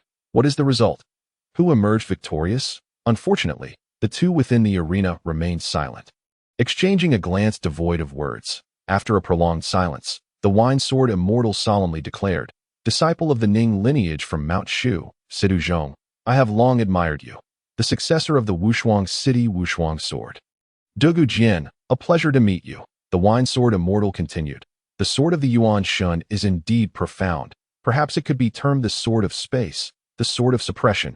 However, in comparison to the mightiest sword 23, the unfeeling sword 19 to sword 22, my preference lies with sword 18. Dugu Jin queried. Why is that? 3 and 3 are endless, 6 and 6 are boundless. This sword's intent is lofty, embodying the essence of a compassionate sword. Yet this time, its power has not been fully realized." Dugu Jin fell silent, raising his head after a moment. "Oh, you wish to learn? I shall teach you. My sword has shed all emotions." The onlookers outside observed this scene, feeling utterly perplexed. Who has triumphed? Who has lost? Wasn't the debate over swordsmanship concluded? Why are these two engaged once more? Unconsciously, all eyes turned to Qin Chuan, seeking answers from him. To their surprise, Qin Chuan smiled slightly, offering no explanation. "The martial contest is nearing its conclusion. Let us tally your scores. As for victory or defeat, in this discourse on swords, the outcome is not truly significant. What I pursue is the advancement of swordsmanship principles. While these swordsmen seek further enlightenment, if one truly wishes to discern the result, it is likely only known to the two within the arena." With the final battle within the Dinghai Pearl concluded, it officially marked the end of this sword debate, both in literary and martial aspects. Qin Chuan dismissed everyone, retracting the Dinghai Pearl and the measurement of the heavens. It appeared this sword debate had yielded substantial gains for them. Even now, many were either deep in thought or engaged in fervent discussions. Under Qin Chuan's signal, Song Hang, who had been occupied with statistics, stepped forward. By the decree of the sage, the sword debate has concluded. And the points are as follows. 1 vote in the literary contest is worth 3 points. A victory in the martial contest is worth 10 points, and the champion receives 100%. The list of the top 24 is as follows. Nameless, Mu Ying Ming, Dugu Jian, Wine Sword Immortal, Yi Guqing, Shimin Chui Shui, Bu Jing Yun, Gainya, Zhu Hai. Unsurprisingly, those in the lead were predominantly the sword immortals from various realms. Firmly occupying 40 to 50% of the list, that it was not that they could not secure more spots. Rather, their numbers were simply too few for the indigenous people of the Great Qin world. Even those on the list ranked relatively low. Consequently, the inhabitants of the Great Qin, being the largest group present, wore expressions of discontent. Zhuangzhou and Zhou Yan had quietly moved behind Yingzheng. Speaking softly, King Qin, I wonder if there will be similar events in the future. That I found the previous literary contest quite engaging. Compared to sword duels, our 100 schools. Yingzheng rubbed his temples, his expression grim, yet more so resigned. Hearing the words of the two behind him, Yingzheng understood they aimed to restore dignity for himself, or rather for this world, but such a feat was not easily accomplished. Zhuangzhou and the others were unaware, yet Yingzheng was acutely aware of just how extraordinary the worlds inhabited by the members of the chat group were in such extraordinary realms. The emergence of extraordinary individuals is entirely reasonable. However, observing the dejected expressions of his own world's people, he refrained from uttering any demoralizing remarks. Stealing a glance at Qin Chuan ahead, he hesitated. There should be similar events, but perhaps not within our world. Next time, be sure to include me. Me too. Along with the 100 schools. What say you, Rushio? The myriad schools of thought had their eyes fixed upon their elder brother and the king of Qin. And upon receiving a definitive answer, they erupted into cheers. Although they had previously whispered about the sword conference in hushed tones, who among them would willingly forego a similar opportunity, it was unacceptable to allow these sword-wielding brutes to bask in glory alone. At this moment, Qin Chuan, pondering what rewards to bestow, chuckled upon overhearing their furtive murmurs. Opportunity? That certainly must not be lacking. He realized he had been ensnared in a misconception, believing that the great laws of the world were centered solely around material possessions. Through this sword discussion, he had come to a revelation. The true wealth of each world lay not in lifeless objects, but in these individuals, especially the members of the myriad schools, who, in his eyes, were living treasures. Chapter 58. Qin Shaoan versus members of the chat group. While Qin Chuan found himself tempted by the myriad schools, he had to set that aside for the moment. Firstly, it was not the right time to entice these individuals to join his ranks. There were too many restrictions and considerable preparations required, not to mention the critical need to conceal the fact of the low-level Hongwang. Secondly, his primary focus needed to remain on the swordsmen. They were the main event this time. As for the promised rewards, Qin Chuan's gaze shifted, realizing he might have overlooked something. Sure enough, upon turning his head, he spotted Qin Shaohan, who had been busily drawing circles in a corner since arriving in this world. Shaohan, come here. Qin Shaohan, who had been joyfully digging in the soil with her tool, perked up at the sound of Qin Chuan's call and scampered over, her little face smeared with dirt. Oh, Daddy, did you call me? She exclaimed, her wide eyes filled with confusion as she tilted her head at Qin Chuan, resembling a rustic girl digging for bird eggs. Don't just act wild, Qin Chuan said, reaching out to wipe the dirt from her face. Just as he was about to say something, he caught sight of the object in her hand, leaving him momentarily speechless. It was none other than the embodiment of the will of the Great Qin world, the little sword. At that moment, the little sword lay there, resigned to its fate. It was not that it did not wish to resist. It merely perceived that the girl before it did not appear to be benevolent. It simply could not in fact, to make it easier for Qin Shaohan to dig, the tip of the little sword had even slightly bent downward. It was making a valiant effort to act as a hoe. While Qin Chuan interacted with his daughter, the gazes of the hundreds gathered in the arena remained fixed upon them. This was primarily due to the rewards that Qin Chuan had previously mentioned. Curiosity being an inherent trait of humanity, anyone with even a modicum of discernment could see Qin Chuan's extraordinary status among this crowd of immortals. How could they possibly overlook that? First, the members of the chat group, witnessing a charming little girl calling Qin Chuan daddy in her sweet voice, were left utterly perplexed. What? The great sage Qin Chuan has a daughter, they mused. Reflecting on Qin Chuan's status, they realized that his daughter must hold an equally significant position. They found themselves aligning their thoughts with those from Hongjun. Instantly, all eyes turned towards Tongtian, but he shrugged his shoulders, saying, "It's pretty much as you imagined that I advise all of you to treat the little Taoist with respect. Although she is but a child, well, you understand. Understand. We absolutely understand." The members of the chat group struggled to suppress their astonishment, their gazes towards Qin Chuan brimming with fervent interest, while they had to be cautious not to overly please Qin Chuan for fear of incurring his displeasure. With a little girl, such concerns were nearly non-existent. In the blink of an eye, the members of the chat group had already devised numerous plans in their minds that in contrast to the chat group.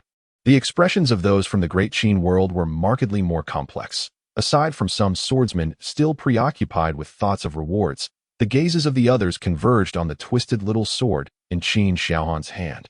Previously, due to the cognitive biases she had subconsciously established, they had failed to notice the little sword, but now, with Qin Chuan's revelation, it was as if they were witnessing everything they had sought for countless years. The supreme sword path, the future of Tianyan, the ebb and flow of all beings. In that moment, regardless of their motivations, the arena fell into an absolute silence. Even the little sword endeavored to feign that nothing had occurred. As it bent its tip, it made a valiant attempt to straighten itself. As it finally managed to force itself upright, a collective sigh of relief escaped the crowd. Why did you straighten up again? Bend down. I want to keep digging, Qin Chuan exclaimed. The little sword, utterly defeated. Coughing softly, Qin Chuan recognized that he could no longer delay. Clearing his throat, he captured everyone's attention. Esteemed guests, as the sword discussion comes to a close, I present the following rewards for those who have excelled. The top 24 participants will be granted ownership of a sword realm until the next sword duel, and shall be bestowed the title, Sword Master. Furthermore, they may join the Cloud Summit Heavenly Palace as outer disciples, enjoying its benefits without entering the sect.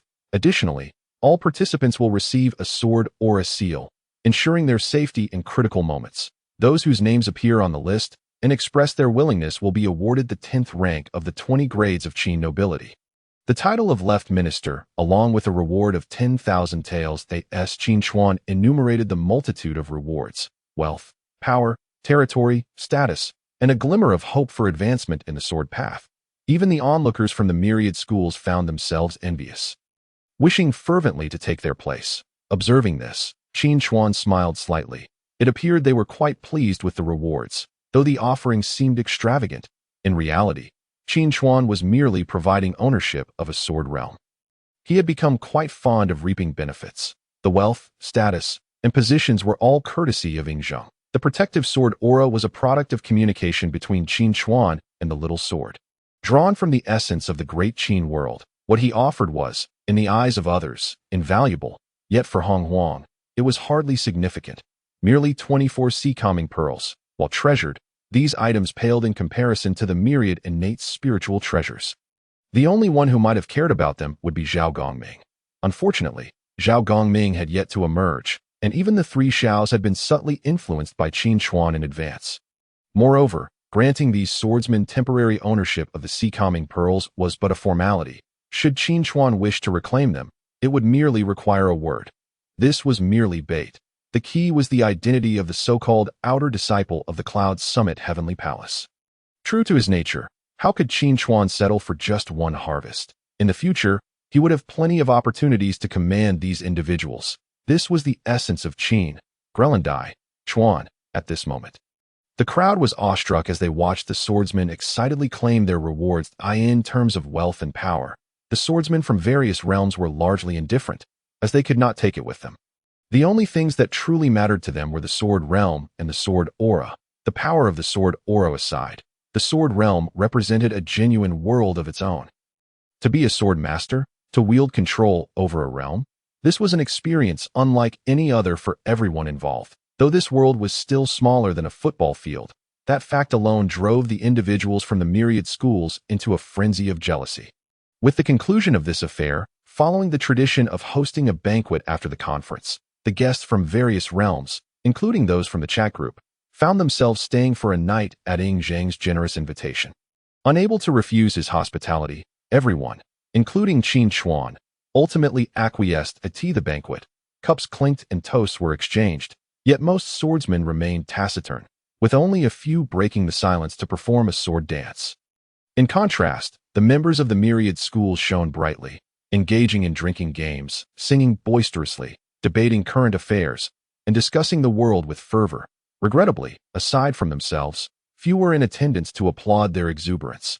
Meanwhile, the members of the chat group encircled a little girl of 3 or 4 years. "Little sister, what is your name?" Qin Chuan glanced at the bearded Xiong Ba and replied, "Uncle, I'm not scared of you. My daddy said that if a strange person comes to talk, I should smash them with a falling star from the great wilderness." Xiong Ba. Chapter 59. The Applications of the Hongjun Beings. Haha. The sight of Xiong Ba being taken aback left the crowd in stitches that moment. However, Qin Chuan grew displeased with the antics of these eccentric individuals. She raised her short, pudgy hand and pointed at Lu Xiao.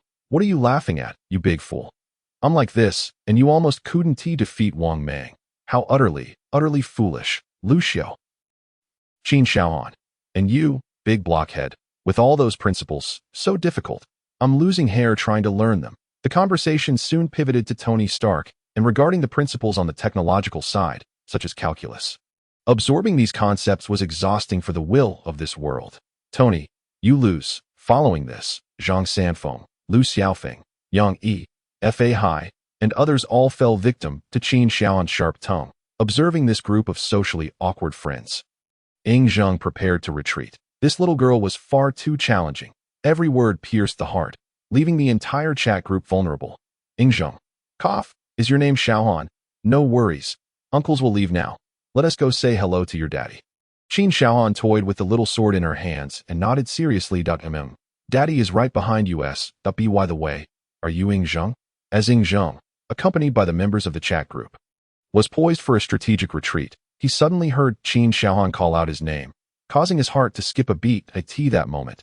Qin Chuan continued, "It's not me who is looking for you, but Xiao Jian. That he said that the offerings you provide are utterly unpalatable. What is this nonsense about 3 sacrifices and 6 livestock?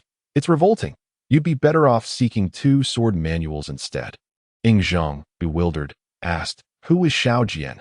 What offerings?" "Xiao Jian is simply Xiao Jian. How dense can you be? I'm off to find Dad." Qin Chuan huffed, losing interest in explaining further, and skipped away in search of Qin Chuan. Leaving behind a crowd of chatting members with expressions of bemusement, Qin Chuan versus the chatting members.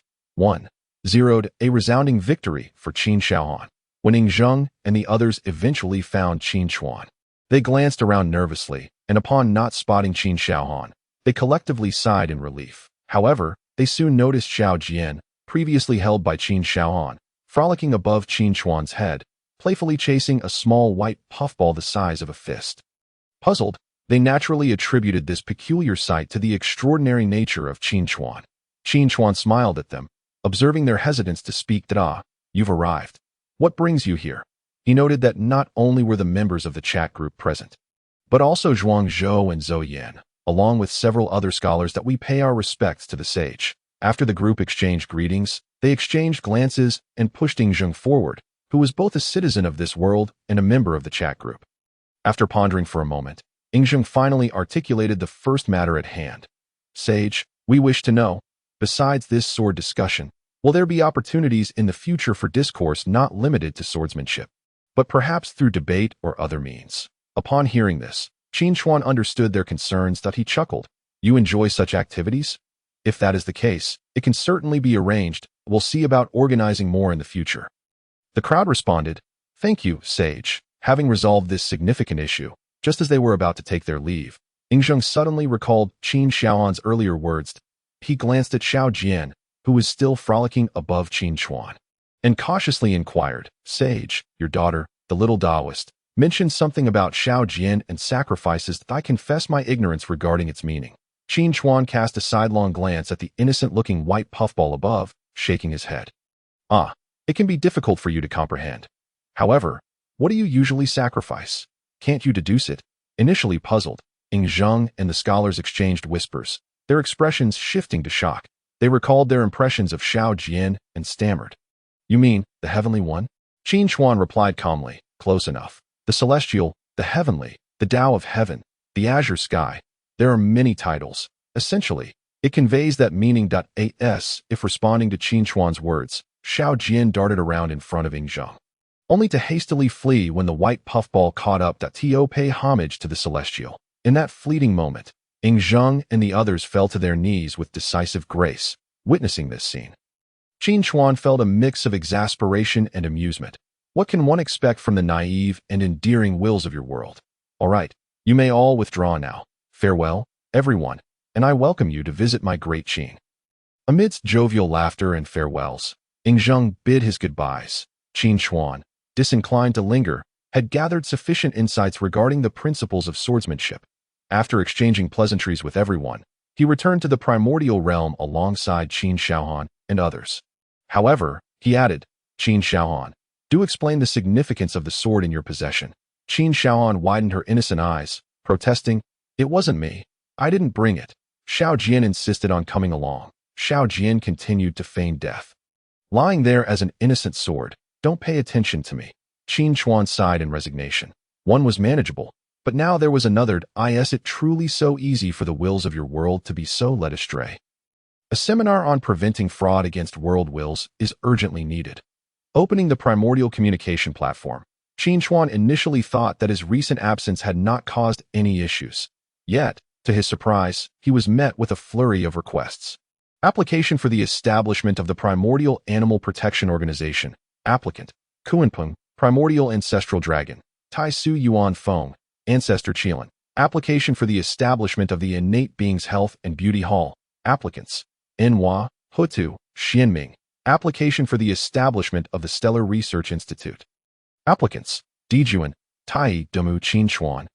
What on earth is happening here? Upon further investigation, Qin Chuan discovered the nature of the commotion. Originally, a vast forum section had been taken over by various individuals, leading to a mix of acquaintances and adversaries.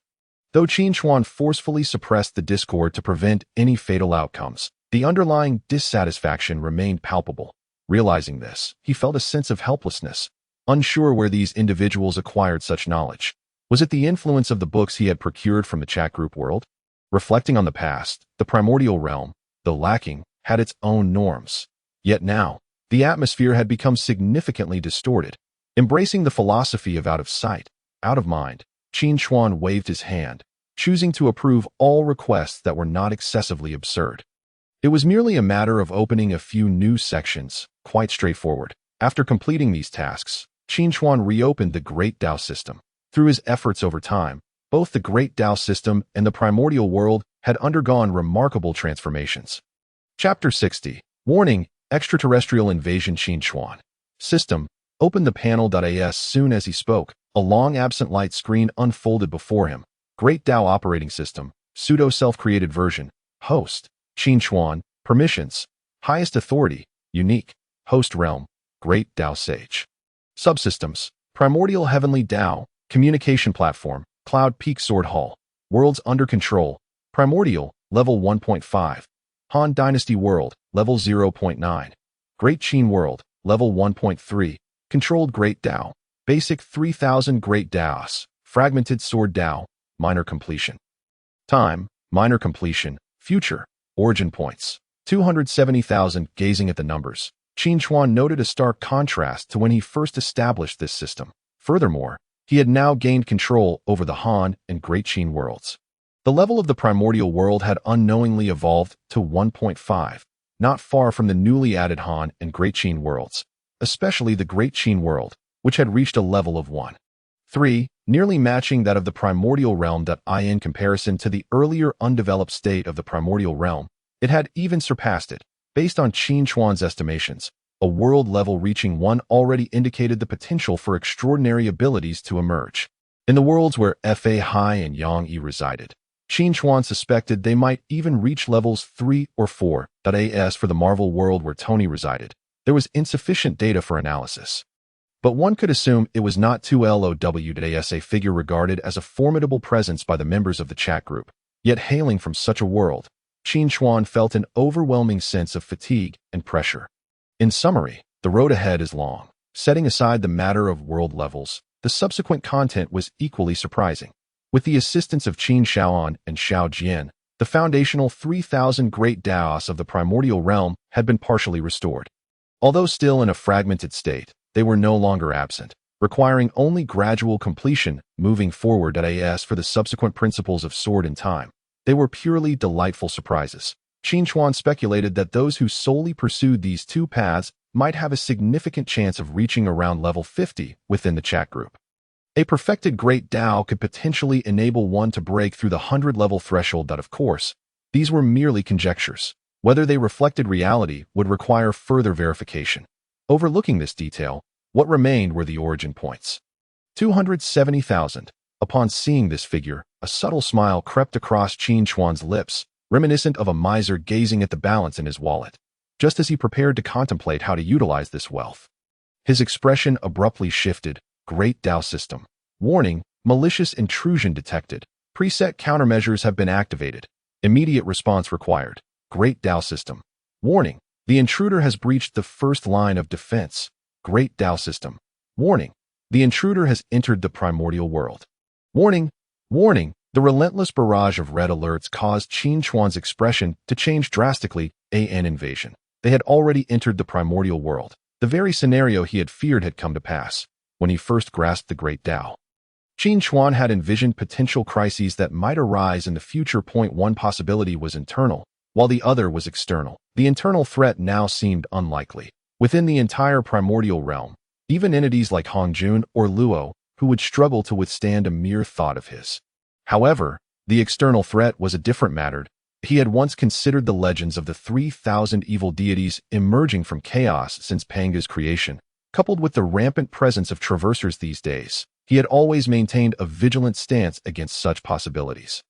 Today, the very concern he harbored had materialized, and it was not merely traversers. It was a genuine extraterrestrial invasion. This situation required careful deliberation.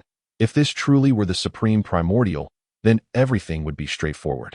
The invaders would surely meet their demise in droves. However, given the current state of the primordial, which resembles a mere handful of kittens, it seems unlikely. The pressing matter now is to ascertain the true nature of the adversaries encountered by the primordial. As this knowledge is essential for devising the next course of action, Qin Chuan, unable to ponder further, vanished from his position. Moments later, at the border of the primordial. During this period, as the realm of the primordial continues to expand, new borders emerge, heralding the birth of countless treasures of heaven and earth within these nascent lands. Coupled with the elite beings residing atop the world at the center, Mount Buzhou, these benefits inevitably accrue to their descendants and disciples. Those who scorn them refer to them as scavengers, while they themselves proudly call themselves the boundary guardians. Among them, there are those who previously supported Qin Chuan's application for establishing a new division. At this moment, within the Primordial Communication Forum, under the subsection for the Boundary Guardians, a new post appeared. Fellow Taoists, do you recognize what kind of beings these are? They seem ominous. Could they possibly be disciples of Luo Ho? The post's author, Xiao. The replies below were equally nonsensical. Randang. This creature is exceedingly hideous. It must have emerged from the Blood Sea. Minghe. Randang. Do not slander. This creature could not possibly be from my Blood Sea. Duo Bao. Enough bickering, I suspect, at this moment. A being that occasionally transformed into an old yellow ox and at other times into a dragon-headed serpent lay at the world's edge, exasperatedly shutting down the Primordial Communication Forum. Muttering to itself that I knew I shouldn't have trusted this group of forum friends. After speaking, it produced a piece of paper to record its thoughts on the 7th day of the 2nd month of the 2nd year of the Dao calendar. Today, while I was patrolling the borders at the world's edge, 2 exceedingly ugly beings suddenly leapt out from the chaos, their bodies covered in green slime, their sinews, blood, and flesh mingled together, exuding a foul stench. I wonder if they appreciate music? Xiao's diary, day 273. After finishing the entry, Xiao tucked away the diary and looked cheerfully at the 2 creatures before him. Greetings, fellow Taoists. I am Xiao, the first son of the ancestor dragon. Who might you be, and do you possess a primordial identification card? If you enjoy adventure and treasure hunting, you are welcome to join our Boundary Guardians. If you have a penchant for music, you may join the Primordial Music Association, where many lovely Phoenix clan sisters reside. The 2 monstrous beings hissed, their bloodshot eyes fixed intently on Xiao. Xiao, at a loss for words, recognized the hostility in their demeanor and was not inclined to remain passive. Fearing they might not comprehend his words, he continued, "You do not know the Ancestor Dragon. He is currently in service to the Dao, and there are many formidable experts within the Boundary Guardians. The Primordial now operates under the Dao's governance, so please do not act recklessly. If that is the case, do not blame me for calling for assistance. Boundary Guardians form new post. Urgent. Urgent. Urgent. At the world's edge, I have unexpectedly discovered two fierce creatures, suspected to be unrecorded in the Primordial Compendium. Fellow Taoists, who is nearby? Coordinates XXX. XXX. There is a reward for this. If I were not averse to conflict, I would have dealt with them already." Author. Xiaonyo, Chapter 61. Boundary Guardians. When Qin Chuan arrived at the border of the Primordial and beheld the scene before him, he was genuinely taken aback. "You dare to bite me? Do you truly believe this ox ventures out alone?" With that, Xiaonyo kicked at the two monstrous beings beneath him. Ming He, standing nearby, advised, "Calm down. Don't damage them. I've detected a potent corrosive property in their blood, rivaling even that of my blood. See. Allow me to draw another vial of blood." Bai Zhe interjected, "By the way, do you know what these two are? Neither witch nor demon, and certainly not innate beings.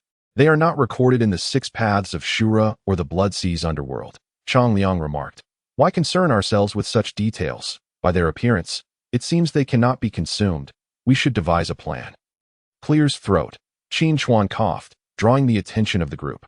"What are you clearing your throat for? Excessive coughing is detrimental to one's voice. I happen to have 2 bottles of cough syrup produced by Wu Zhuangwen." Xiaonyo, paying little heed to the cough, continued rambling, appearing as if he wished to kick the two monsters again, only to be pulled down to the ground by Ming He, kneeling alongside him. "We are here to pay our respects to the Dao." Qin Chuan glanced at the two monsters on the ground, then back at them, feeling less urgency. What a joke. This small number of beings can easily subdue the invading monsters. Why should I be concerned? He then laughed. "What are you all doing?" Xiaonyo replied earnestly. "To report to the Dao, we are pursuing the expansion of the primordial borders and gathering the treasures of heaven and earth. These two fierce creatures appeared suddenly and attempted to bite me. Had I not been vigilant, I would have been injured. My fellow Taoists are here at my invitation to assist." Xiaonyo, anxious that Qin Chuan might seek retribution, spoke somewhat nervously despite the truth of his words. Upon hearing this, Qin Chuan chuckled. "No worries. You have done a great service this time. Please tell me, is this kind of occurrence frequent?" Xiaonyo and the others exchanged glances. Even pulling out their diaries before responding. It is not frequent, but with the expansion of the world, new beings often emerge. Most are not significantly different from the existing beings in the primordial and are recorded in the Primordial Compendium. Today, as two creatures from chaos are indeed a first. Qin Chuan nodded. It was to be expected that they would be encountering such beings for the first time. Otherwise, based on Xiaonyo's earlier statement, he might have begun to doubt whether the Dao's defense system had encountered a bug. However, during this exchange, Qin Chuan's attention was drawn to Xiaonyo's diary, sparking his interest. "May I take a look at that?" "What?" Xiaonyo was taken aback, his expression somewhat awkward, but quickly composed himself, realizing who Qin Chuan was, and obediently handed over the diary. Qin Chuan received it and began to peruse its contents. Dao Calendar. Year 1, Month 1, Day 1. Today, the Dao transmitted teachings to the primordial, and all spirits gathered at Mount Buzhou. I heard that my father is also present. By the time I arrived, many were saying that the Ancestor Dragon is the Dao's pet. I rebuked them for their foolishness, but many wish to become that pet, yet find it impossible. This is a good thing. Dao Calendar. Year 1, Month 5, Day 7. Sister Kai Feng invited me to visit the Phoenix clan again. They say they received a new score from the Dao called Dragon and Phoenix Harmony. Unfortunately, I must complete the score I have, so I declined. Besides, my father is the Ancestor Dragon. I am not. So how could I harmonize? Dao Calendar. Year 1, Month 5, Day 9. I shared my experiences with Sister Kai Feng with my brothers. They say I am a fool for not understanding their words, yet I still gave them a good beating. Dao Calendar. Year 1, Month 6, Day 1. Today marks my first day at the world's edge, and indeed, there are many treasures of heaven and earth here. On the first day, I discovered a willow branch, which I heard Sister Kai Feng likes. I shall return it to her. Speaking of which, ever since I declined to visit her last time, She has been angry. Father was right. Women of the Phoenix clan are indeed difficult to understand. Upon finishing the diary, Qin Chuan noted that the majority of the entries revolved around Qiu interactions with a certain phoenix named Kai Foam. Regrettably, the feelings seemed unreciprocated. Even Qin Chuan mused. This eldest son of the dragon has turned into quite the introvert. Of course, it wouldn't be fair to label him as such. At least he ventures outdoors and is passionate about music, making him a prominent figure in the Primordial, coupled with a remarkable father. It is hardly surprising he finds himself entangled with the fairer sex. Good heavens, if one were to consider this, he is indeed a winner in life. Qin Chuan shook his head, dispelling the ridiculous thoughts, and began to delve into the matters he sought to understand. As Qiu had indicated, the probability of encountering new life forms was quite low. Most were indigenous innate beings, representing the primal biological species of the primordial. Moreover, as the laws governing the primordial world continued to develop, the occurrence of such innate beings had dwindled. Thus, encountering these two monsters was beyond imagination at this point. Qin Chuan comprehended the situation, but he cast another glance at the two creatures resembling the lickers from a certain survival horror franchise and addressed Qiu and the others. You have performed admirably. These beings are indeed not native to the primordial. In the future, should you discover any such creatures originating from chaos, report them immediately to the primordial communication platform, Qiu. You will receive a reward of 5,000 points, while the rest will receive 3,000 points. I will take these creatures with me. Upon hearing the considerable value of the monsters, Qiu, Ming He, and the others instantly rejoiced, exclaiming, "Thank you for the reward, Dao. We shall diligently uphold our duties and be successful boundary guardians." Qin Chuan nodded slightly, acknowledging their legitimacy as boundary guardians, and promptly vanished from the scene with the two lickers. Goodness, I struck gold. 5,000 points. I wonder what I can acquire with that. At the Buzhou Mountain Research Institute, this newly established institute received items from the chat group world, which were immediately transferred here after absorbing their governing laws. At this moment, within a secluded room, Qin Chuan was observing the two lickers: evolution, fusion, corrosion, slaughter. What a wretched patchwork of rules. Qin Chuan merely glanced at them briefly, analyzing their nature with ease, a simple task for one of the Dao overseeing a world. However, he did not allow himself to relax. A critical question lay before him. How did these two lickers infiltrate the primordial world? An accident? Absolutely impossible. Let us set aside the question of how these two gluttons managed to survive amidst the perils of chaos, and focus instead on their currently superficial abilities. It is inconceivable that they could breach the defenses surrounding the primordial world. Thus, only one possibility remains. Someone is aiding them. Whether this benefactor is a person or a force of nature remains shrouded in mystery. In any case, Qin Chuan understands one thing. His leisurely existence is likely drawing to a close. Chapter 62. Could it be that a foolish world is truly invading the primordial realm? Qin Chuan ponders whether he should venture into the chaos to investigate. Yet he fears it may be a trap set by enemies, using the two gluttons as bait to lure him out. At that moment, Qin Shaoan approaches him with a serious expression. Father, Qin Chuan gazes at the unfamiliar expression on her face, feeling puzzled. What is it, Shaoan? Has someone bullied you? Do not fear. Father will seek justice for you. No, she shakes her head, pointing in a particular direction. Father, as I was coming here, I saw a bad guy lurking around you that I was too scared to approach. Please drive him away. A bad guy? Qin Chuan is taken aback. Moreover, Shaoan is right in front of him. How could she not draw near? The next moment, his expression shifts as he considers a troubling thought. While Shaoan is indeed beside him, it was previously mentioned that this is merely a doppelganger. Therefore, the implication of her searching for him is clear. Shaoan, did you bring the Great Han world here? Yes, she affirms with a nod. Qin Chuan inhales sharply. This mischievous child has recklessly drawn the Great Han world near from the chaos, without a second thought. This is undoubtedly an act fraught with peril. The world resembles celestial bodies in the cosmos, possessing unfathomable mass, and each world occupies a highly concealed position within the chaotic sea. The laws of the dark forest still apply here. The chaotic sea is akin to a dark forest, with each world represented as armed hunters. They stealthily navigate through the woods, gently parting obstructive branches, striving to stifle any sound their footsteps might produce. Even their breathing must be cautious. For within this forest lurk other hunters, and should they encounter one another, the only course of action is to eliminate the threat. In this forest, others represent hell. An eternal menace, Xiaohan's actions are tantamount to courting death. Not only could the Great Han world be discovered by other realms, but should she pass too close to a larger world, it might capture her outright.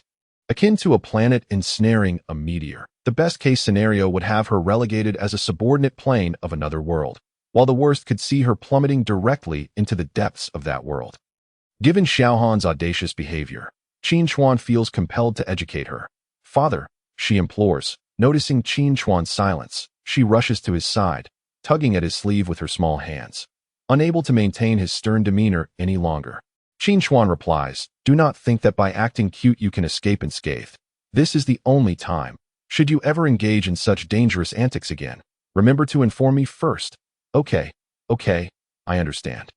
Xiaohan nods earnestly, seeming chastened. Then, "Father, will you drive him away? Please, chase off this bad guy." Bad guy? At the mention of this term, Qin Chuan furrows his brow. "Xiaohan, please describe this bad guy. Is it a person or something akin to us?" "Not a person. It is a large, blood-red sphere. It looks so ugly. A blood-red sphere. That must be a world." Qin Chuan muses, feeling a modicum of relief. This is a relatively favorable outcome for him, after all. Compared to the formidable beings that roam the chaotic sea, a wandering world is far easier to contend with. Of course, this is only a relative assessment, but it appears that this entity has already set its sights on the primordial realm.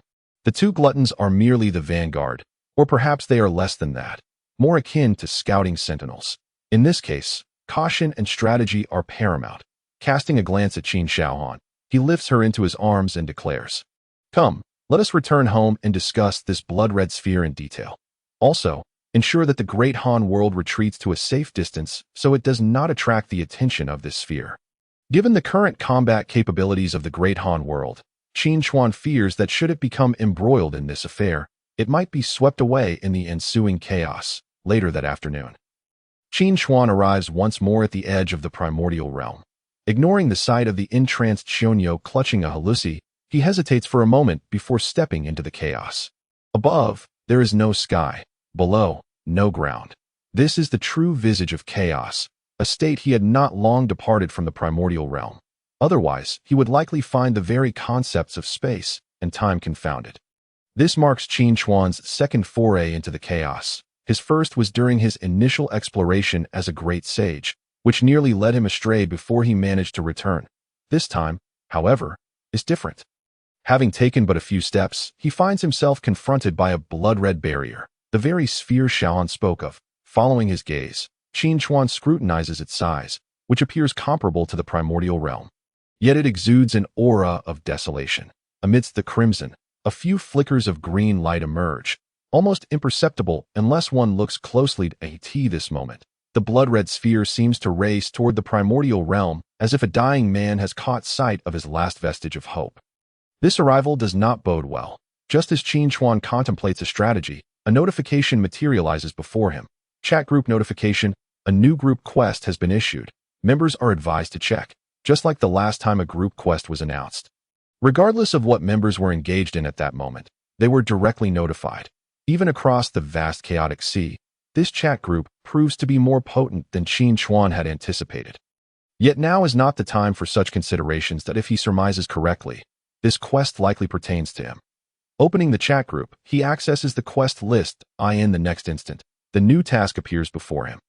Group quest: repel the invaders. Task requirements: assist group member Qin Chuan in repelling the Doomsday World designated SH-172. Task rewards: contribution points ranging from 2,000 to 10,000, based on completion. Goodwill from the world's will, as judged by the will of the primordial realm. In a public world, the Doomsday World. Note: upon acquiring the public world, group members may freely travel back and forth without the need for consumable items. Indeed, this is related to him.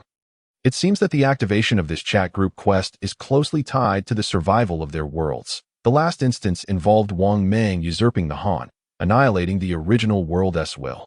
Now, the primordial world faces invasion. One wonders what the ultimate purpose of this chat group could be. However, this is not the matter of concern at present. Upon accepting the quest, Qin Chuan casts a deep glance at the blood-red doomsday world. Confirming its hostile intent, he refrains from attempting entry and instead redirects his path back to the Primordial Realm. Upon entering the courtyard of Mount Buzhou, he finally opens the chat group interface. As expected, the messages have already swelled to a staggering 999. Group leader. Omniscient, no way, no way. Could it be that some foolish world is truly attempting to invade the Primordial Realm? This is the greatest joke I have ever heard. Chapter 63. Mobilizing all resources upon learning of the invasion of the Primordial World in the group task. The chat group members do not express concern. Rather, they revel in laughter. Group leader, Omniscient, ha. I can't take it anymore. I'm about to die from laughter. Invading the Primordial Realm? As the saying goes, you are merely seeking your own demise. Zhang Sanfeng, Master of Wudong LV. 12. An invasion between worlds? Is it akin to the Mongol invasion of the Song dynasty? That does sound quite terrifying. But why the Primordial Realm? Group leader, Omniscient, you've got me laughing to death. If it were any other world, I might be worried. But why is it that the moment I hear it's the Primordial Realm, I can't help but chuckle? Xiongba, leader of the World Association LV. 23, but we can't dismiss it entirely. What if the world invading the Primordial Realm is exceedingly powerful? Wouldn't that mean we are merely delivering ourselves as offerings? Group leader, Omniscient, a doomsday world. How strong could it possibly be? Xiongba, stop being so cautious. If the invading world were associated with Cathor Box Garden, I might be concerned, but the apocalypse is certainly not included. What gives it the audacity? Yang Yi, leader of the Moon Worshippers LV. 29. If the Primordial Realm is truly as the group leader suggests, then the actions of this doomsday world are indeed unwise. Ingzheng, king of Qin LV. 7. Am I the only one focusing on that public world? Wow, a public world allowing free travel. Doesn't that mean I can exchange resources with everyone? Lu Xiu, Wenshu, what do you think? Lu Xiu, child of destiny LV. 5. A great boon. We must secure this public world. It is a heavenly gift. However, we should first consult the sage's opinion. As it concerns the Primordial Realm, Lu Xiaofeng, legend of the Jianghu LV. 11. When Shu is right, we must ascertain whether this is a battle we can partake in, lest it become a matter of Qin Chuan's. Group leader, Omniscient, shouldn't you be concerned about whether this oblivious world might be erased with a mere wave of the saint's hand? Qin Chuan, could you enlighten us on the situation? At this moment, Qin Chuan, having observed the discourse, understood the sentiments of the participants all too well. According to the established perceptions of the chat group members, the Hongjun world was immensely powerful. Even though they harbored doubts regarding the strongest beings in the myriad realms as mentioned by the group leader, Song Hang, they believed it should still rank among the top tiers in the infinite worlds. It was indeed absurd that a world perceived as so formidable required the chat group to issue tasks for their assistance in fending off invasions. This situation inevitably led them to worry about the overwhelming strength of the adversary. Qin Chuan's task was to alleviate their concerns. After all, the appearance of the opposing world was not to be underestimated. With the current limited forces of Hongjun, even a victory would likely be a Pyrrhic one. However, if the worlds inhabited by the chat group members were brought into the fray, their chances of success would undoubtedly increase significantly. With this thought in mind, Qin Chuan addressed the chat group. Qin Chuan, Great Dao Saint LV. Esteemed members, there is no need for alarm that I have merely captured a fallen minor world, which, while slightly stronger than yours, is still limited in its strength, and indeed, significantly weaker in many aspects. That I initially intended it to serve as a training ground for my disciples, but since the chat group has issued tasks, let us convert it into a public world. Upon hearing this, the concerns of the chat group members were immediately alleviated by half. Group leader, Omniscient, I knew it. How could there possibly be a foolish world that would consider invading Hongjun? It turns out it is merely a minor world captured by a saint. Now I understand. Since the saint has consented to make this world public, I extend my gratitude. Zhang Sanfeng, Wudong sect leader LV. 12. Thanks to the saint. Though I must express concern over the threat posed by this apocalyptic world. Qin Chuan smiled slightly and continued. Qin Chuan, Great Dao Saint LV. Haha, the purpose was indeed to train my disciples. I have deliberately left some lowly and vile creatures within untouched. Coincidentally, a task has also been issued by the group, so let us tackle it together. This statement caused a stir in the chat group. Group leader, Omniscient Qin Chuan, esteemed one, please reconsider. Those may seem like low-level monsters to you, but they are not necessarily so for us. Xiongba, Tianxia Association Leader LV. 23. The group leader speaks wisely. What if we cannot defeat them? Wouldn't this group task then end in failure? Yingzheng, King of Qin LV. 7. Surely not. We implore the saint for mercy. Do not abandon us. Qin Chuan recognized the moment had come to act decisively. He understood the gravity of the situation, which pertained to the survival of the Hongjun world. Thus, he spoke with authority. Qin Chuan, Great Dao Saint LV. There is no need for your worries. Since this was originally intended as a training ground for my disciples, while I will not allow those of celestial rank or higher from Hongjun to participate, some junior disciples will indeed assist you. Group leader, omniscient, since the esteemed one has spoken thus, we are greatly reassured. Qin Chuan, Great Dao Saint LV. Very well, let us proceed with this plan. You all may prepare, while I shall set this world onto its designated course.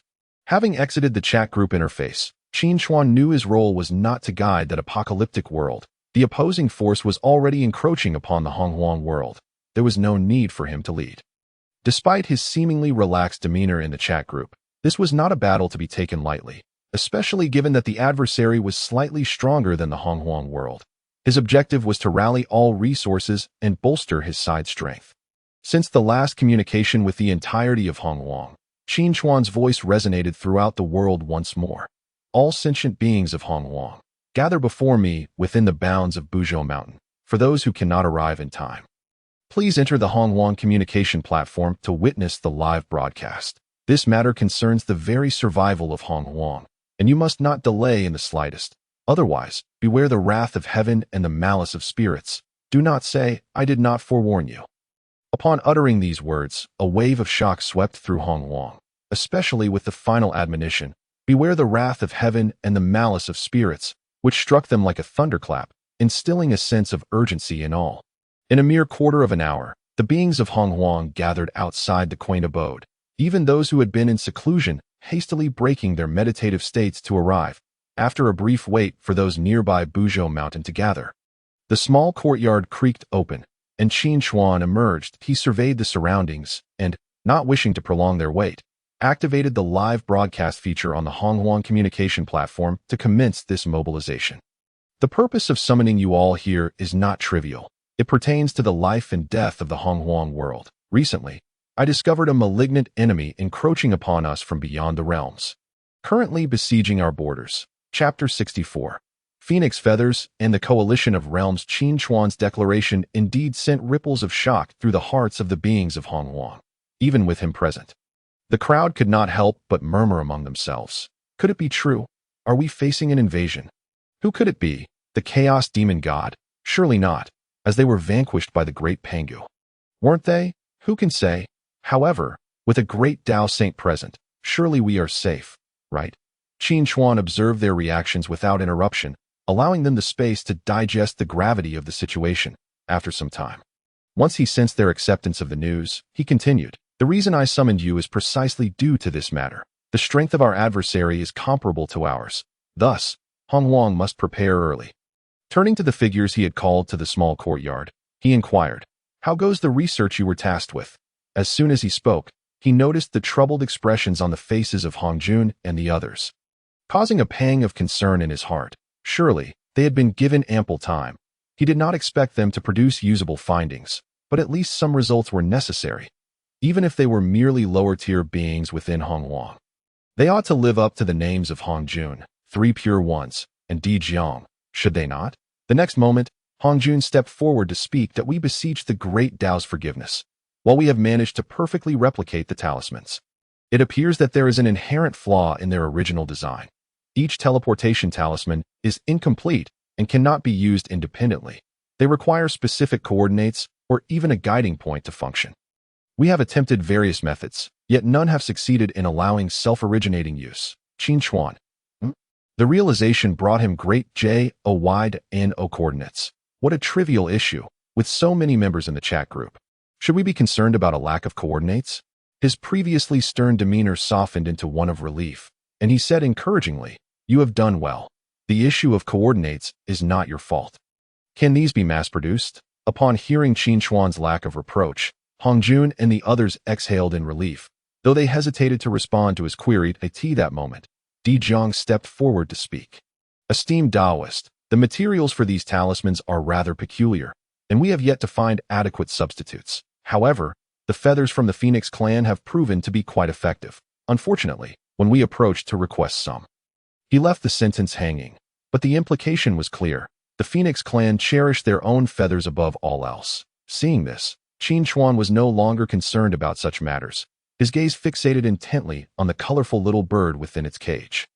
The Tai Su Yuan foam, under his scrutiny, appeared flustered. Di Jiang, do not speak such nonsense. How can you claim that the feathers from my Phoenix clan are the most effective? Why not mention that your own wings could serve just as well? I see you are merely coveting our feathers because of the abundance of our kind. While many of our young ones have been left featherless by your group, the Tai Su Yuan phone grew increasingly agitated. Flames of vibrant color erupting from her form, indicating that had she not been caged, she would have lunged at Di Jiang in fury. Qin Chuan was taken aback, in a wonder he had read in the records of the Qionyou that after some ill-intentioned individuals visited the Phoenix clan, several young phoenixes had remained sequestered indoors. This realization was indeed quite outrageous. However, as the saying goes, those who seek to accomplish great things do not sweat the small stuff. That, of course, this sentiment could not be applied to the Phoenix clan. Lifting the cage containing the Tai Su Yuan foam, he cleared his throat and said, "Ahem, dear little foam, do not be so agitated, Di Jiang. You too should temper your words. The situation is urgent. These talismans are crucial to the survival of Hongjun, and thus the Phoenix clan must make a sacrifice. Therefore, for every feather contributed by any avian clan that meets the necessary conditions, a reward of 100 points will be granted, along with a bestowal of heavenly merit, and the Phoenix clan shall be recognized as the leaders of the avian tribes. I will also devise a method to facilitate the regrowth of feathers, ensuring that even if they fall, they can be regrown through cultivation. How does that sound?" The Tai Su Yuan phone chirped twice in agreement, no longer pressing further. She was not oblivious to the stakes at play. Her earlier agitation stemmed more from a desire to secure benefits for her kin. Now, having received rewards far exceeding her expectations, she tempered her demeanor to avoid inciting displeasure from the Great Dao. Tai Su Yuan phone, by your command, esteemed Taoist. Upon witnessing the resolution of this matter, Qin Chuan no longer lingered over it. He instructed them, "You all, during this period, exert yourselves fully in the creation of the transference talismans. Additionally, everyone must thoroughly familiarize themselves with the chronicles of the primordial world that in all future interactions, be mindful to conceal any flaws." Thus, one by one, Qin Chuan relayed the meticulously planned tasks, and upon seeing them take note, he departed from the scene.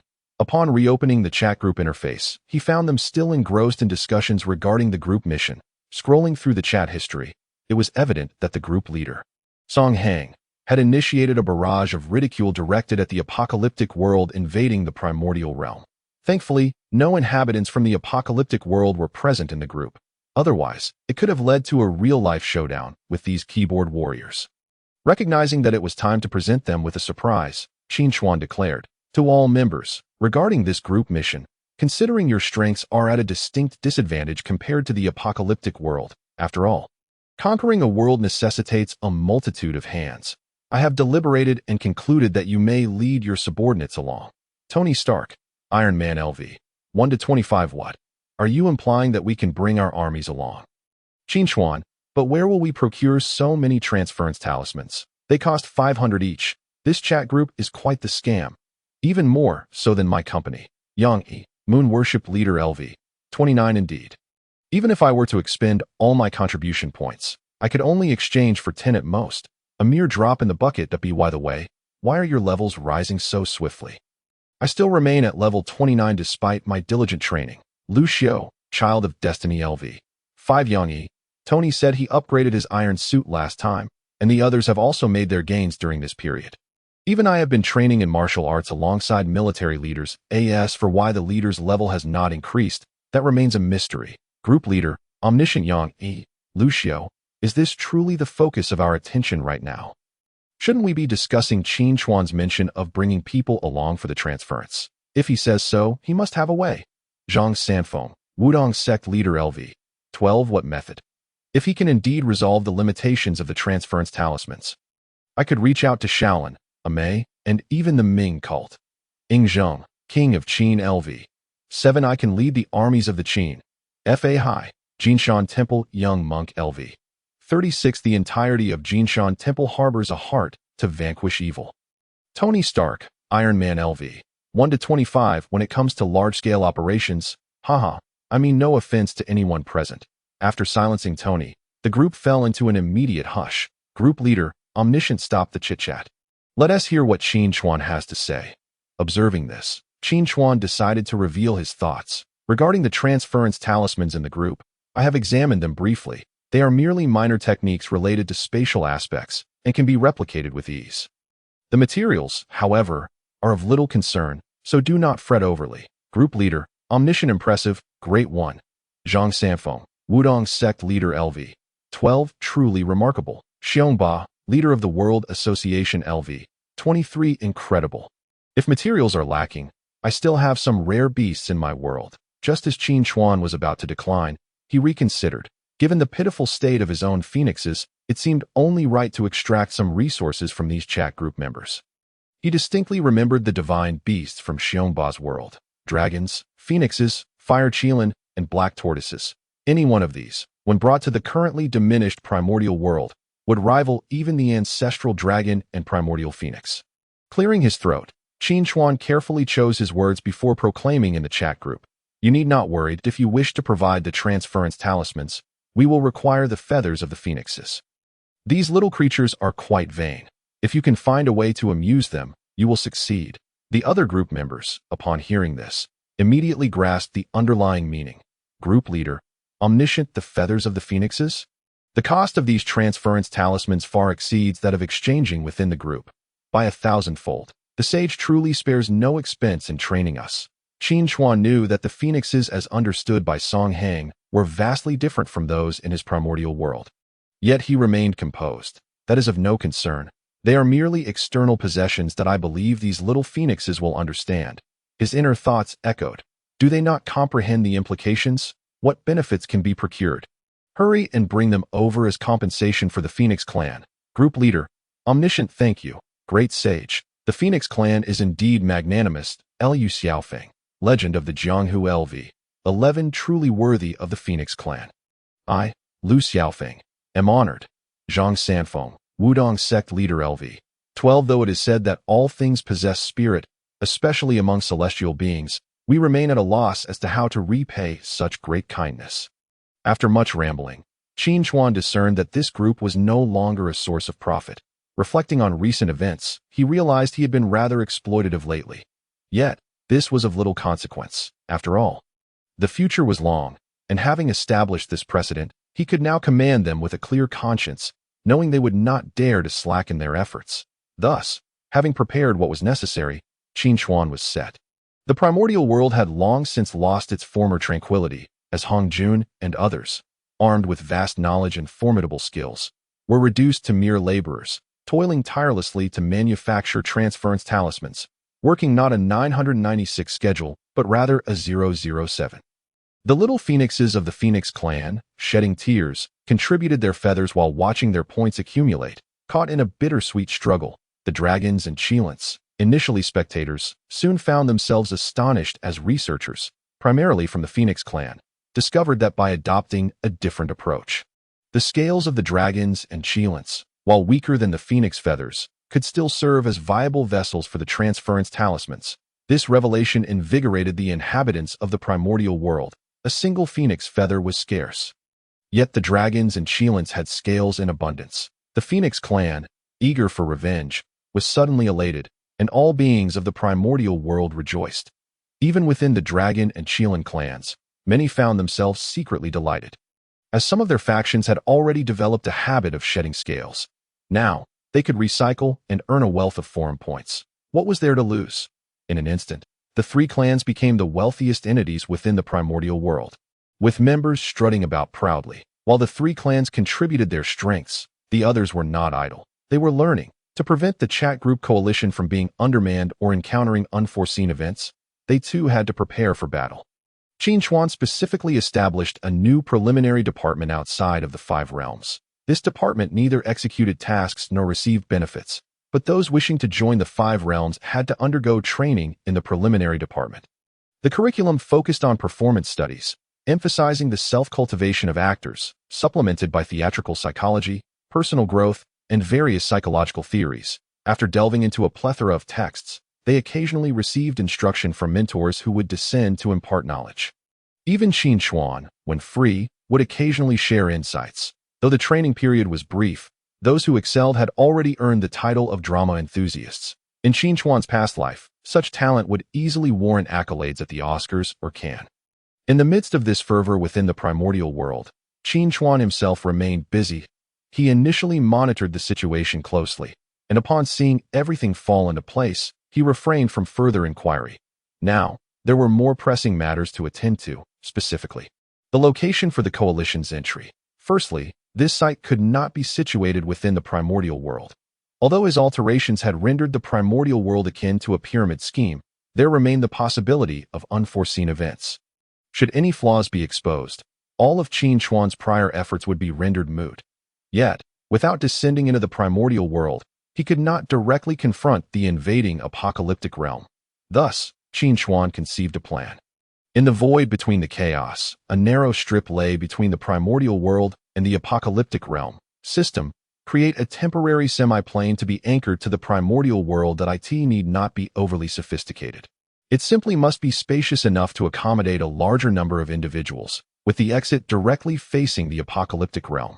Creating semi-plane, please select the number of source points to inject. Select the laws to inject, select the type of plane. Inject 200,000 source points. Add the foundational 3,000 Great Dao laws. Type selection. Disposable plane, preferably recyclable. Plane creation in progress. Injecting laws. Constructing sentient beings. Sentient beings are not necessary. Just provide the essentials for survival. Received instructions. Constructing sentient beings and injecting source points to expand the world range. World creation successful. Chapter 66. The Primal War Zone. The arrival of the realms upon receiving the notification of the successful creation of a new world. Qin Chuan eagerly opened the new world panel. Previously, he had only created cave heavens. Now, by the standards of the new world, he was ready to explore what he had crafted. Even if it was merely a rudimentary world, it was worth a thorough examination. This would serve 2 purposes. First, to identify any oversights, and second, to appreciate his own creation. After all, the Great Dao system was also his own invention. Anything birthed from it could be considered a reflection of his ingenuity. Upon opening the new world panel, he observed the following details. World name. Untitled New World Ruler. Realm Master Qin Chuan area. 1.5 million square kilometers. Inherent laws. The fundamental 3,000 Great Dao species. None status. Recoverable. 50 source points returned. Miscellaneous. Brief gazing at this barren world. Qin Chuan nodded with satisfaction. Although it appeared desolate and devoid of features, it perfectly met his most fundamental requirement.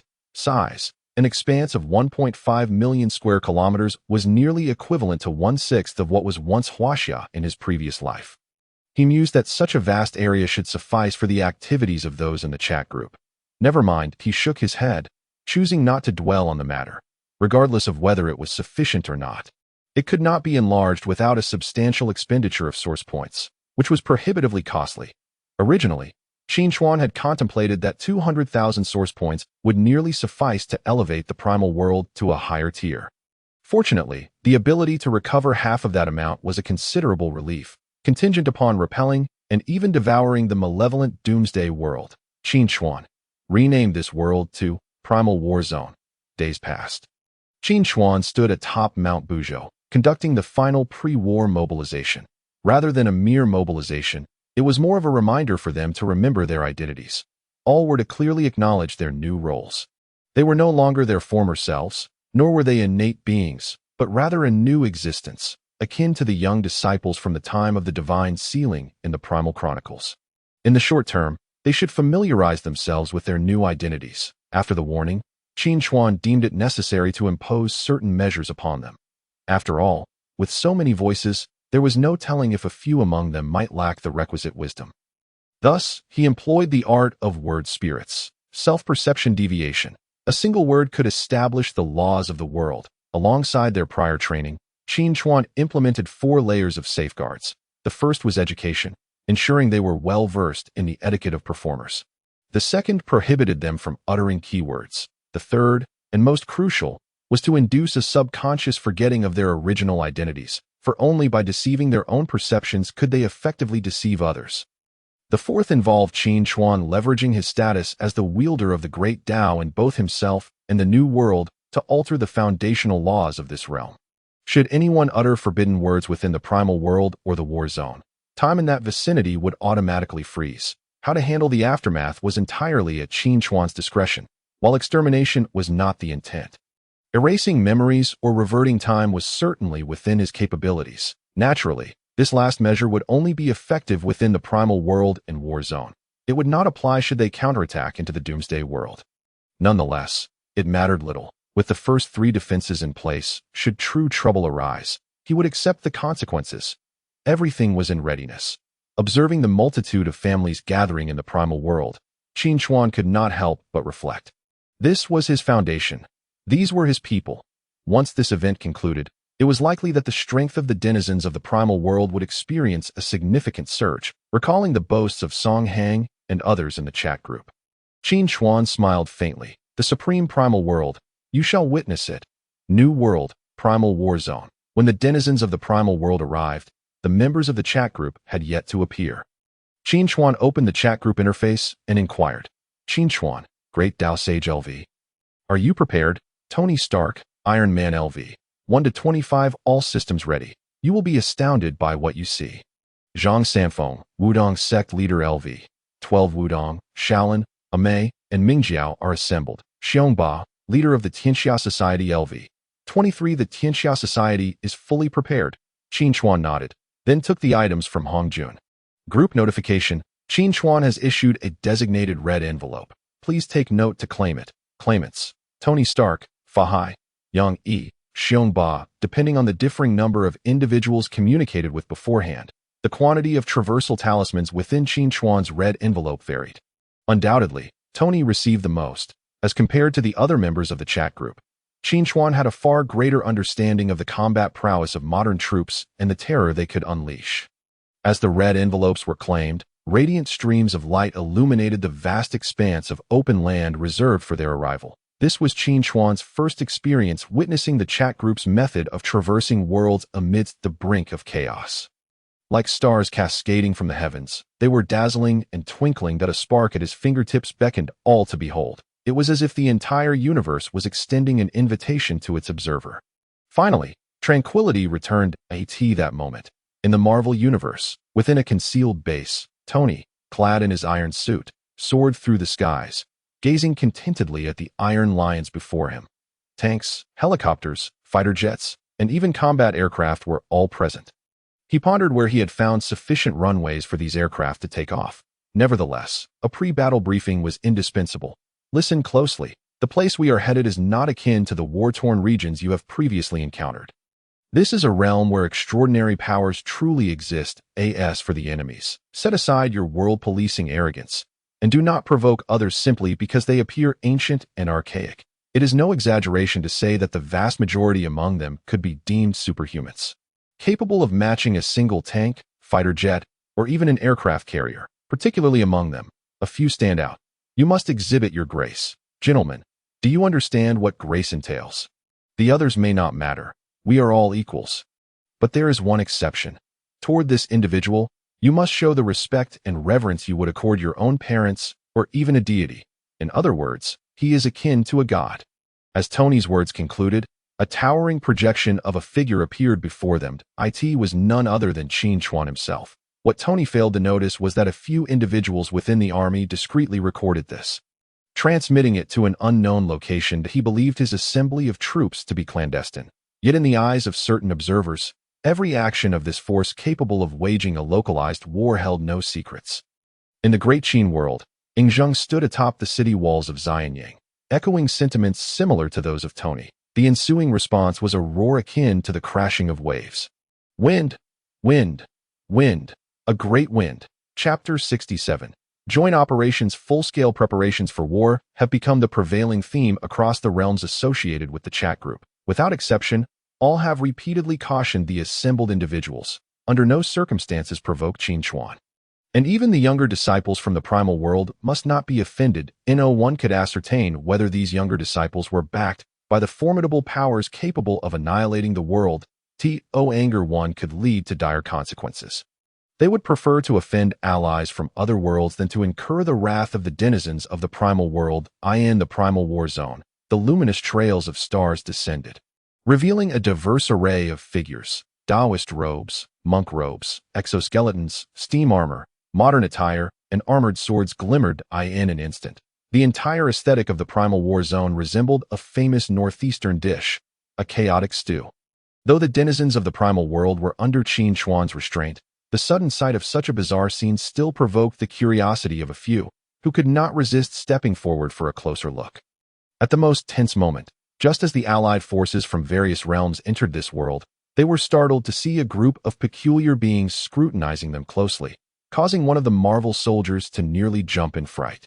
Had it not been for Tony's prior mental preparations, they might have already begun shouting about monsters. Calm down. A warm voice resonated in everyone's hearts. Like a refreshing stream in summer, it extinguished the rising anxiety, fear, and trepidation within them. The members of the chat group exchanged glances, recognizing the voice as that of Qin Chuan. In the next moment, an unexpected occurrence transpired. Each individual who heard this voice found a figure appearing before them in unison. Qin Chuan, the heart's resonance reflected their connection.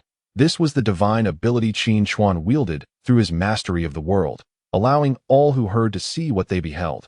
This supernatural phenomenon caused the recently calmed individuals from various realms to exclaim once more. Indeed, Master Fahai did not deceive us.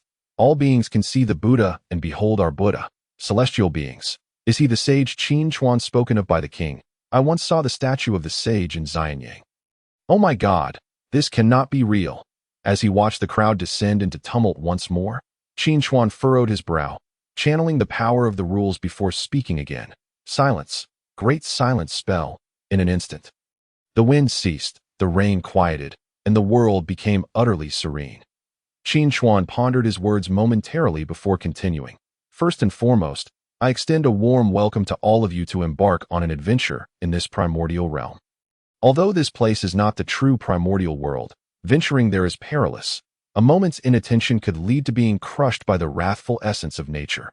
Hence, I have established this realm. As he spoke, Qin Chuan waved his hand, and before the assembled crowd, the spectacle of his creation unfolded, an illustration of this world brought forth from nothingness.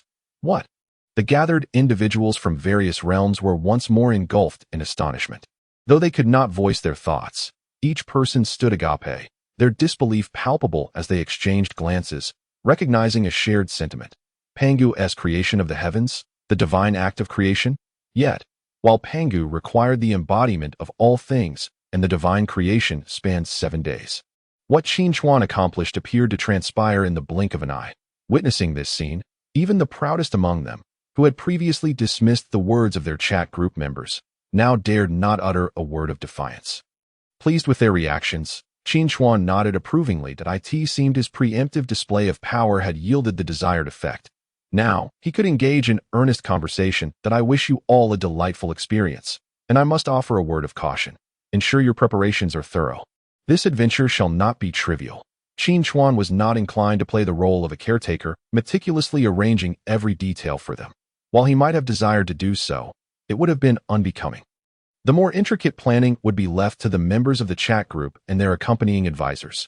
Qin Chuan believed that his role was merely to provide guidance at critical junctures, stepping in only when absolutely necessary. The ensuing developments unfolded largely as Qin Chuan had anticipated. The chat group members, alongside those of extraordinary intellect and extensive combat experience from various worlds, formed a coalition for the impending conflict. Naturally, members from the primordial realm were not absent from this assembly. They included familiar figures such as Laozi, Tongtian, and later, the recommended additions of Dijuan, Baise, and Fuxi. Initially, they led the inhabitants of their respective worlds, gradually attempting to coordinate with the forces from other realms. The outcomes varied. Some collaborations were fruitful, while others were less than ideal. The warriors from the martial arts world exhibited the least synergy. Accustomed as they were to solitary combat, struggling to work together, let alone unite efforts with those from other worlds. However, thanks to their unexpectedly effective martial skills, the coalition deemed them suitable for reconnaissance. As for the modern troops led by Tony, their capabilities in large-scale military operations were indisputable. This was not to say they lacked versatility, but without the support of modern networks, their information-based combat capabilities would be significantly hampered. Relying solely on the equipment they had brought would not suffice for comprehensive operations. Nevertheless, in terms of direct confrontation, they were undeniably the strongest.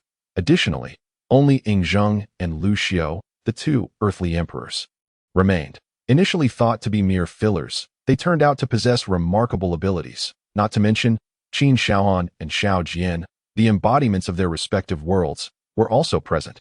While they could overlook others, they certainly needed to look after their own. Thus, the formidable Qin archery formation, already unmatched in the world, now astonishingly incorporated sword energy into its arrows. Can you believe it? Their piercing capability rivaled that of sniper bullets, if not surpassing them.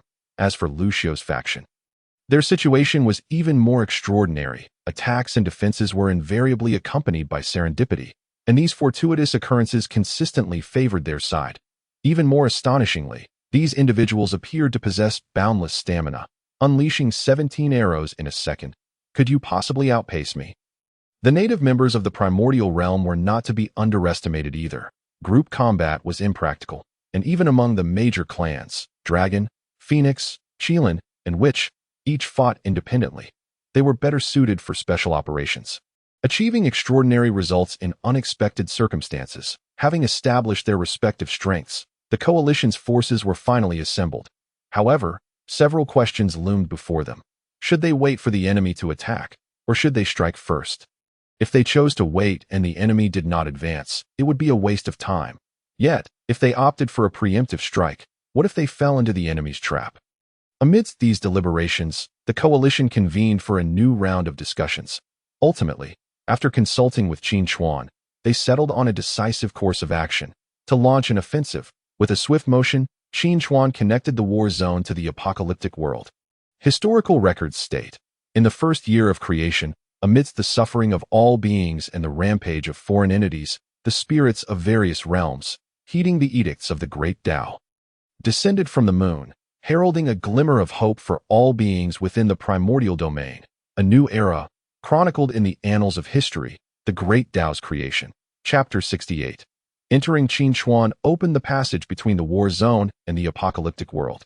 Yet this did not imply an immediate large-scale offensive could commence. Due to the world's protective mechanisms, the established passage would inevitably be limited in size. Determining tactical strategies for this was the responsibility of others. The coalition, composed of the chat group members, did not disappoint Qin Chuan. They resolutely chose to dispatch a daring vanguard into the apocalyptic world, though they opted for a proactive approach. This was no child's play. It was a large-scale conflict between worlds, and thus could not be undertaken recklessly. The preliminary plan was to send individuals of exceptional capabilities to infiltrate the apocalyptic world, gathering intelligence while establishing temporal beacons to facilitate the main force's direct traversal. Following this, once the temporal beacons were activated, the main force would immediately enter and commence their sweep. Martial arts experts would identify targets, while the Qin and Han would handle the sieges. The Marvel Modern Tech Coalition would be responsible for eliminating the enemy's living forces. And the members from the Primordial Realm, along with Yang Yi and Fa Hai, would handle special operations. Of course, this was merely the first draft of the plan, which would continue to evolve and refine as the operation progressed. Qin Chuan had no objections. He was simply curious to see what these individuals could achieve. The worst-case scenario would merely involve him stepping in to engage in a brawl with the entirety of the apocalyptic world. After all, things could hardly worsen from that point. This was, after all, a typical approach to world invasion. Regrettably, the thrilling narrative of interdimensional invasion had devolved into a saga reminiscent of Civilization 2077. But now, all that remained was to await the reports from the forward units. In the apocalyptic wasteland, on the desiccated timber, a few crows cawed raucously, occasionally taking flight to peck at the corpses below. Though referred to as corpses, the twitching muscles and growths indicated that these beings were far from lifeless. Suddenly, a streak of light descended from the sky, landing squarely in the middle of the road. From the light emerged a beautifully adorned woman. Poised with her sword, her expression was one of vigilance. The crows circling above seemed unafraid of her presence. Instead, hovering 3 meters above her head, the harsh cawing prompted her to frown. Just as she prepared to take action, she sensed an anomaly. Her keen gaze fixated on the ground below that moment. The corpses, either stirred by the crow's cries or sensing the presence of a living being, slowly began to rise. Esteemed guests, she began, having just arrived in this wondrous land. I find myself somewhat lost. Yet her words trailed off as she beheld the grotesque figures before her. She could hardly consider the mangled bodies, with shattered necks and intestines spilling forth, to be human. Her phoenix-like eyes narrowed, and an ominous aura emanated from her eye in an instant. The corpses were dismembered by a sword light that was imperceptible to the naked eyes. The flesh of the corpses was torn apart. A dense cloud of spores filled the air, yet the woman, ever vigilant, ensured they remained outside her protective barrier. Before the crows could utter another caw, a crescent-shaped cold light sliced through the night sky, and several black feathers fell, restoring tranquility to the surroundings. The woman remained rooted in place, once again sensing no imminent danger before retrieving a small booklet from her robes. The booklet bore intricate characters, and she could faintly discern a few words at the bottom of the cover. Coalition of the war effort. After perusing the contents for a moment, she muttered, "Zombies, you say? It seems I must locate a secure place to establish a temporal beacon." She sheathed her sword and turned away. The immense moon occupying nearly half the night sky cast a long shadow of her figure. Through the silvery moonlight, 2 characters could faintly be seen inscribed upon her sword, Gongsun. Once, there was a fair maiden of the Gongsun clan, whose sword dance captivated the world. As dawn broke and the sun began to rise, it struggled to overshadow the brilliance of the full moon. A rare sight of the sun and moon sharing the sky appeared, yet it garnered little astonishment. The woman in palace attire now stood outside a small town, after walking throughout the night. Despite her exceptional agility, her garments had inevitably gathered considerable dust. She stepped into the town, her face betraying a hint of uncontainable anticipation. Just moments ago, as she stood outside, she had noticed wisps of smoke rising from within the town. Zombies and monsters do not kindle fires for cooking. This town likely harbored human inhabitants. Observing the architectural styles around her, which were starkly different from her previous impressions, the woman felt no surprise. Rather, it appeared that many of the houses had suffered damage. Both iron and easily portable wood were conspicuously absent, further substantiating the notion that someone inhabited this small town. She recalled the 7th clause in the operational manual issued by the combat department. If one were to encounter the indigenous inhabitants of this world and ascertain their hostility, should our forces overwhelmingly surpass theirs, or if peaceful coexistence were possible, we must first seek to gather intelligence. She slowly proceeded along the town's path. She soon spotted the house from which the smoke was rising. Compared to the other structures, this one appeared considerably more intact. At least it seemed to be draft-free. The woman clad in imperial attire paused for a moment, contemplating, before she sheathed her long sword behind her and took a few steps forward. "Who goes there? What is your identity?" A voice inquired from the other side of the door. Just as her fingers brushed against it seemed that the occupant had already noticed her presence, which was not unexpected, as she had intentionally refrained from concealing herself to avoid any misunderstandings. The woman mentally replayed the words that had been spoken, quickly recalling the appropriate language, as the combat department had provided training for those like her who had entered the region earlier. It was more accurate to describe it as a form of rote education, with all potentially useful universal languages thoroughly instilled in them. Given these individuals' remarkable memory, utilizing this knowledge was not particularly challenging. "I am a traveler who has fled to this place, harboring no ill intent and bearing no weapons. May I enter?" Despite her initial clumsiness, her speech flowed more smoothly as she spoke. She articulated her words. She raised her hand, a gesture taught by the combat department to signify a lack of hostility. Regardless of its efficacy, she was determined to give it a try. However, given her voluminous attire, which concealed ample space for weaponry, her claim lacked credibility. After a prolonged silence within, just as the woman in imperial garb began to doubt whether she had misstepped and prepared to leave, the wooden door creaked open. An elderly woman, whose height barely reached the woman's waist, appeared, holding a pistol. The woman's gaze sharpened. She had learned quite a bit about such firearms in recent days, while a single weapon posed little threat. It could certainly be deadly if one were caught unawares. Just as she contemplated whether to strike first, the elderly woman spoke. "Dao, I see you are a lady. I apologize for my earlier rudeness. My son is not home, and I took some time to open the door. You know how it is in these times. I am old and my legs are not as nimble as they once were. Please, come inside." Chapter 69. A grim scene. The elderly woman struggled to muster a smile, but her wrinkled face only served to heighten the sense of unease. The woman in imperial attire offered no comment.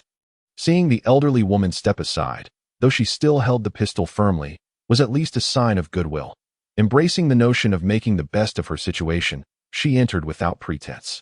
Once inside, the elderly woman seemed to relax a bit and asked, "What is your name, young lady?" "Gongsun Lan," the woman replied, her eyes surveying the decor of the room. The interior boasted European-style furnishings, and the decor on the walls, along with the tiled floor, suggested that the previous inhabitants had enjoyed a comfortable standard of living. However, the current state was quite different. Various items that might be of use lay scattered about.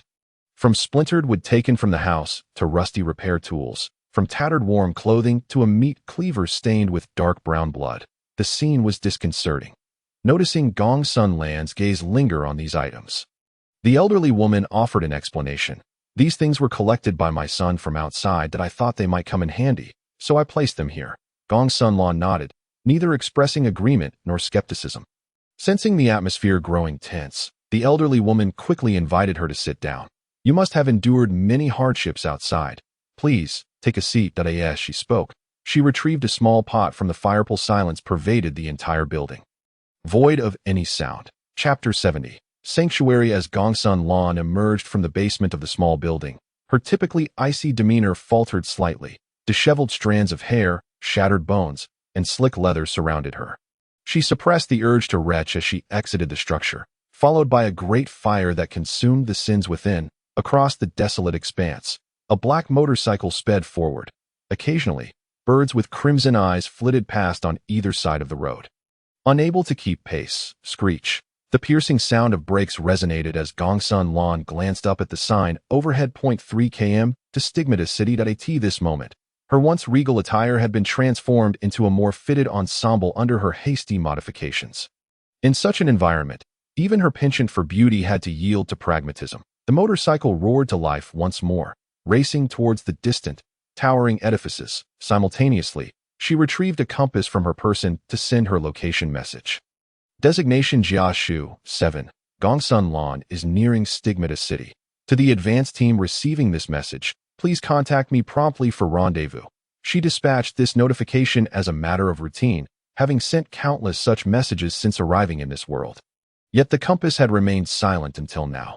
However, this time, as she tucked the compass back into her embrace, it emitted a faint, barely perceptible glow, only to extinguish shortly thereafter. As dusk fell, a large searchlight illuminated a lone cylindrical building, casting light in all directions. Though referred to as a cylindrical structure, it resembled a colossal man-made fortress. Countless steel plates encased it, with several small apertures revealing numerous cold gun barrels, and armed guards patrolled the rooftop. Screech. With the sound of brakes, Gongsun Lan parked her motorcycle to the side. Just as she lifted her gaze, a blinding searchlight shone directly into her face. "Who are you?" Gongsun Lan furrowed her brow. Looking up at the loudspeaker overhead, "Gongsun Lan, what brings you here?" The voice on the other end relaxed slightly, as if verifying her humanity, "Seeking a gathering place for humans." "Ha! A wasteland ranger? Impressive indeed. However, we do not welcome your kind here." Silence ensued. Gongsun Lan scrutinized the gun barrels protruding from the cylindrical building, contemplating whether to launch an assault or retreat. In the next moment, a different voice emerged from the loudspeaker. "Allow me to speak." "My apologies, my earlier associate was a bit on edge. But you understand the reason, don't you? Our sanctuary is not devoid of humanity. You may enter, but you must disarm. Do you agree?" "Disarm?" Gongsun Lan regarded the ancestral sword of the Gongsun family in her hand and shook her head. "I only possess this sword. I must keep it as a sword." The voice behind the loudspeaker sounded somewhat incredulous, and Gongsun Lan could sense several gazes from within the cylindrical building fixating on her. The voice continued, "That is acceptable, but all firearms, including gunpowder weapons, must be relinquished. Can you comply? I can. I possess none of what you mention. None. The tone of the other party escalated sharply, tinged with indignation at the perceived deception. After a moment, she heard commands being issued from the other side. Xiao Lu, Xiao Qi, go check it out. Accompanied by a jarring metallic scraping sound, the heavy iron door of the cylindrical building creaked open. Two fully armed men emerged, advancing cautiously towards Gongsun Lan, weapons drawn. Excuse us, one of them muttered, yet searching her would be tantamount to courting death in this world. No one could predict what strange afflictions the other might harbor. He produced a circular frame and scanned Gongsun Lan. The man seemed skeptical of the scanning results and conducted another sweep at that moment. He communicated through his shoulder-mounted radio. Wang Tu, she truly bears no weapons. Aside from that sword, she possesses hardly any metallic items. The man on the other end seemed taken aback by this revelation. After a prolonged silence, he reluctantly conceded, then let her in. Night descended. A bowl of dark porridge was placed before Gongsun Lan. Though described as porridge, it contained an assortment of ingredients: dark breadcrumbs, fungi, rice husks, and crushed chips. However, judging by the way those around her gulped, it was likely considered a rare delicacy in this gathering place. Despite the food appearing unremarkable, Gongsun Lan refrained from eating, instead passing it to a woman beside her with a child, her gaze fixed on the man before her. Wang Ji. According to his introduction, he was the leader of this sanctuary and the same individual who had just conversed with Gongsun Lan. Wang Ji observed Gongsun Lan as she offered the precious food to another, his face twitching slightly, though he refrained from commenting further. His curiosity lay elsewhere. Are you implying that you traversed the wasteland, relying solely on this cold weapon, and emerged as a ranger? That is utterly absurd. Gongsun Lan noted his expression, understanding his thoughts. From her observations, there seemed to be no supernatural abilities in this world. Even low-level martial arts were absent, akin to those she had seen under the leadership of someone named Tony Stark in the combat zone. Yet, she did not wish to present herself as overly extraordinary. It is not so. I was not alone before, but with friends. However, we became separated some time ago, and I am now searching for them. Oh, I see. Wang Ji nodded vigorously, a look of realization dawning upon him. That makes sense. It appears your companions have protected you well. Otherwise, he glanced at Gongsun Lan, leaving the rest unsaid. Such delicate skin would be nearly impossible to maintain in this post-apocalyptic world. Only those sheltered under the protection of others could explain it. However, he found himself perplexed about how to handle Gongsun Lan. This young lady, evidently of noble upbringing, likely lacked even basic firearm skills. Yet sending her underground to cultivate fungi might lead to unforeseen complications in a world ravaged by the apocalypse. There was no room for idleness. Even as a mere plaything, one needed to demonstrate their worth. On the other hand, Gongsun Lan had not contemplated such matters deeply. Thus far, her impression of this sanctuary was relatively favorable. Given that the other party had shown goodwill, she wished to remain, gather intelligence, and establish coordinates. Naturally unwilling to remain idle, learning to use firearms is not particularly difficult. I believe I can master it quickly. As for other skills, my swordsmanship is commendable. That if you wish to practice, I can provide guidance. Additionally, once I locate my companions, I will depart. You need not worry about provisions. I only require a place to stay. Chapter 71. Enemy Attack. Wang Ji listened to her words, his attention waning. He merely entertained her statements without much belief. Learning firearms quickly, such individuals exist, but they are typically nourished by a deluge of bullets. Even if Gongsun Lan possesses exceptional talent, there are not enough bullets to go around in the sanctuary. As for her other assertions, they appeared even more ludicrous. Swordsmanship? Can it deflect bullets? No need for food. Does she truly think herself a deity?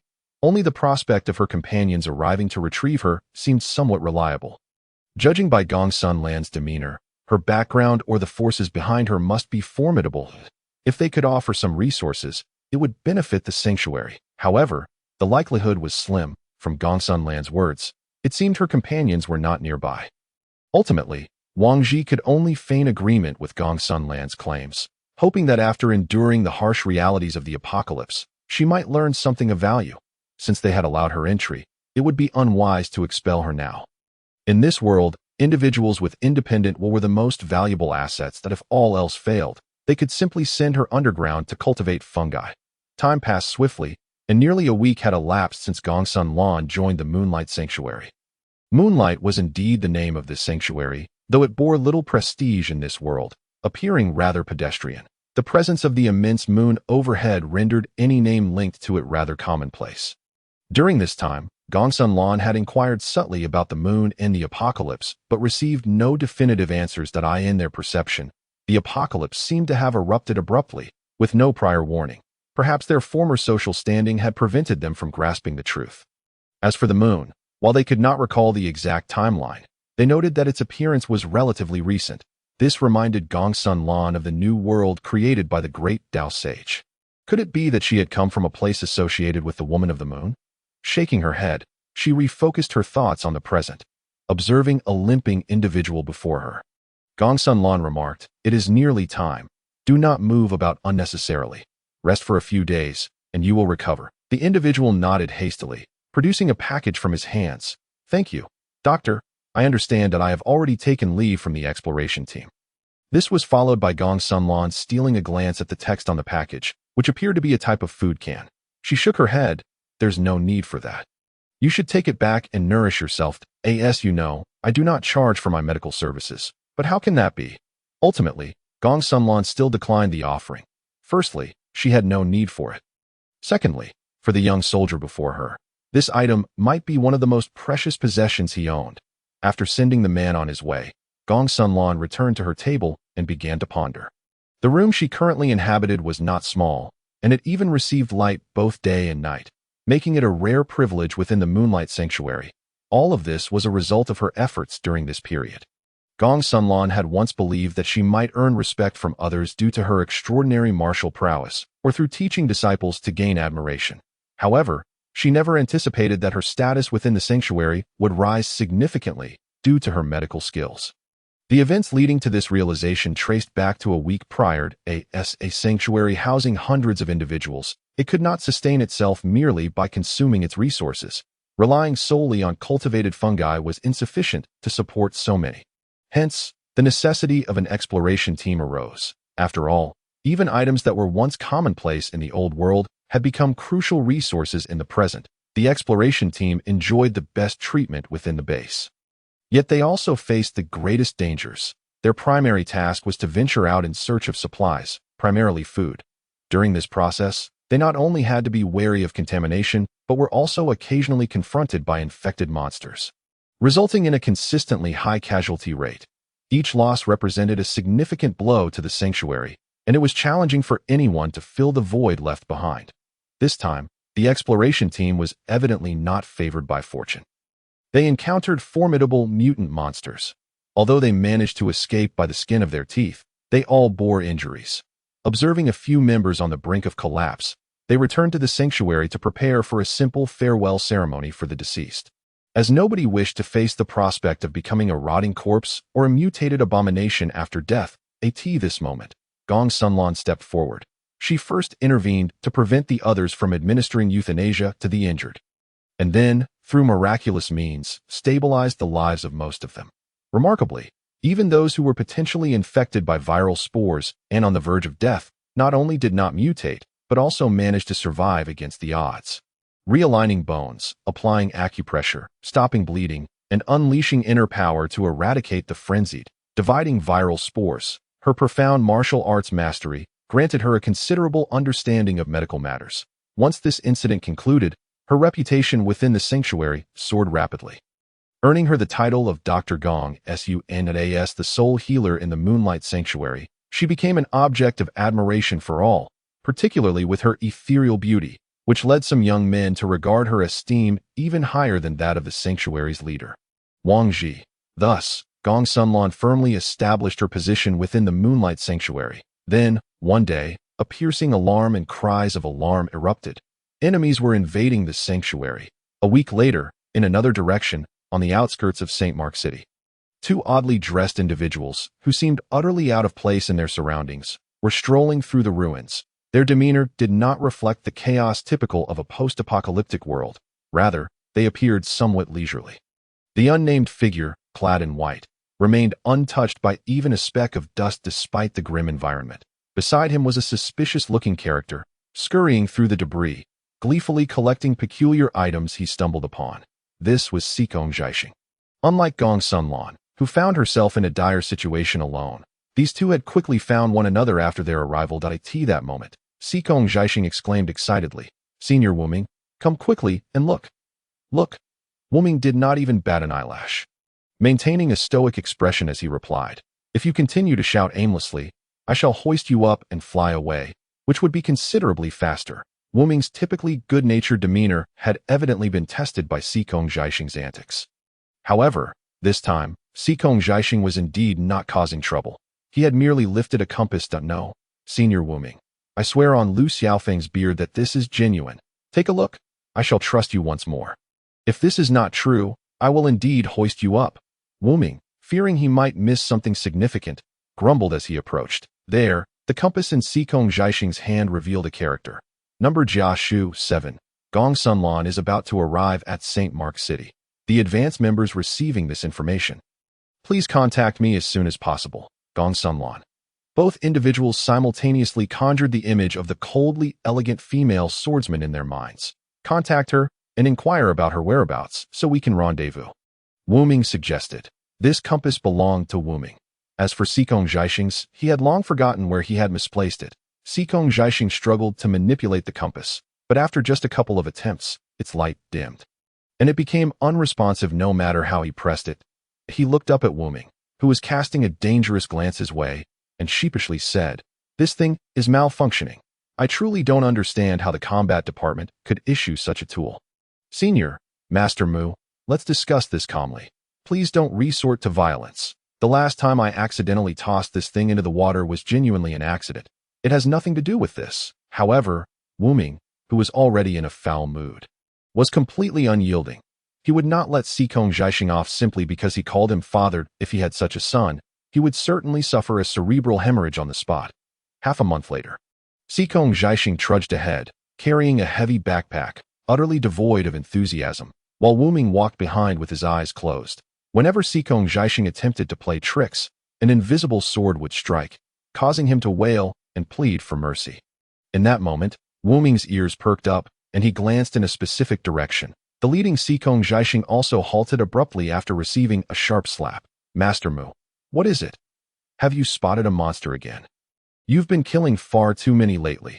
I beg you spare them. They may be monsters, but they also have their own lives." Wuming cast a sidelong glance, prompting Sikong Zhaixing to wisely cease his nonsensical chatter. "Over there, it seems a large number of monsters are congregating. Let us go take a look," Wuming stated. "But," Sikong Zhaixing protested. Unfortunately, Wuming's words were a declaration rather than a request for his opinion. Within the Moonlight Sanctuary, the cacophony of commotion resonated throughout the building. Youthful shouts, the cries of women and children, creating an atmosphere that threatened to pierce one's eardrums. "What is happening?" Gong Sunlan inquired, grabbing hold of a young man clutching a gun as he rushed outside. "Who are you? Don't you realize how urgent the situation is?" "Dr. Gong's son, I apologize. A massive horde of monsters has arrived outside. You must go hide with them." In the eyes of those in the sanctuary, Gong Sunlan had barely touched a gun and undoubtedly lacked any combat prowess, so they did not expect much from her. After the young man departed, Gong Sunlan hesitated for a moment, choosing not to follow the crowd to take refuge underground. Instead, she ascended to the rooftop. The temporal beacon she had established was located on the rooftop of the building, and she did not wish to see her hard work over the past several days go to waste. On the rooftop, as Gong Sunlan arrived, she observed a group of individuals standing at the edge, gazing into the distance. She approached them slowly, noting the grave expressions on their faces. Wang Ji lowered his binoculars, murmuring, "How can this be? There are so many. This shouldn't be the case." Gong Sunlan inquired, "Is this situation uncommon?" "Certainly. We regularly clear out monsters posing a threat around the sanctuary, even if there are some lurking in the shadows. There shouldn't be this many unless they all came rushing from other areas, which doesn't make sense either," Wang Ji reflexively responded, then looked up to see who had been so reckless, only to be left momentarily dumbfounded upon seeing Gong Sunlan. "Gong Sunlan, what are you doing here?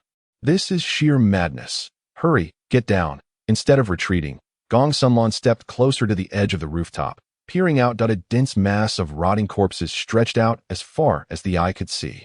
If that were not enough, interspersed among them were other monsters. There were thousands of lickers, which had once served as real-life case studies for their group during the Wilderness War. Furthermore, some even more terrifying creatures loomed, behemoths several stories tall. Seemingly stitched together from countless body parts, various types of mutated monsters surrounded the cylindrical building from all directions, their crimson eyes fixated intently on the sanctuary. Yet within 100 meters, it appeared as if an absolute forbidden zone existed. No matter how agitated the monsters became, they did not dare to cross even a single step, remaining in place as they roared. The people within the sanctuary looked on in confusion at this scene. In their usual understanding, monsters never exhibited rational behavior. Especially when they detected humans, their bloodthirsty instincts would drive them to tear apart anything that moved, even their own kind. But what could be binding them this time? Could it be that a sophisticated aberrant has emerged? This, without a doubt, spells disaster for humanity. As the grotesque monsters remain stationary, the inhabitants of the sanctuary are rendered increasingly hesitant to make a move. Just as the situation teeters on the brink of a stalemate, an unforeseen event occurs. Hello? Where are you all? I didn't expect to find a sheepfold here. What a delightful surprise. A mocking voice emerges from the throng of monsters, sending a shiver through everyone in the sanctuary. They had initially speculated that a change might have occurred among the monsters, potentially giving rise to a leader akin to a wolf pack alpha. But now, to their astonishment, it seems there is human intellect at play. This undoubtedly poses a calamity, not just for them, but for the entire world. At that moment, a calm voice suddenly breaks through. No, that is not a monster. Everyone turns to see the speaker is Gong Sunlan. Following their bewildered gazes, Gong Sun points in a certain direction and continues, "Look over there. On that towering creature, there is a loudspeaker." Where? Where is it? The crowd stirs with renewed energy. But as they follow her indication, they see nothing but the vast, undulating ocean of aberrance. Ultimately, it is Wang Ji who recalls something. He raises his binoculars, adjusts the angle, and soon locates what Gong Sunlan referred to within the mass of monsters. The next moment, his expression shifts dramatically. "Head, what did you see?" "Yes, Brother Wang. Is there really a loudspeaker? Does that mean?" At that moment, the others notice Wang Ji's sudden change and gather around, clamoring with questions. Wang's face is ashen, and he simply mutters a subdued before falling silent again. Although it is not the sentience of the aberrants they had anticipated, this discovery raises even more questions. Why does the loudspeaker on the monster emit a human voice? Is the reason why these monsters encircle without attacking related to this? If there truly exists someone capable of controlling the monsters, what might their intentions be? Delving even deeper, one ponders the reasons behind the world's current state. While the inhabitants of the sanctuary are lost in thought, the mocking voice calls out once again, "I had no particular interest in you sheep, but that new alien lady, or perhaps I should say, otherworldly being, I wonder if you would be so kind as to join me at my Institute of Truth." Do not worry. It is merely a small research endeavor. Chapter 73. A Cold Sword's Light and Alien? Upon hearing this, disregarding the external monsters, the denizens of the sanctuary cast peculiar glances toward a singular direction. The Moonlight Sanctuary has always been insular, and in recent times, the influx of outsiders has been scant, particularly among females, of whom there is but one. Gong Sunlan remains unfazed, much to the dismay of those who have been keeping a watchful eye on her. However, this does not imply that others will simply acquiesce. Especially as the leader of the sanctuary, Wang Ji feels compelled to intervene. "Dr. Gong Sun, does this mean an alien?" Upon noticing Wang's anxious demeanor, Gong Sun suddenly smiles. Her beauty is captivating, and her smile is nothing short of enchanting. Yet, instead of inciting admiration, it sends a chill through the hearts of all who behold it. "Hee, does that matter, Leader Wang? In this dire situation, will you choose to hand me over or bind me, and then hand me over?" Her words lay bare the darkest thoughts lurking within everyone's minds. As she articulates, regardless of the outcome, the truth stands before them. The sanctuary's resistance is deemed trivial in the eyes of their adversaries, and it appears their intent is solely focused on Gong Sunlan. Thus, the notion arises, would surrendering her ensure the safety of the entire sanctuary? This thought reverberates in the minds of all present. with some even speculating whether assisting in capturing Gongsun Lan might yield certain benefits. At this moment, Gongsun Lan lays this bloody truth bare before all, continuing with a smile, "It is time to make a choice." Leader Wang, silence. Sometimes, the absence of an answer serves as an answer in itself. Gongsun Lan's gaze sweeps over the crowd, including those who have benefited from her aid in recent days, yet not a single soul dares to speak. The apocalypse has taught everyone new vocabulary: cruelty, sacrifice, self-interest. Gongsun Lan no longer lingers, gripping her longsword, and before anyone can react, she leaps from the rooftop to "No. Dr. Gongsun, do not despair. Yes, they may not have ill intentions in sending you over." Witnessing this scene, the denizens of the sanctuary are left in shock. They believe their actions have driven the doctor to despair, leading her to seek a swift end. However, the next moment, a clear, melodic incantation resonates from the air. Once there was a beauty from the Gongsun clan, whose sword dance stirred the four corners. Observers were as dejected as the mountain's hue, and the heavens and earth bowed in reverence, like the archer shooting down the 9 suns. Agile as a dragon soaring high among the emperors, the crowd gazes in awe as Gongsun Lan, who should have plummeted to her demise, now defies the laws of physics, gracefully hovering in midair. She treads upon the windowsill, and with a leap from the eaves, she glides down like a bird toward the open ground in front of the sanctuary. As the saying goes, vast and boundless. Like riding the wind, floating as if set apart from the world, Dr. Gongsun is an alien. No need for anyone to feel remorse. Evidently, what the other party said holds some truth. That a chorus of astonished exclamations rises from the rooftop, with some marveling at the inhuman spectacle, while others seek to rationalize their previous cowardice. However, none of this concerns Gongsun Lan anymore. From the moment she leapt from the rooftop, she severed all ties with the Moonlight Sanctuary. Before the sanctuary, 2 sides stand opposed. One side, a vast, boundless sea of aberrant monsters. The other, a solitary figure, standing firm, drawing her sword. She advances. At that moment, the loudspeaker crackles to life once again, accompanied by a great laugh. "Little beauty, are you eager to meet me? Do not rush. I will treat you well. TSK, the taste of an alien woman. I truly." Gongsun Lan's expression remains unchanged. The words in her ears sound merely like the barking of dogs by the roadside. Until she reaches the formation of aberrant monsters. With a single stroke of her sword, dozens of howling monsters are utterly obliterated. The dispersing sword light, scattered limbs, and surging spores create a chaotic symphony. Akin to a grand orchestral performance, though, it seems my opponent did not expect Gongsun Lan to take action. Initially perplexed, their tone quickly shifts to one of excitement. That I knew it. I knew it. You otherworldly humans would succeed in your research. Ha! You can kill. Let us see just how many you can slay. As these words leave the speaker's lips, the horde of aberrants seems to receive an instruction, unleashing a furious roar as they surge toward Gongsun Lan. Sword light. Yet again, sword light. In this moment, everything fades from her consciousness. The astonished onlookers on the rooftop, the incessant chatter of the mastermind not far away, and the approaching, roaring aberrant monsters. She focuses solely on one action: to swing her sword. Moments later, on the rooftop, the sanctuary's denizens gaze in awe at the mountain of monster corpses that have accumulated beneath Gongsun Lan, their mouths agape, unable to close. Wang Ji observes this scene, instinctively recalling his first encounter with Gongsun Lan and her self-introduction. Her swordsmanship is quite good. Is that what you call it? No, it should be. Do you really consider this swordsmanship? At that moment, someone beside Wang Ji hesitantly speaks up. Leader, do you think Dr. Gongsun? Upon hearing this, Wang Ji turns around to see the expressions on the faces of the sanctuary's inhabitants, which are nothing short of spectacular: shock, admiration, fervor, and even a barely perceptible fear. This fear stems from the unease of having an anomaly within their group, but more so from the dread that should Gongsun Lan triumph, she might return to the sanctuary to settle accounts with them. After all, their prior actions, no matter how many grand justifications they could muster, would undoubtedly mark them as the scapegoats in Gongsun Lan's eyes. Before Wang Ji can respond, others have already voiced their conclusions. No, she wanted it. Although Dr. Gongsun is exceptionally skilled with her sword, almost beyond human capability, just look around.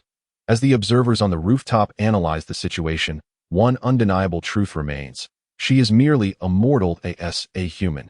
She will inevitably tire, may exhaust her strength, and could even face death. She swings her weapon with blind fervor, not even needing to aim at the approaching limbs of the monsters, for they are simply too numerous, so many that she cannot discern her enemy's weaknesses. A scenario that is unfathomable for a top-tier swordsman. Yet, this is the reality. She even feels that her ancestral sword has dulled. It is not that the sword lacks sharpness. Rather, the wielder has changed. Gongsun Lan is acutely aware of this. Feeling the dwindling inner strength within her, she understands another crucial fact. She is on the brink of exhaustion. Chapter 74. The convergence of 10,000 swords. What about that alien woman? Exhausted and weary, why must you persist in this manner? Would it not be a more fitting destiny for you to join me in the pursuit of truth, to dedicate yourself to the grand essence of reality? The voice from the transmitter noted that Gongsun Lan's combat prowess had waned significantly compared to its initial ferocity, prompting a new round of persuasion to surrender. However, what he perceived as an appeal for capitulation, Gongsun Lan interpreted as nothing less than derision. Gritting her teeth, she once more cleaved the aberrant creature that lunged towards her in two, her expression growing increasingly grim. The situation before her had indeed deteriorated to an alarming extent. Yet it had not reached the point of utter despair. Her gaze flickered towards the talisman of the traversing charm she had so firmly grasped in her hand. This was her final resort. Though those who had infiltrated the apocalyptic world were mockingly dubbed the Heavenly Death Squad, the command had no intention of sending them to their demise. Otherwise, who would dare to come? Since the traversing charm created by the primordial chaos could summon armies from various realms, it was only logical that they would be granted a means of escape in case of unforeseen circumstances. Yet, to employ the charm at such an early stage, without having accomplished their mission or gleaned substantial intelligence, left Gongsun Lan feeling somewhat resentful that in this joint battle of the realms, achievements were paramount. To return in such a disheartened state was a matter of pride, but to return empty-handed would be a tremendous loss. Moments later, she found herself resigned to the reality. No matter her reluctance, were there any other paths available to her? With unwavering determination, Gongsun Lan placed her palm over the talisman, ready to activate it.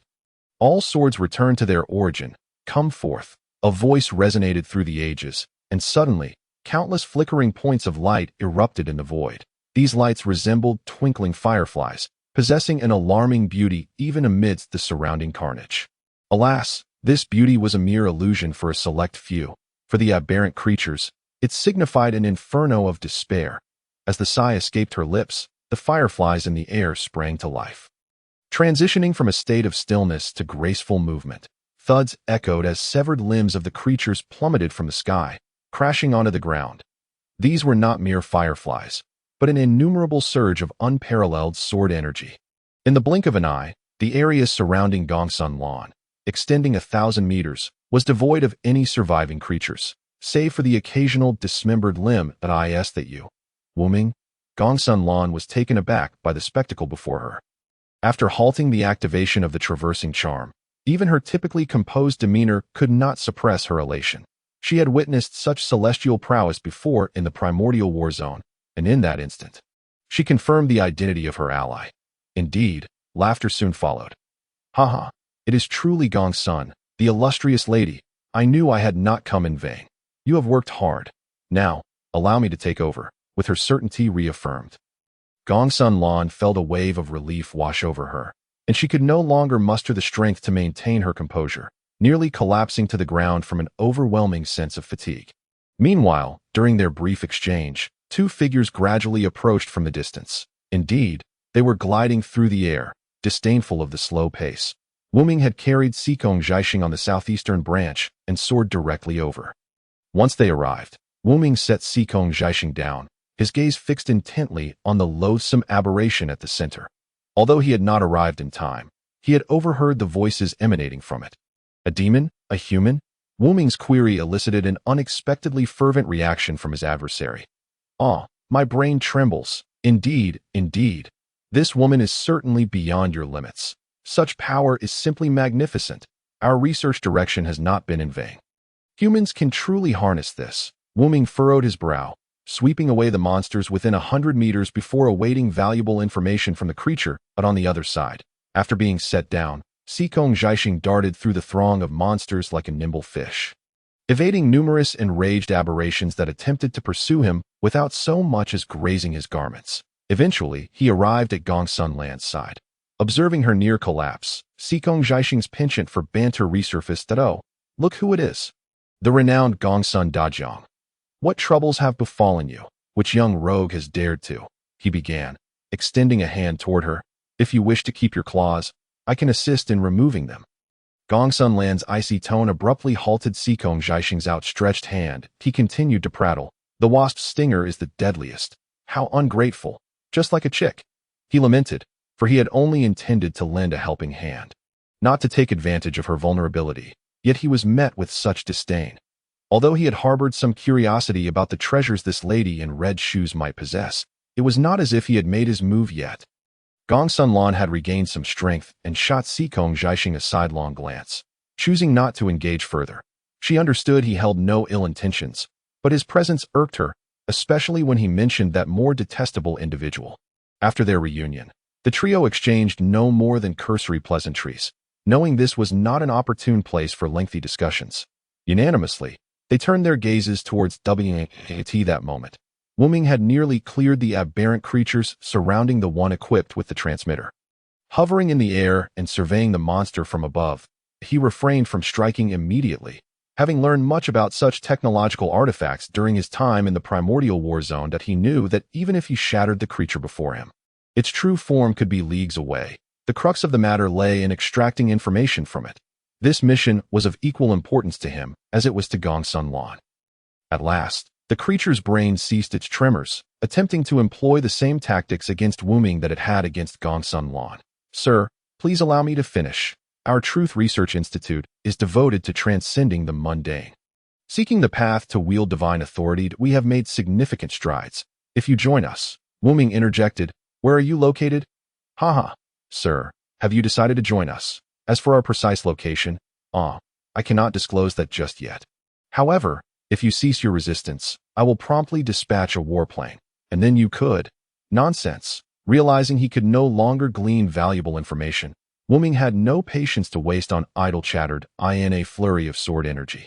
Everything around him was obliterated in the final moments. The transmitter emitted the creature's last words. "We shall meet again soon." Chapter 75. The plan. As the dust settled, the area within several miles was thoroughly cleared by the myriad of sword energies. Gongsun Lan, having encountered Wuming, exchanged cordial greetings. After their initial pleasantries, they inevitably inquired about their recent experiences. Wuming and Xikong Zhaixing had little to discuss. They had hardly landed before finding each other. However, unlike Gongsun Lan, they were not fortunate enough to encounter any surviving humans in the apocalyptic world, having believed it completely overrun by demons, aberrant creatures. When they probed into Gongsun Lan's experiences, they were taken aback to see the usually spirited swordswoman fall silent. One was seasoned, the other cunning, and they wisely chose not to press further in the shadows. Wuming and Xikong Zhaixing exchanged knowing glances, both turning their attention to the nearby refuge located within a cylindrical building. At that moment, atop the rooftop, Wang Ji and the others were utterly stunned, resembling statues frozen in place since the building's inception. Witnessing Gongsun Lan's formidable prowess had left them in awe, struggling to fathom that a single individual could achieve such feats, ultimately attributing it to her extraterrestrial identity. Yet, upon witnessing Wuming's sweeping eradication of the aberrant creatures with his myriad of swords, their concept of reality had been shattered beyond comprehension. Even if you are an alien, this is simply outrageous. They could almost describe it as an act of divine intervention. After a prolonged silence, gazing at the trio engaged in conversation and laughter, Wang Ji slowly regained his composure.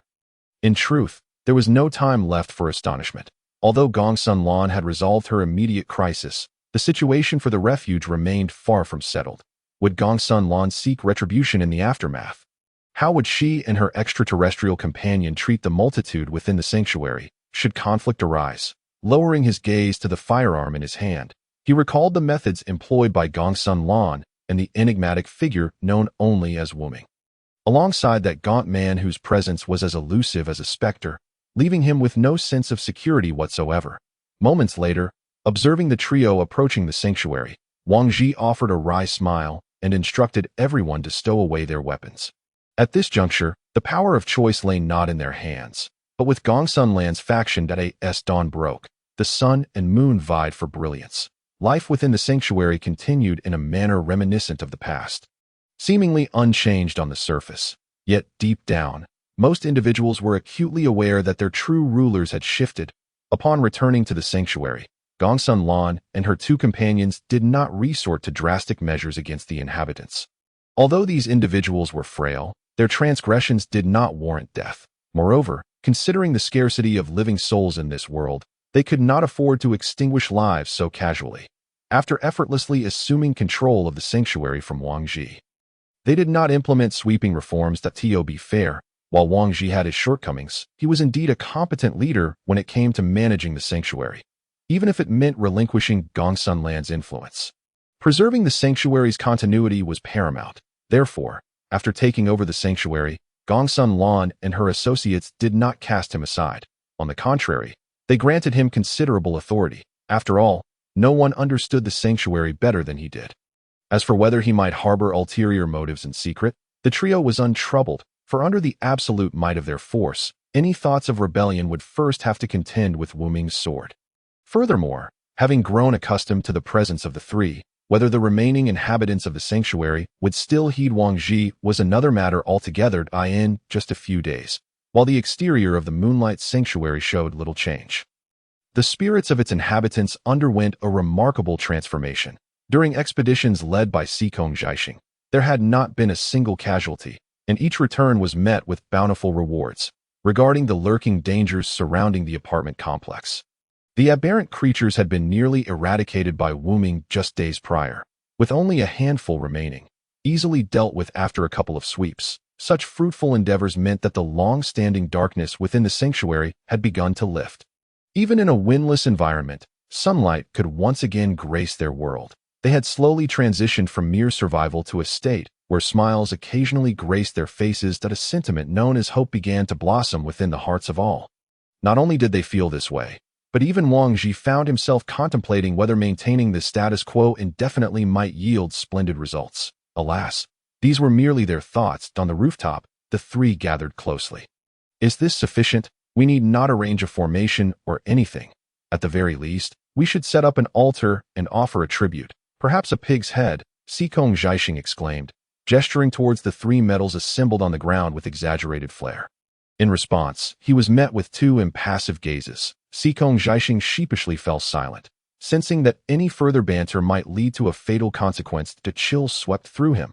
He felt overwhelmed by the oppressive presence of these swordsmen.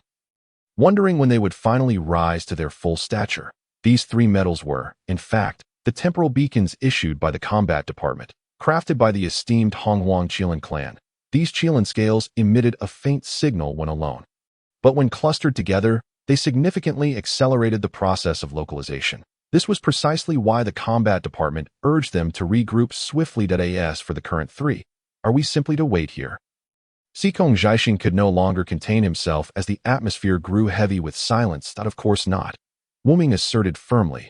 Idleness is not in my nature. He continued. During this time, I shall scour the entire city, while also seeking out our remaining companions, ensuring stability after the arrival of the main force. We are but three individuals. Whether the main force will descend upon us is still uncertain, Sikong Zhaixing muttered under his breath. Unfortunately, Gongsun Lan and Wu Ming were too preoccupied to entertain his words. Gongsun Lan appeared somewhat apprehensive regarding this. Wu Ming, what did that individual say about the Institute of Truth? Upon hearing this, Wu Ming replied earnestly. I believe it is imperative to report this intelligence, and I suspect that the reason behind this world's transformation into an apocalyptic state may be linked to them, with the plan in place. All that remained was the execution. The trio were not ones to dilly-dally, and Sikong Zhaixing's input was largely disregarded as mere mischief. Chapter 76. Radio while discussing matters is often effortless. The actual execution is far more complex. Despite their meticulous planning, they encountered numerous obstacles during implementation. Wu Ming was tasked with the cleansing, Gongsun Lan with maintaining the sanctuary's internal affairs, and Sikong Zhaixing with searching for resources. Each was fulfilling their role. Yet for these ancients, navigating a modernized city, especially one in the wake of an apocalypse, proved to be a daunting challenge. Fortunately, amid the stumbles, their preliminary plans were grudgingly completed a week later, in the Stigmata City. The transformation was palpable. On the familiar rooftop, devoid of traitors, they resumed their dealings. Coughing, the trio appeared markedly different from 1 week prior. Wu Ming donned a traditional Tang suit, adorned with intricate patterns and bearing a heroic sword on his back. Reminiscent of an elderly gentleman practicing swordplay in the park, Gongsun Lan finally shed her former court attire, now dressed as an urban beauty, exuding a refreshing elegance, as for Sikong Zhaixing, clad in frog-like glasses. A casual shirt, beach shorts, and flip-flops, he looked every bit the street loafer. Wu Ming stated, "Currently, the city is devoid of those demons, yet we have only encountered a handful of individuals. It appears that our fellow arrivals are not in this vicinity." The other two nodded, only to be met with a collective sigh of frustration. While their earlier plans had been executed well, the results were rather lackluster. Accelerating the localization of temporal coordinates seemed an unattainable goal. Must they resort to passive waiting? 3 esteemed individuals, came a respectful greeting from the rooftop entrance. The trio turned to see Wang Ji standing there. "Hey, oh, you require anything?" Gongsun Lan asked coolly. Wang Ji hesitated. His prepared words caught in his throat. Through their interactions over the past days, he felt more respect than fear towards these beings who could be deemed aliens. After all, every action they took was immensely beneficial to those living in this world. Save for Gongsun Lan, whose presence stirred a complex mix of emotions within him. Once more collecting his thoughts and avoiding Gongsun Lan's gaze, he continued, "I have observed the 3 of you searching for someone. There is a radio device within the base that may be of use." A radio. The trio suddenly recalled that, despite their adaptation to the environment, their ancient mindset had caused them to overlook this modern technological world. Radios, fax machines, telegraphs, the internet. What else did they possess here? Beyond this world, since the Vanguard team entered the apocalyptic realm, Qin Chuan's gaze had remained fixated on ITTOM. This apocalyptic world was peculiar. The worlds will appear to exist in a state of chaos. Neither dead nor sick, perhaps akin to a mental illness. The divine design seemed obscured by an unknown force, yet not entirely lost, oscillating between clarity and confusion. The good news was that this apocalyptic fate did not seem to target the infiltrating Vanguard team. Should it have, one could only imagine the fate of the armies belonging to Wang Meng and the Han dynasty. Thus, the Vanguard team could serve as Qin Chuan's arms and eyes, aiding him in understanding and exploring this world. Among them, the trio of Gongsun Lan was undoubtedly a key focus of his observation. Seeing them finally grasp the correct approach to this world filled Qin Chuan with satisfaction. However, they would likely face disappointment. Much of the foundational infrastructure in this world had been utterly decimated, making large-scale communication with others a Herculean task. If that were the case, then let me lend you a hand. Speaking, Qin Chuan made his first attempt to manipulate the rules of the Hongjun world. Gradually infiltrating the apocalyptic realm before him, it was an exceedingly perilous choice, akin to a collision of the fundamental rules of 2 worlds. However, it should be fine, right? Qin Chuan pondered uncertainly. In truth, the outcome was not beyond his expectations. The mentally ill often find joy, as does the world. If one were to liken the apocalyptic world to a person, Qin Chuan's current actions would resemble inscribing a positive character on the thigh of that apocalyptic being. Yet, instead of becoming angry, this mentally disturbed individual presented Qin Chuan with his prized possession. Qin Chuan was unperturbed by the long needle eyes. He gazed upon it. It was a square slab imbued with a profound aura. In the apocalyptic world, Gongsun Lan and her companions followed Wang Ji to the storeroom of the shelter. Cough, cough.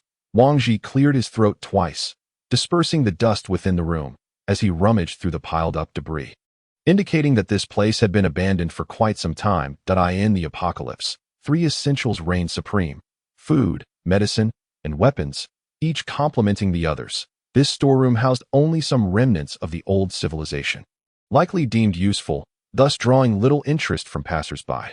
Their gathering was mostly for nostalgia. After sifting through a heap of luxurious items that once held significant value in the old world, they finally uncovered what they sought: a radio. Sikong Zhaixing examined this curious contraption repeatedly, a novelty for someone accustomed to the messenger pigeon. Ultimately, someone inquired about its function. "Wu Ming, how does one operate this device?" Including Wang Ji, The group exchanged glances, realizing that in their fervor to find something, they had overlooked this crucial detail. After a moment's hesitation, Wang Ji suggested, "Shall we ask someone from the shelter?" "Wow, YB400, the aquatic boy. I absolutely adore this. Hooray!" A small boy, no larger than a bean, embraced the radio, completely disregarding the dust atop it, and planted a kiss on it. Gongsun Lan's expression soured as she glared at Wang Ji, as if to say, "You were tasked with finding someone who could operate the radio, and you brought back this child barely in double digits." Wang Ji wore a troubled expression. He lamented in silence, berating himself for complicating matters, and began to explain, "This device, even in the era of the old civilization, was known to be used by very few. Did I have done my utmost to find someone, but fret not. Although Xiao Wu is young, he has learned much from his father. Then why not summon his father?" Xikong Zhaixing pinched the boy's cheek, noting that the shelter's improved meals had granted him a hint of baby fatmy father is dead. Chapter 77. The Mud Tablet. Xiao Wu, the boy, had overheard the conversation among Gongsun Lan and the others. At this moment, he seemed to sense the slight against him. After wriggling free from Xikong Zhaixing's grasp, he clutched the radio tightly, evidently enamored by it. His declaration left the surrounding adults momentarily stunned, as they contemplated offering him comfort. Yet he appeared indifferent to their concern. Indeed, for such matters, the denizens of the post-apocalyptic world were far more resilient than those from the other realms. Let him take a shot at it. After all, there were no better options available. Now, they could only treat a dead horse as if it were alive. Upon realizing this task had fallen to him, Xiao Wu immediately perked up. "What do you want me to do?" Wu Ming chuckled. "Gather some people here. Can you manage that?" Xiao Wu wrinkled his nose. "A piece of cake. But this radio's transmission power isn't particularly strong, and its wavelength won't reach far. It 1T transmit over great distances." The group had anticipated this limitation and did not press further, shaking their heads. Transmit as far as it can reach. Ever since they understood the constraints of radio communication, they had tempered their expectations, considering it a leisurely endeavor. However, Gongsun Lan and the others had not foreseen the magnitude that their casual effort would attain under Qin Chuan's influence. Not far from Sacred Mark City, an individual drifted like a fleeting wisp of smoke, gliding past towering edifices. Suddenly, he halted before a street lamp, his green attire and white robe accentuating his tall, slender figure, with sharp cheekbones and a face pallid as ash. Sensing something, he abruptly looked skyward. He beheld clouds twisted by an uncanny force, and moments later, several characters materialized in the air. Gathering point. Sacred Mark City, Primordial Wilderness. Despite the numerous astonishing events that had transpired recently, he could not help but marvel at this celestial display. "I must hasten there, to acquire enough merit to beseech the divine to purge the icy poison from my meridians." The next instant, he produced a crumpled map from his painting and, after scrutinizing it, vanished in a specific direction at as light as a drifting feather, gliding through the mist like thin smoke, moving as swiftly as a bat, his form resembling a ghost. He floated about without a trace. This was none other than one of the four guardians of the Ming sect, the Green-Winged Bat King. Swordlight fell like rain, scattering the horde of mutated monsters before him into disarray. Hiccup. The wine sword immortal swayed his gourd, his previously content expression now clouded with concern. The wine was running low, and despite the unique flavor of the alcohol in this world, its scarcity was disheartening. It seemed those people were exceedingly adept at scavenging, for he could find none in the stores, only in taverns and inns. Alcohol not only dulled the senses, but also served as a vital medicinal resource. Survivors in the wasteland would naturally not let it go to waste. His inability to find any was hardly surprising. After a sigh, as he prepared to examine the map he had recently acquired, contemplating whether there were other inns nearby, he suddenly sensed something amiss. The next moment, he observed the dark brown blood seeping from the slain monsters coalescing on the ground, forming several legible characters. Gathering point. Sacred Mark City, Primordial Wilderness. Is this a method of communication? Is this the true art of the immortal? Primordial Wilderness, St. Qin Chuan. Muttering to himself, he searched the map for the location of the Primordial Wilderness. Moments later, the wine sword immortal's countenance soured further. Why is it so far? Despite his grievances, the journey must be undertaken. Gazing at the sun to discern the direction, he resolutely took flight towards Sacred Mark City on his sword. On a desolate island, a bald figure radiated golden light. Great compassionate dragon. The dragon's shadow flashed, vanquishing the creature that resembled a diamond at this sight. Fahai did not relax. Rather, his expression grew increasingly grave. Fahai, I beseech the Buddha's mercy. Why are the demons of this world so formidable? Have they all cultivated for centuries? Beside him, a young man with a sword wiped his weapon and replied, Master, refrain from lamenting. There are many more ahead. It seems we cannot leave until we eradicate all the monsters on this island. Otherwise, once the Grand Army arrives, our evaluation will be compromised. Fahai clasped his hands together, reciting a Buddhist chant once more, saying, What you say is indeed true, Atong. Another figure looked up. It was Tongtian. Similar to Wuming and Sikong Jiaxing, Fahai and Tongtian quickly found one another after their arrival. However, they found themselves on a desolate island. The monsters here were significantly stronger than those on the mainland, and even relying on their current cultivation levels, dealing with them proved arduous. Fahai extracted a syringe from the corpse of the diamond-like monster. His expression grave as he addressed Tongtian. Atong, your guess was correct. There are indeed others present on this island. Unfortunately, Tongtian had no time to engage with him, as a voice called from afar. Master, come quickly and take a look. Upon hearing this, Fahai hurried over. They arrived at a grove on the island, where they had dislodged numerous leaves during their battle with the diamond creature at this moment. Whether by coincidence or otherwise, the fallen leaves on the ground had coalesced into several clearly visible characters. Gathering Point, Sacred Mark City, Primordial Wilderness, Fahai. Tongtian. Fahai's round head was filled with question marks. Where is this Sacred Mark City? Tongtian's expression was no better. He looked equally perplexed. You ask me, and I ask whom. However, this should be a hint from the saints. If we can find people on this island, perhaps they will know. Let us hope so. Despite saying this, when the two contemplated the appearance of the monsters on the island, they found the proposition rather dubious. Even if there were surviving humans on this island, they likely would not be of good character. Beyond the world, Qin Chuan observed the apocalyptic realm before him, astonished that his slight distortion of the laws could evoke such widespread ripples. Initially, he merely sought to expand the range of radio communication. The myriad coincidences were nothing short of eye-opening that he recalled the fleeting glimpse of the square slab he had seen earlier and thought to himself, this has already ventured into the realm of altering causality and fate. Chapter 78. The emergence. The electromagnetic waves generated by the radio station, under the interference of Qin Chuan, have reached a point of distorting the laws of reality. Frankly speaking, even he himself did not anticipate how effortlessly the principles of this world could be manipulated. Just as one must consider the willingness of a mechanic after payment, this apocalyptic realm appears to have surrendered entirely, allowing for any conceivable arrangement.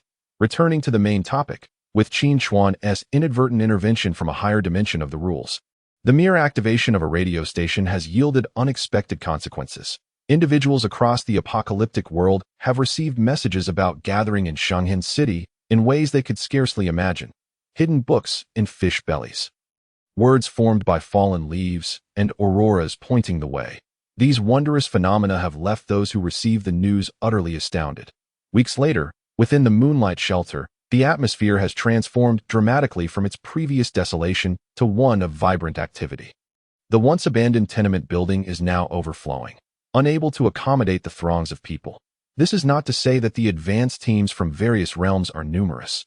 In truth, they have always been few in number, and even fewer have managed to arrive during this period. The predominant presence consists of the indigenous inhabitants of this world. Indeed, the announcement regarding the gathering in Hongjun City was not exclusive to the advanced teams. The natives, too, were privy to this extraordinary message, perceiving the marvels within it as akin to divine miracles. Like the first glimmer of light in the darkness, they grasped onto this hope fiercely, unwilling to relinquish it even in the face of death. In just a few short weeks, the population gathered here has surged to over 10,000, and as time progresses, it is anticipated that more and more natives will arrive. However, these matters are of little concern to the advanced teams. Familiar surroundings. Yet this time, not atop the rooftop, the crowd continues to swell. A certain sense of ritual is deemed necessary for their existence. They now convene in a conference room within an office building. This structure serves as the current epicenter for managing affairs in Hongjun City, with additional natives residing in the vicinity at the forefront. Occupying the main seat is another figure well known to all, the Moonlight Sect leader, Yang Yi. Although the members of the advanced teams hail from diverse worlds and do not hold allegiance to one another, there are three notable exceptions.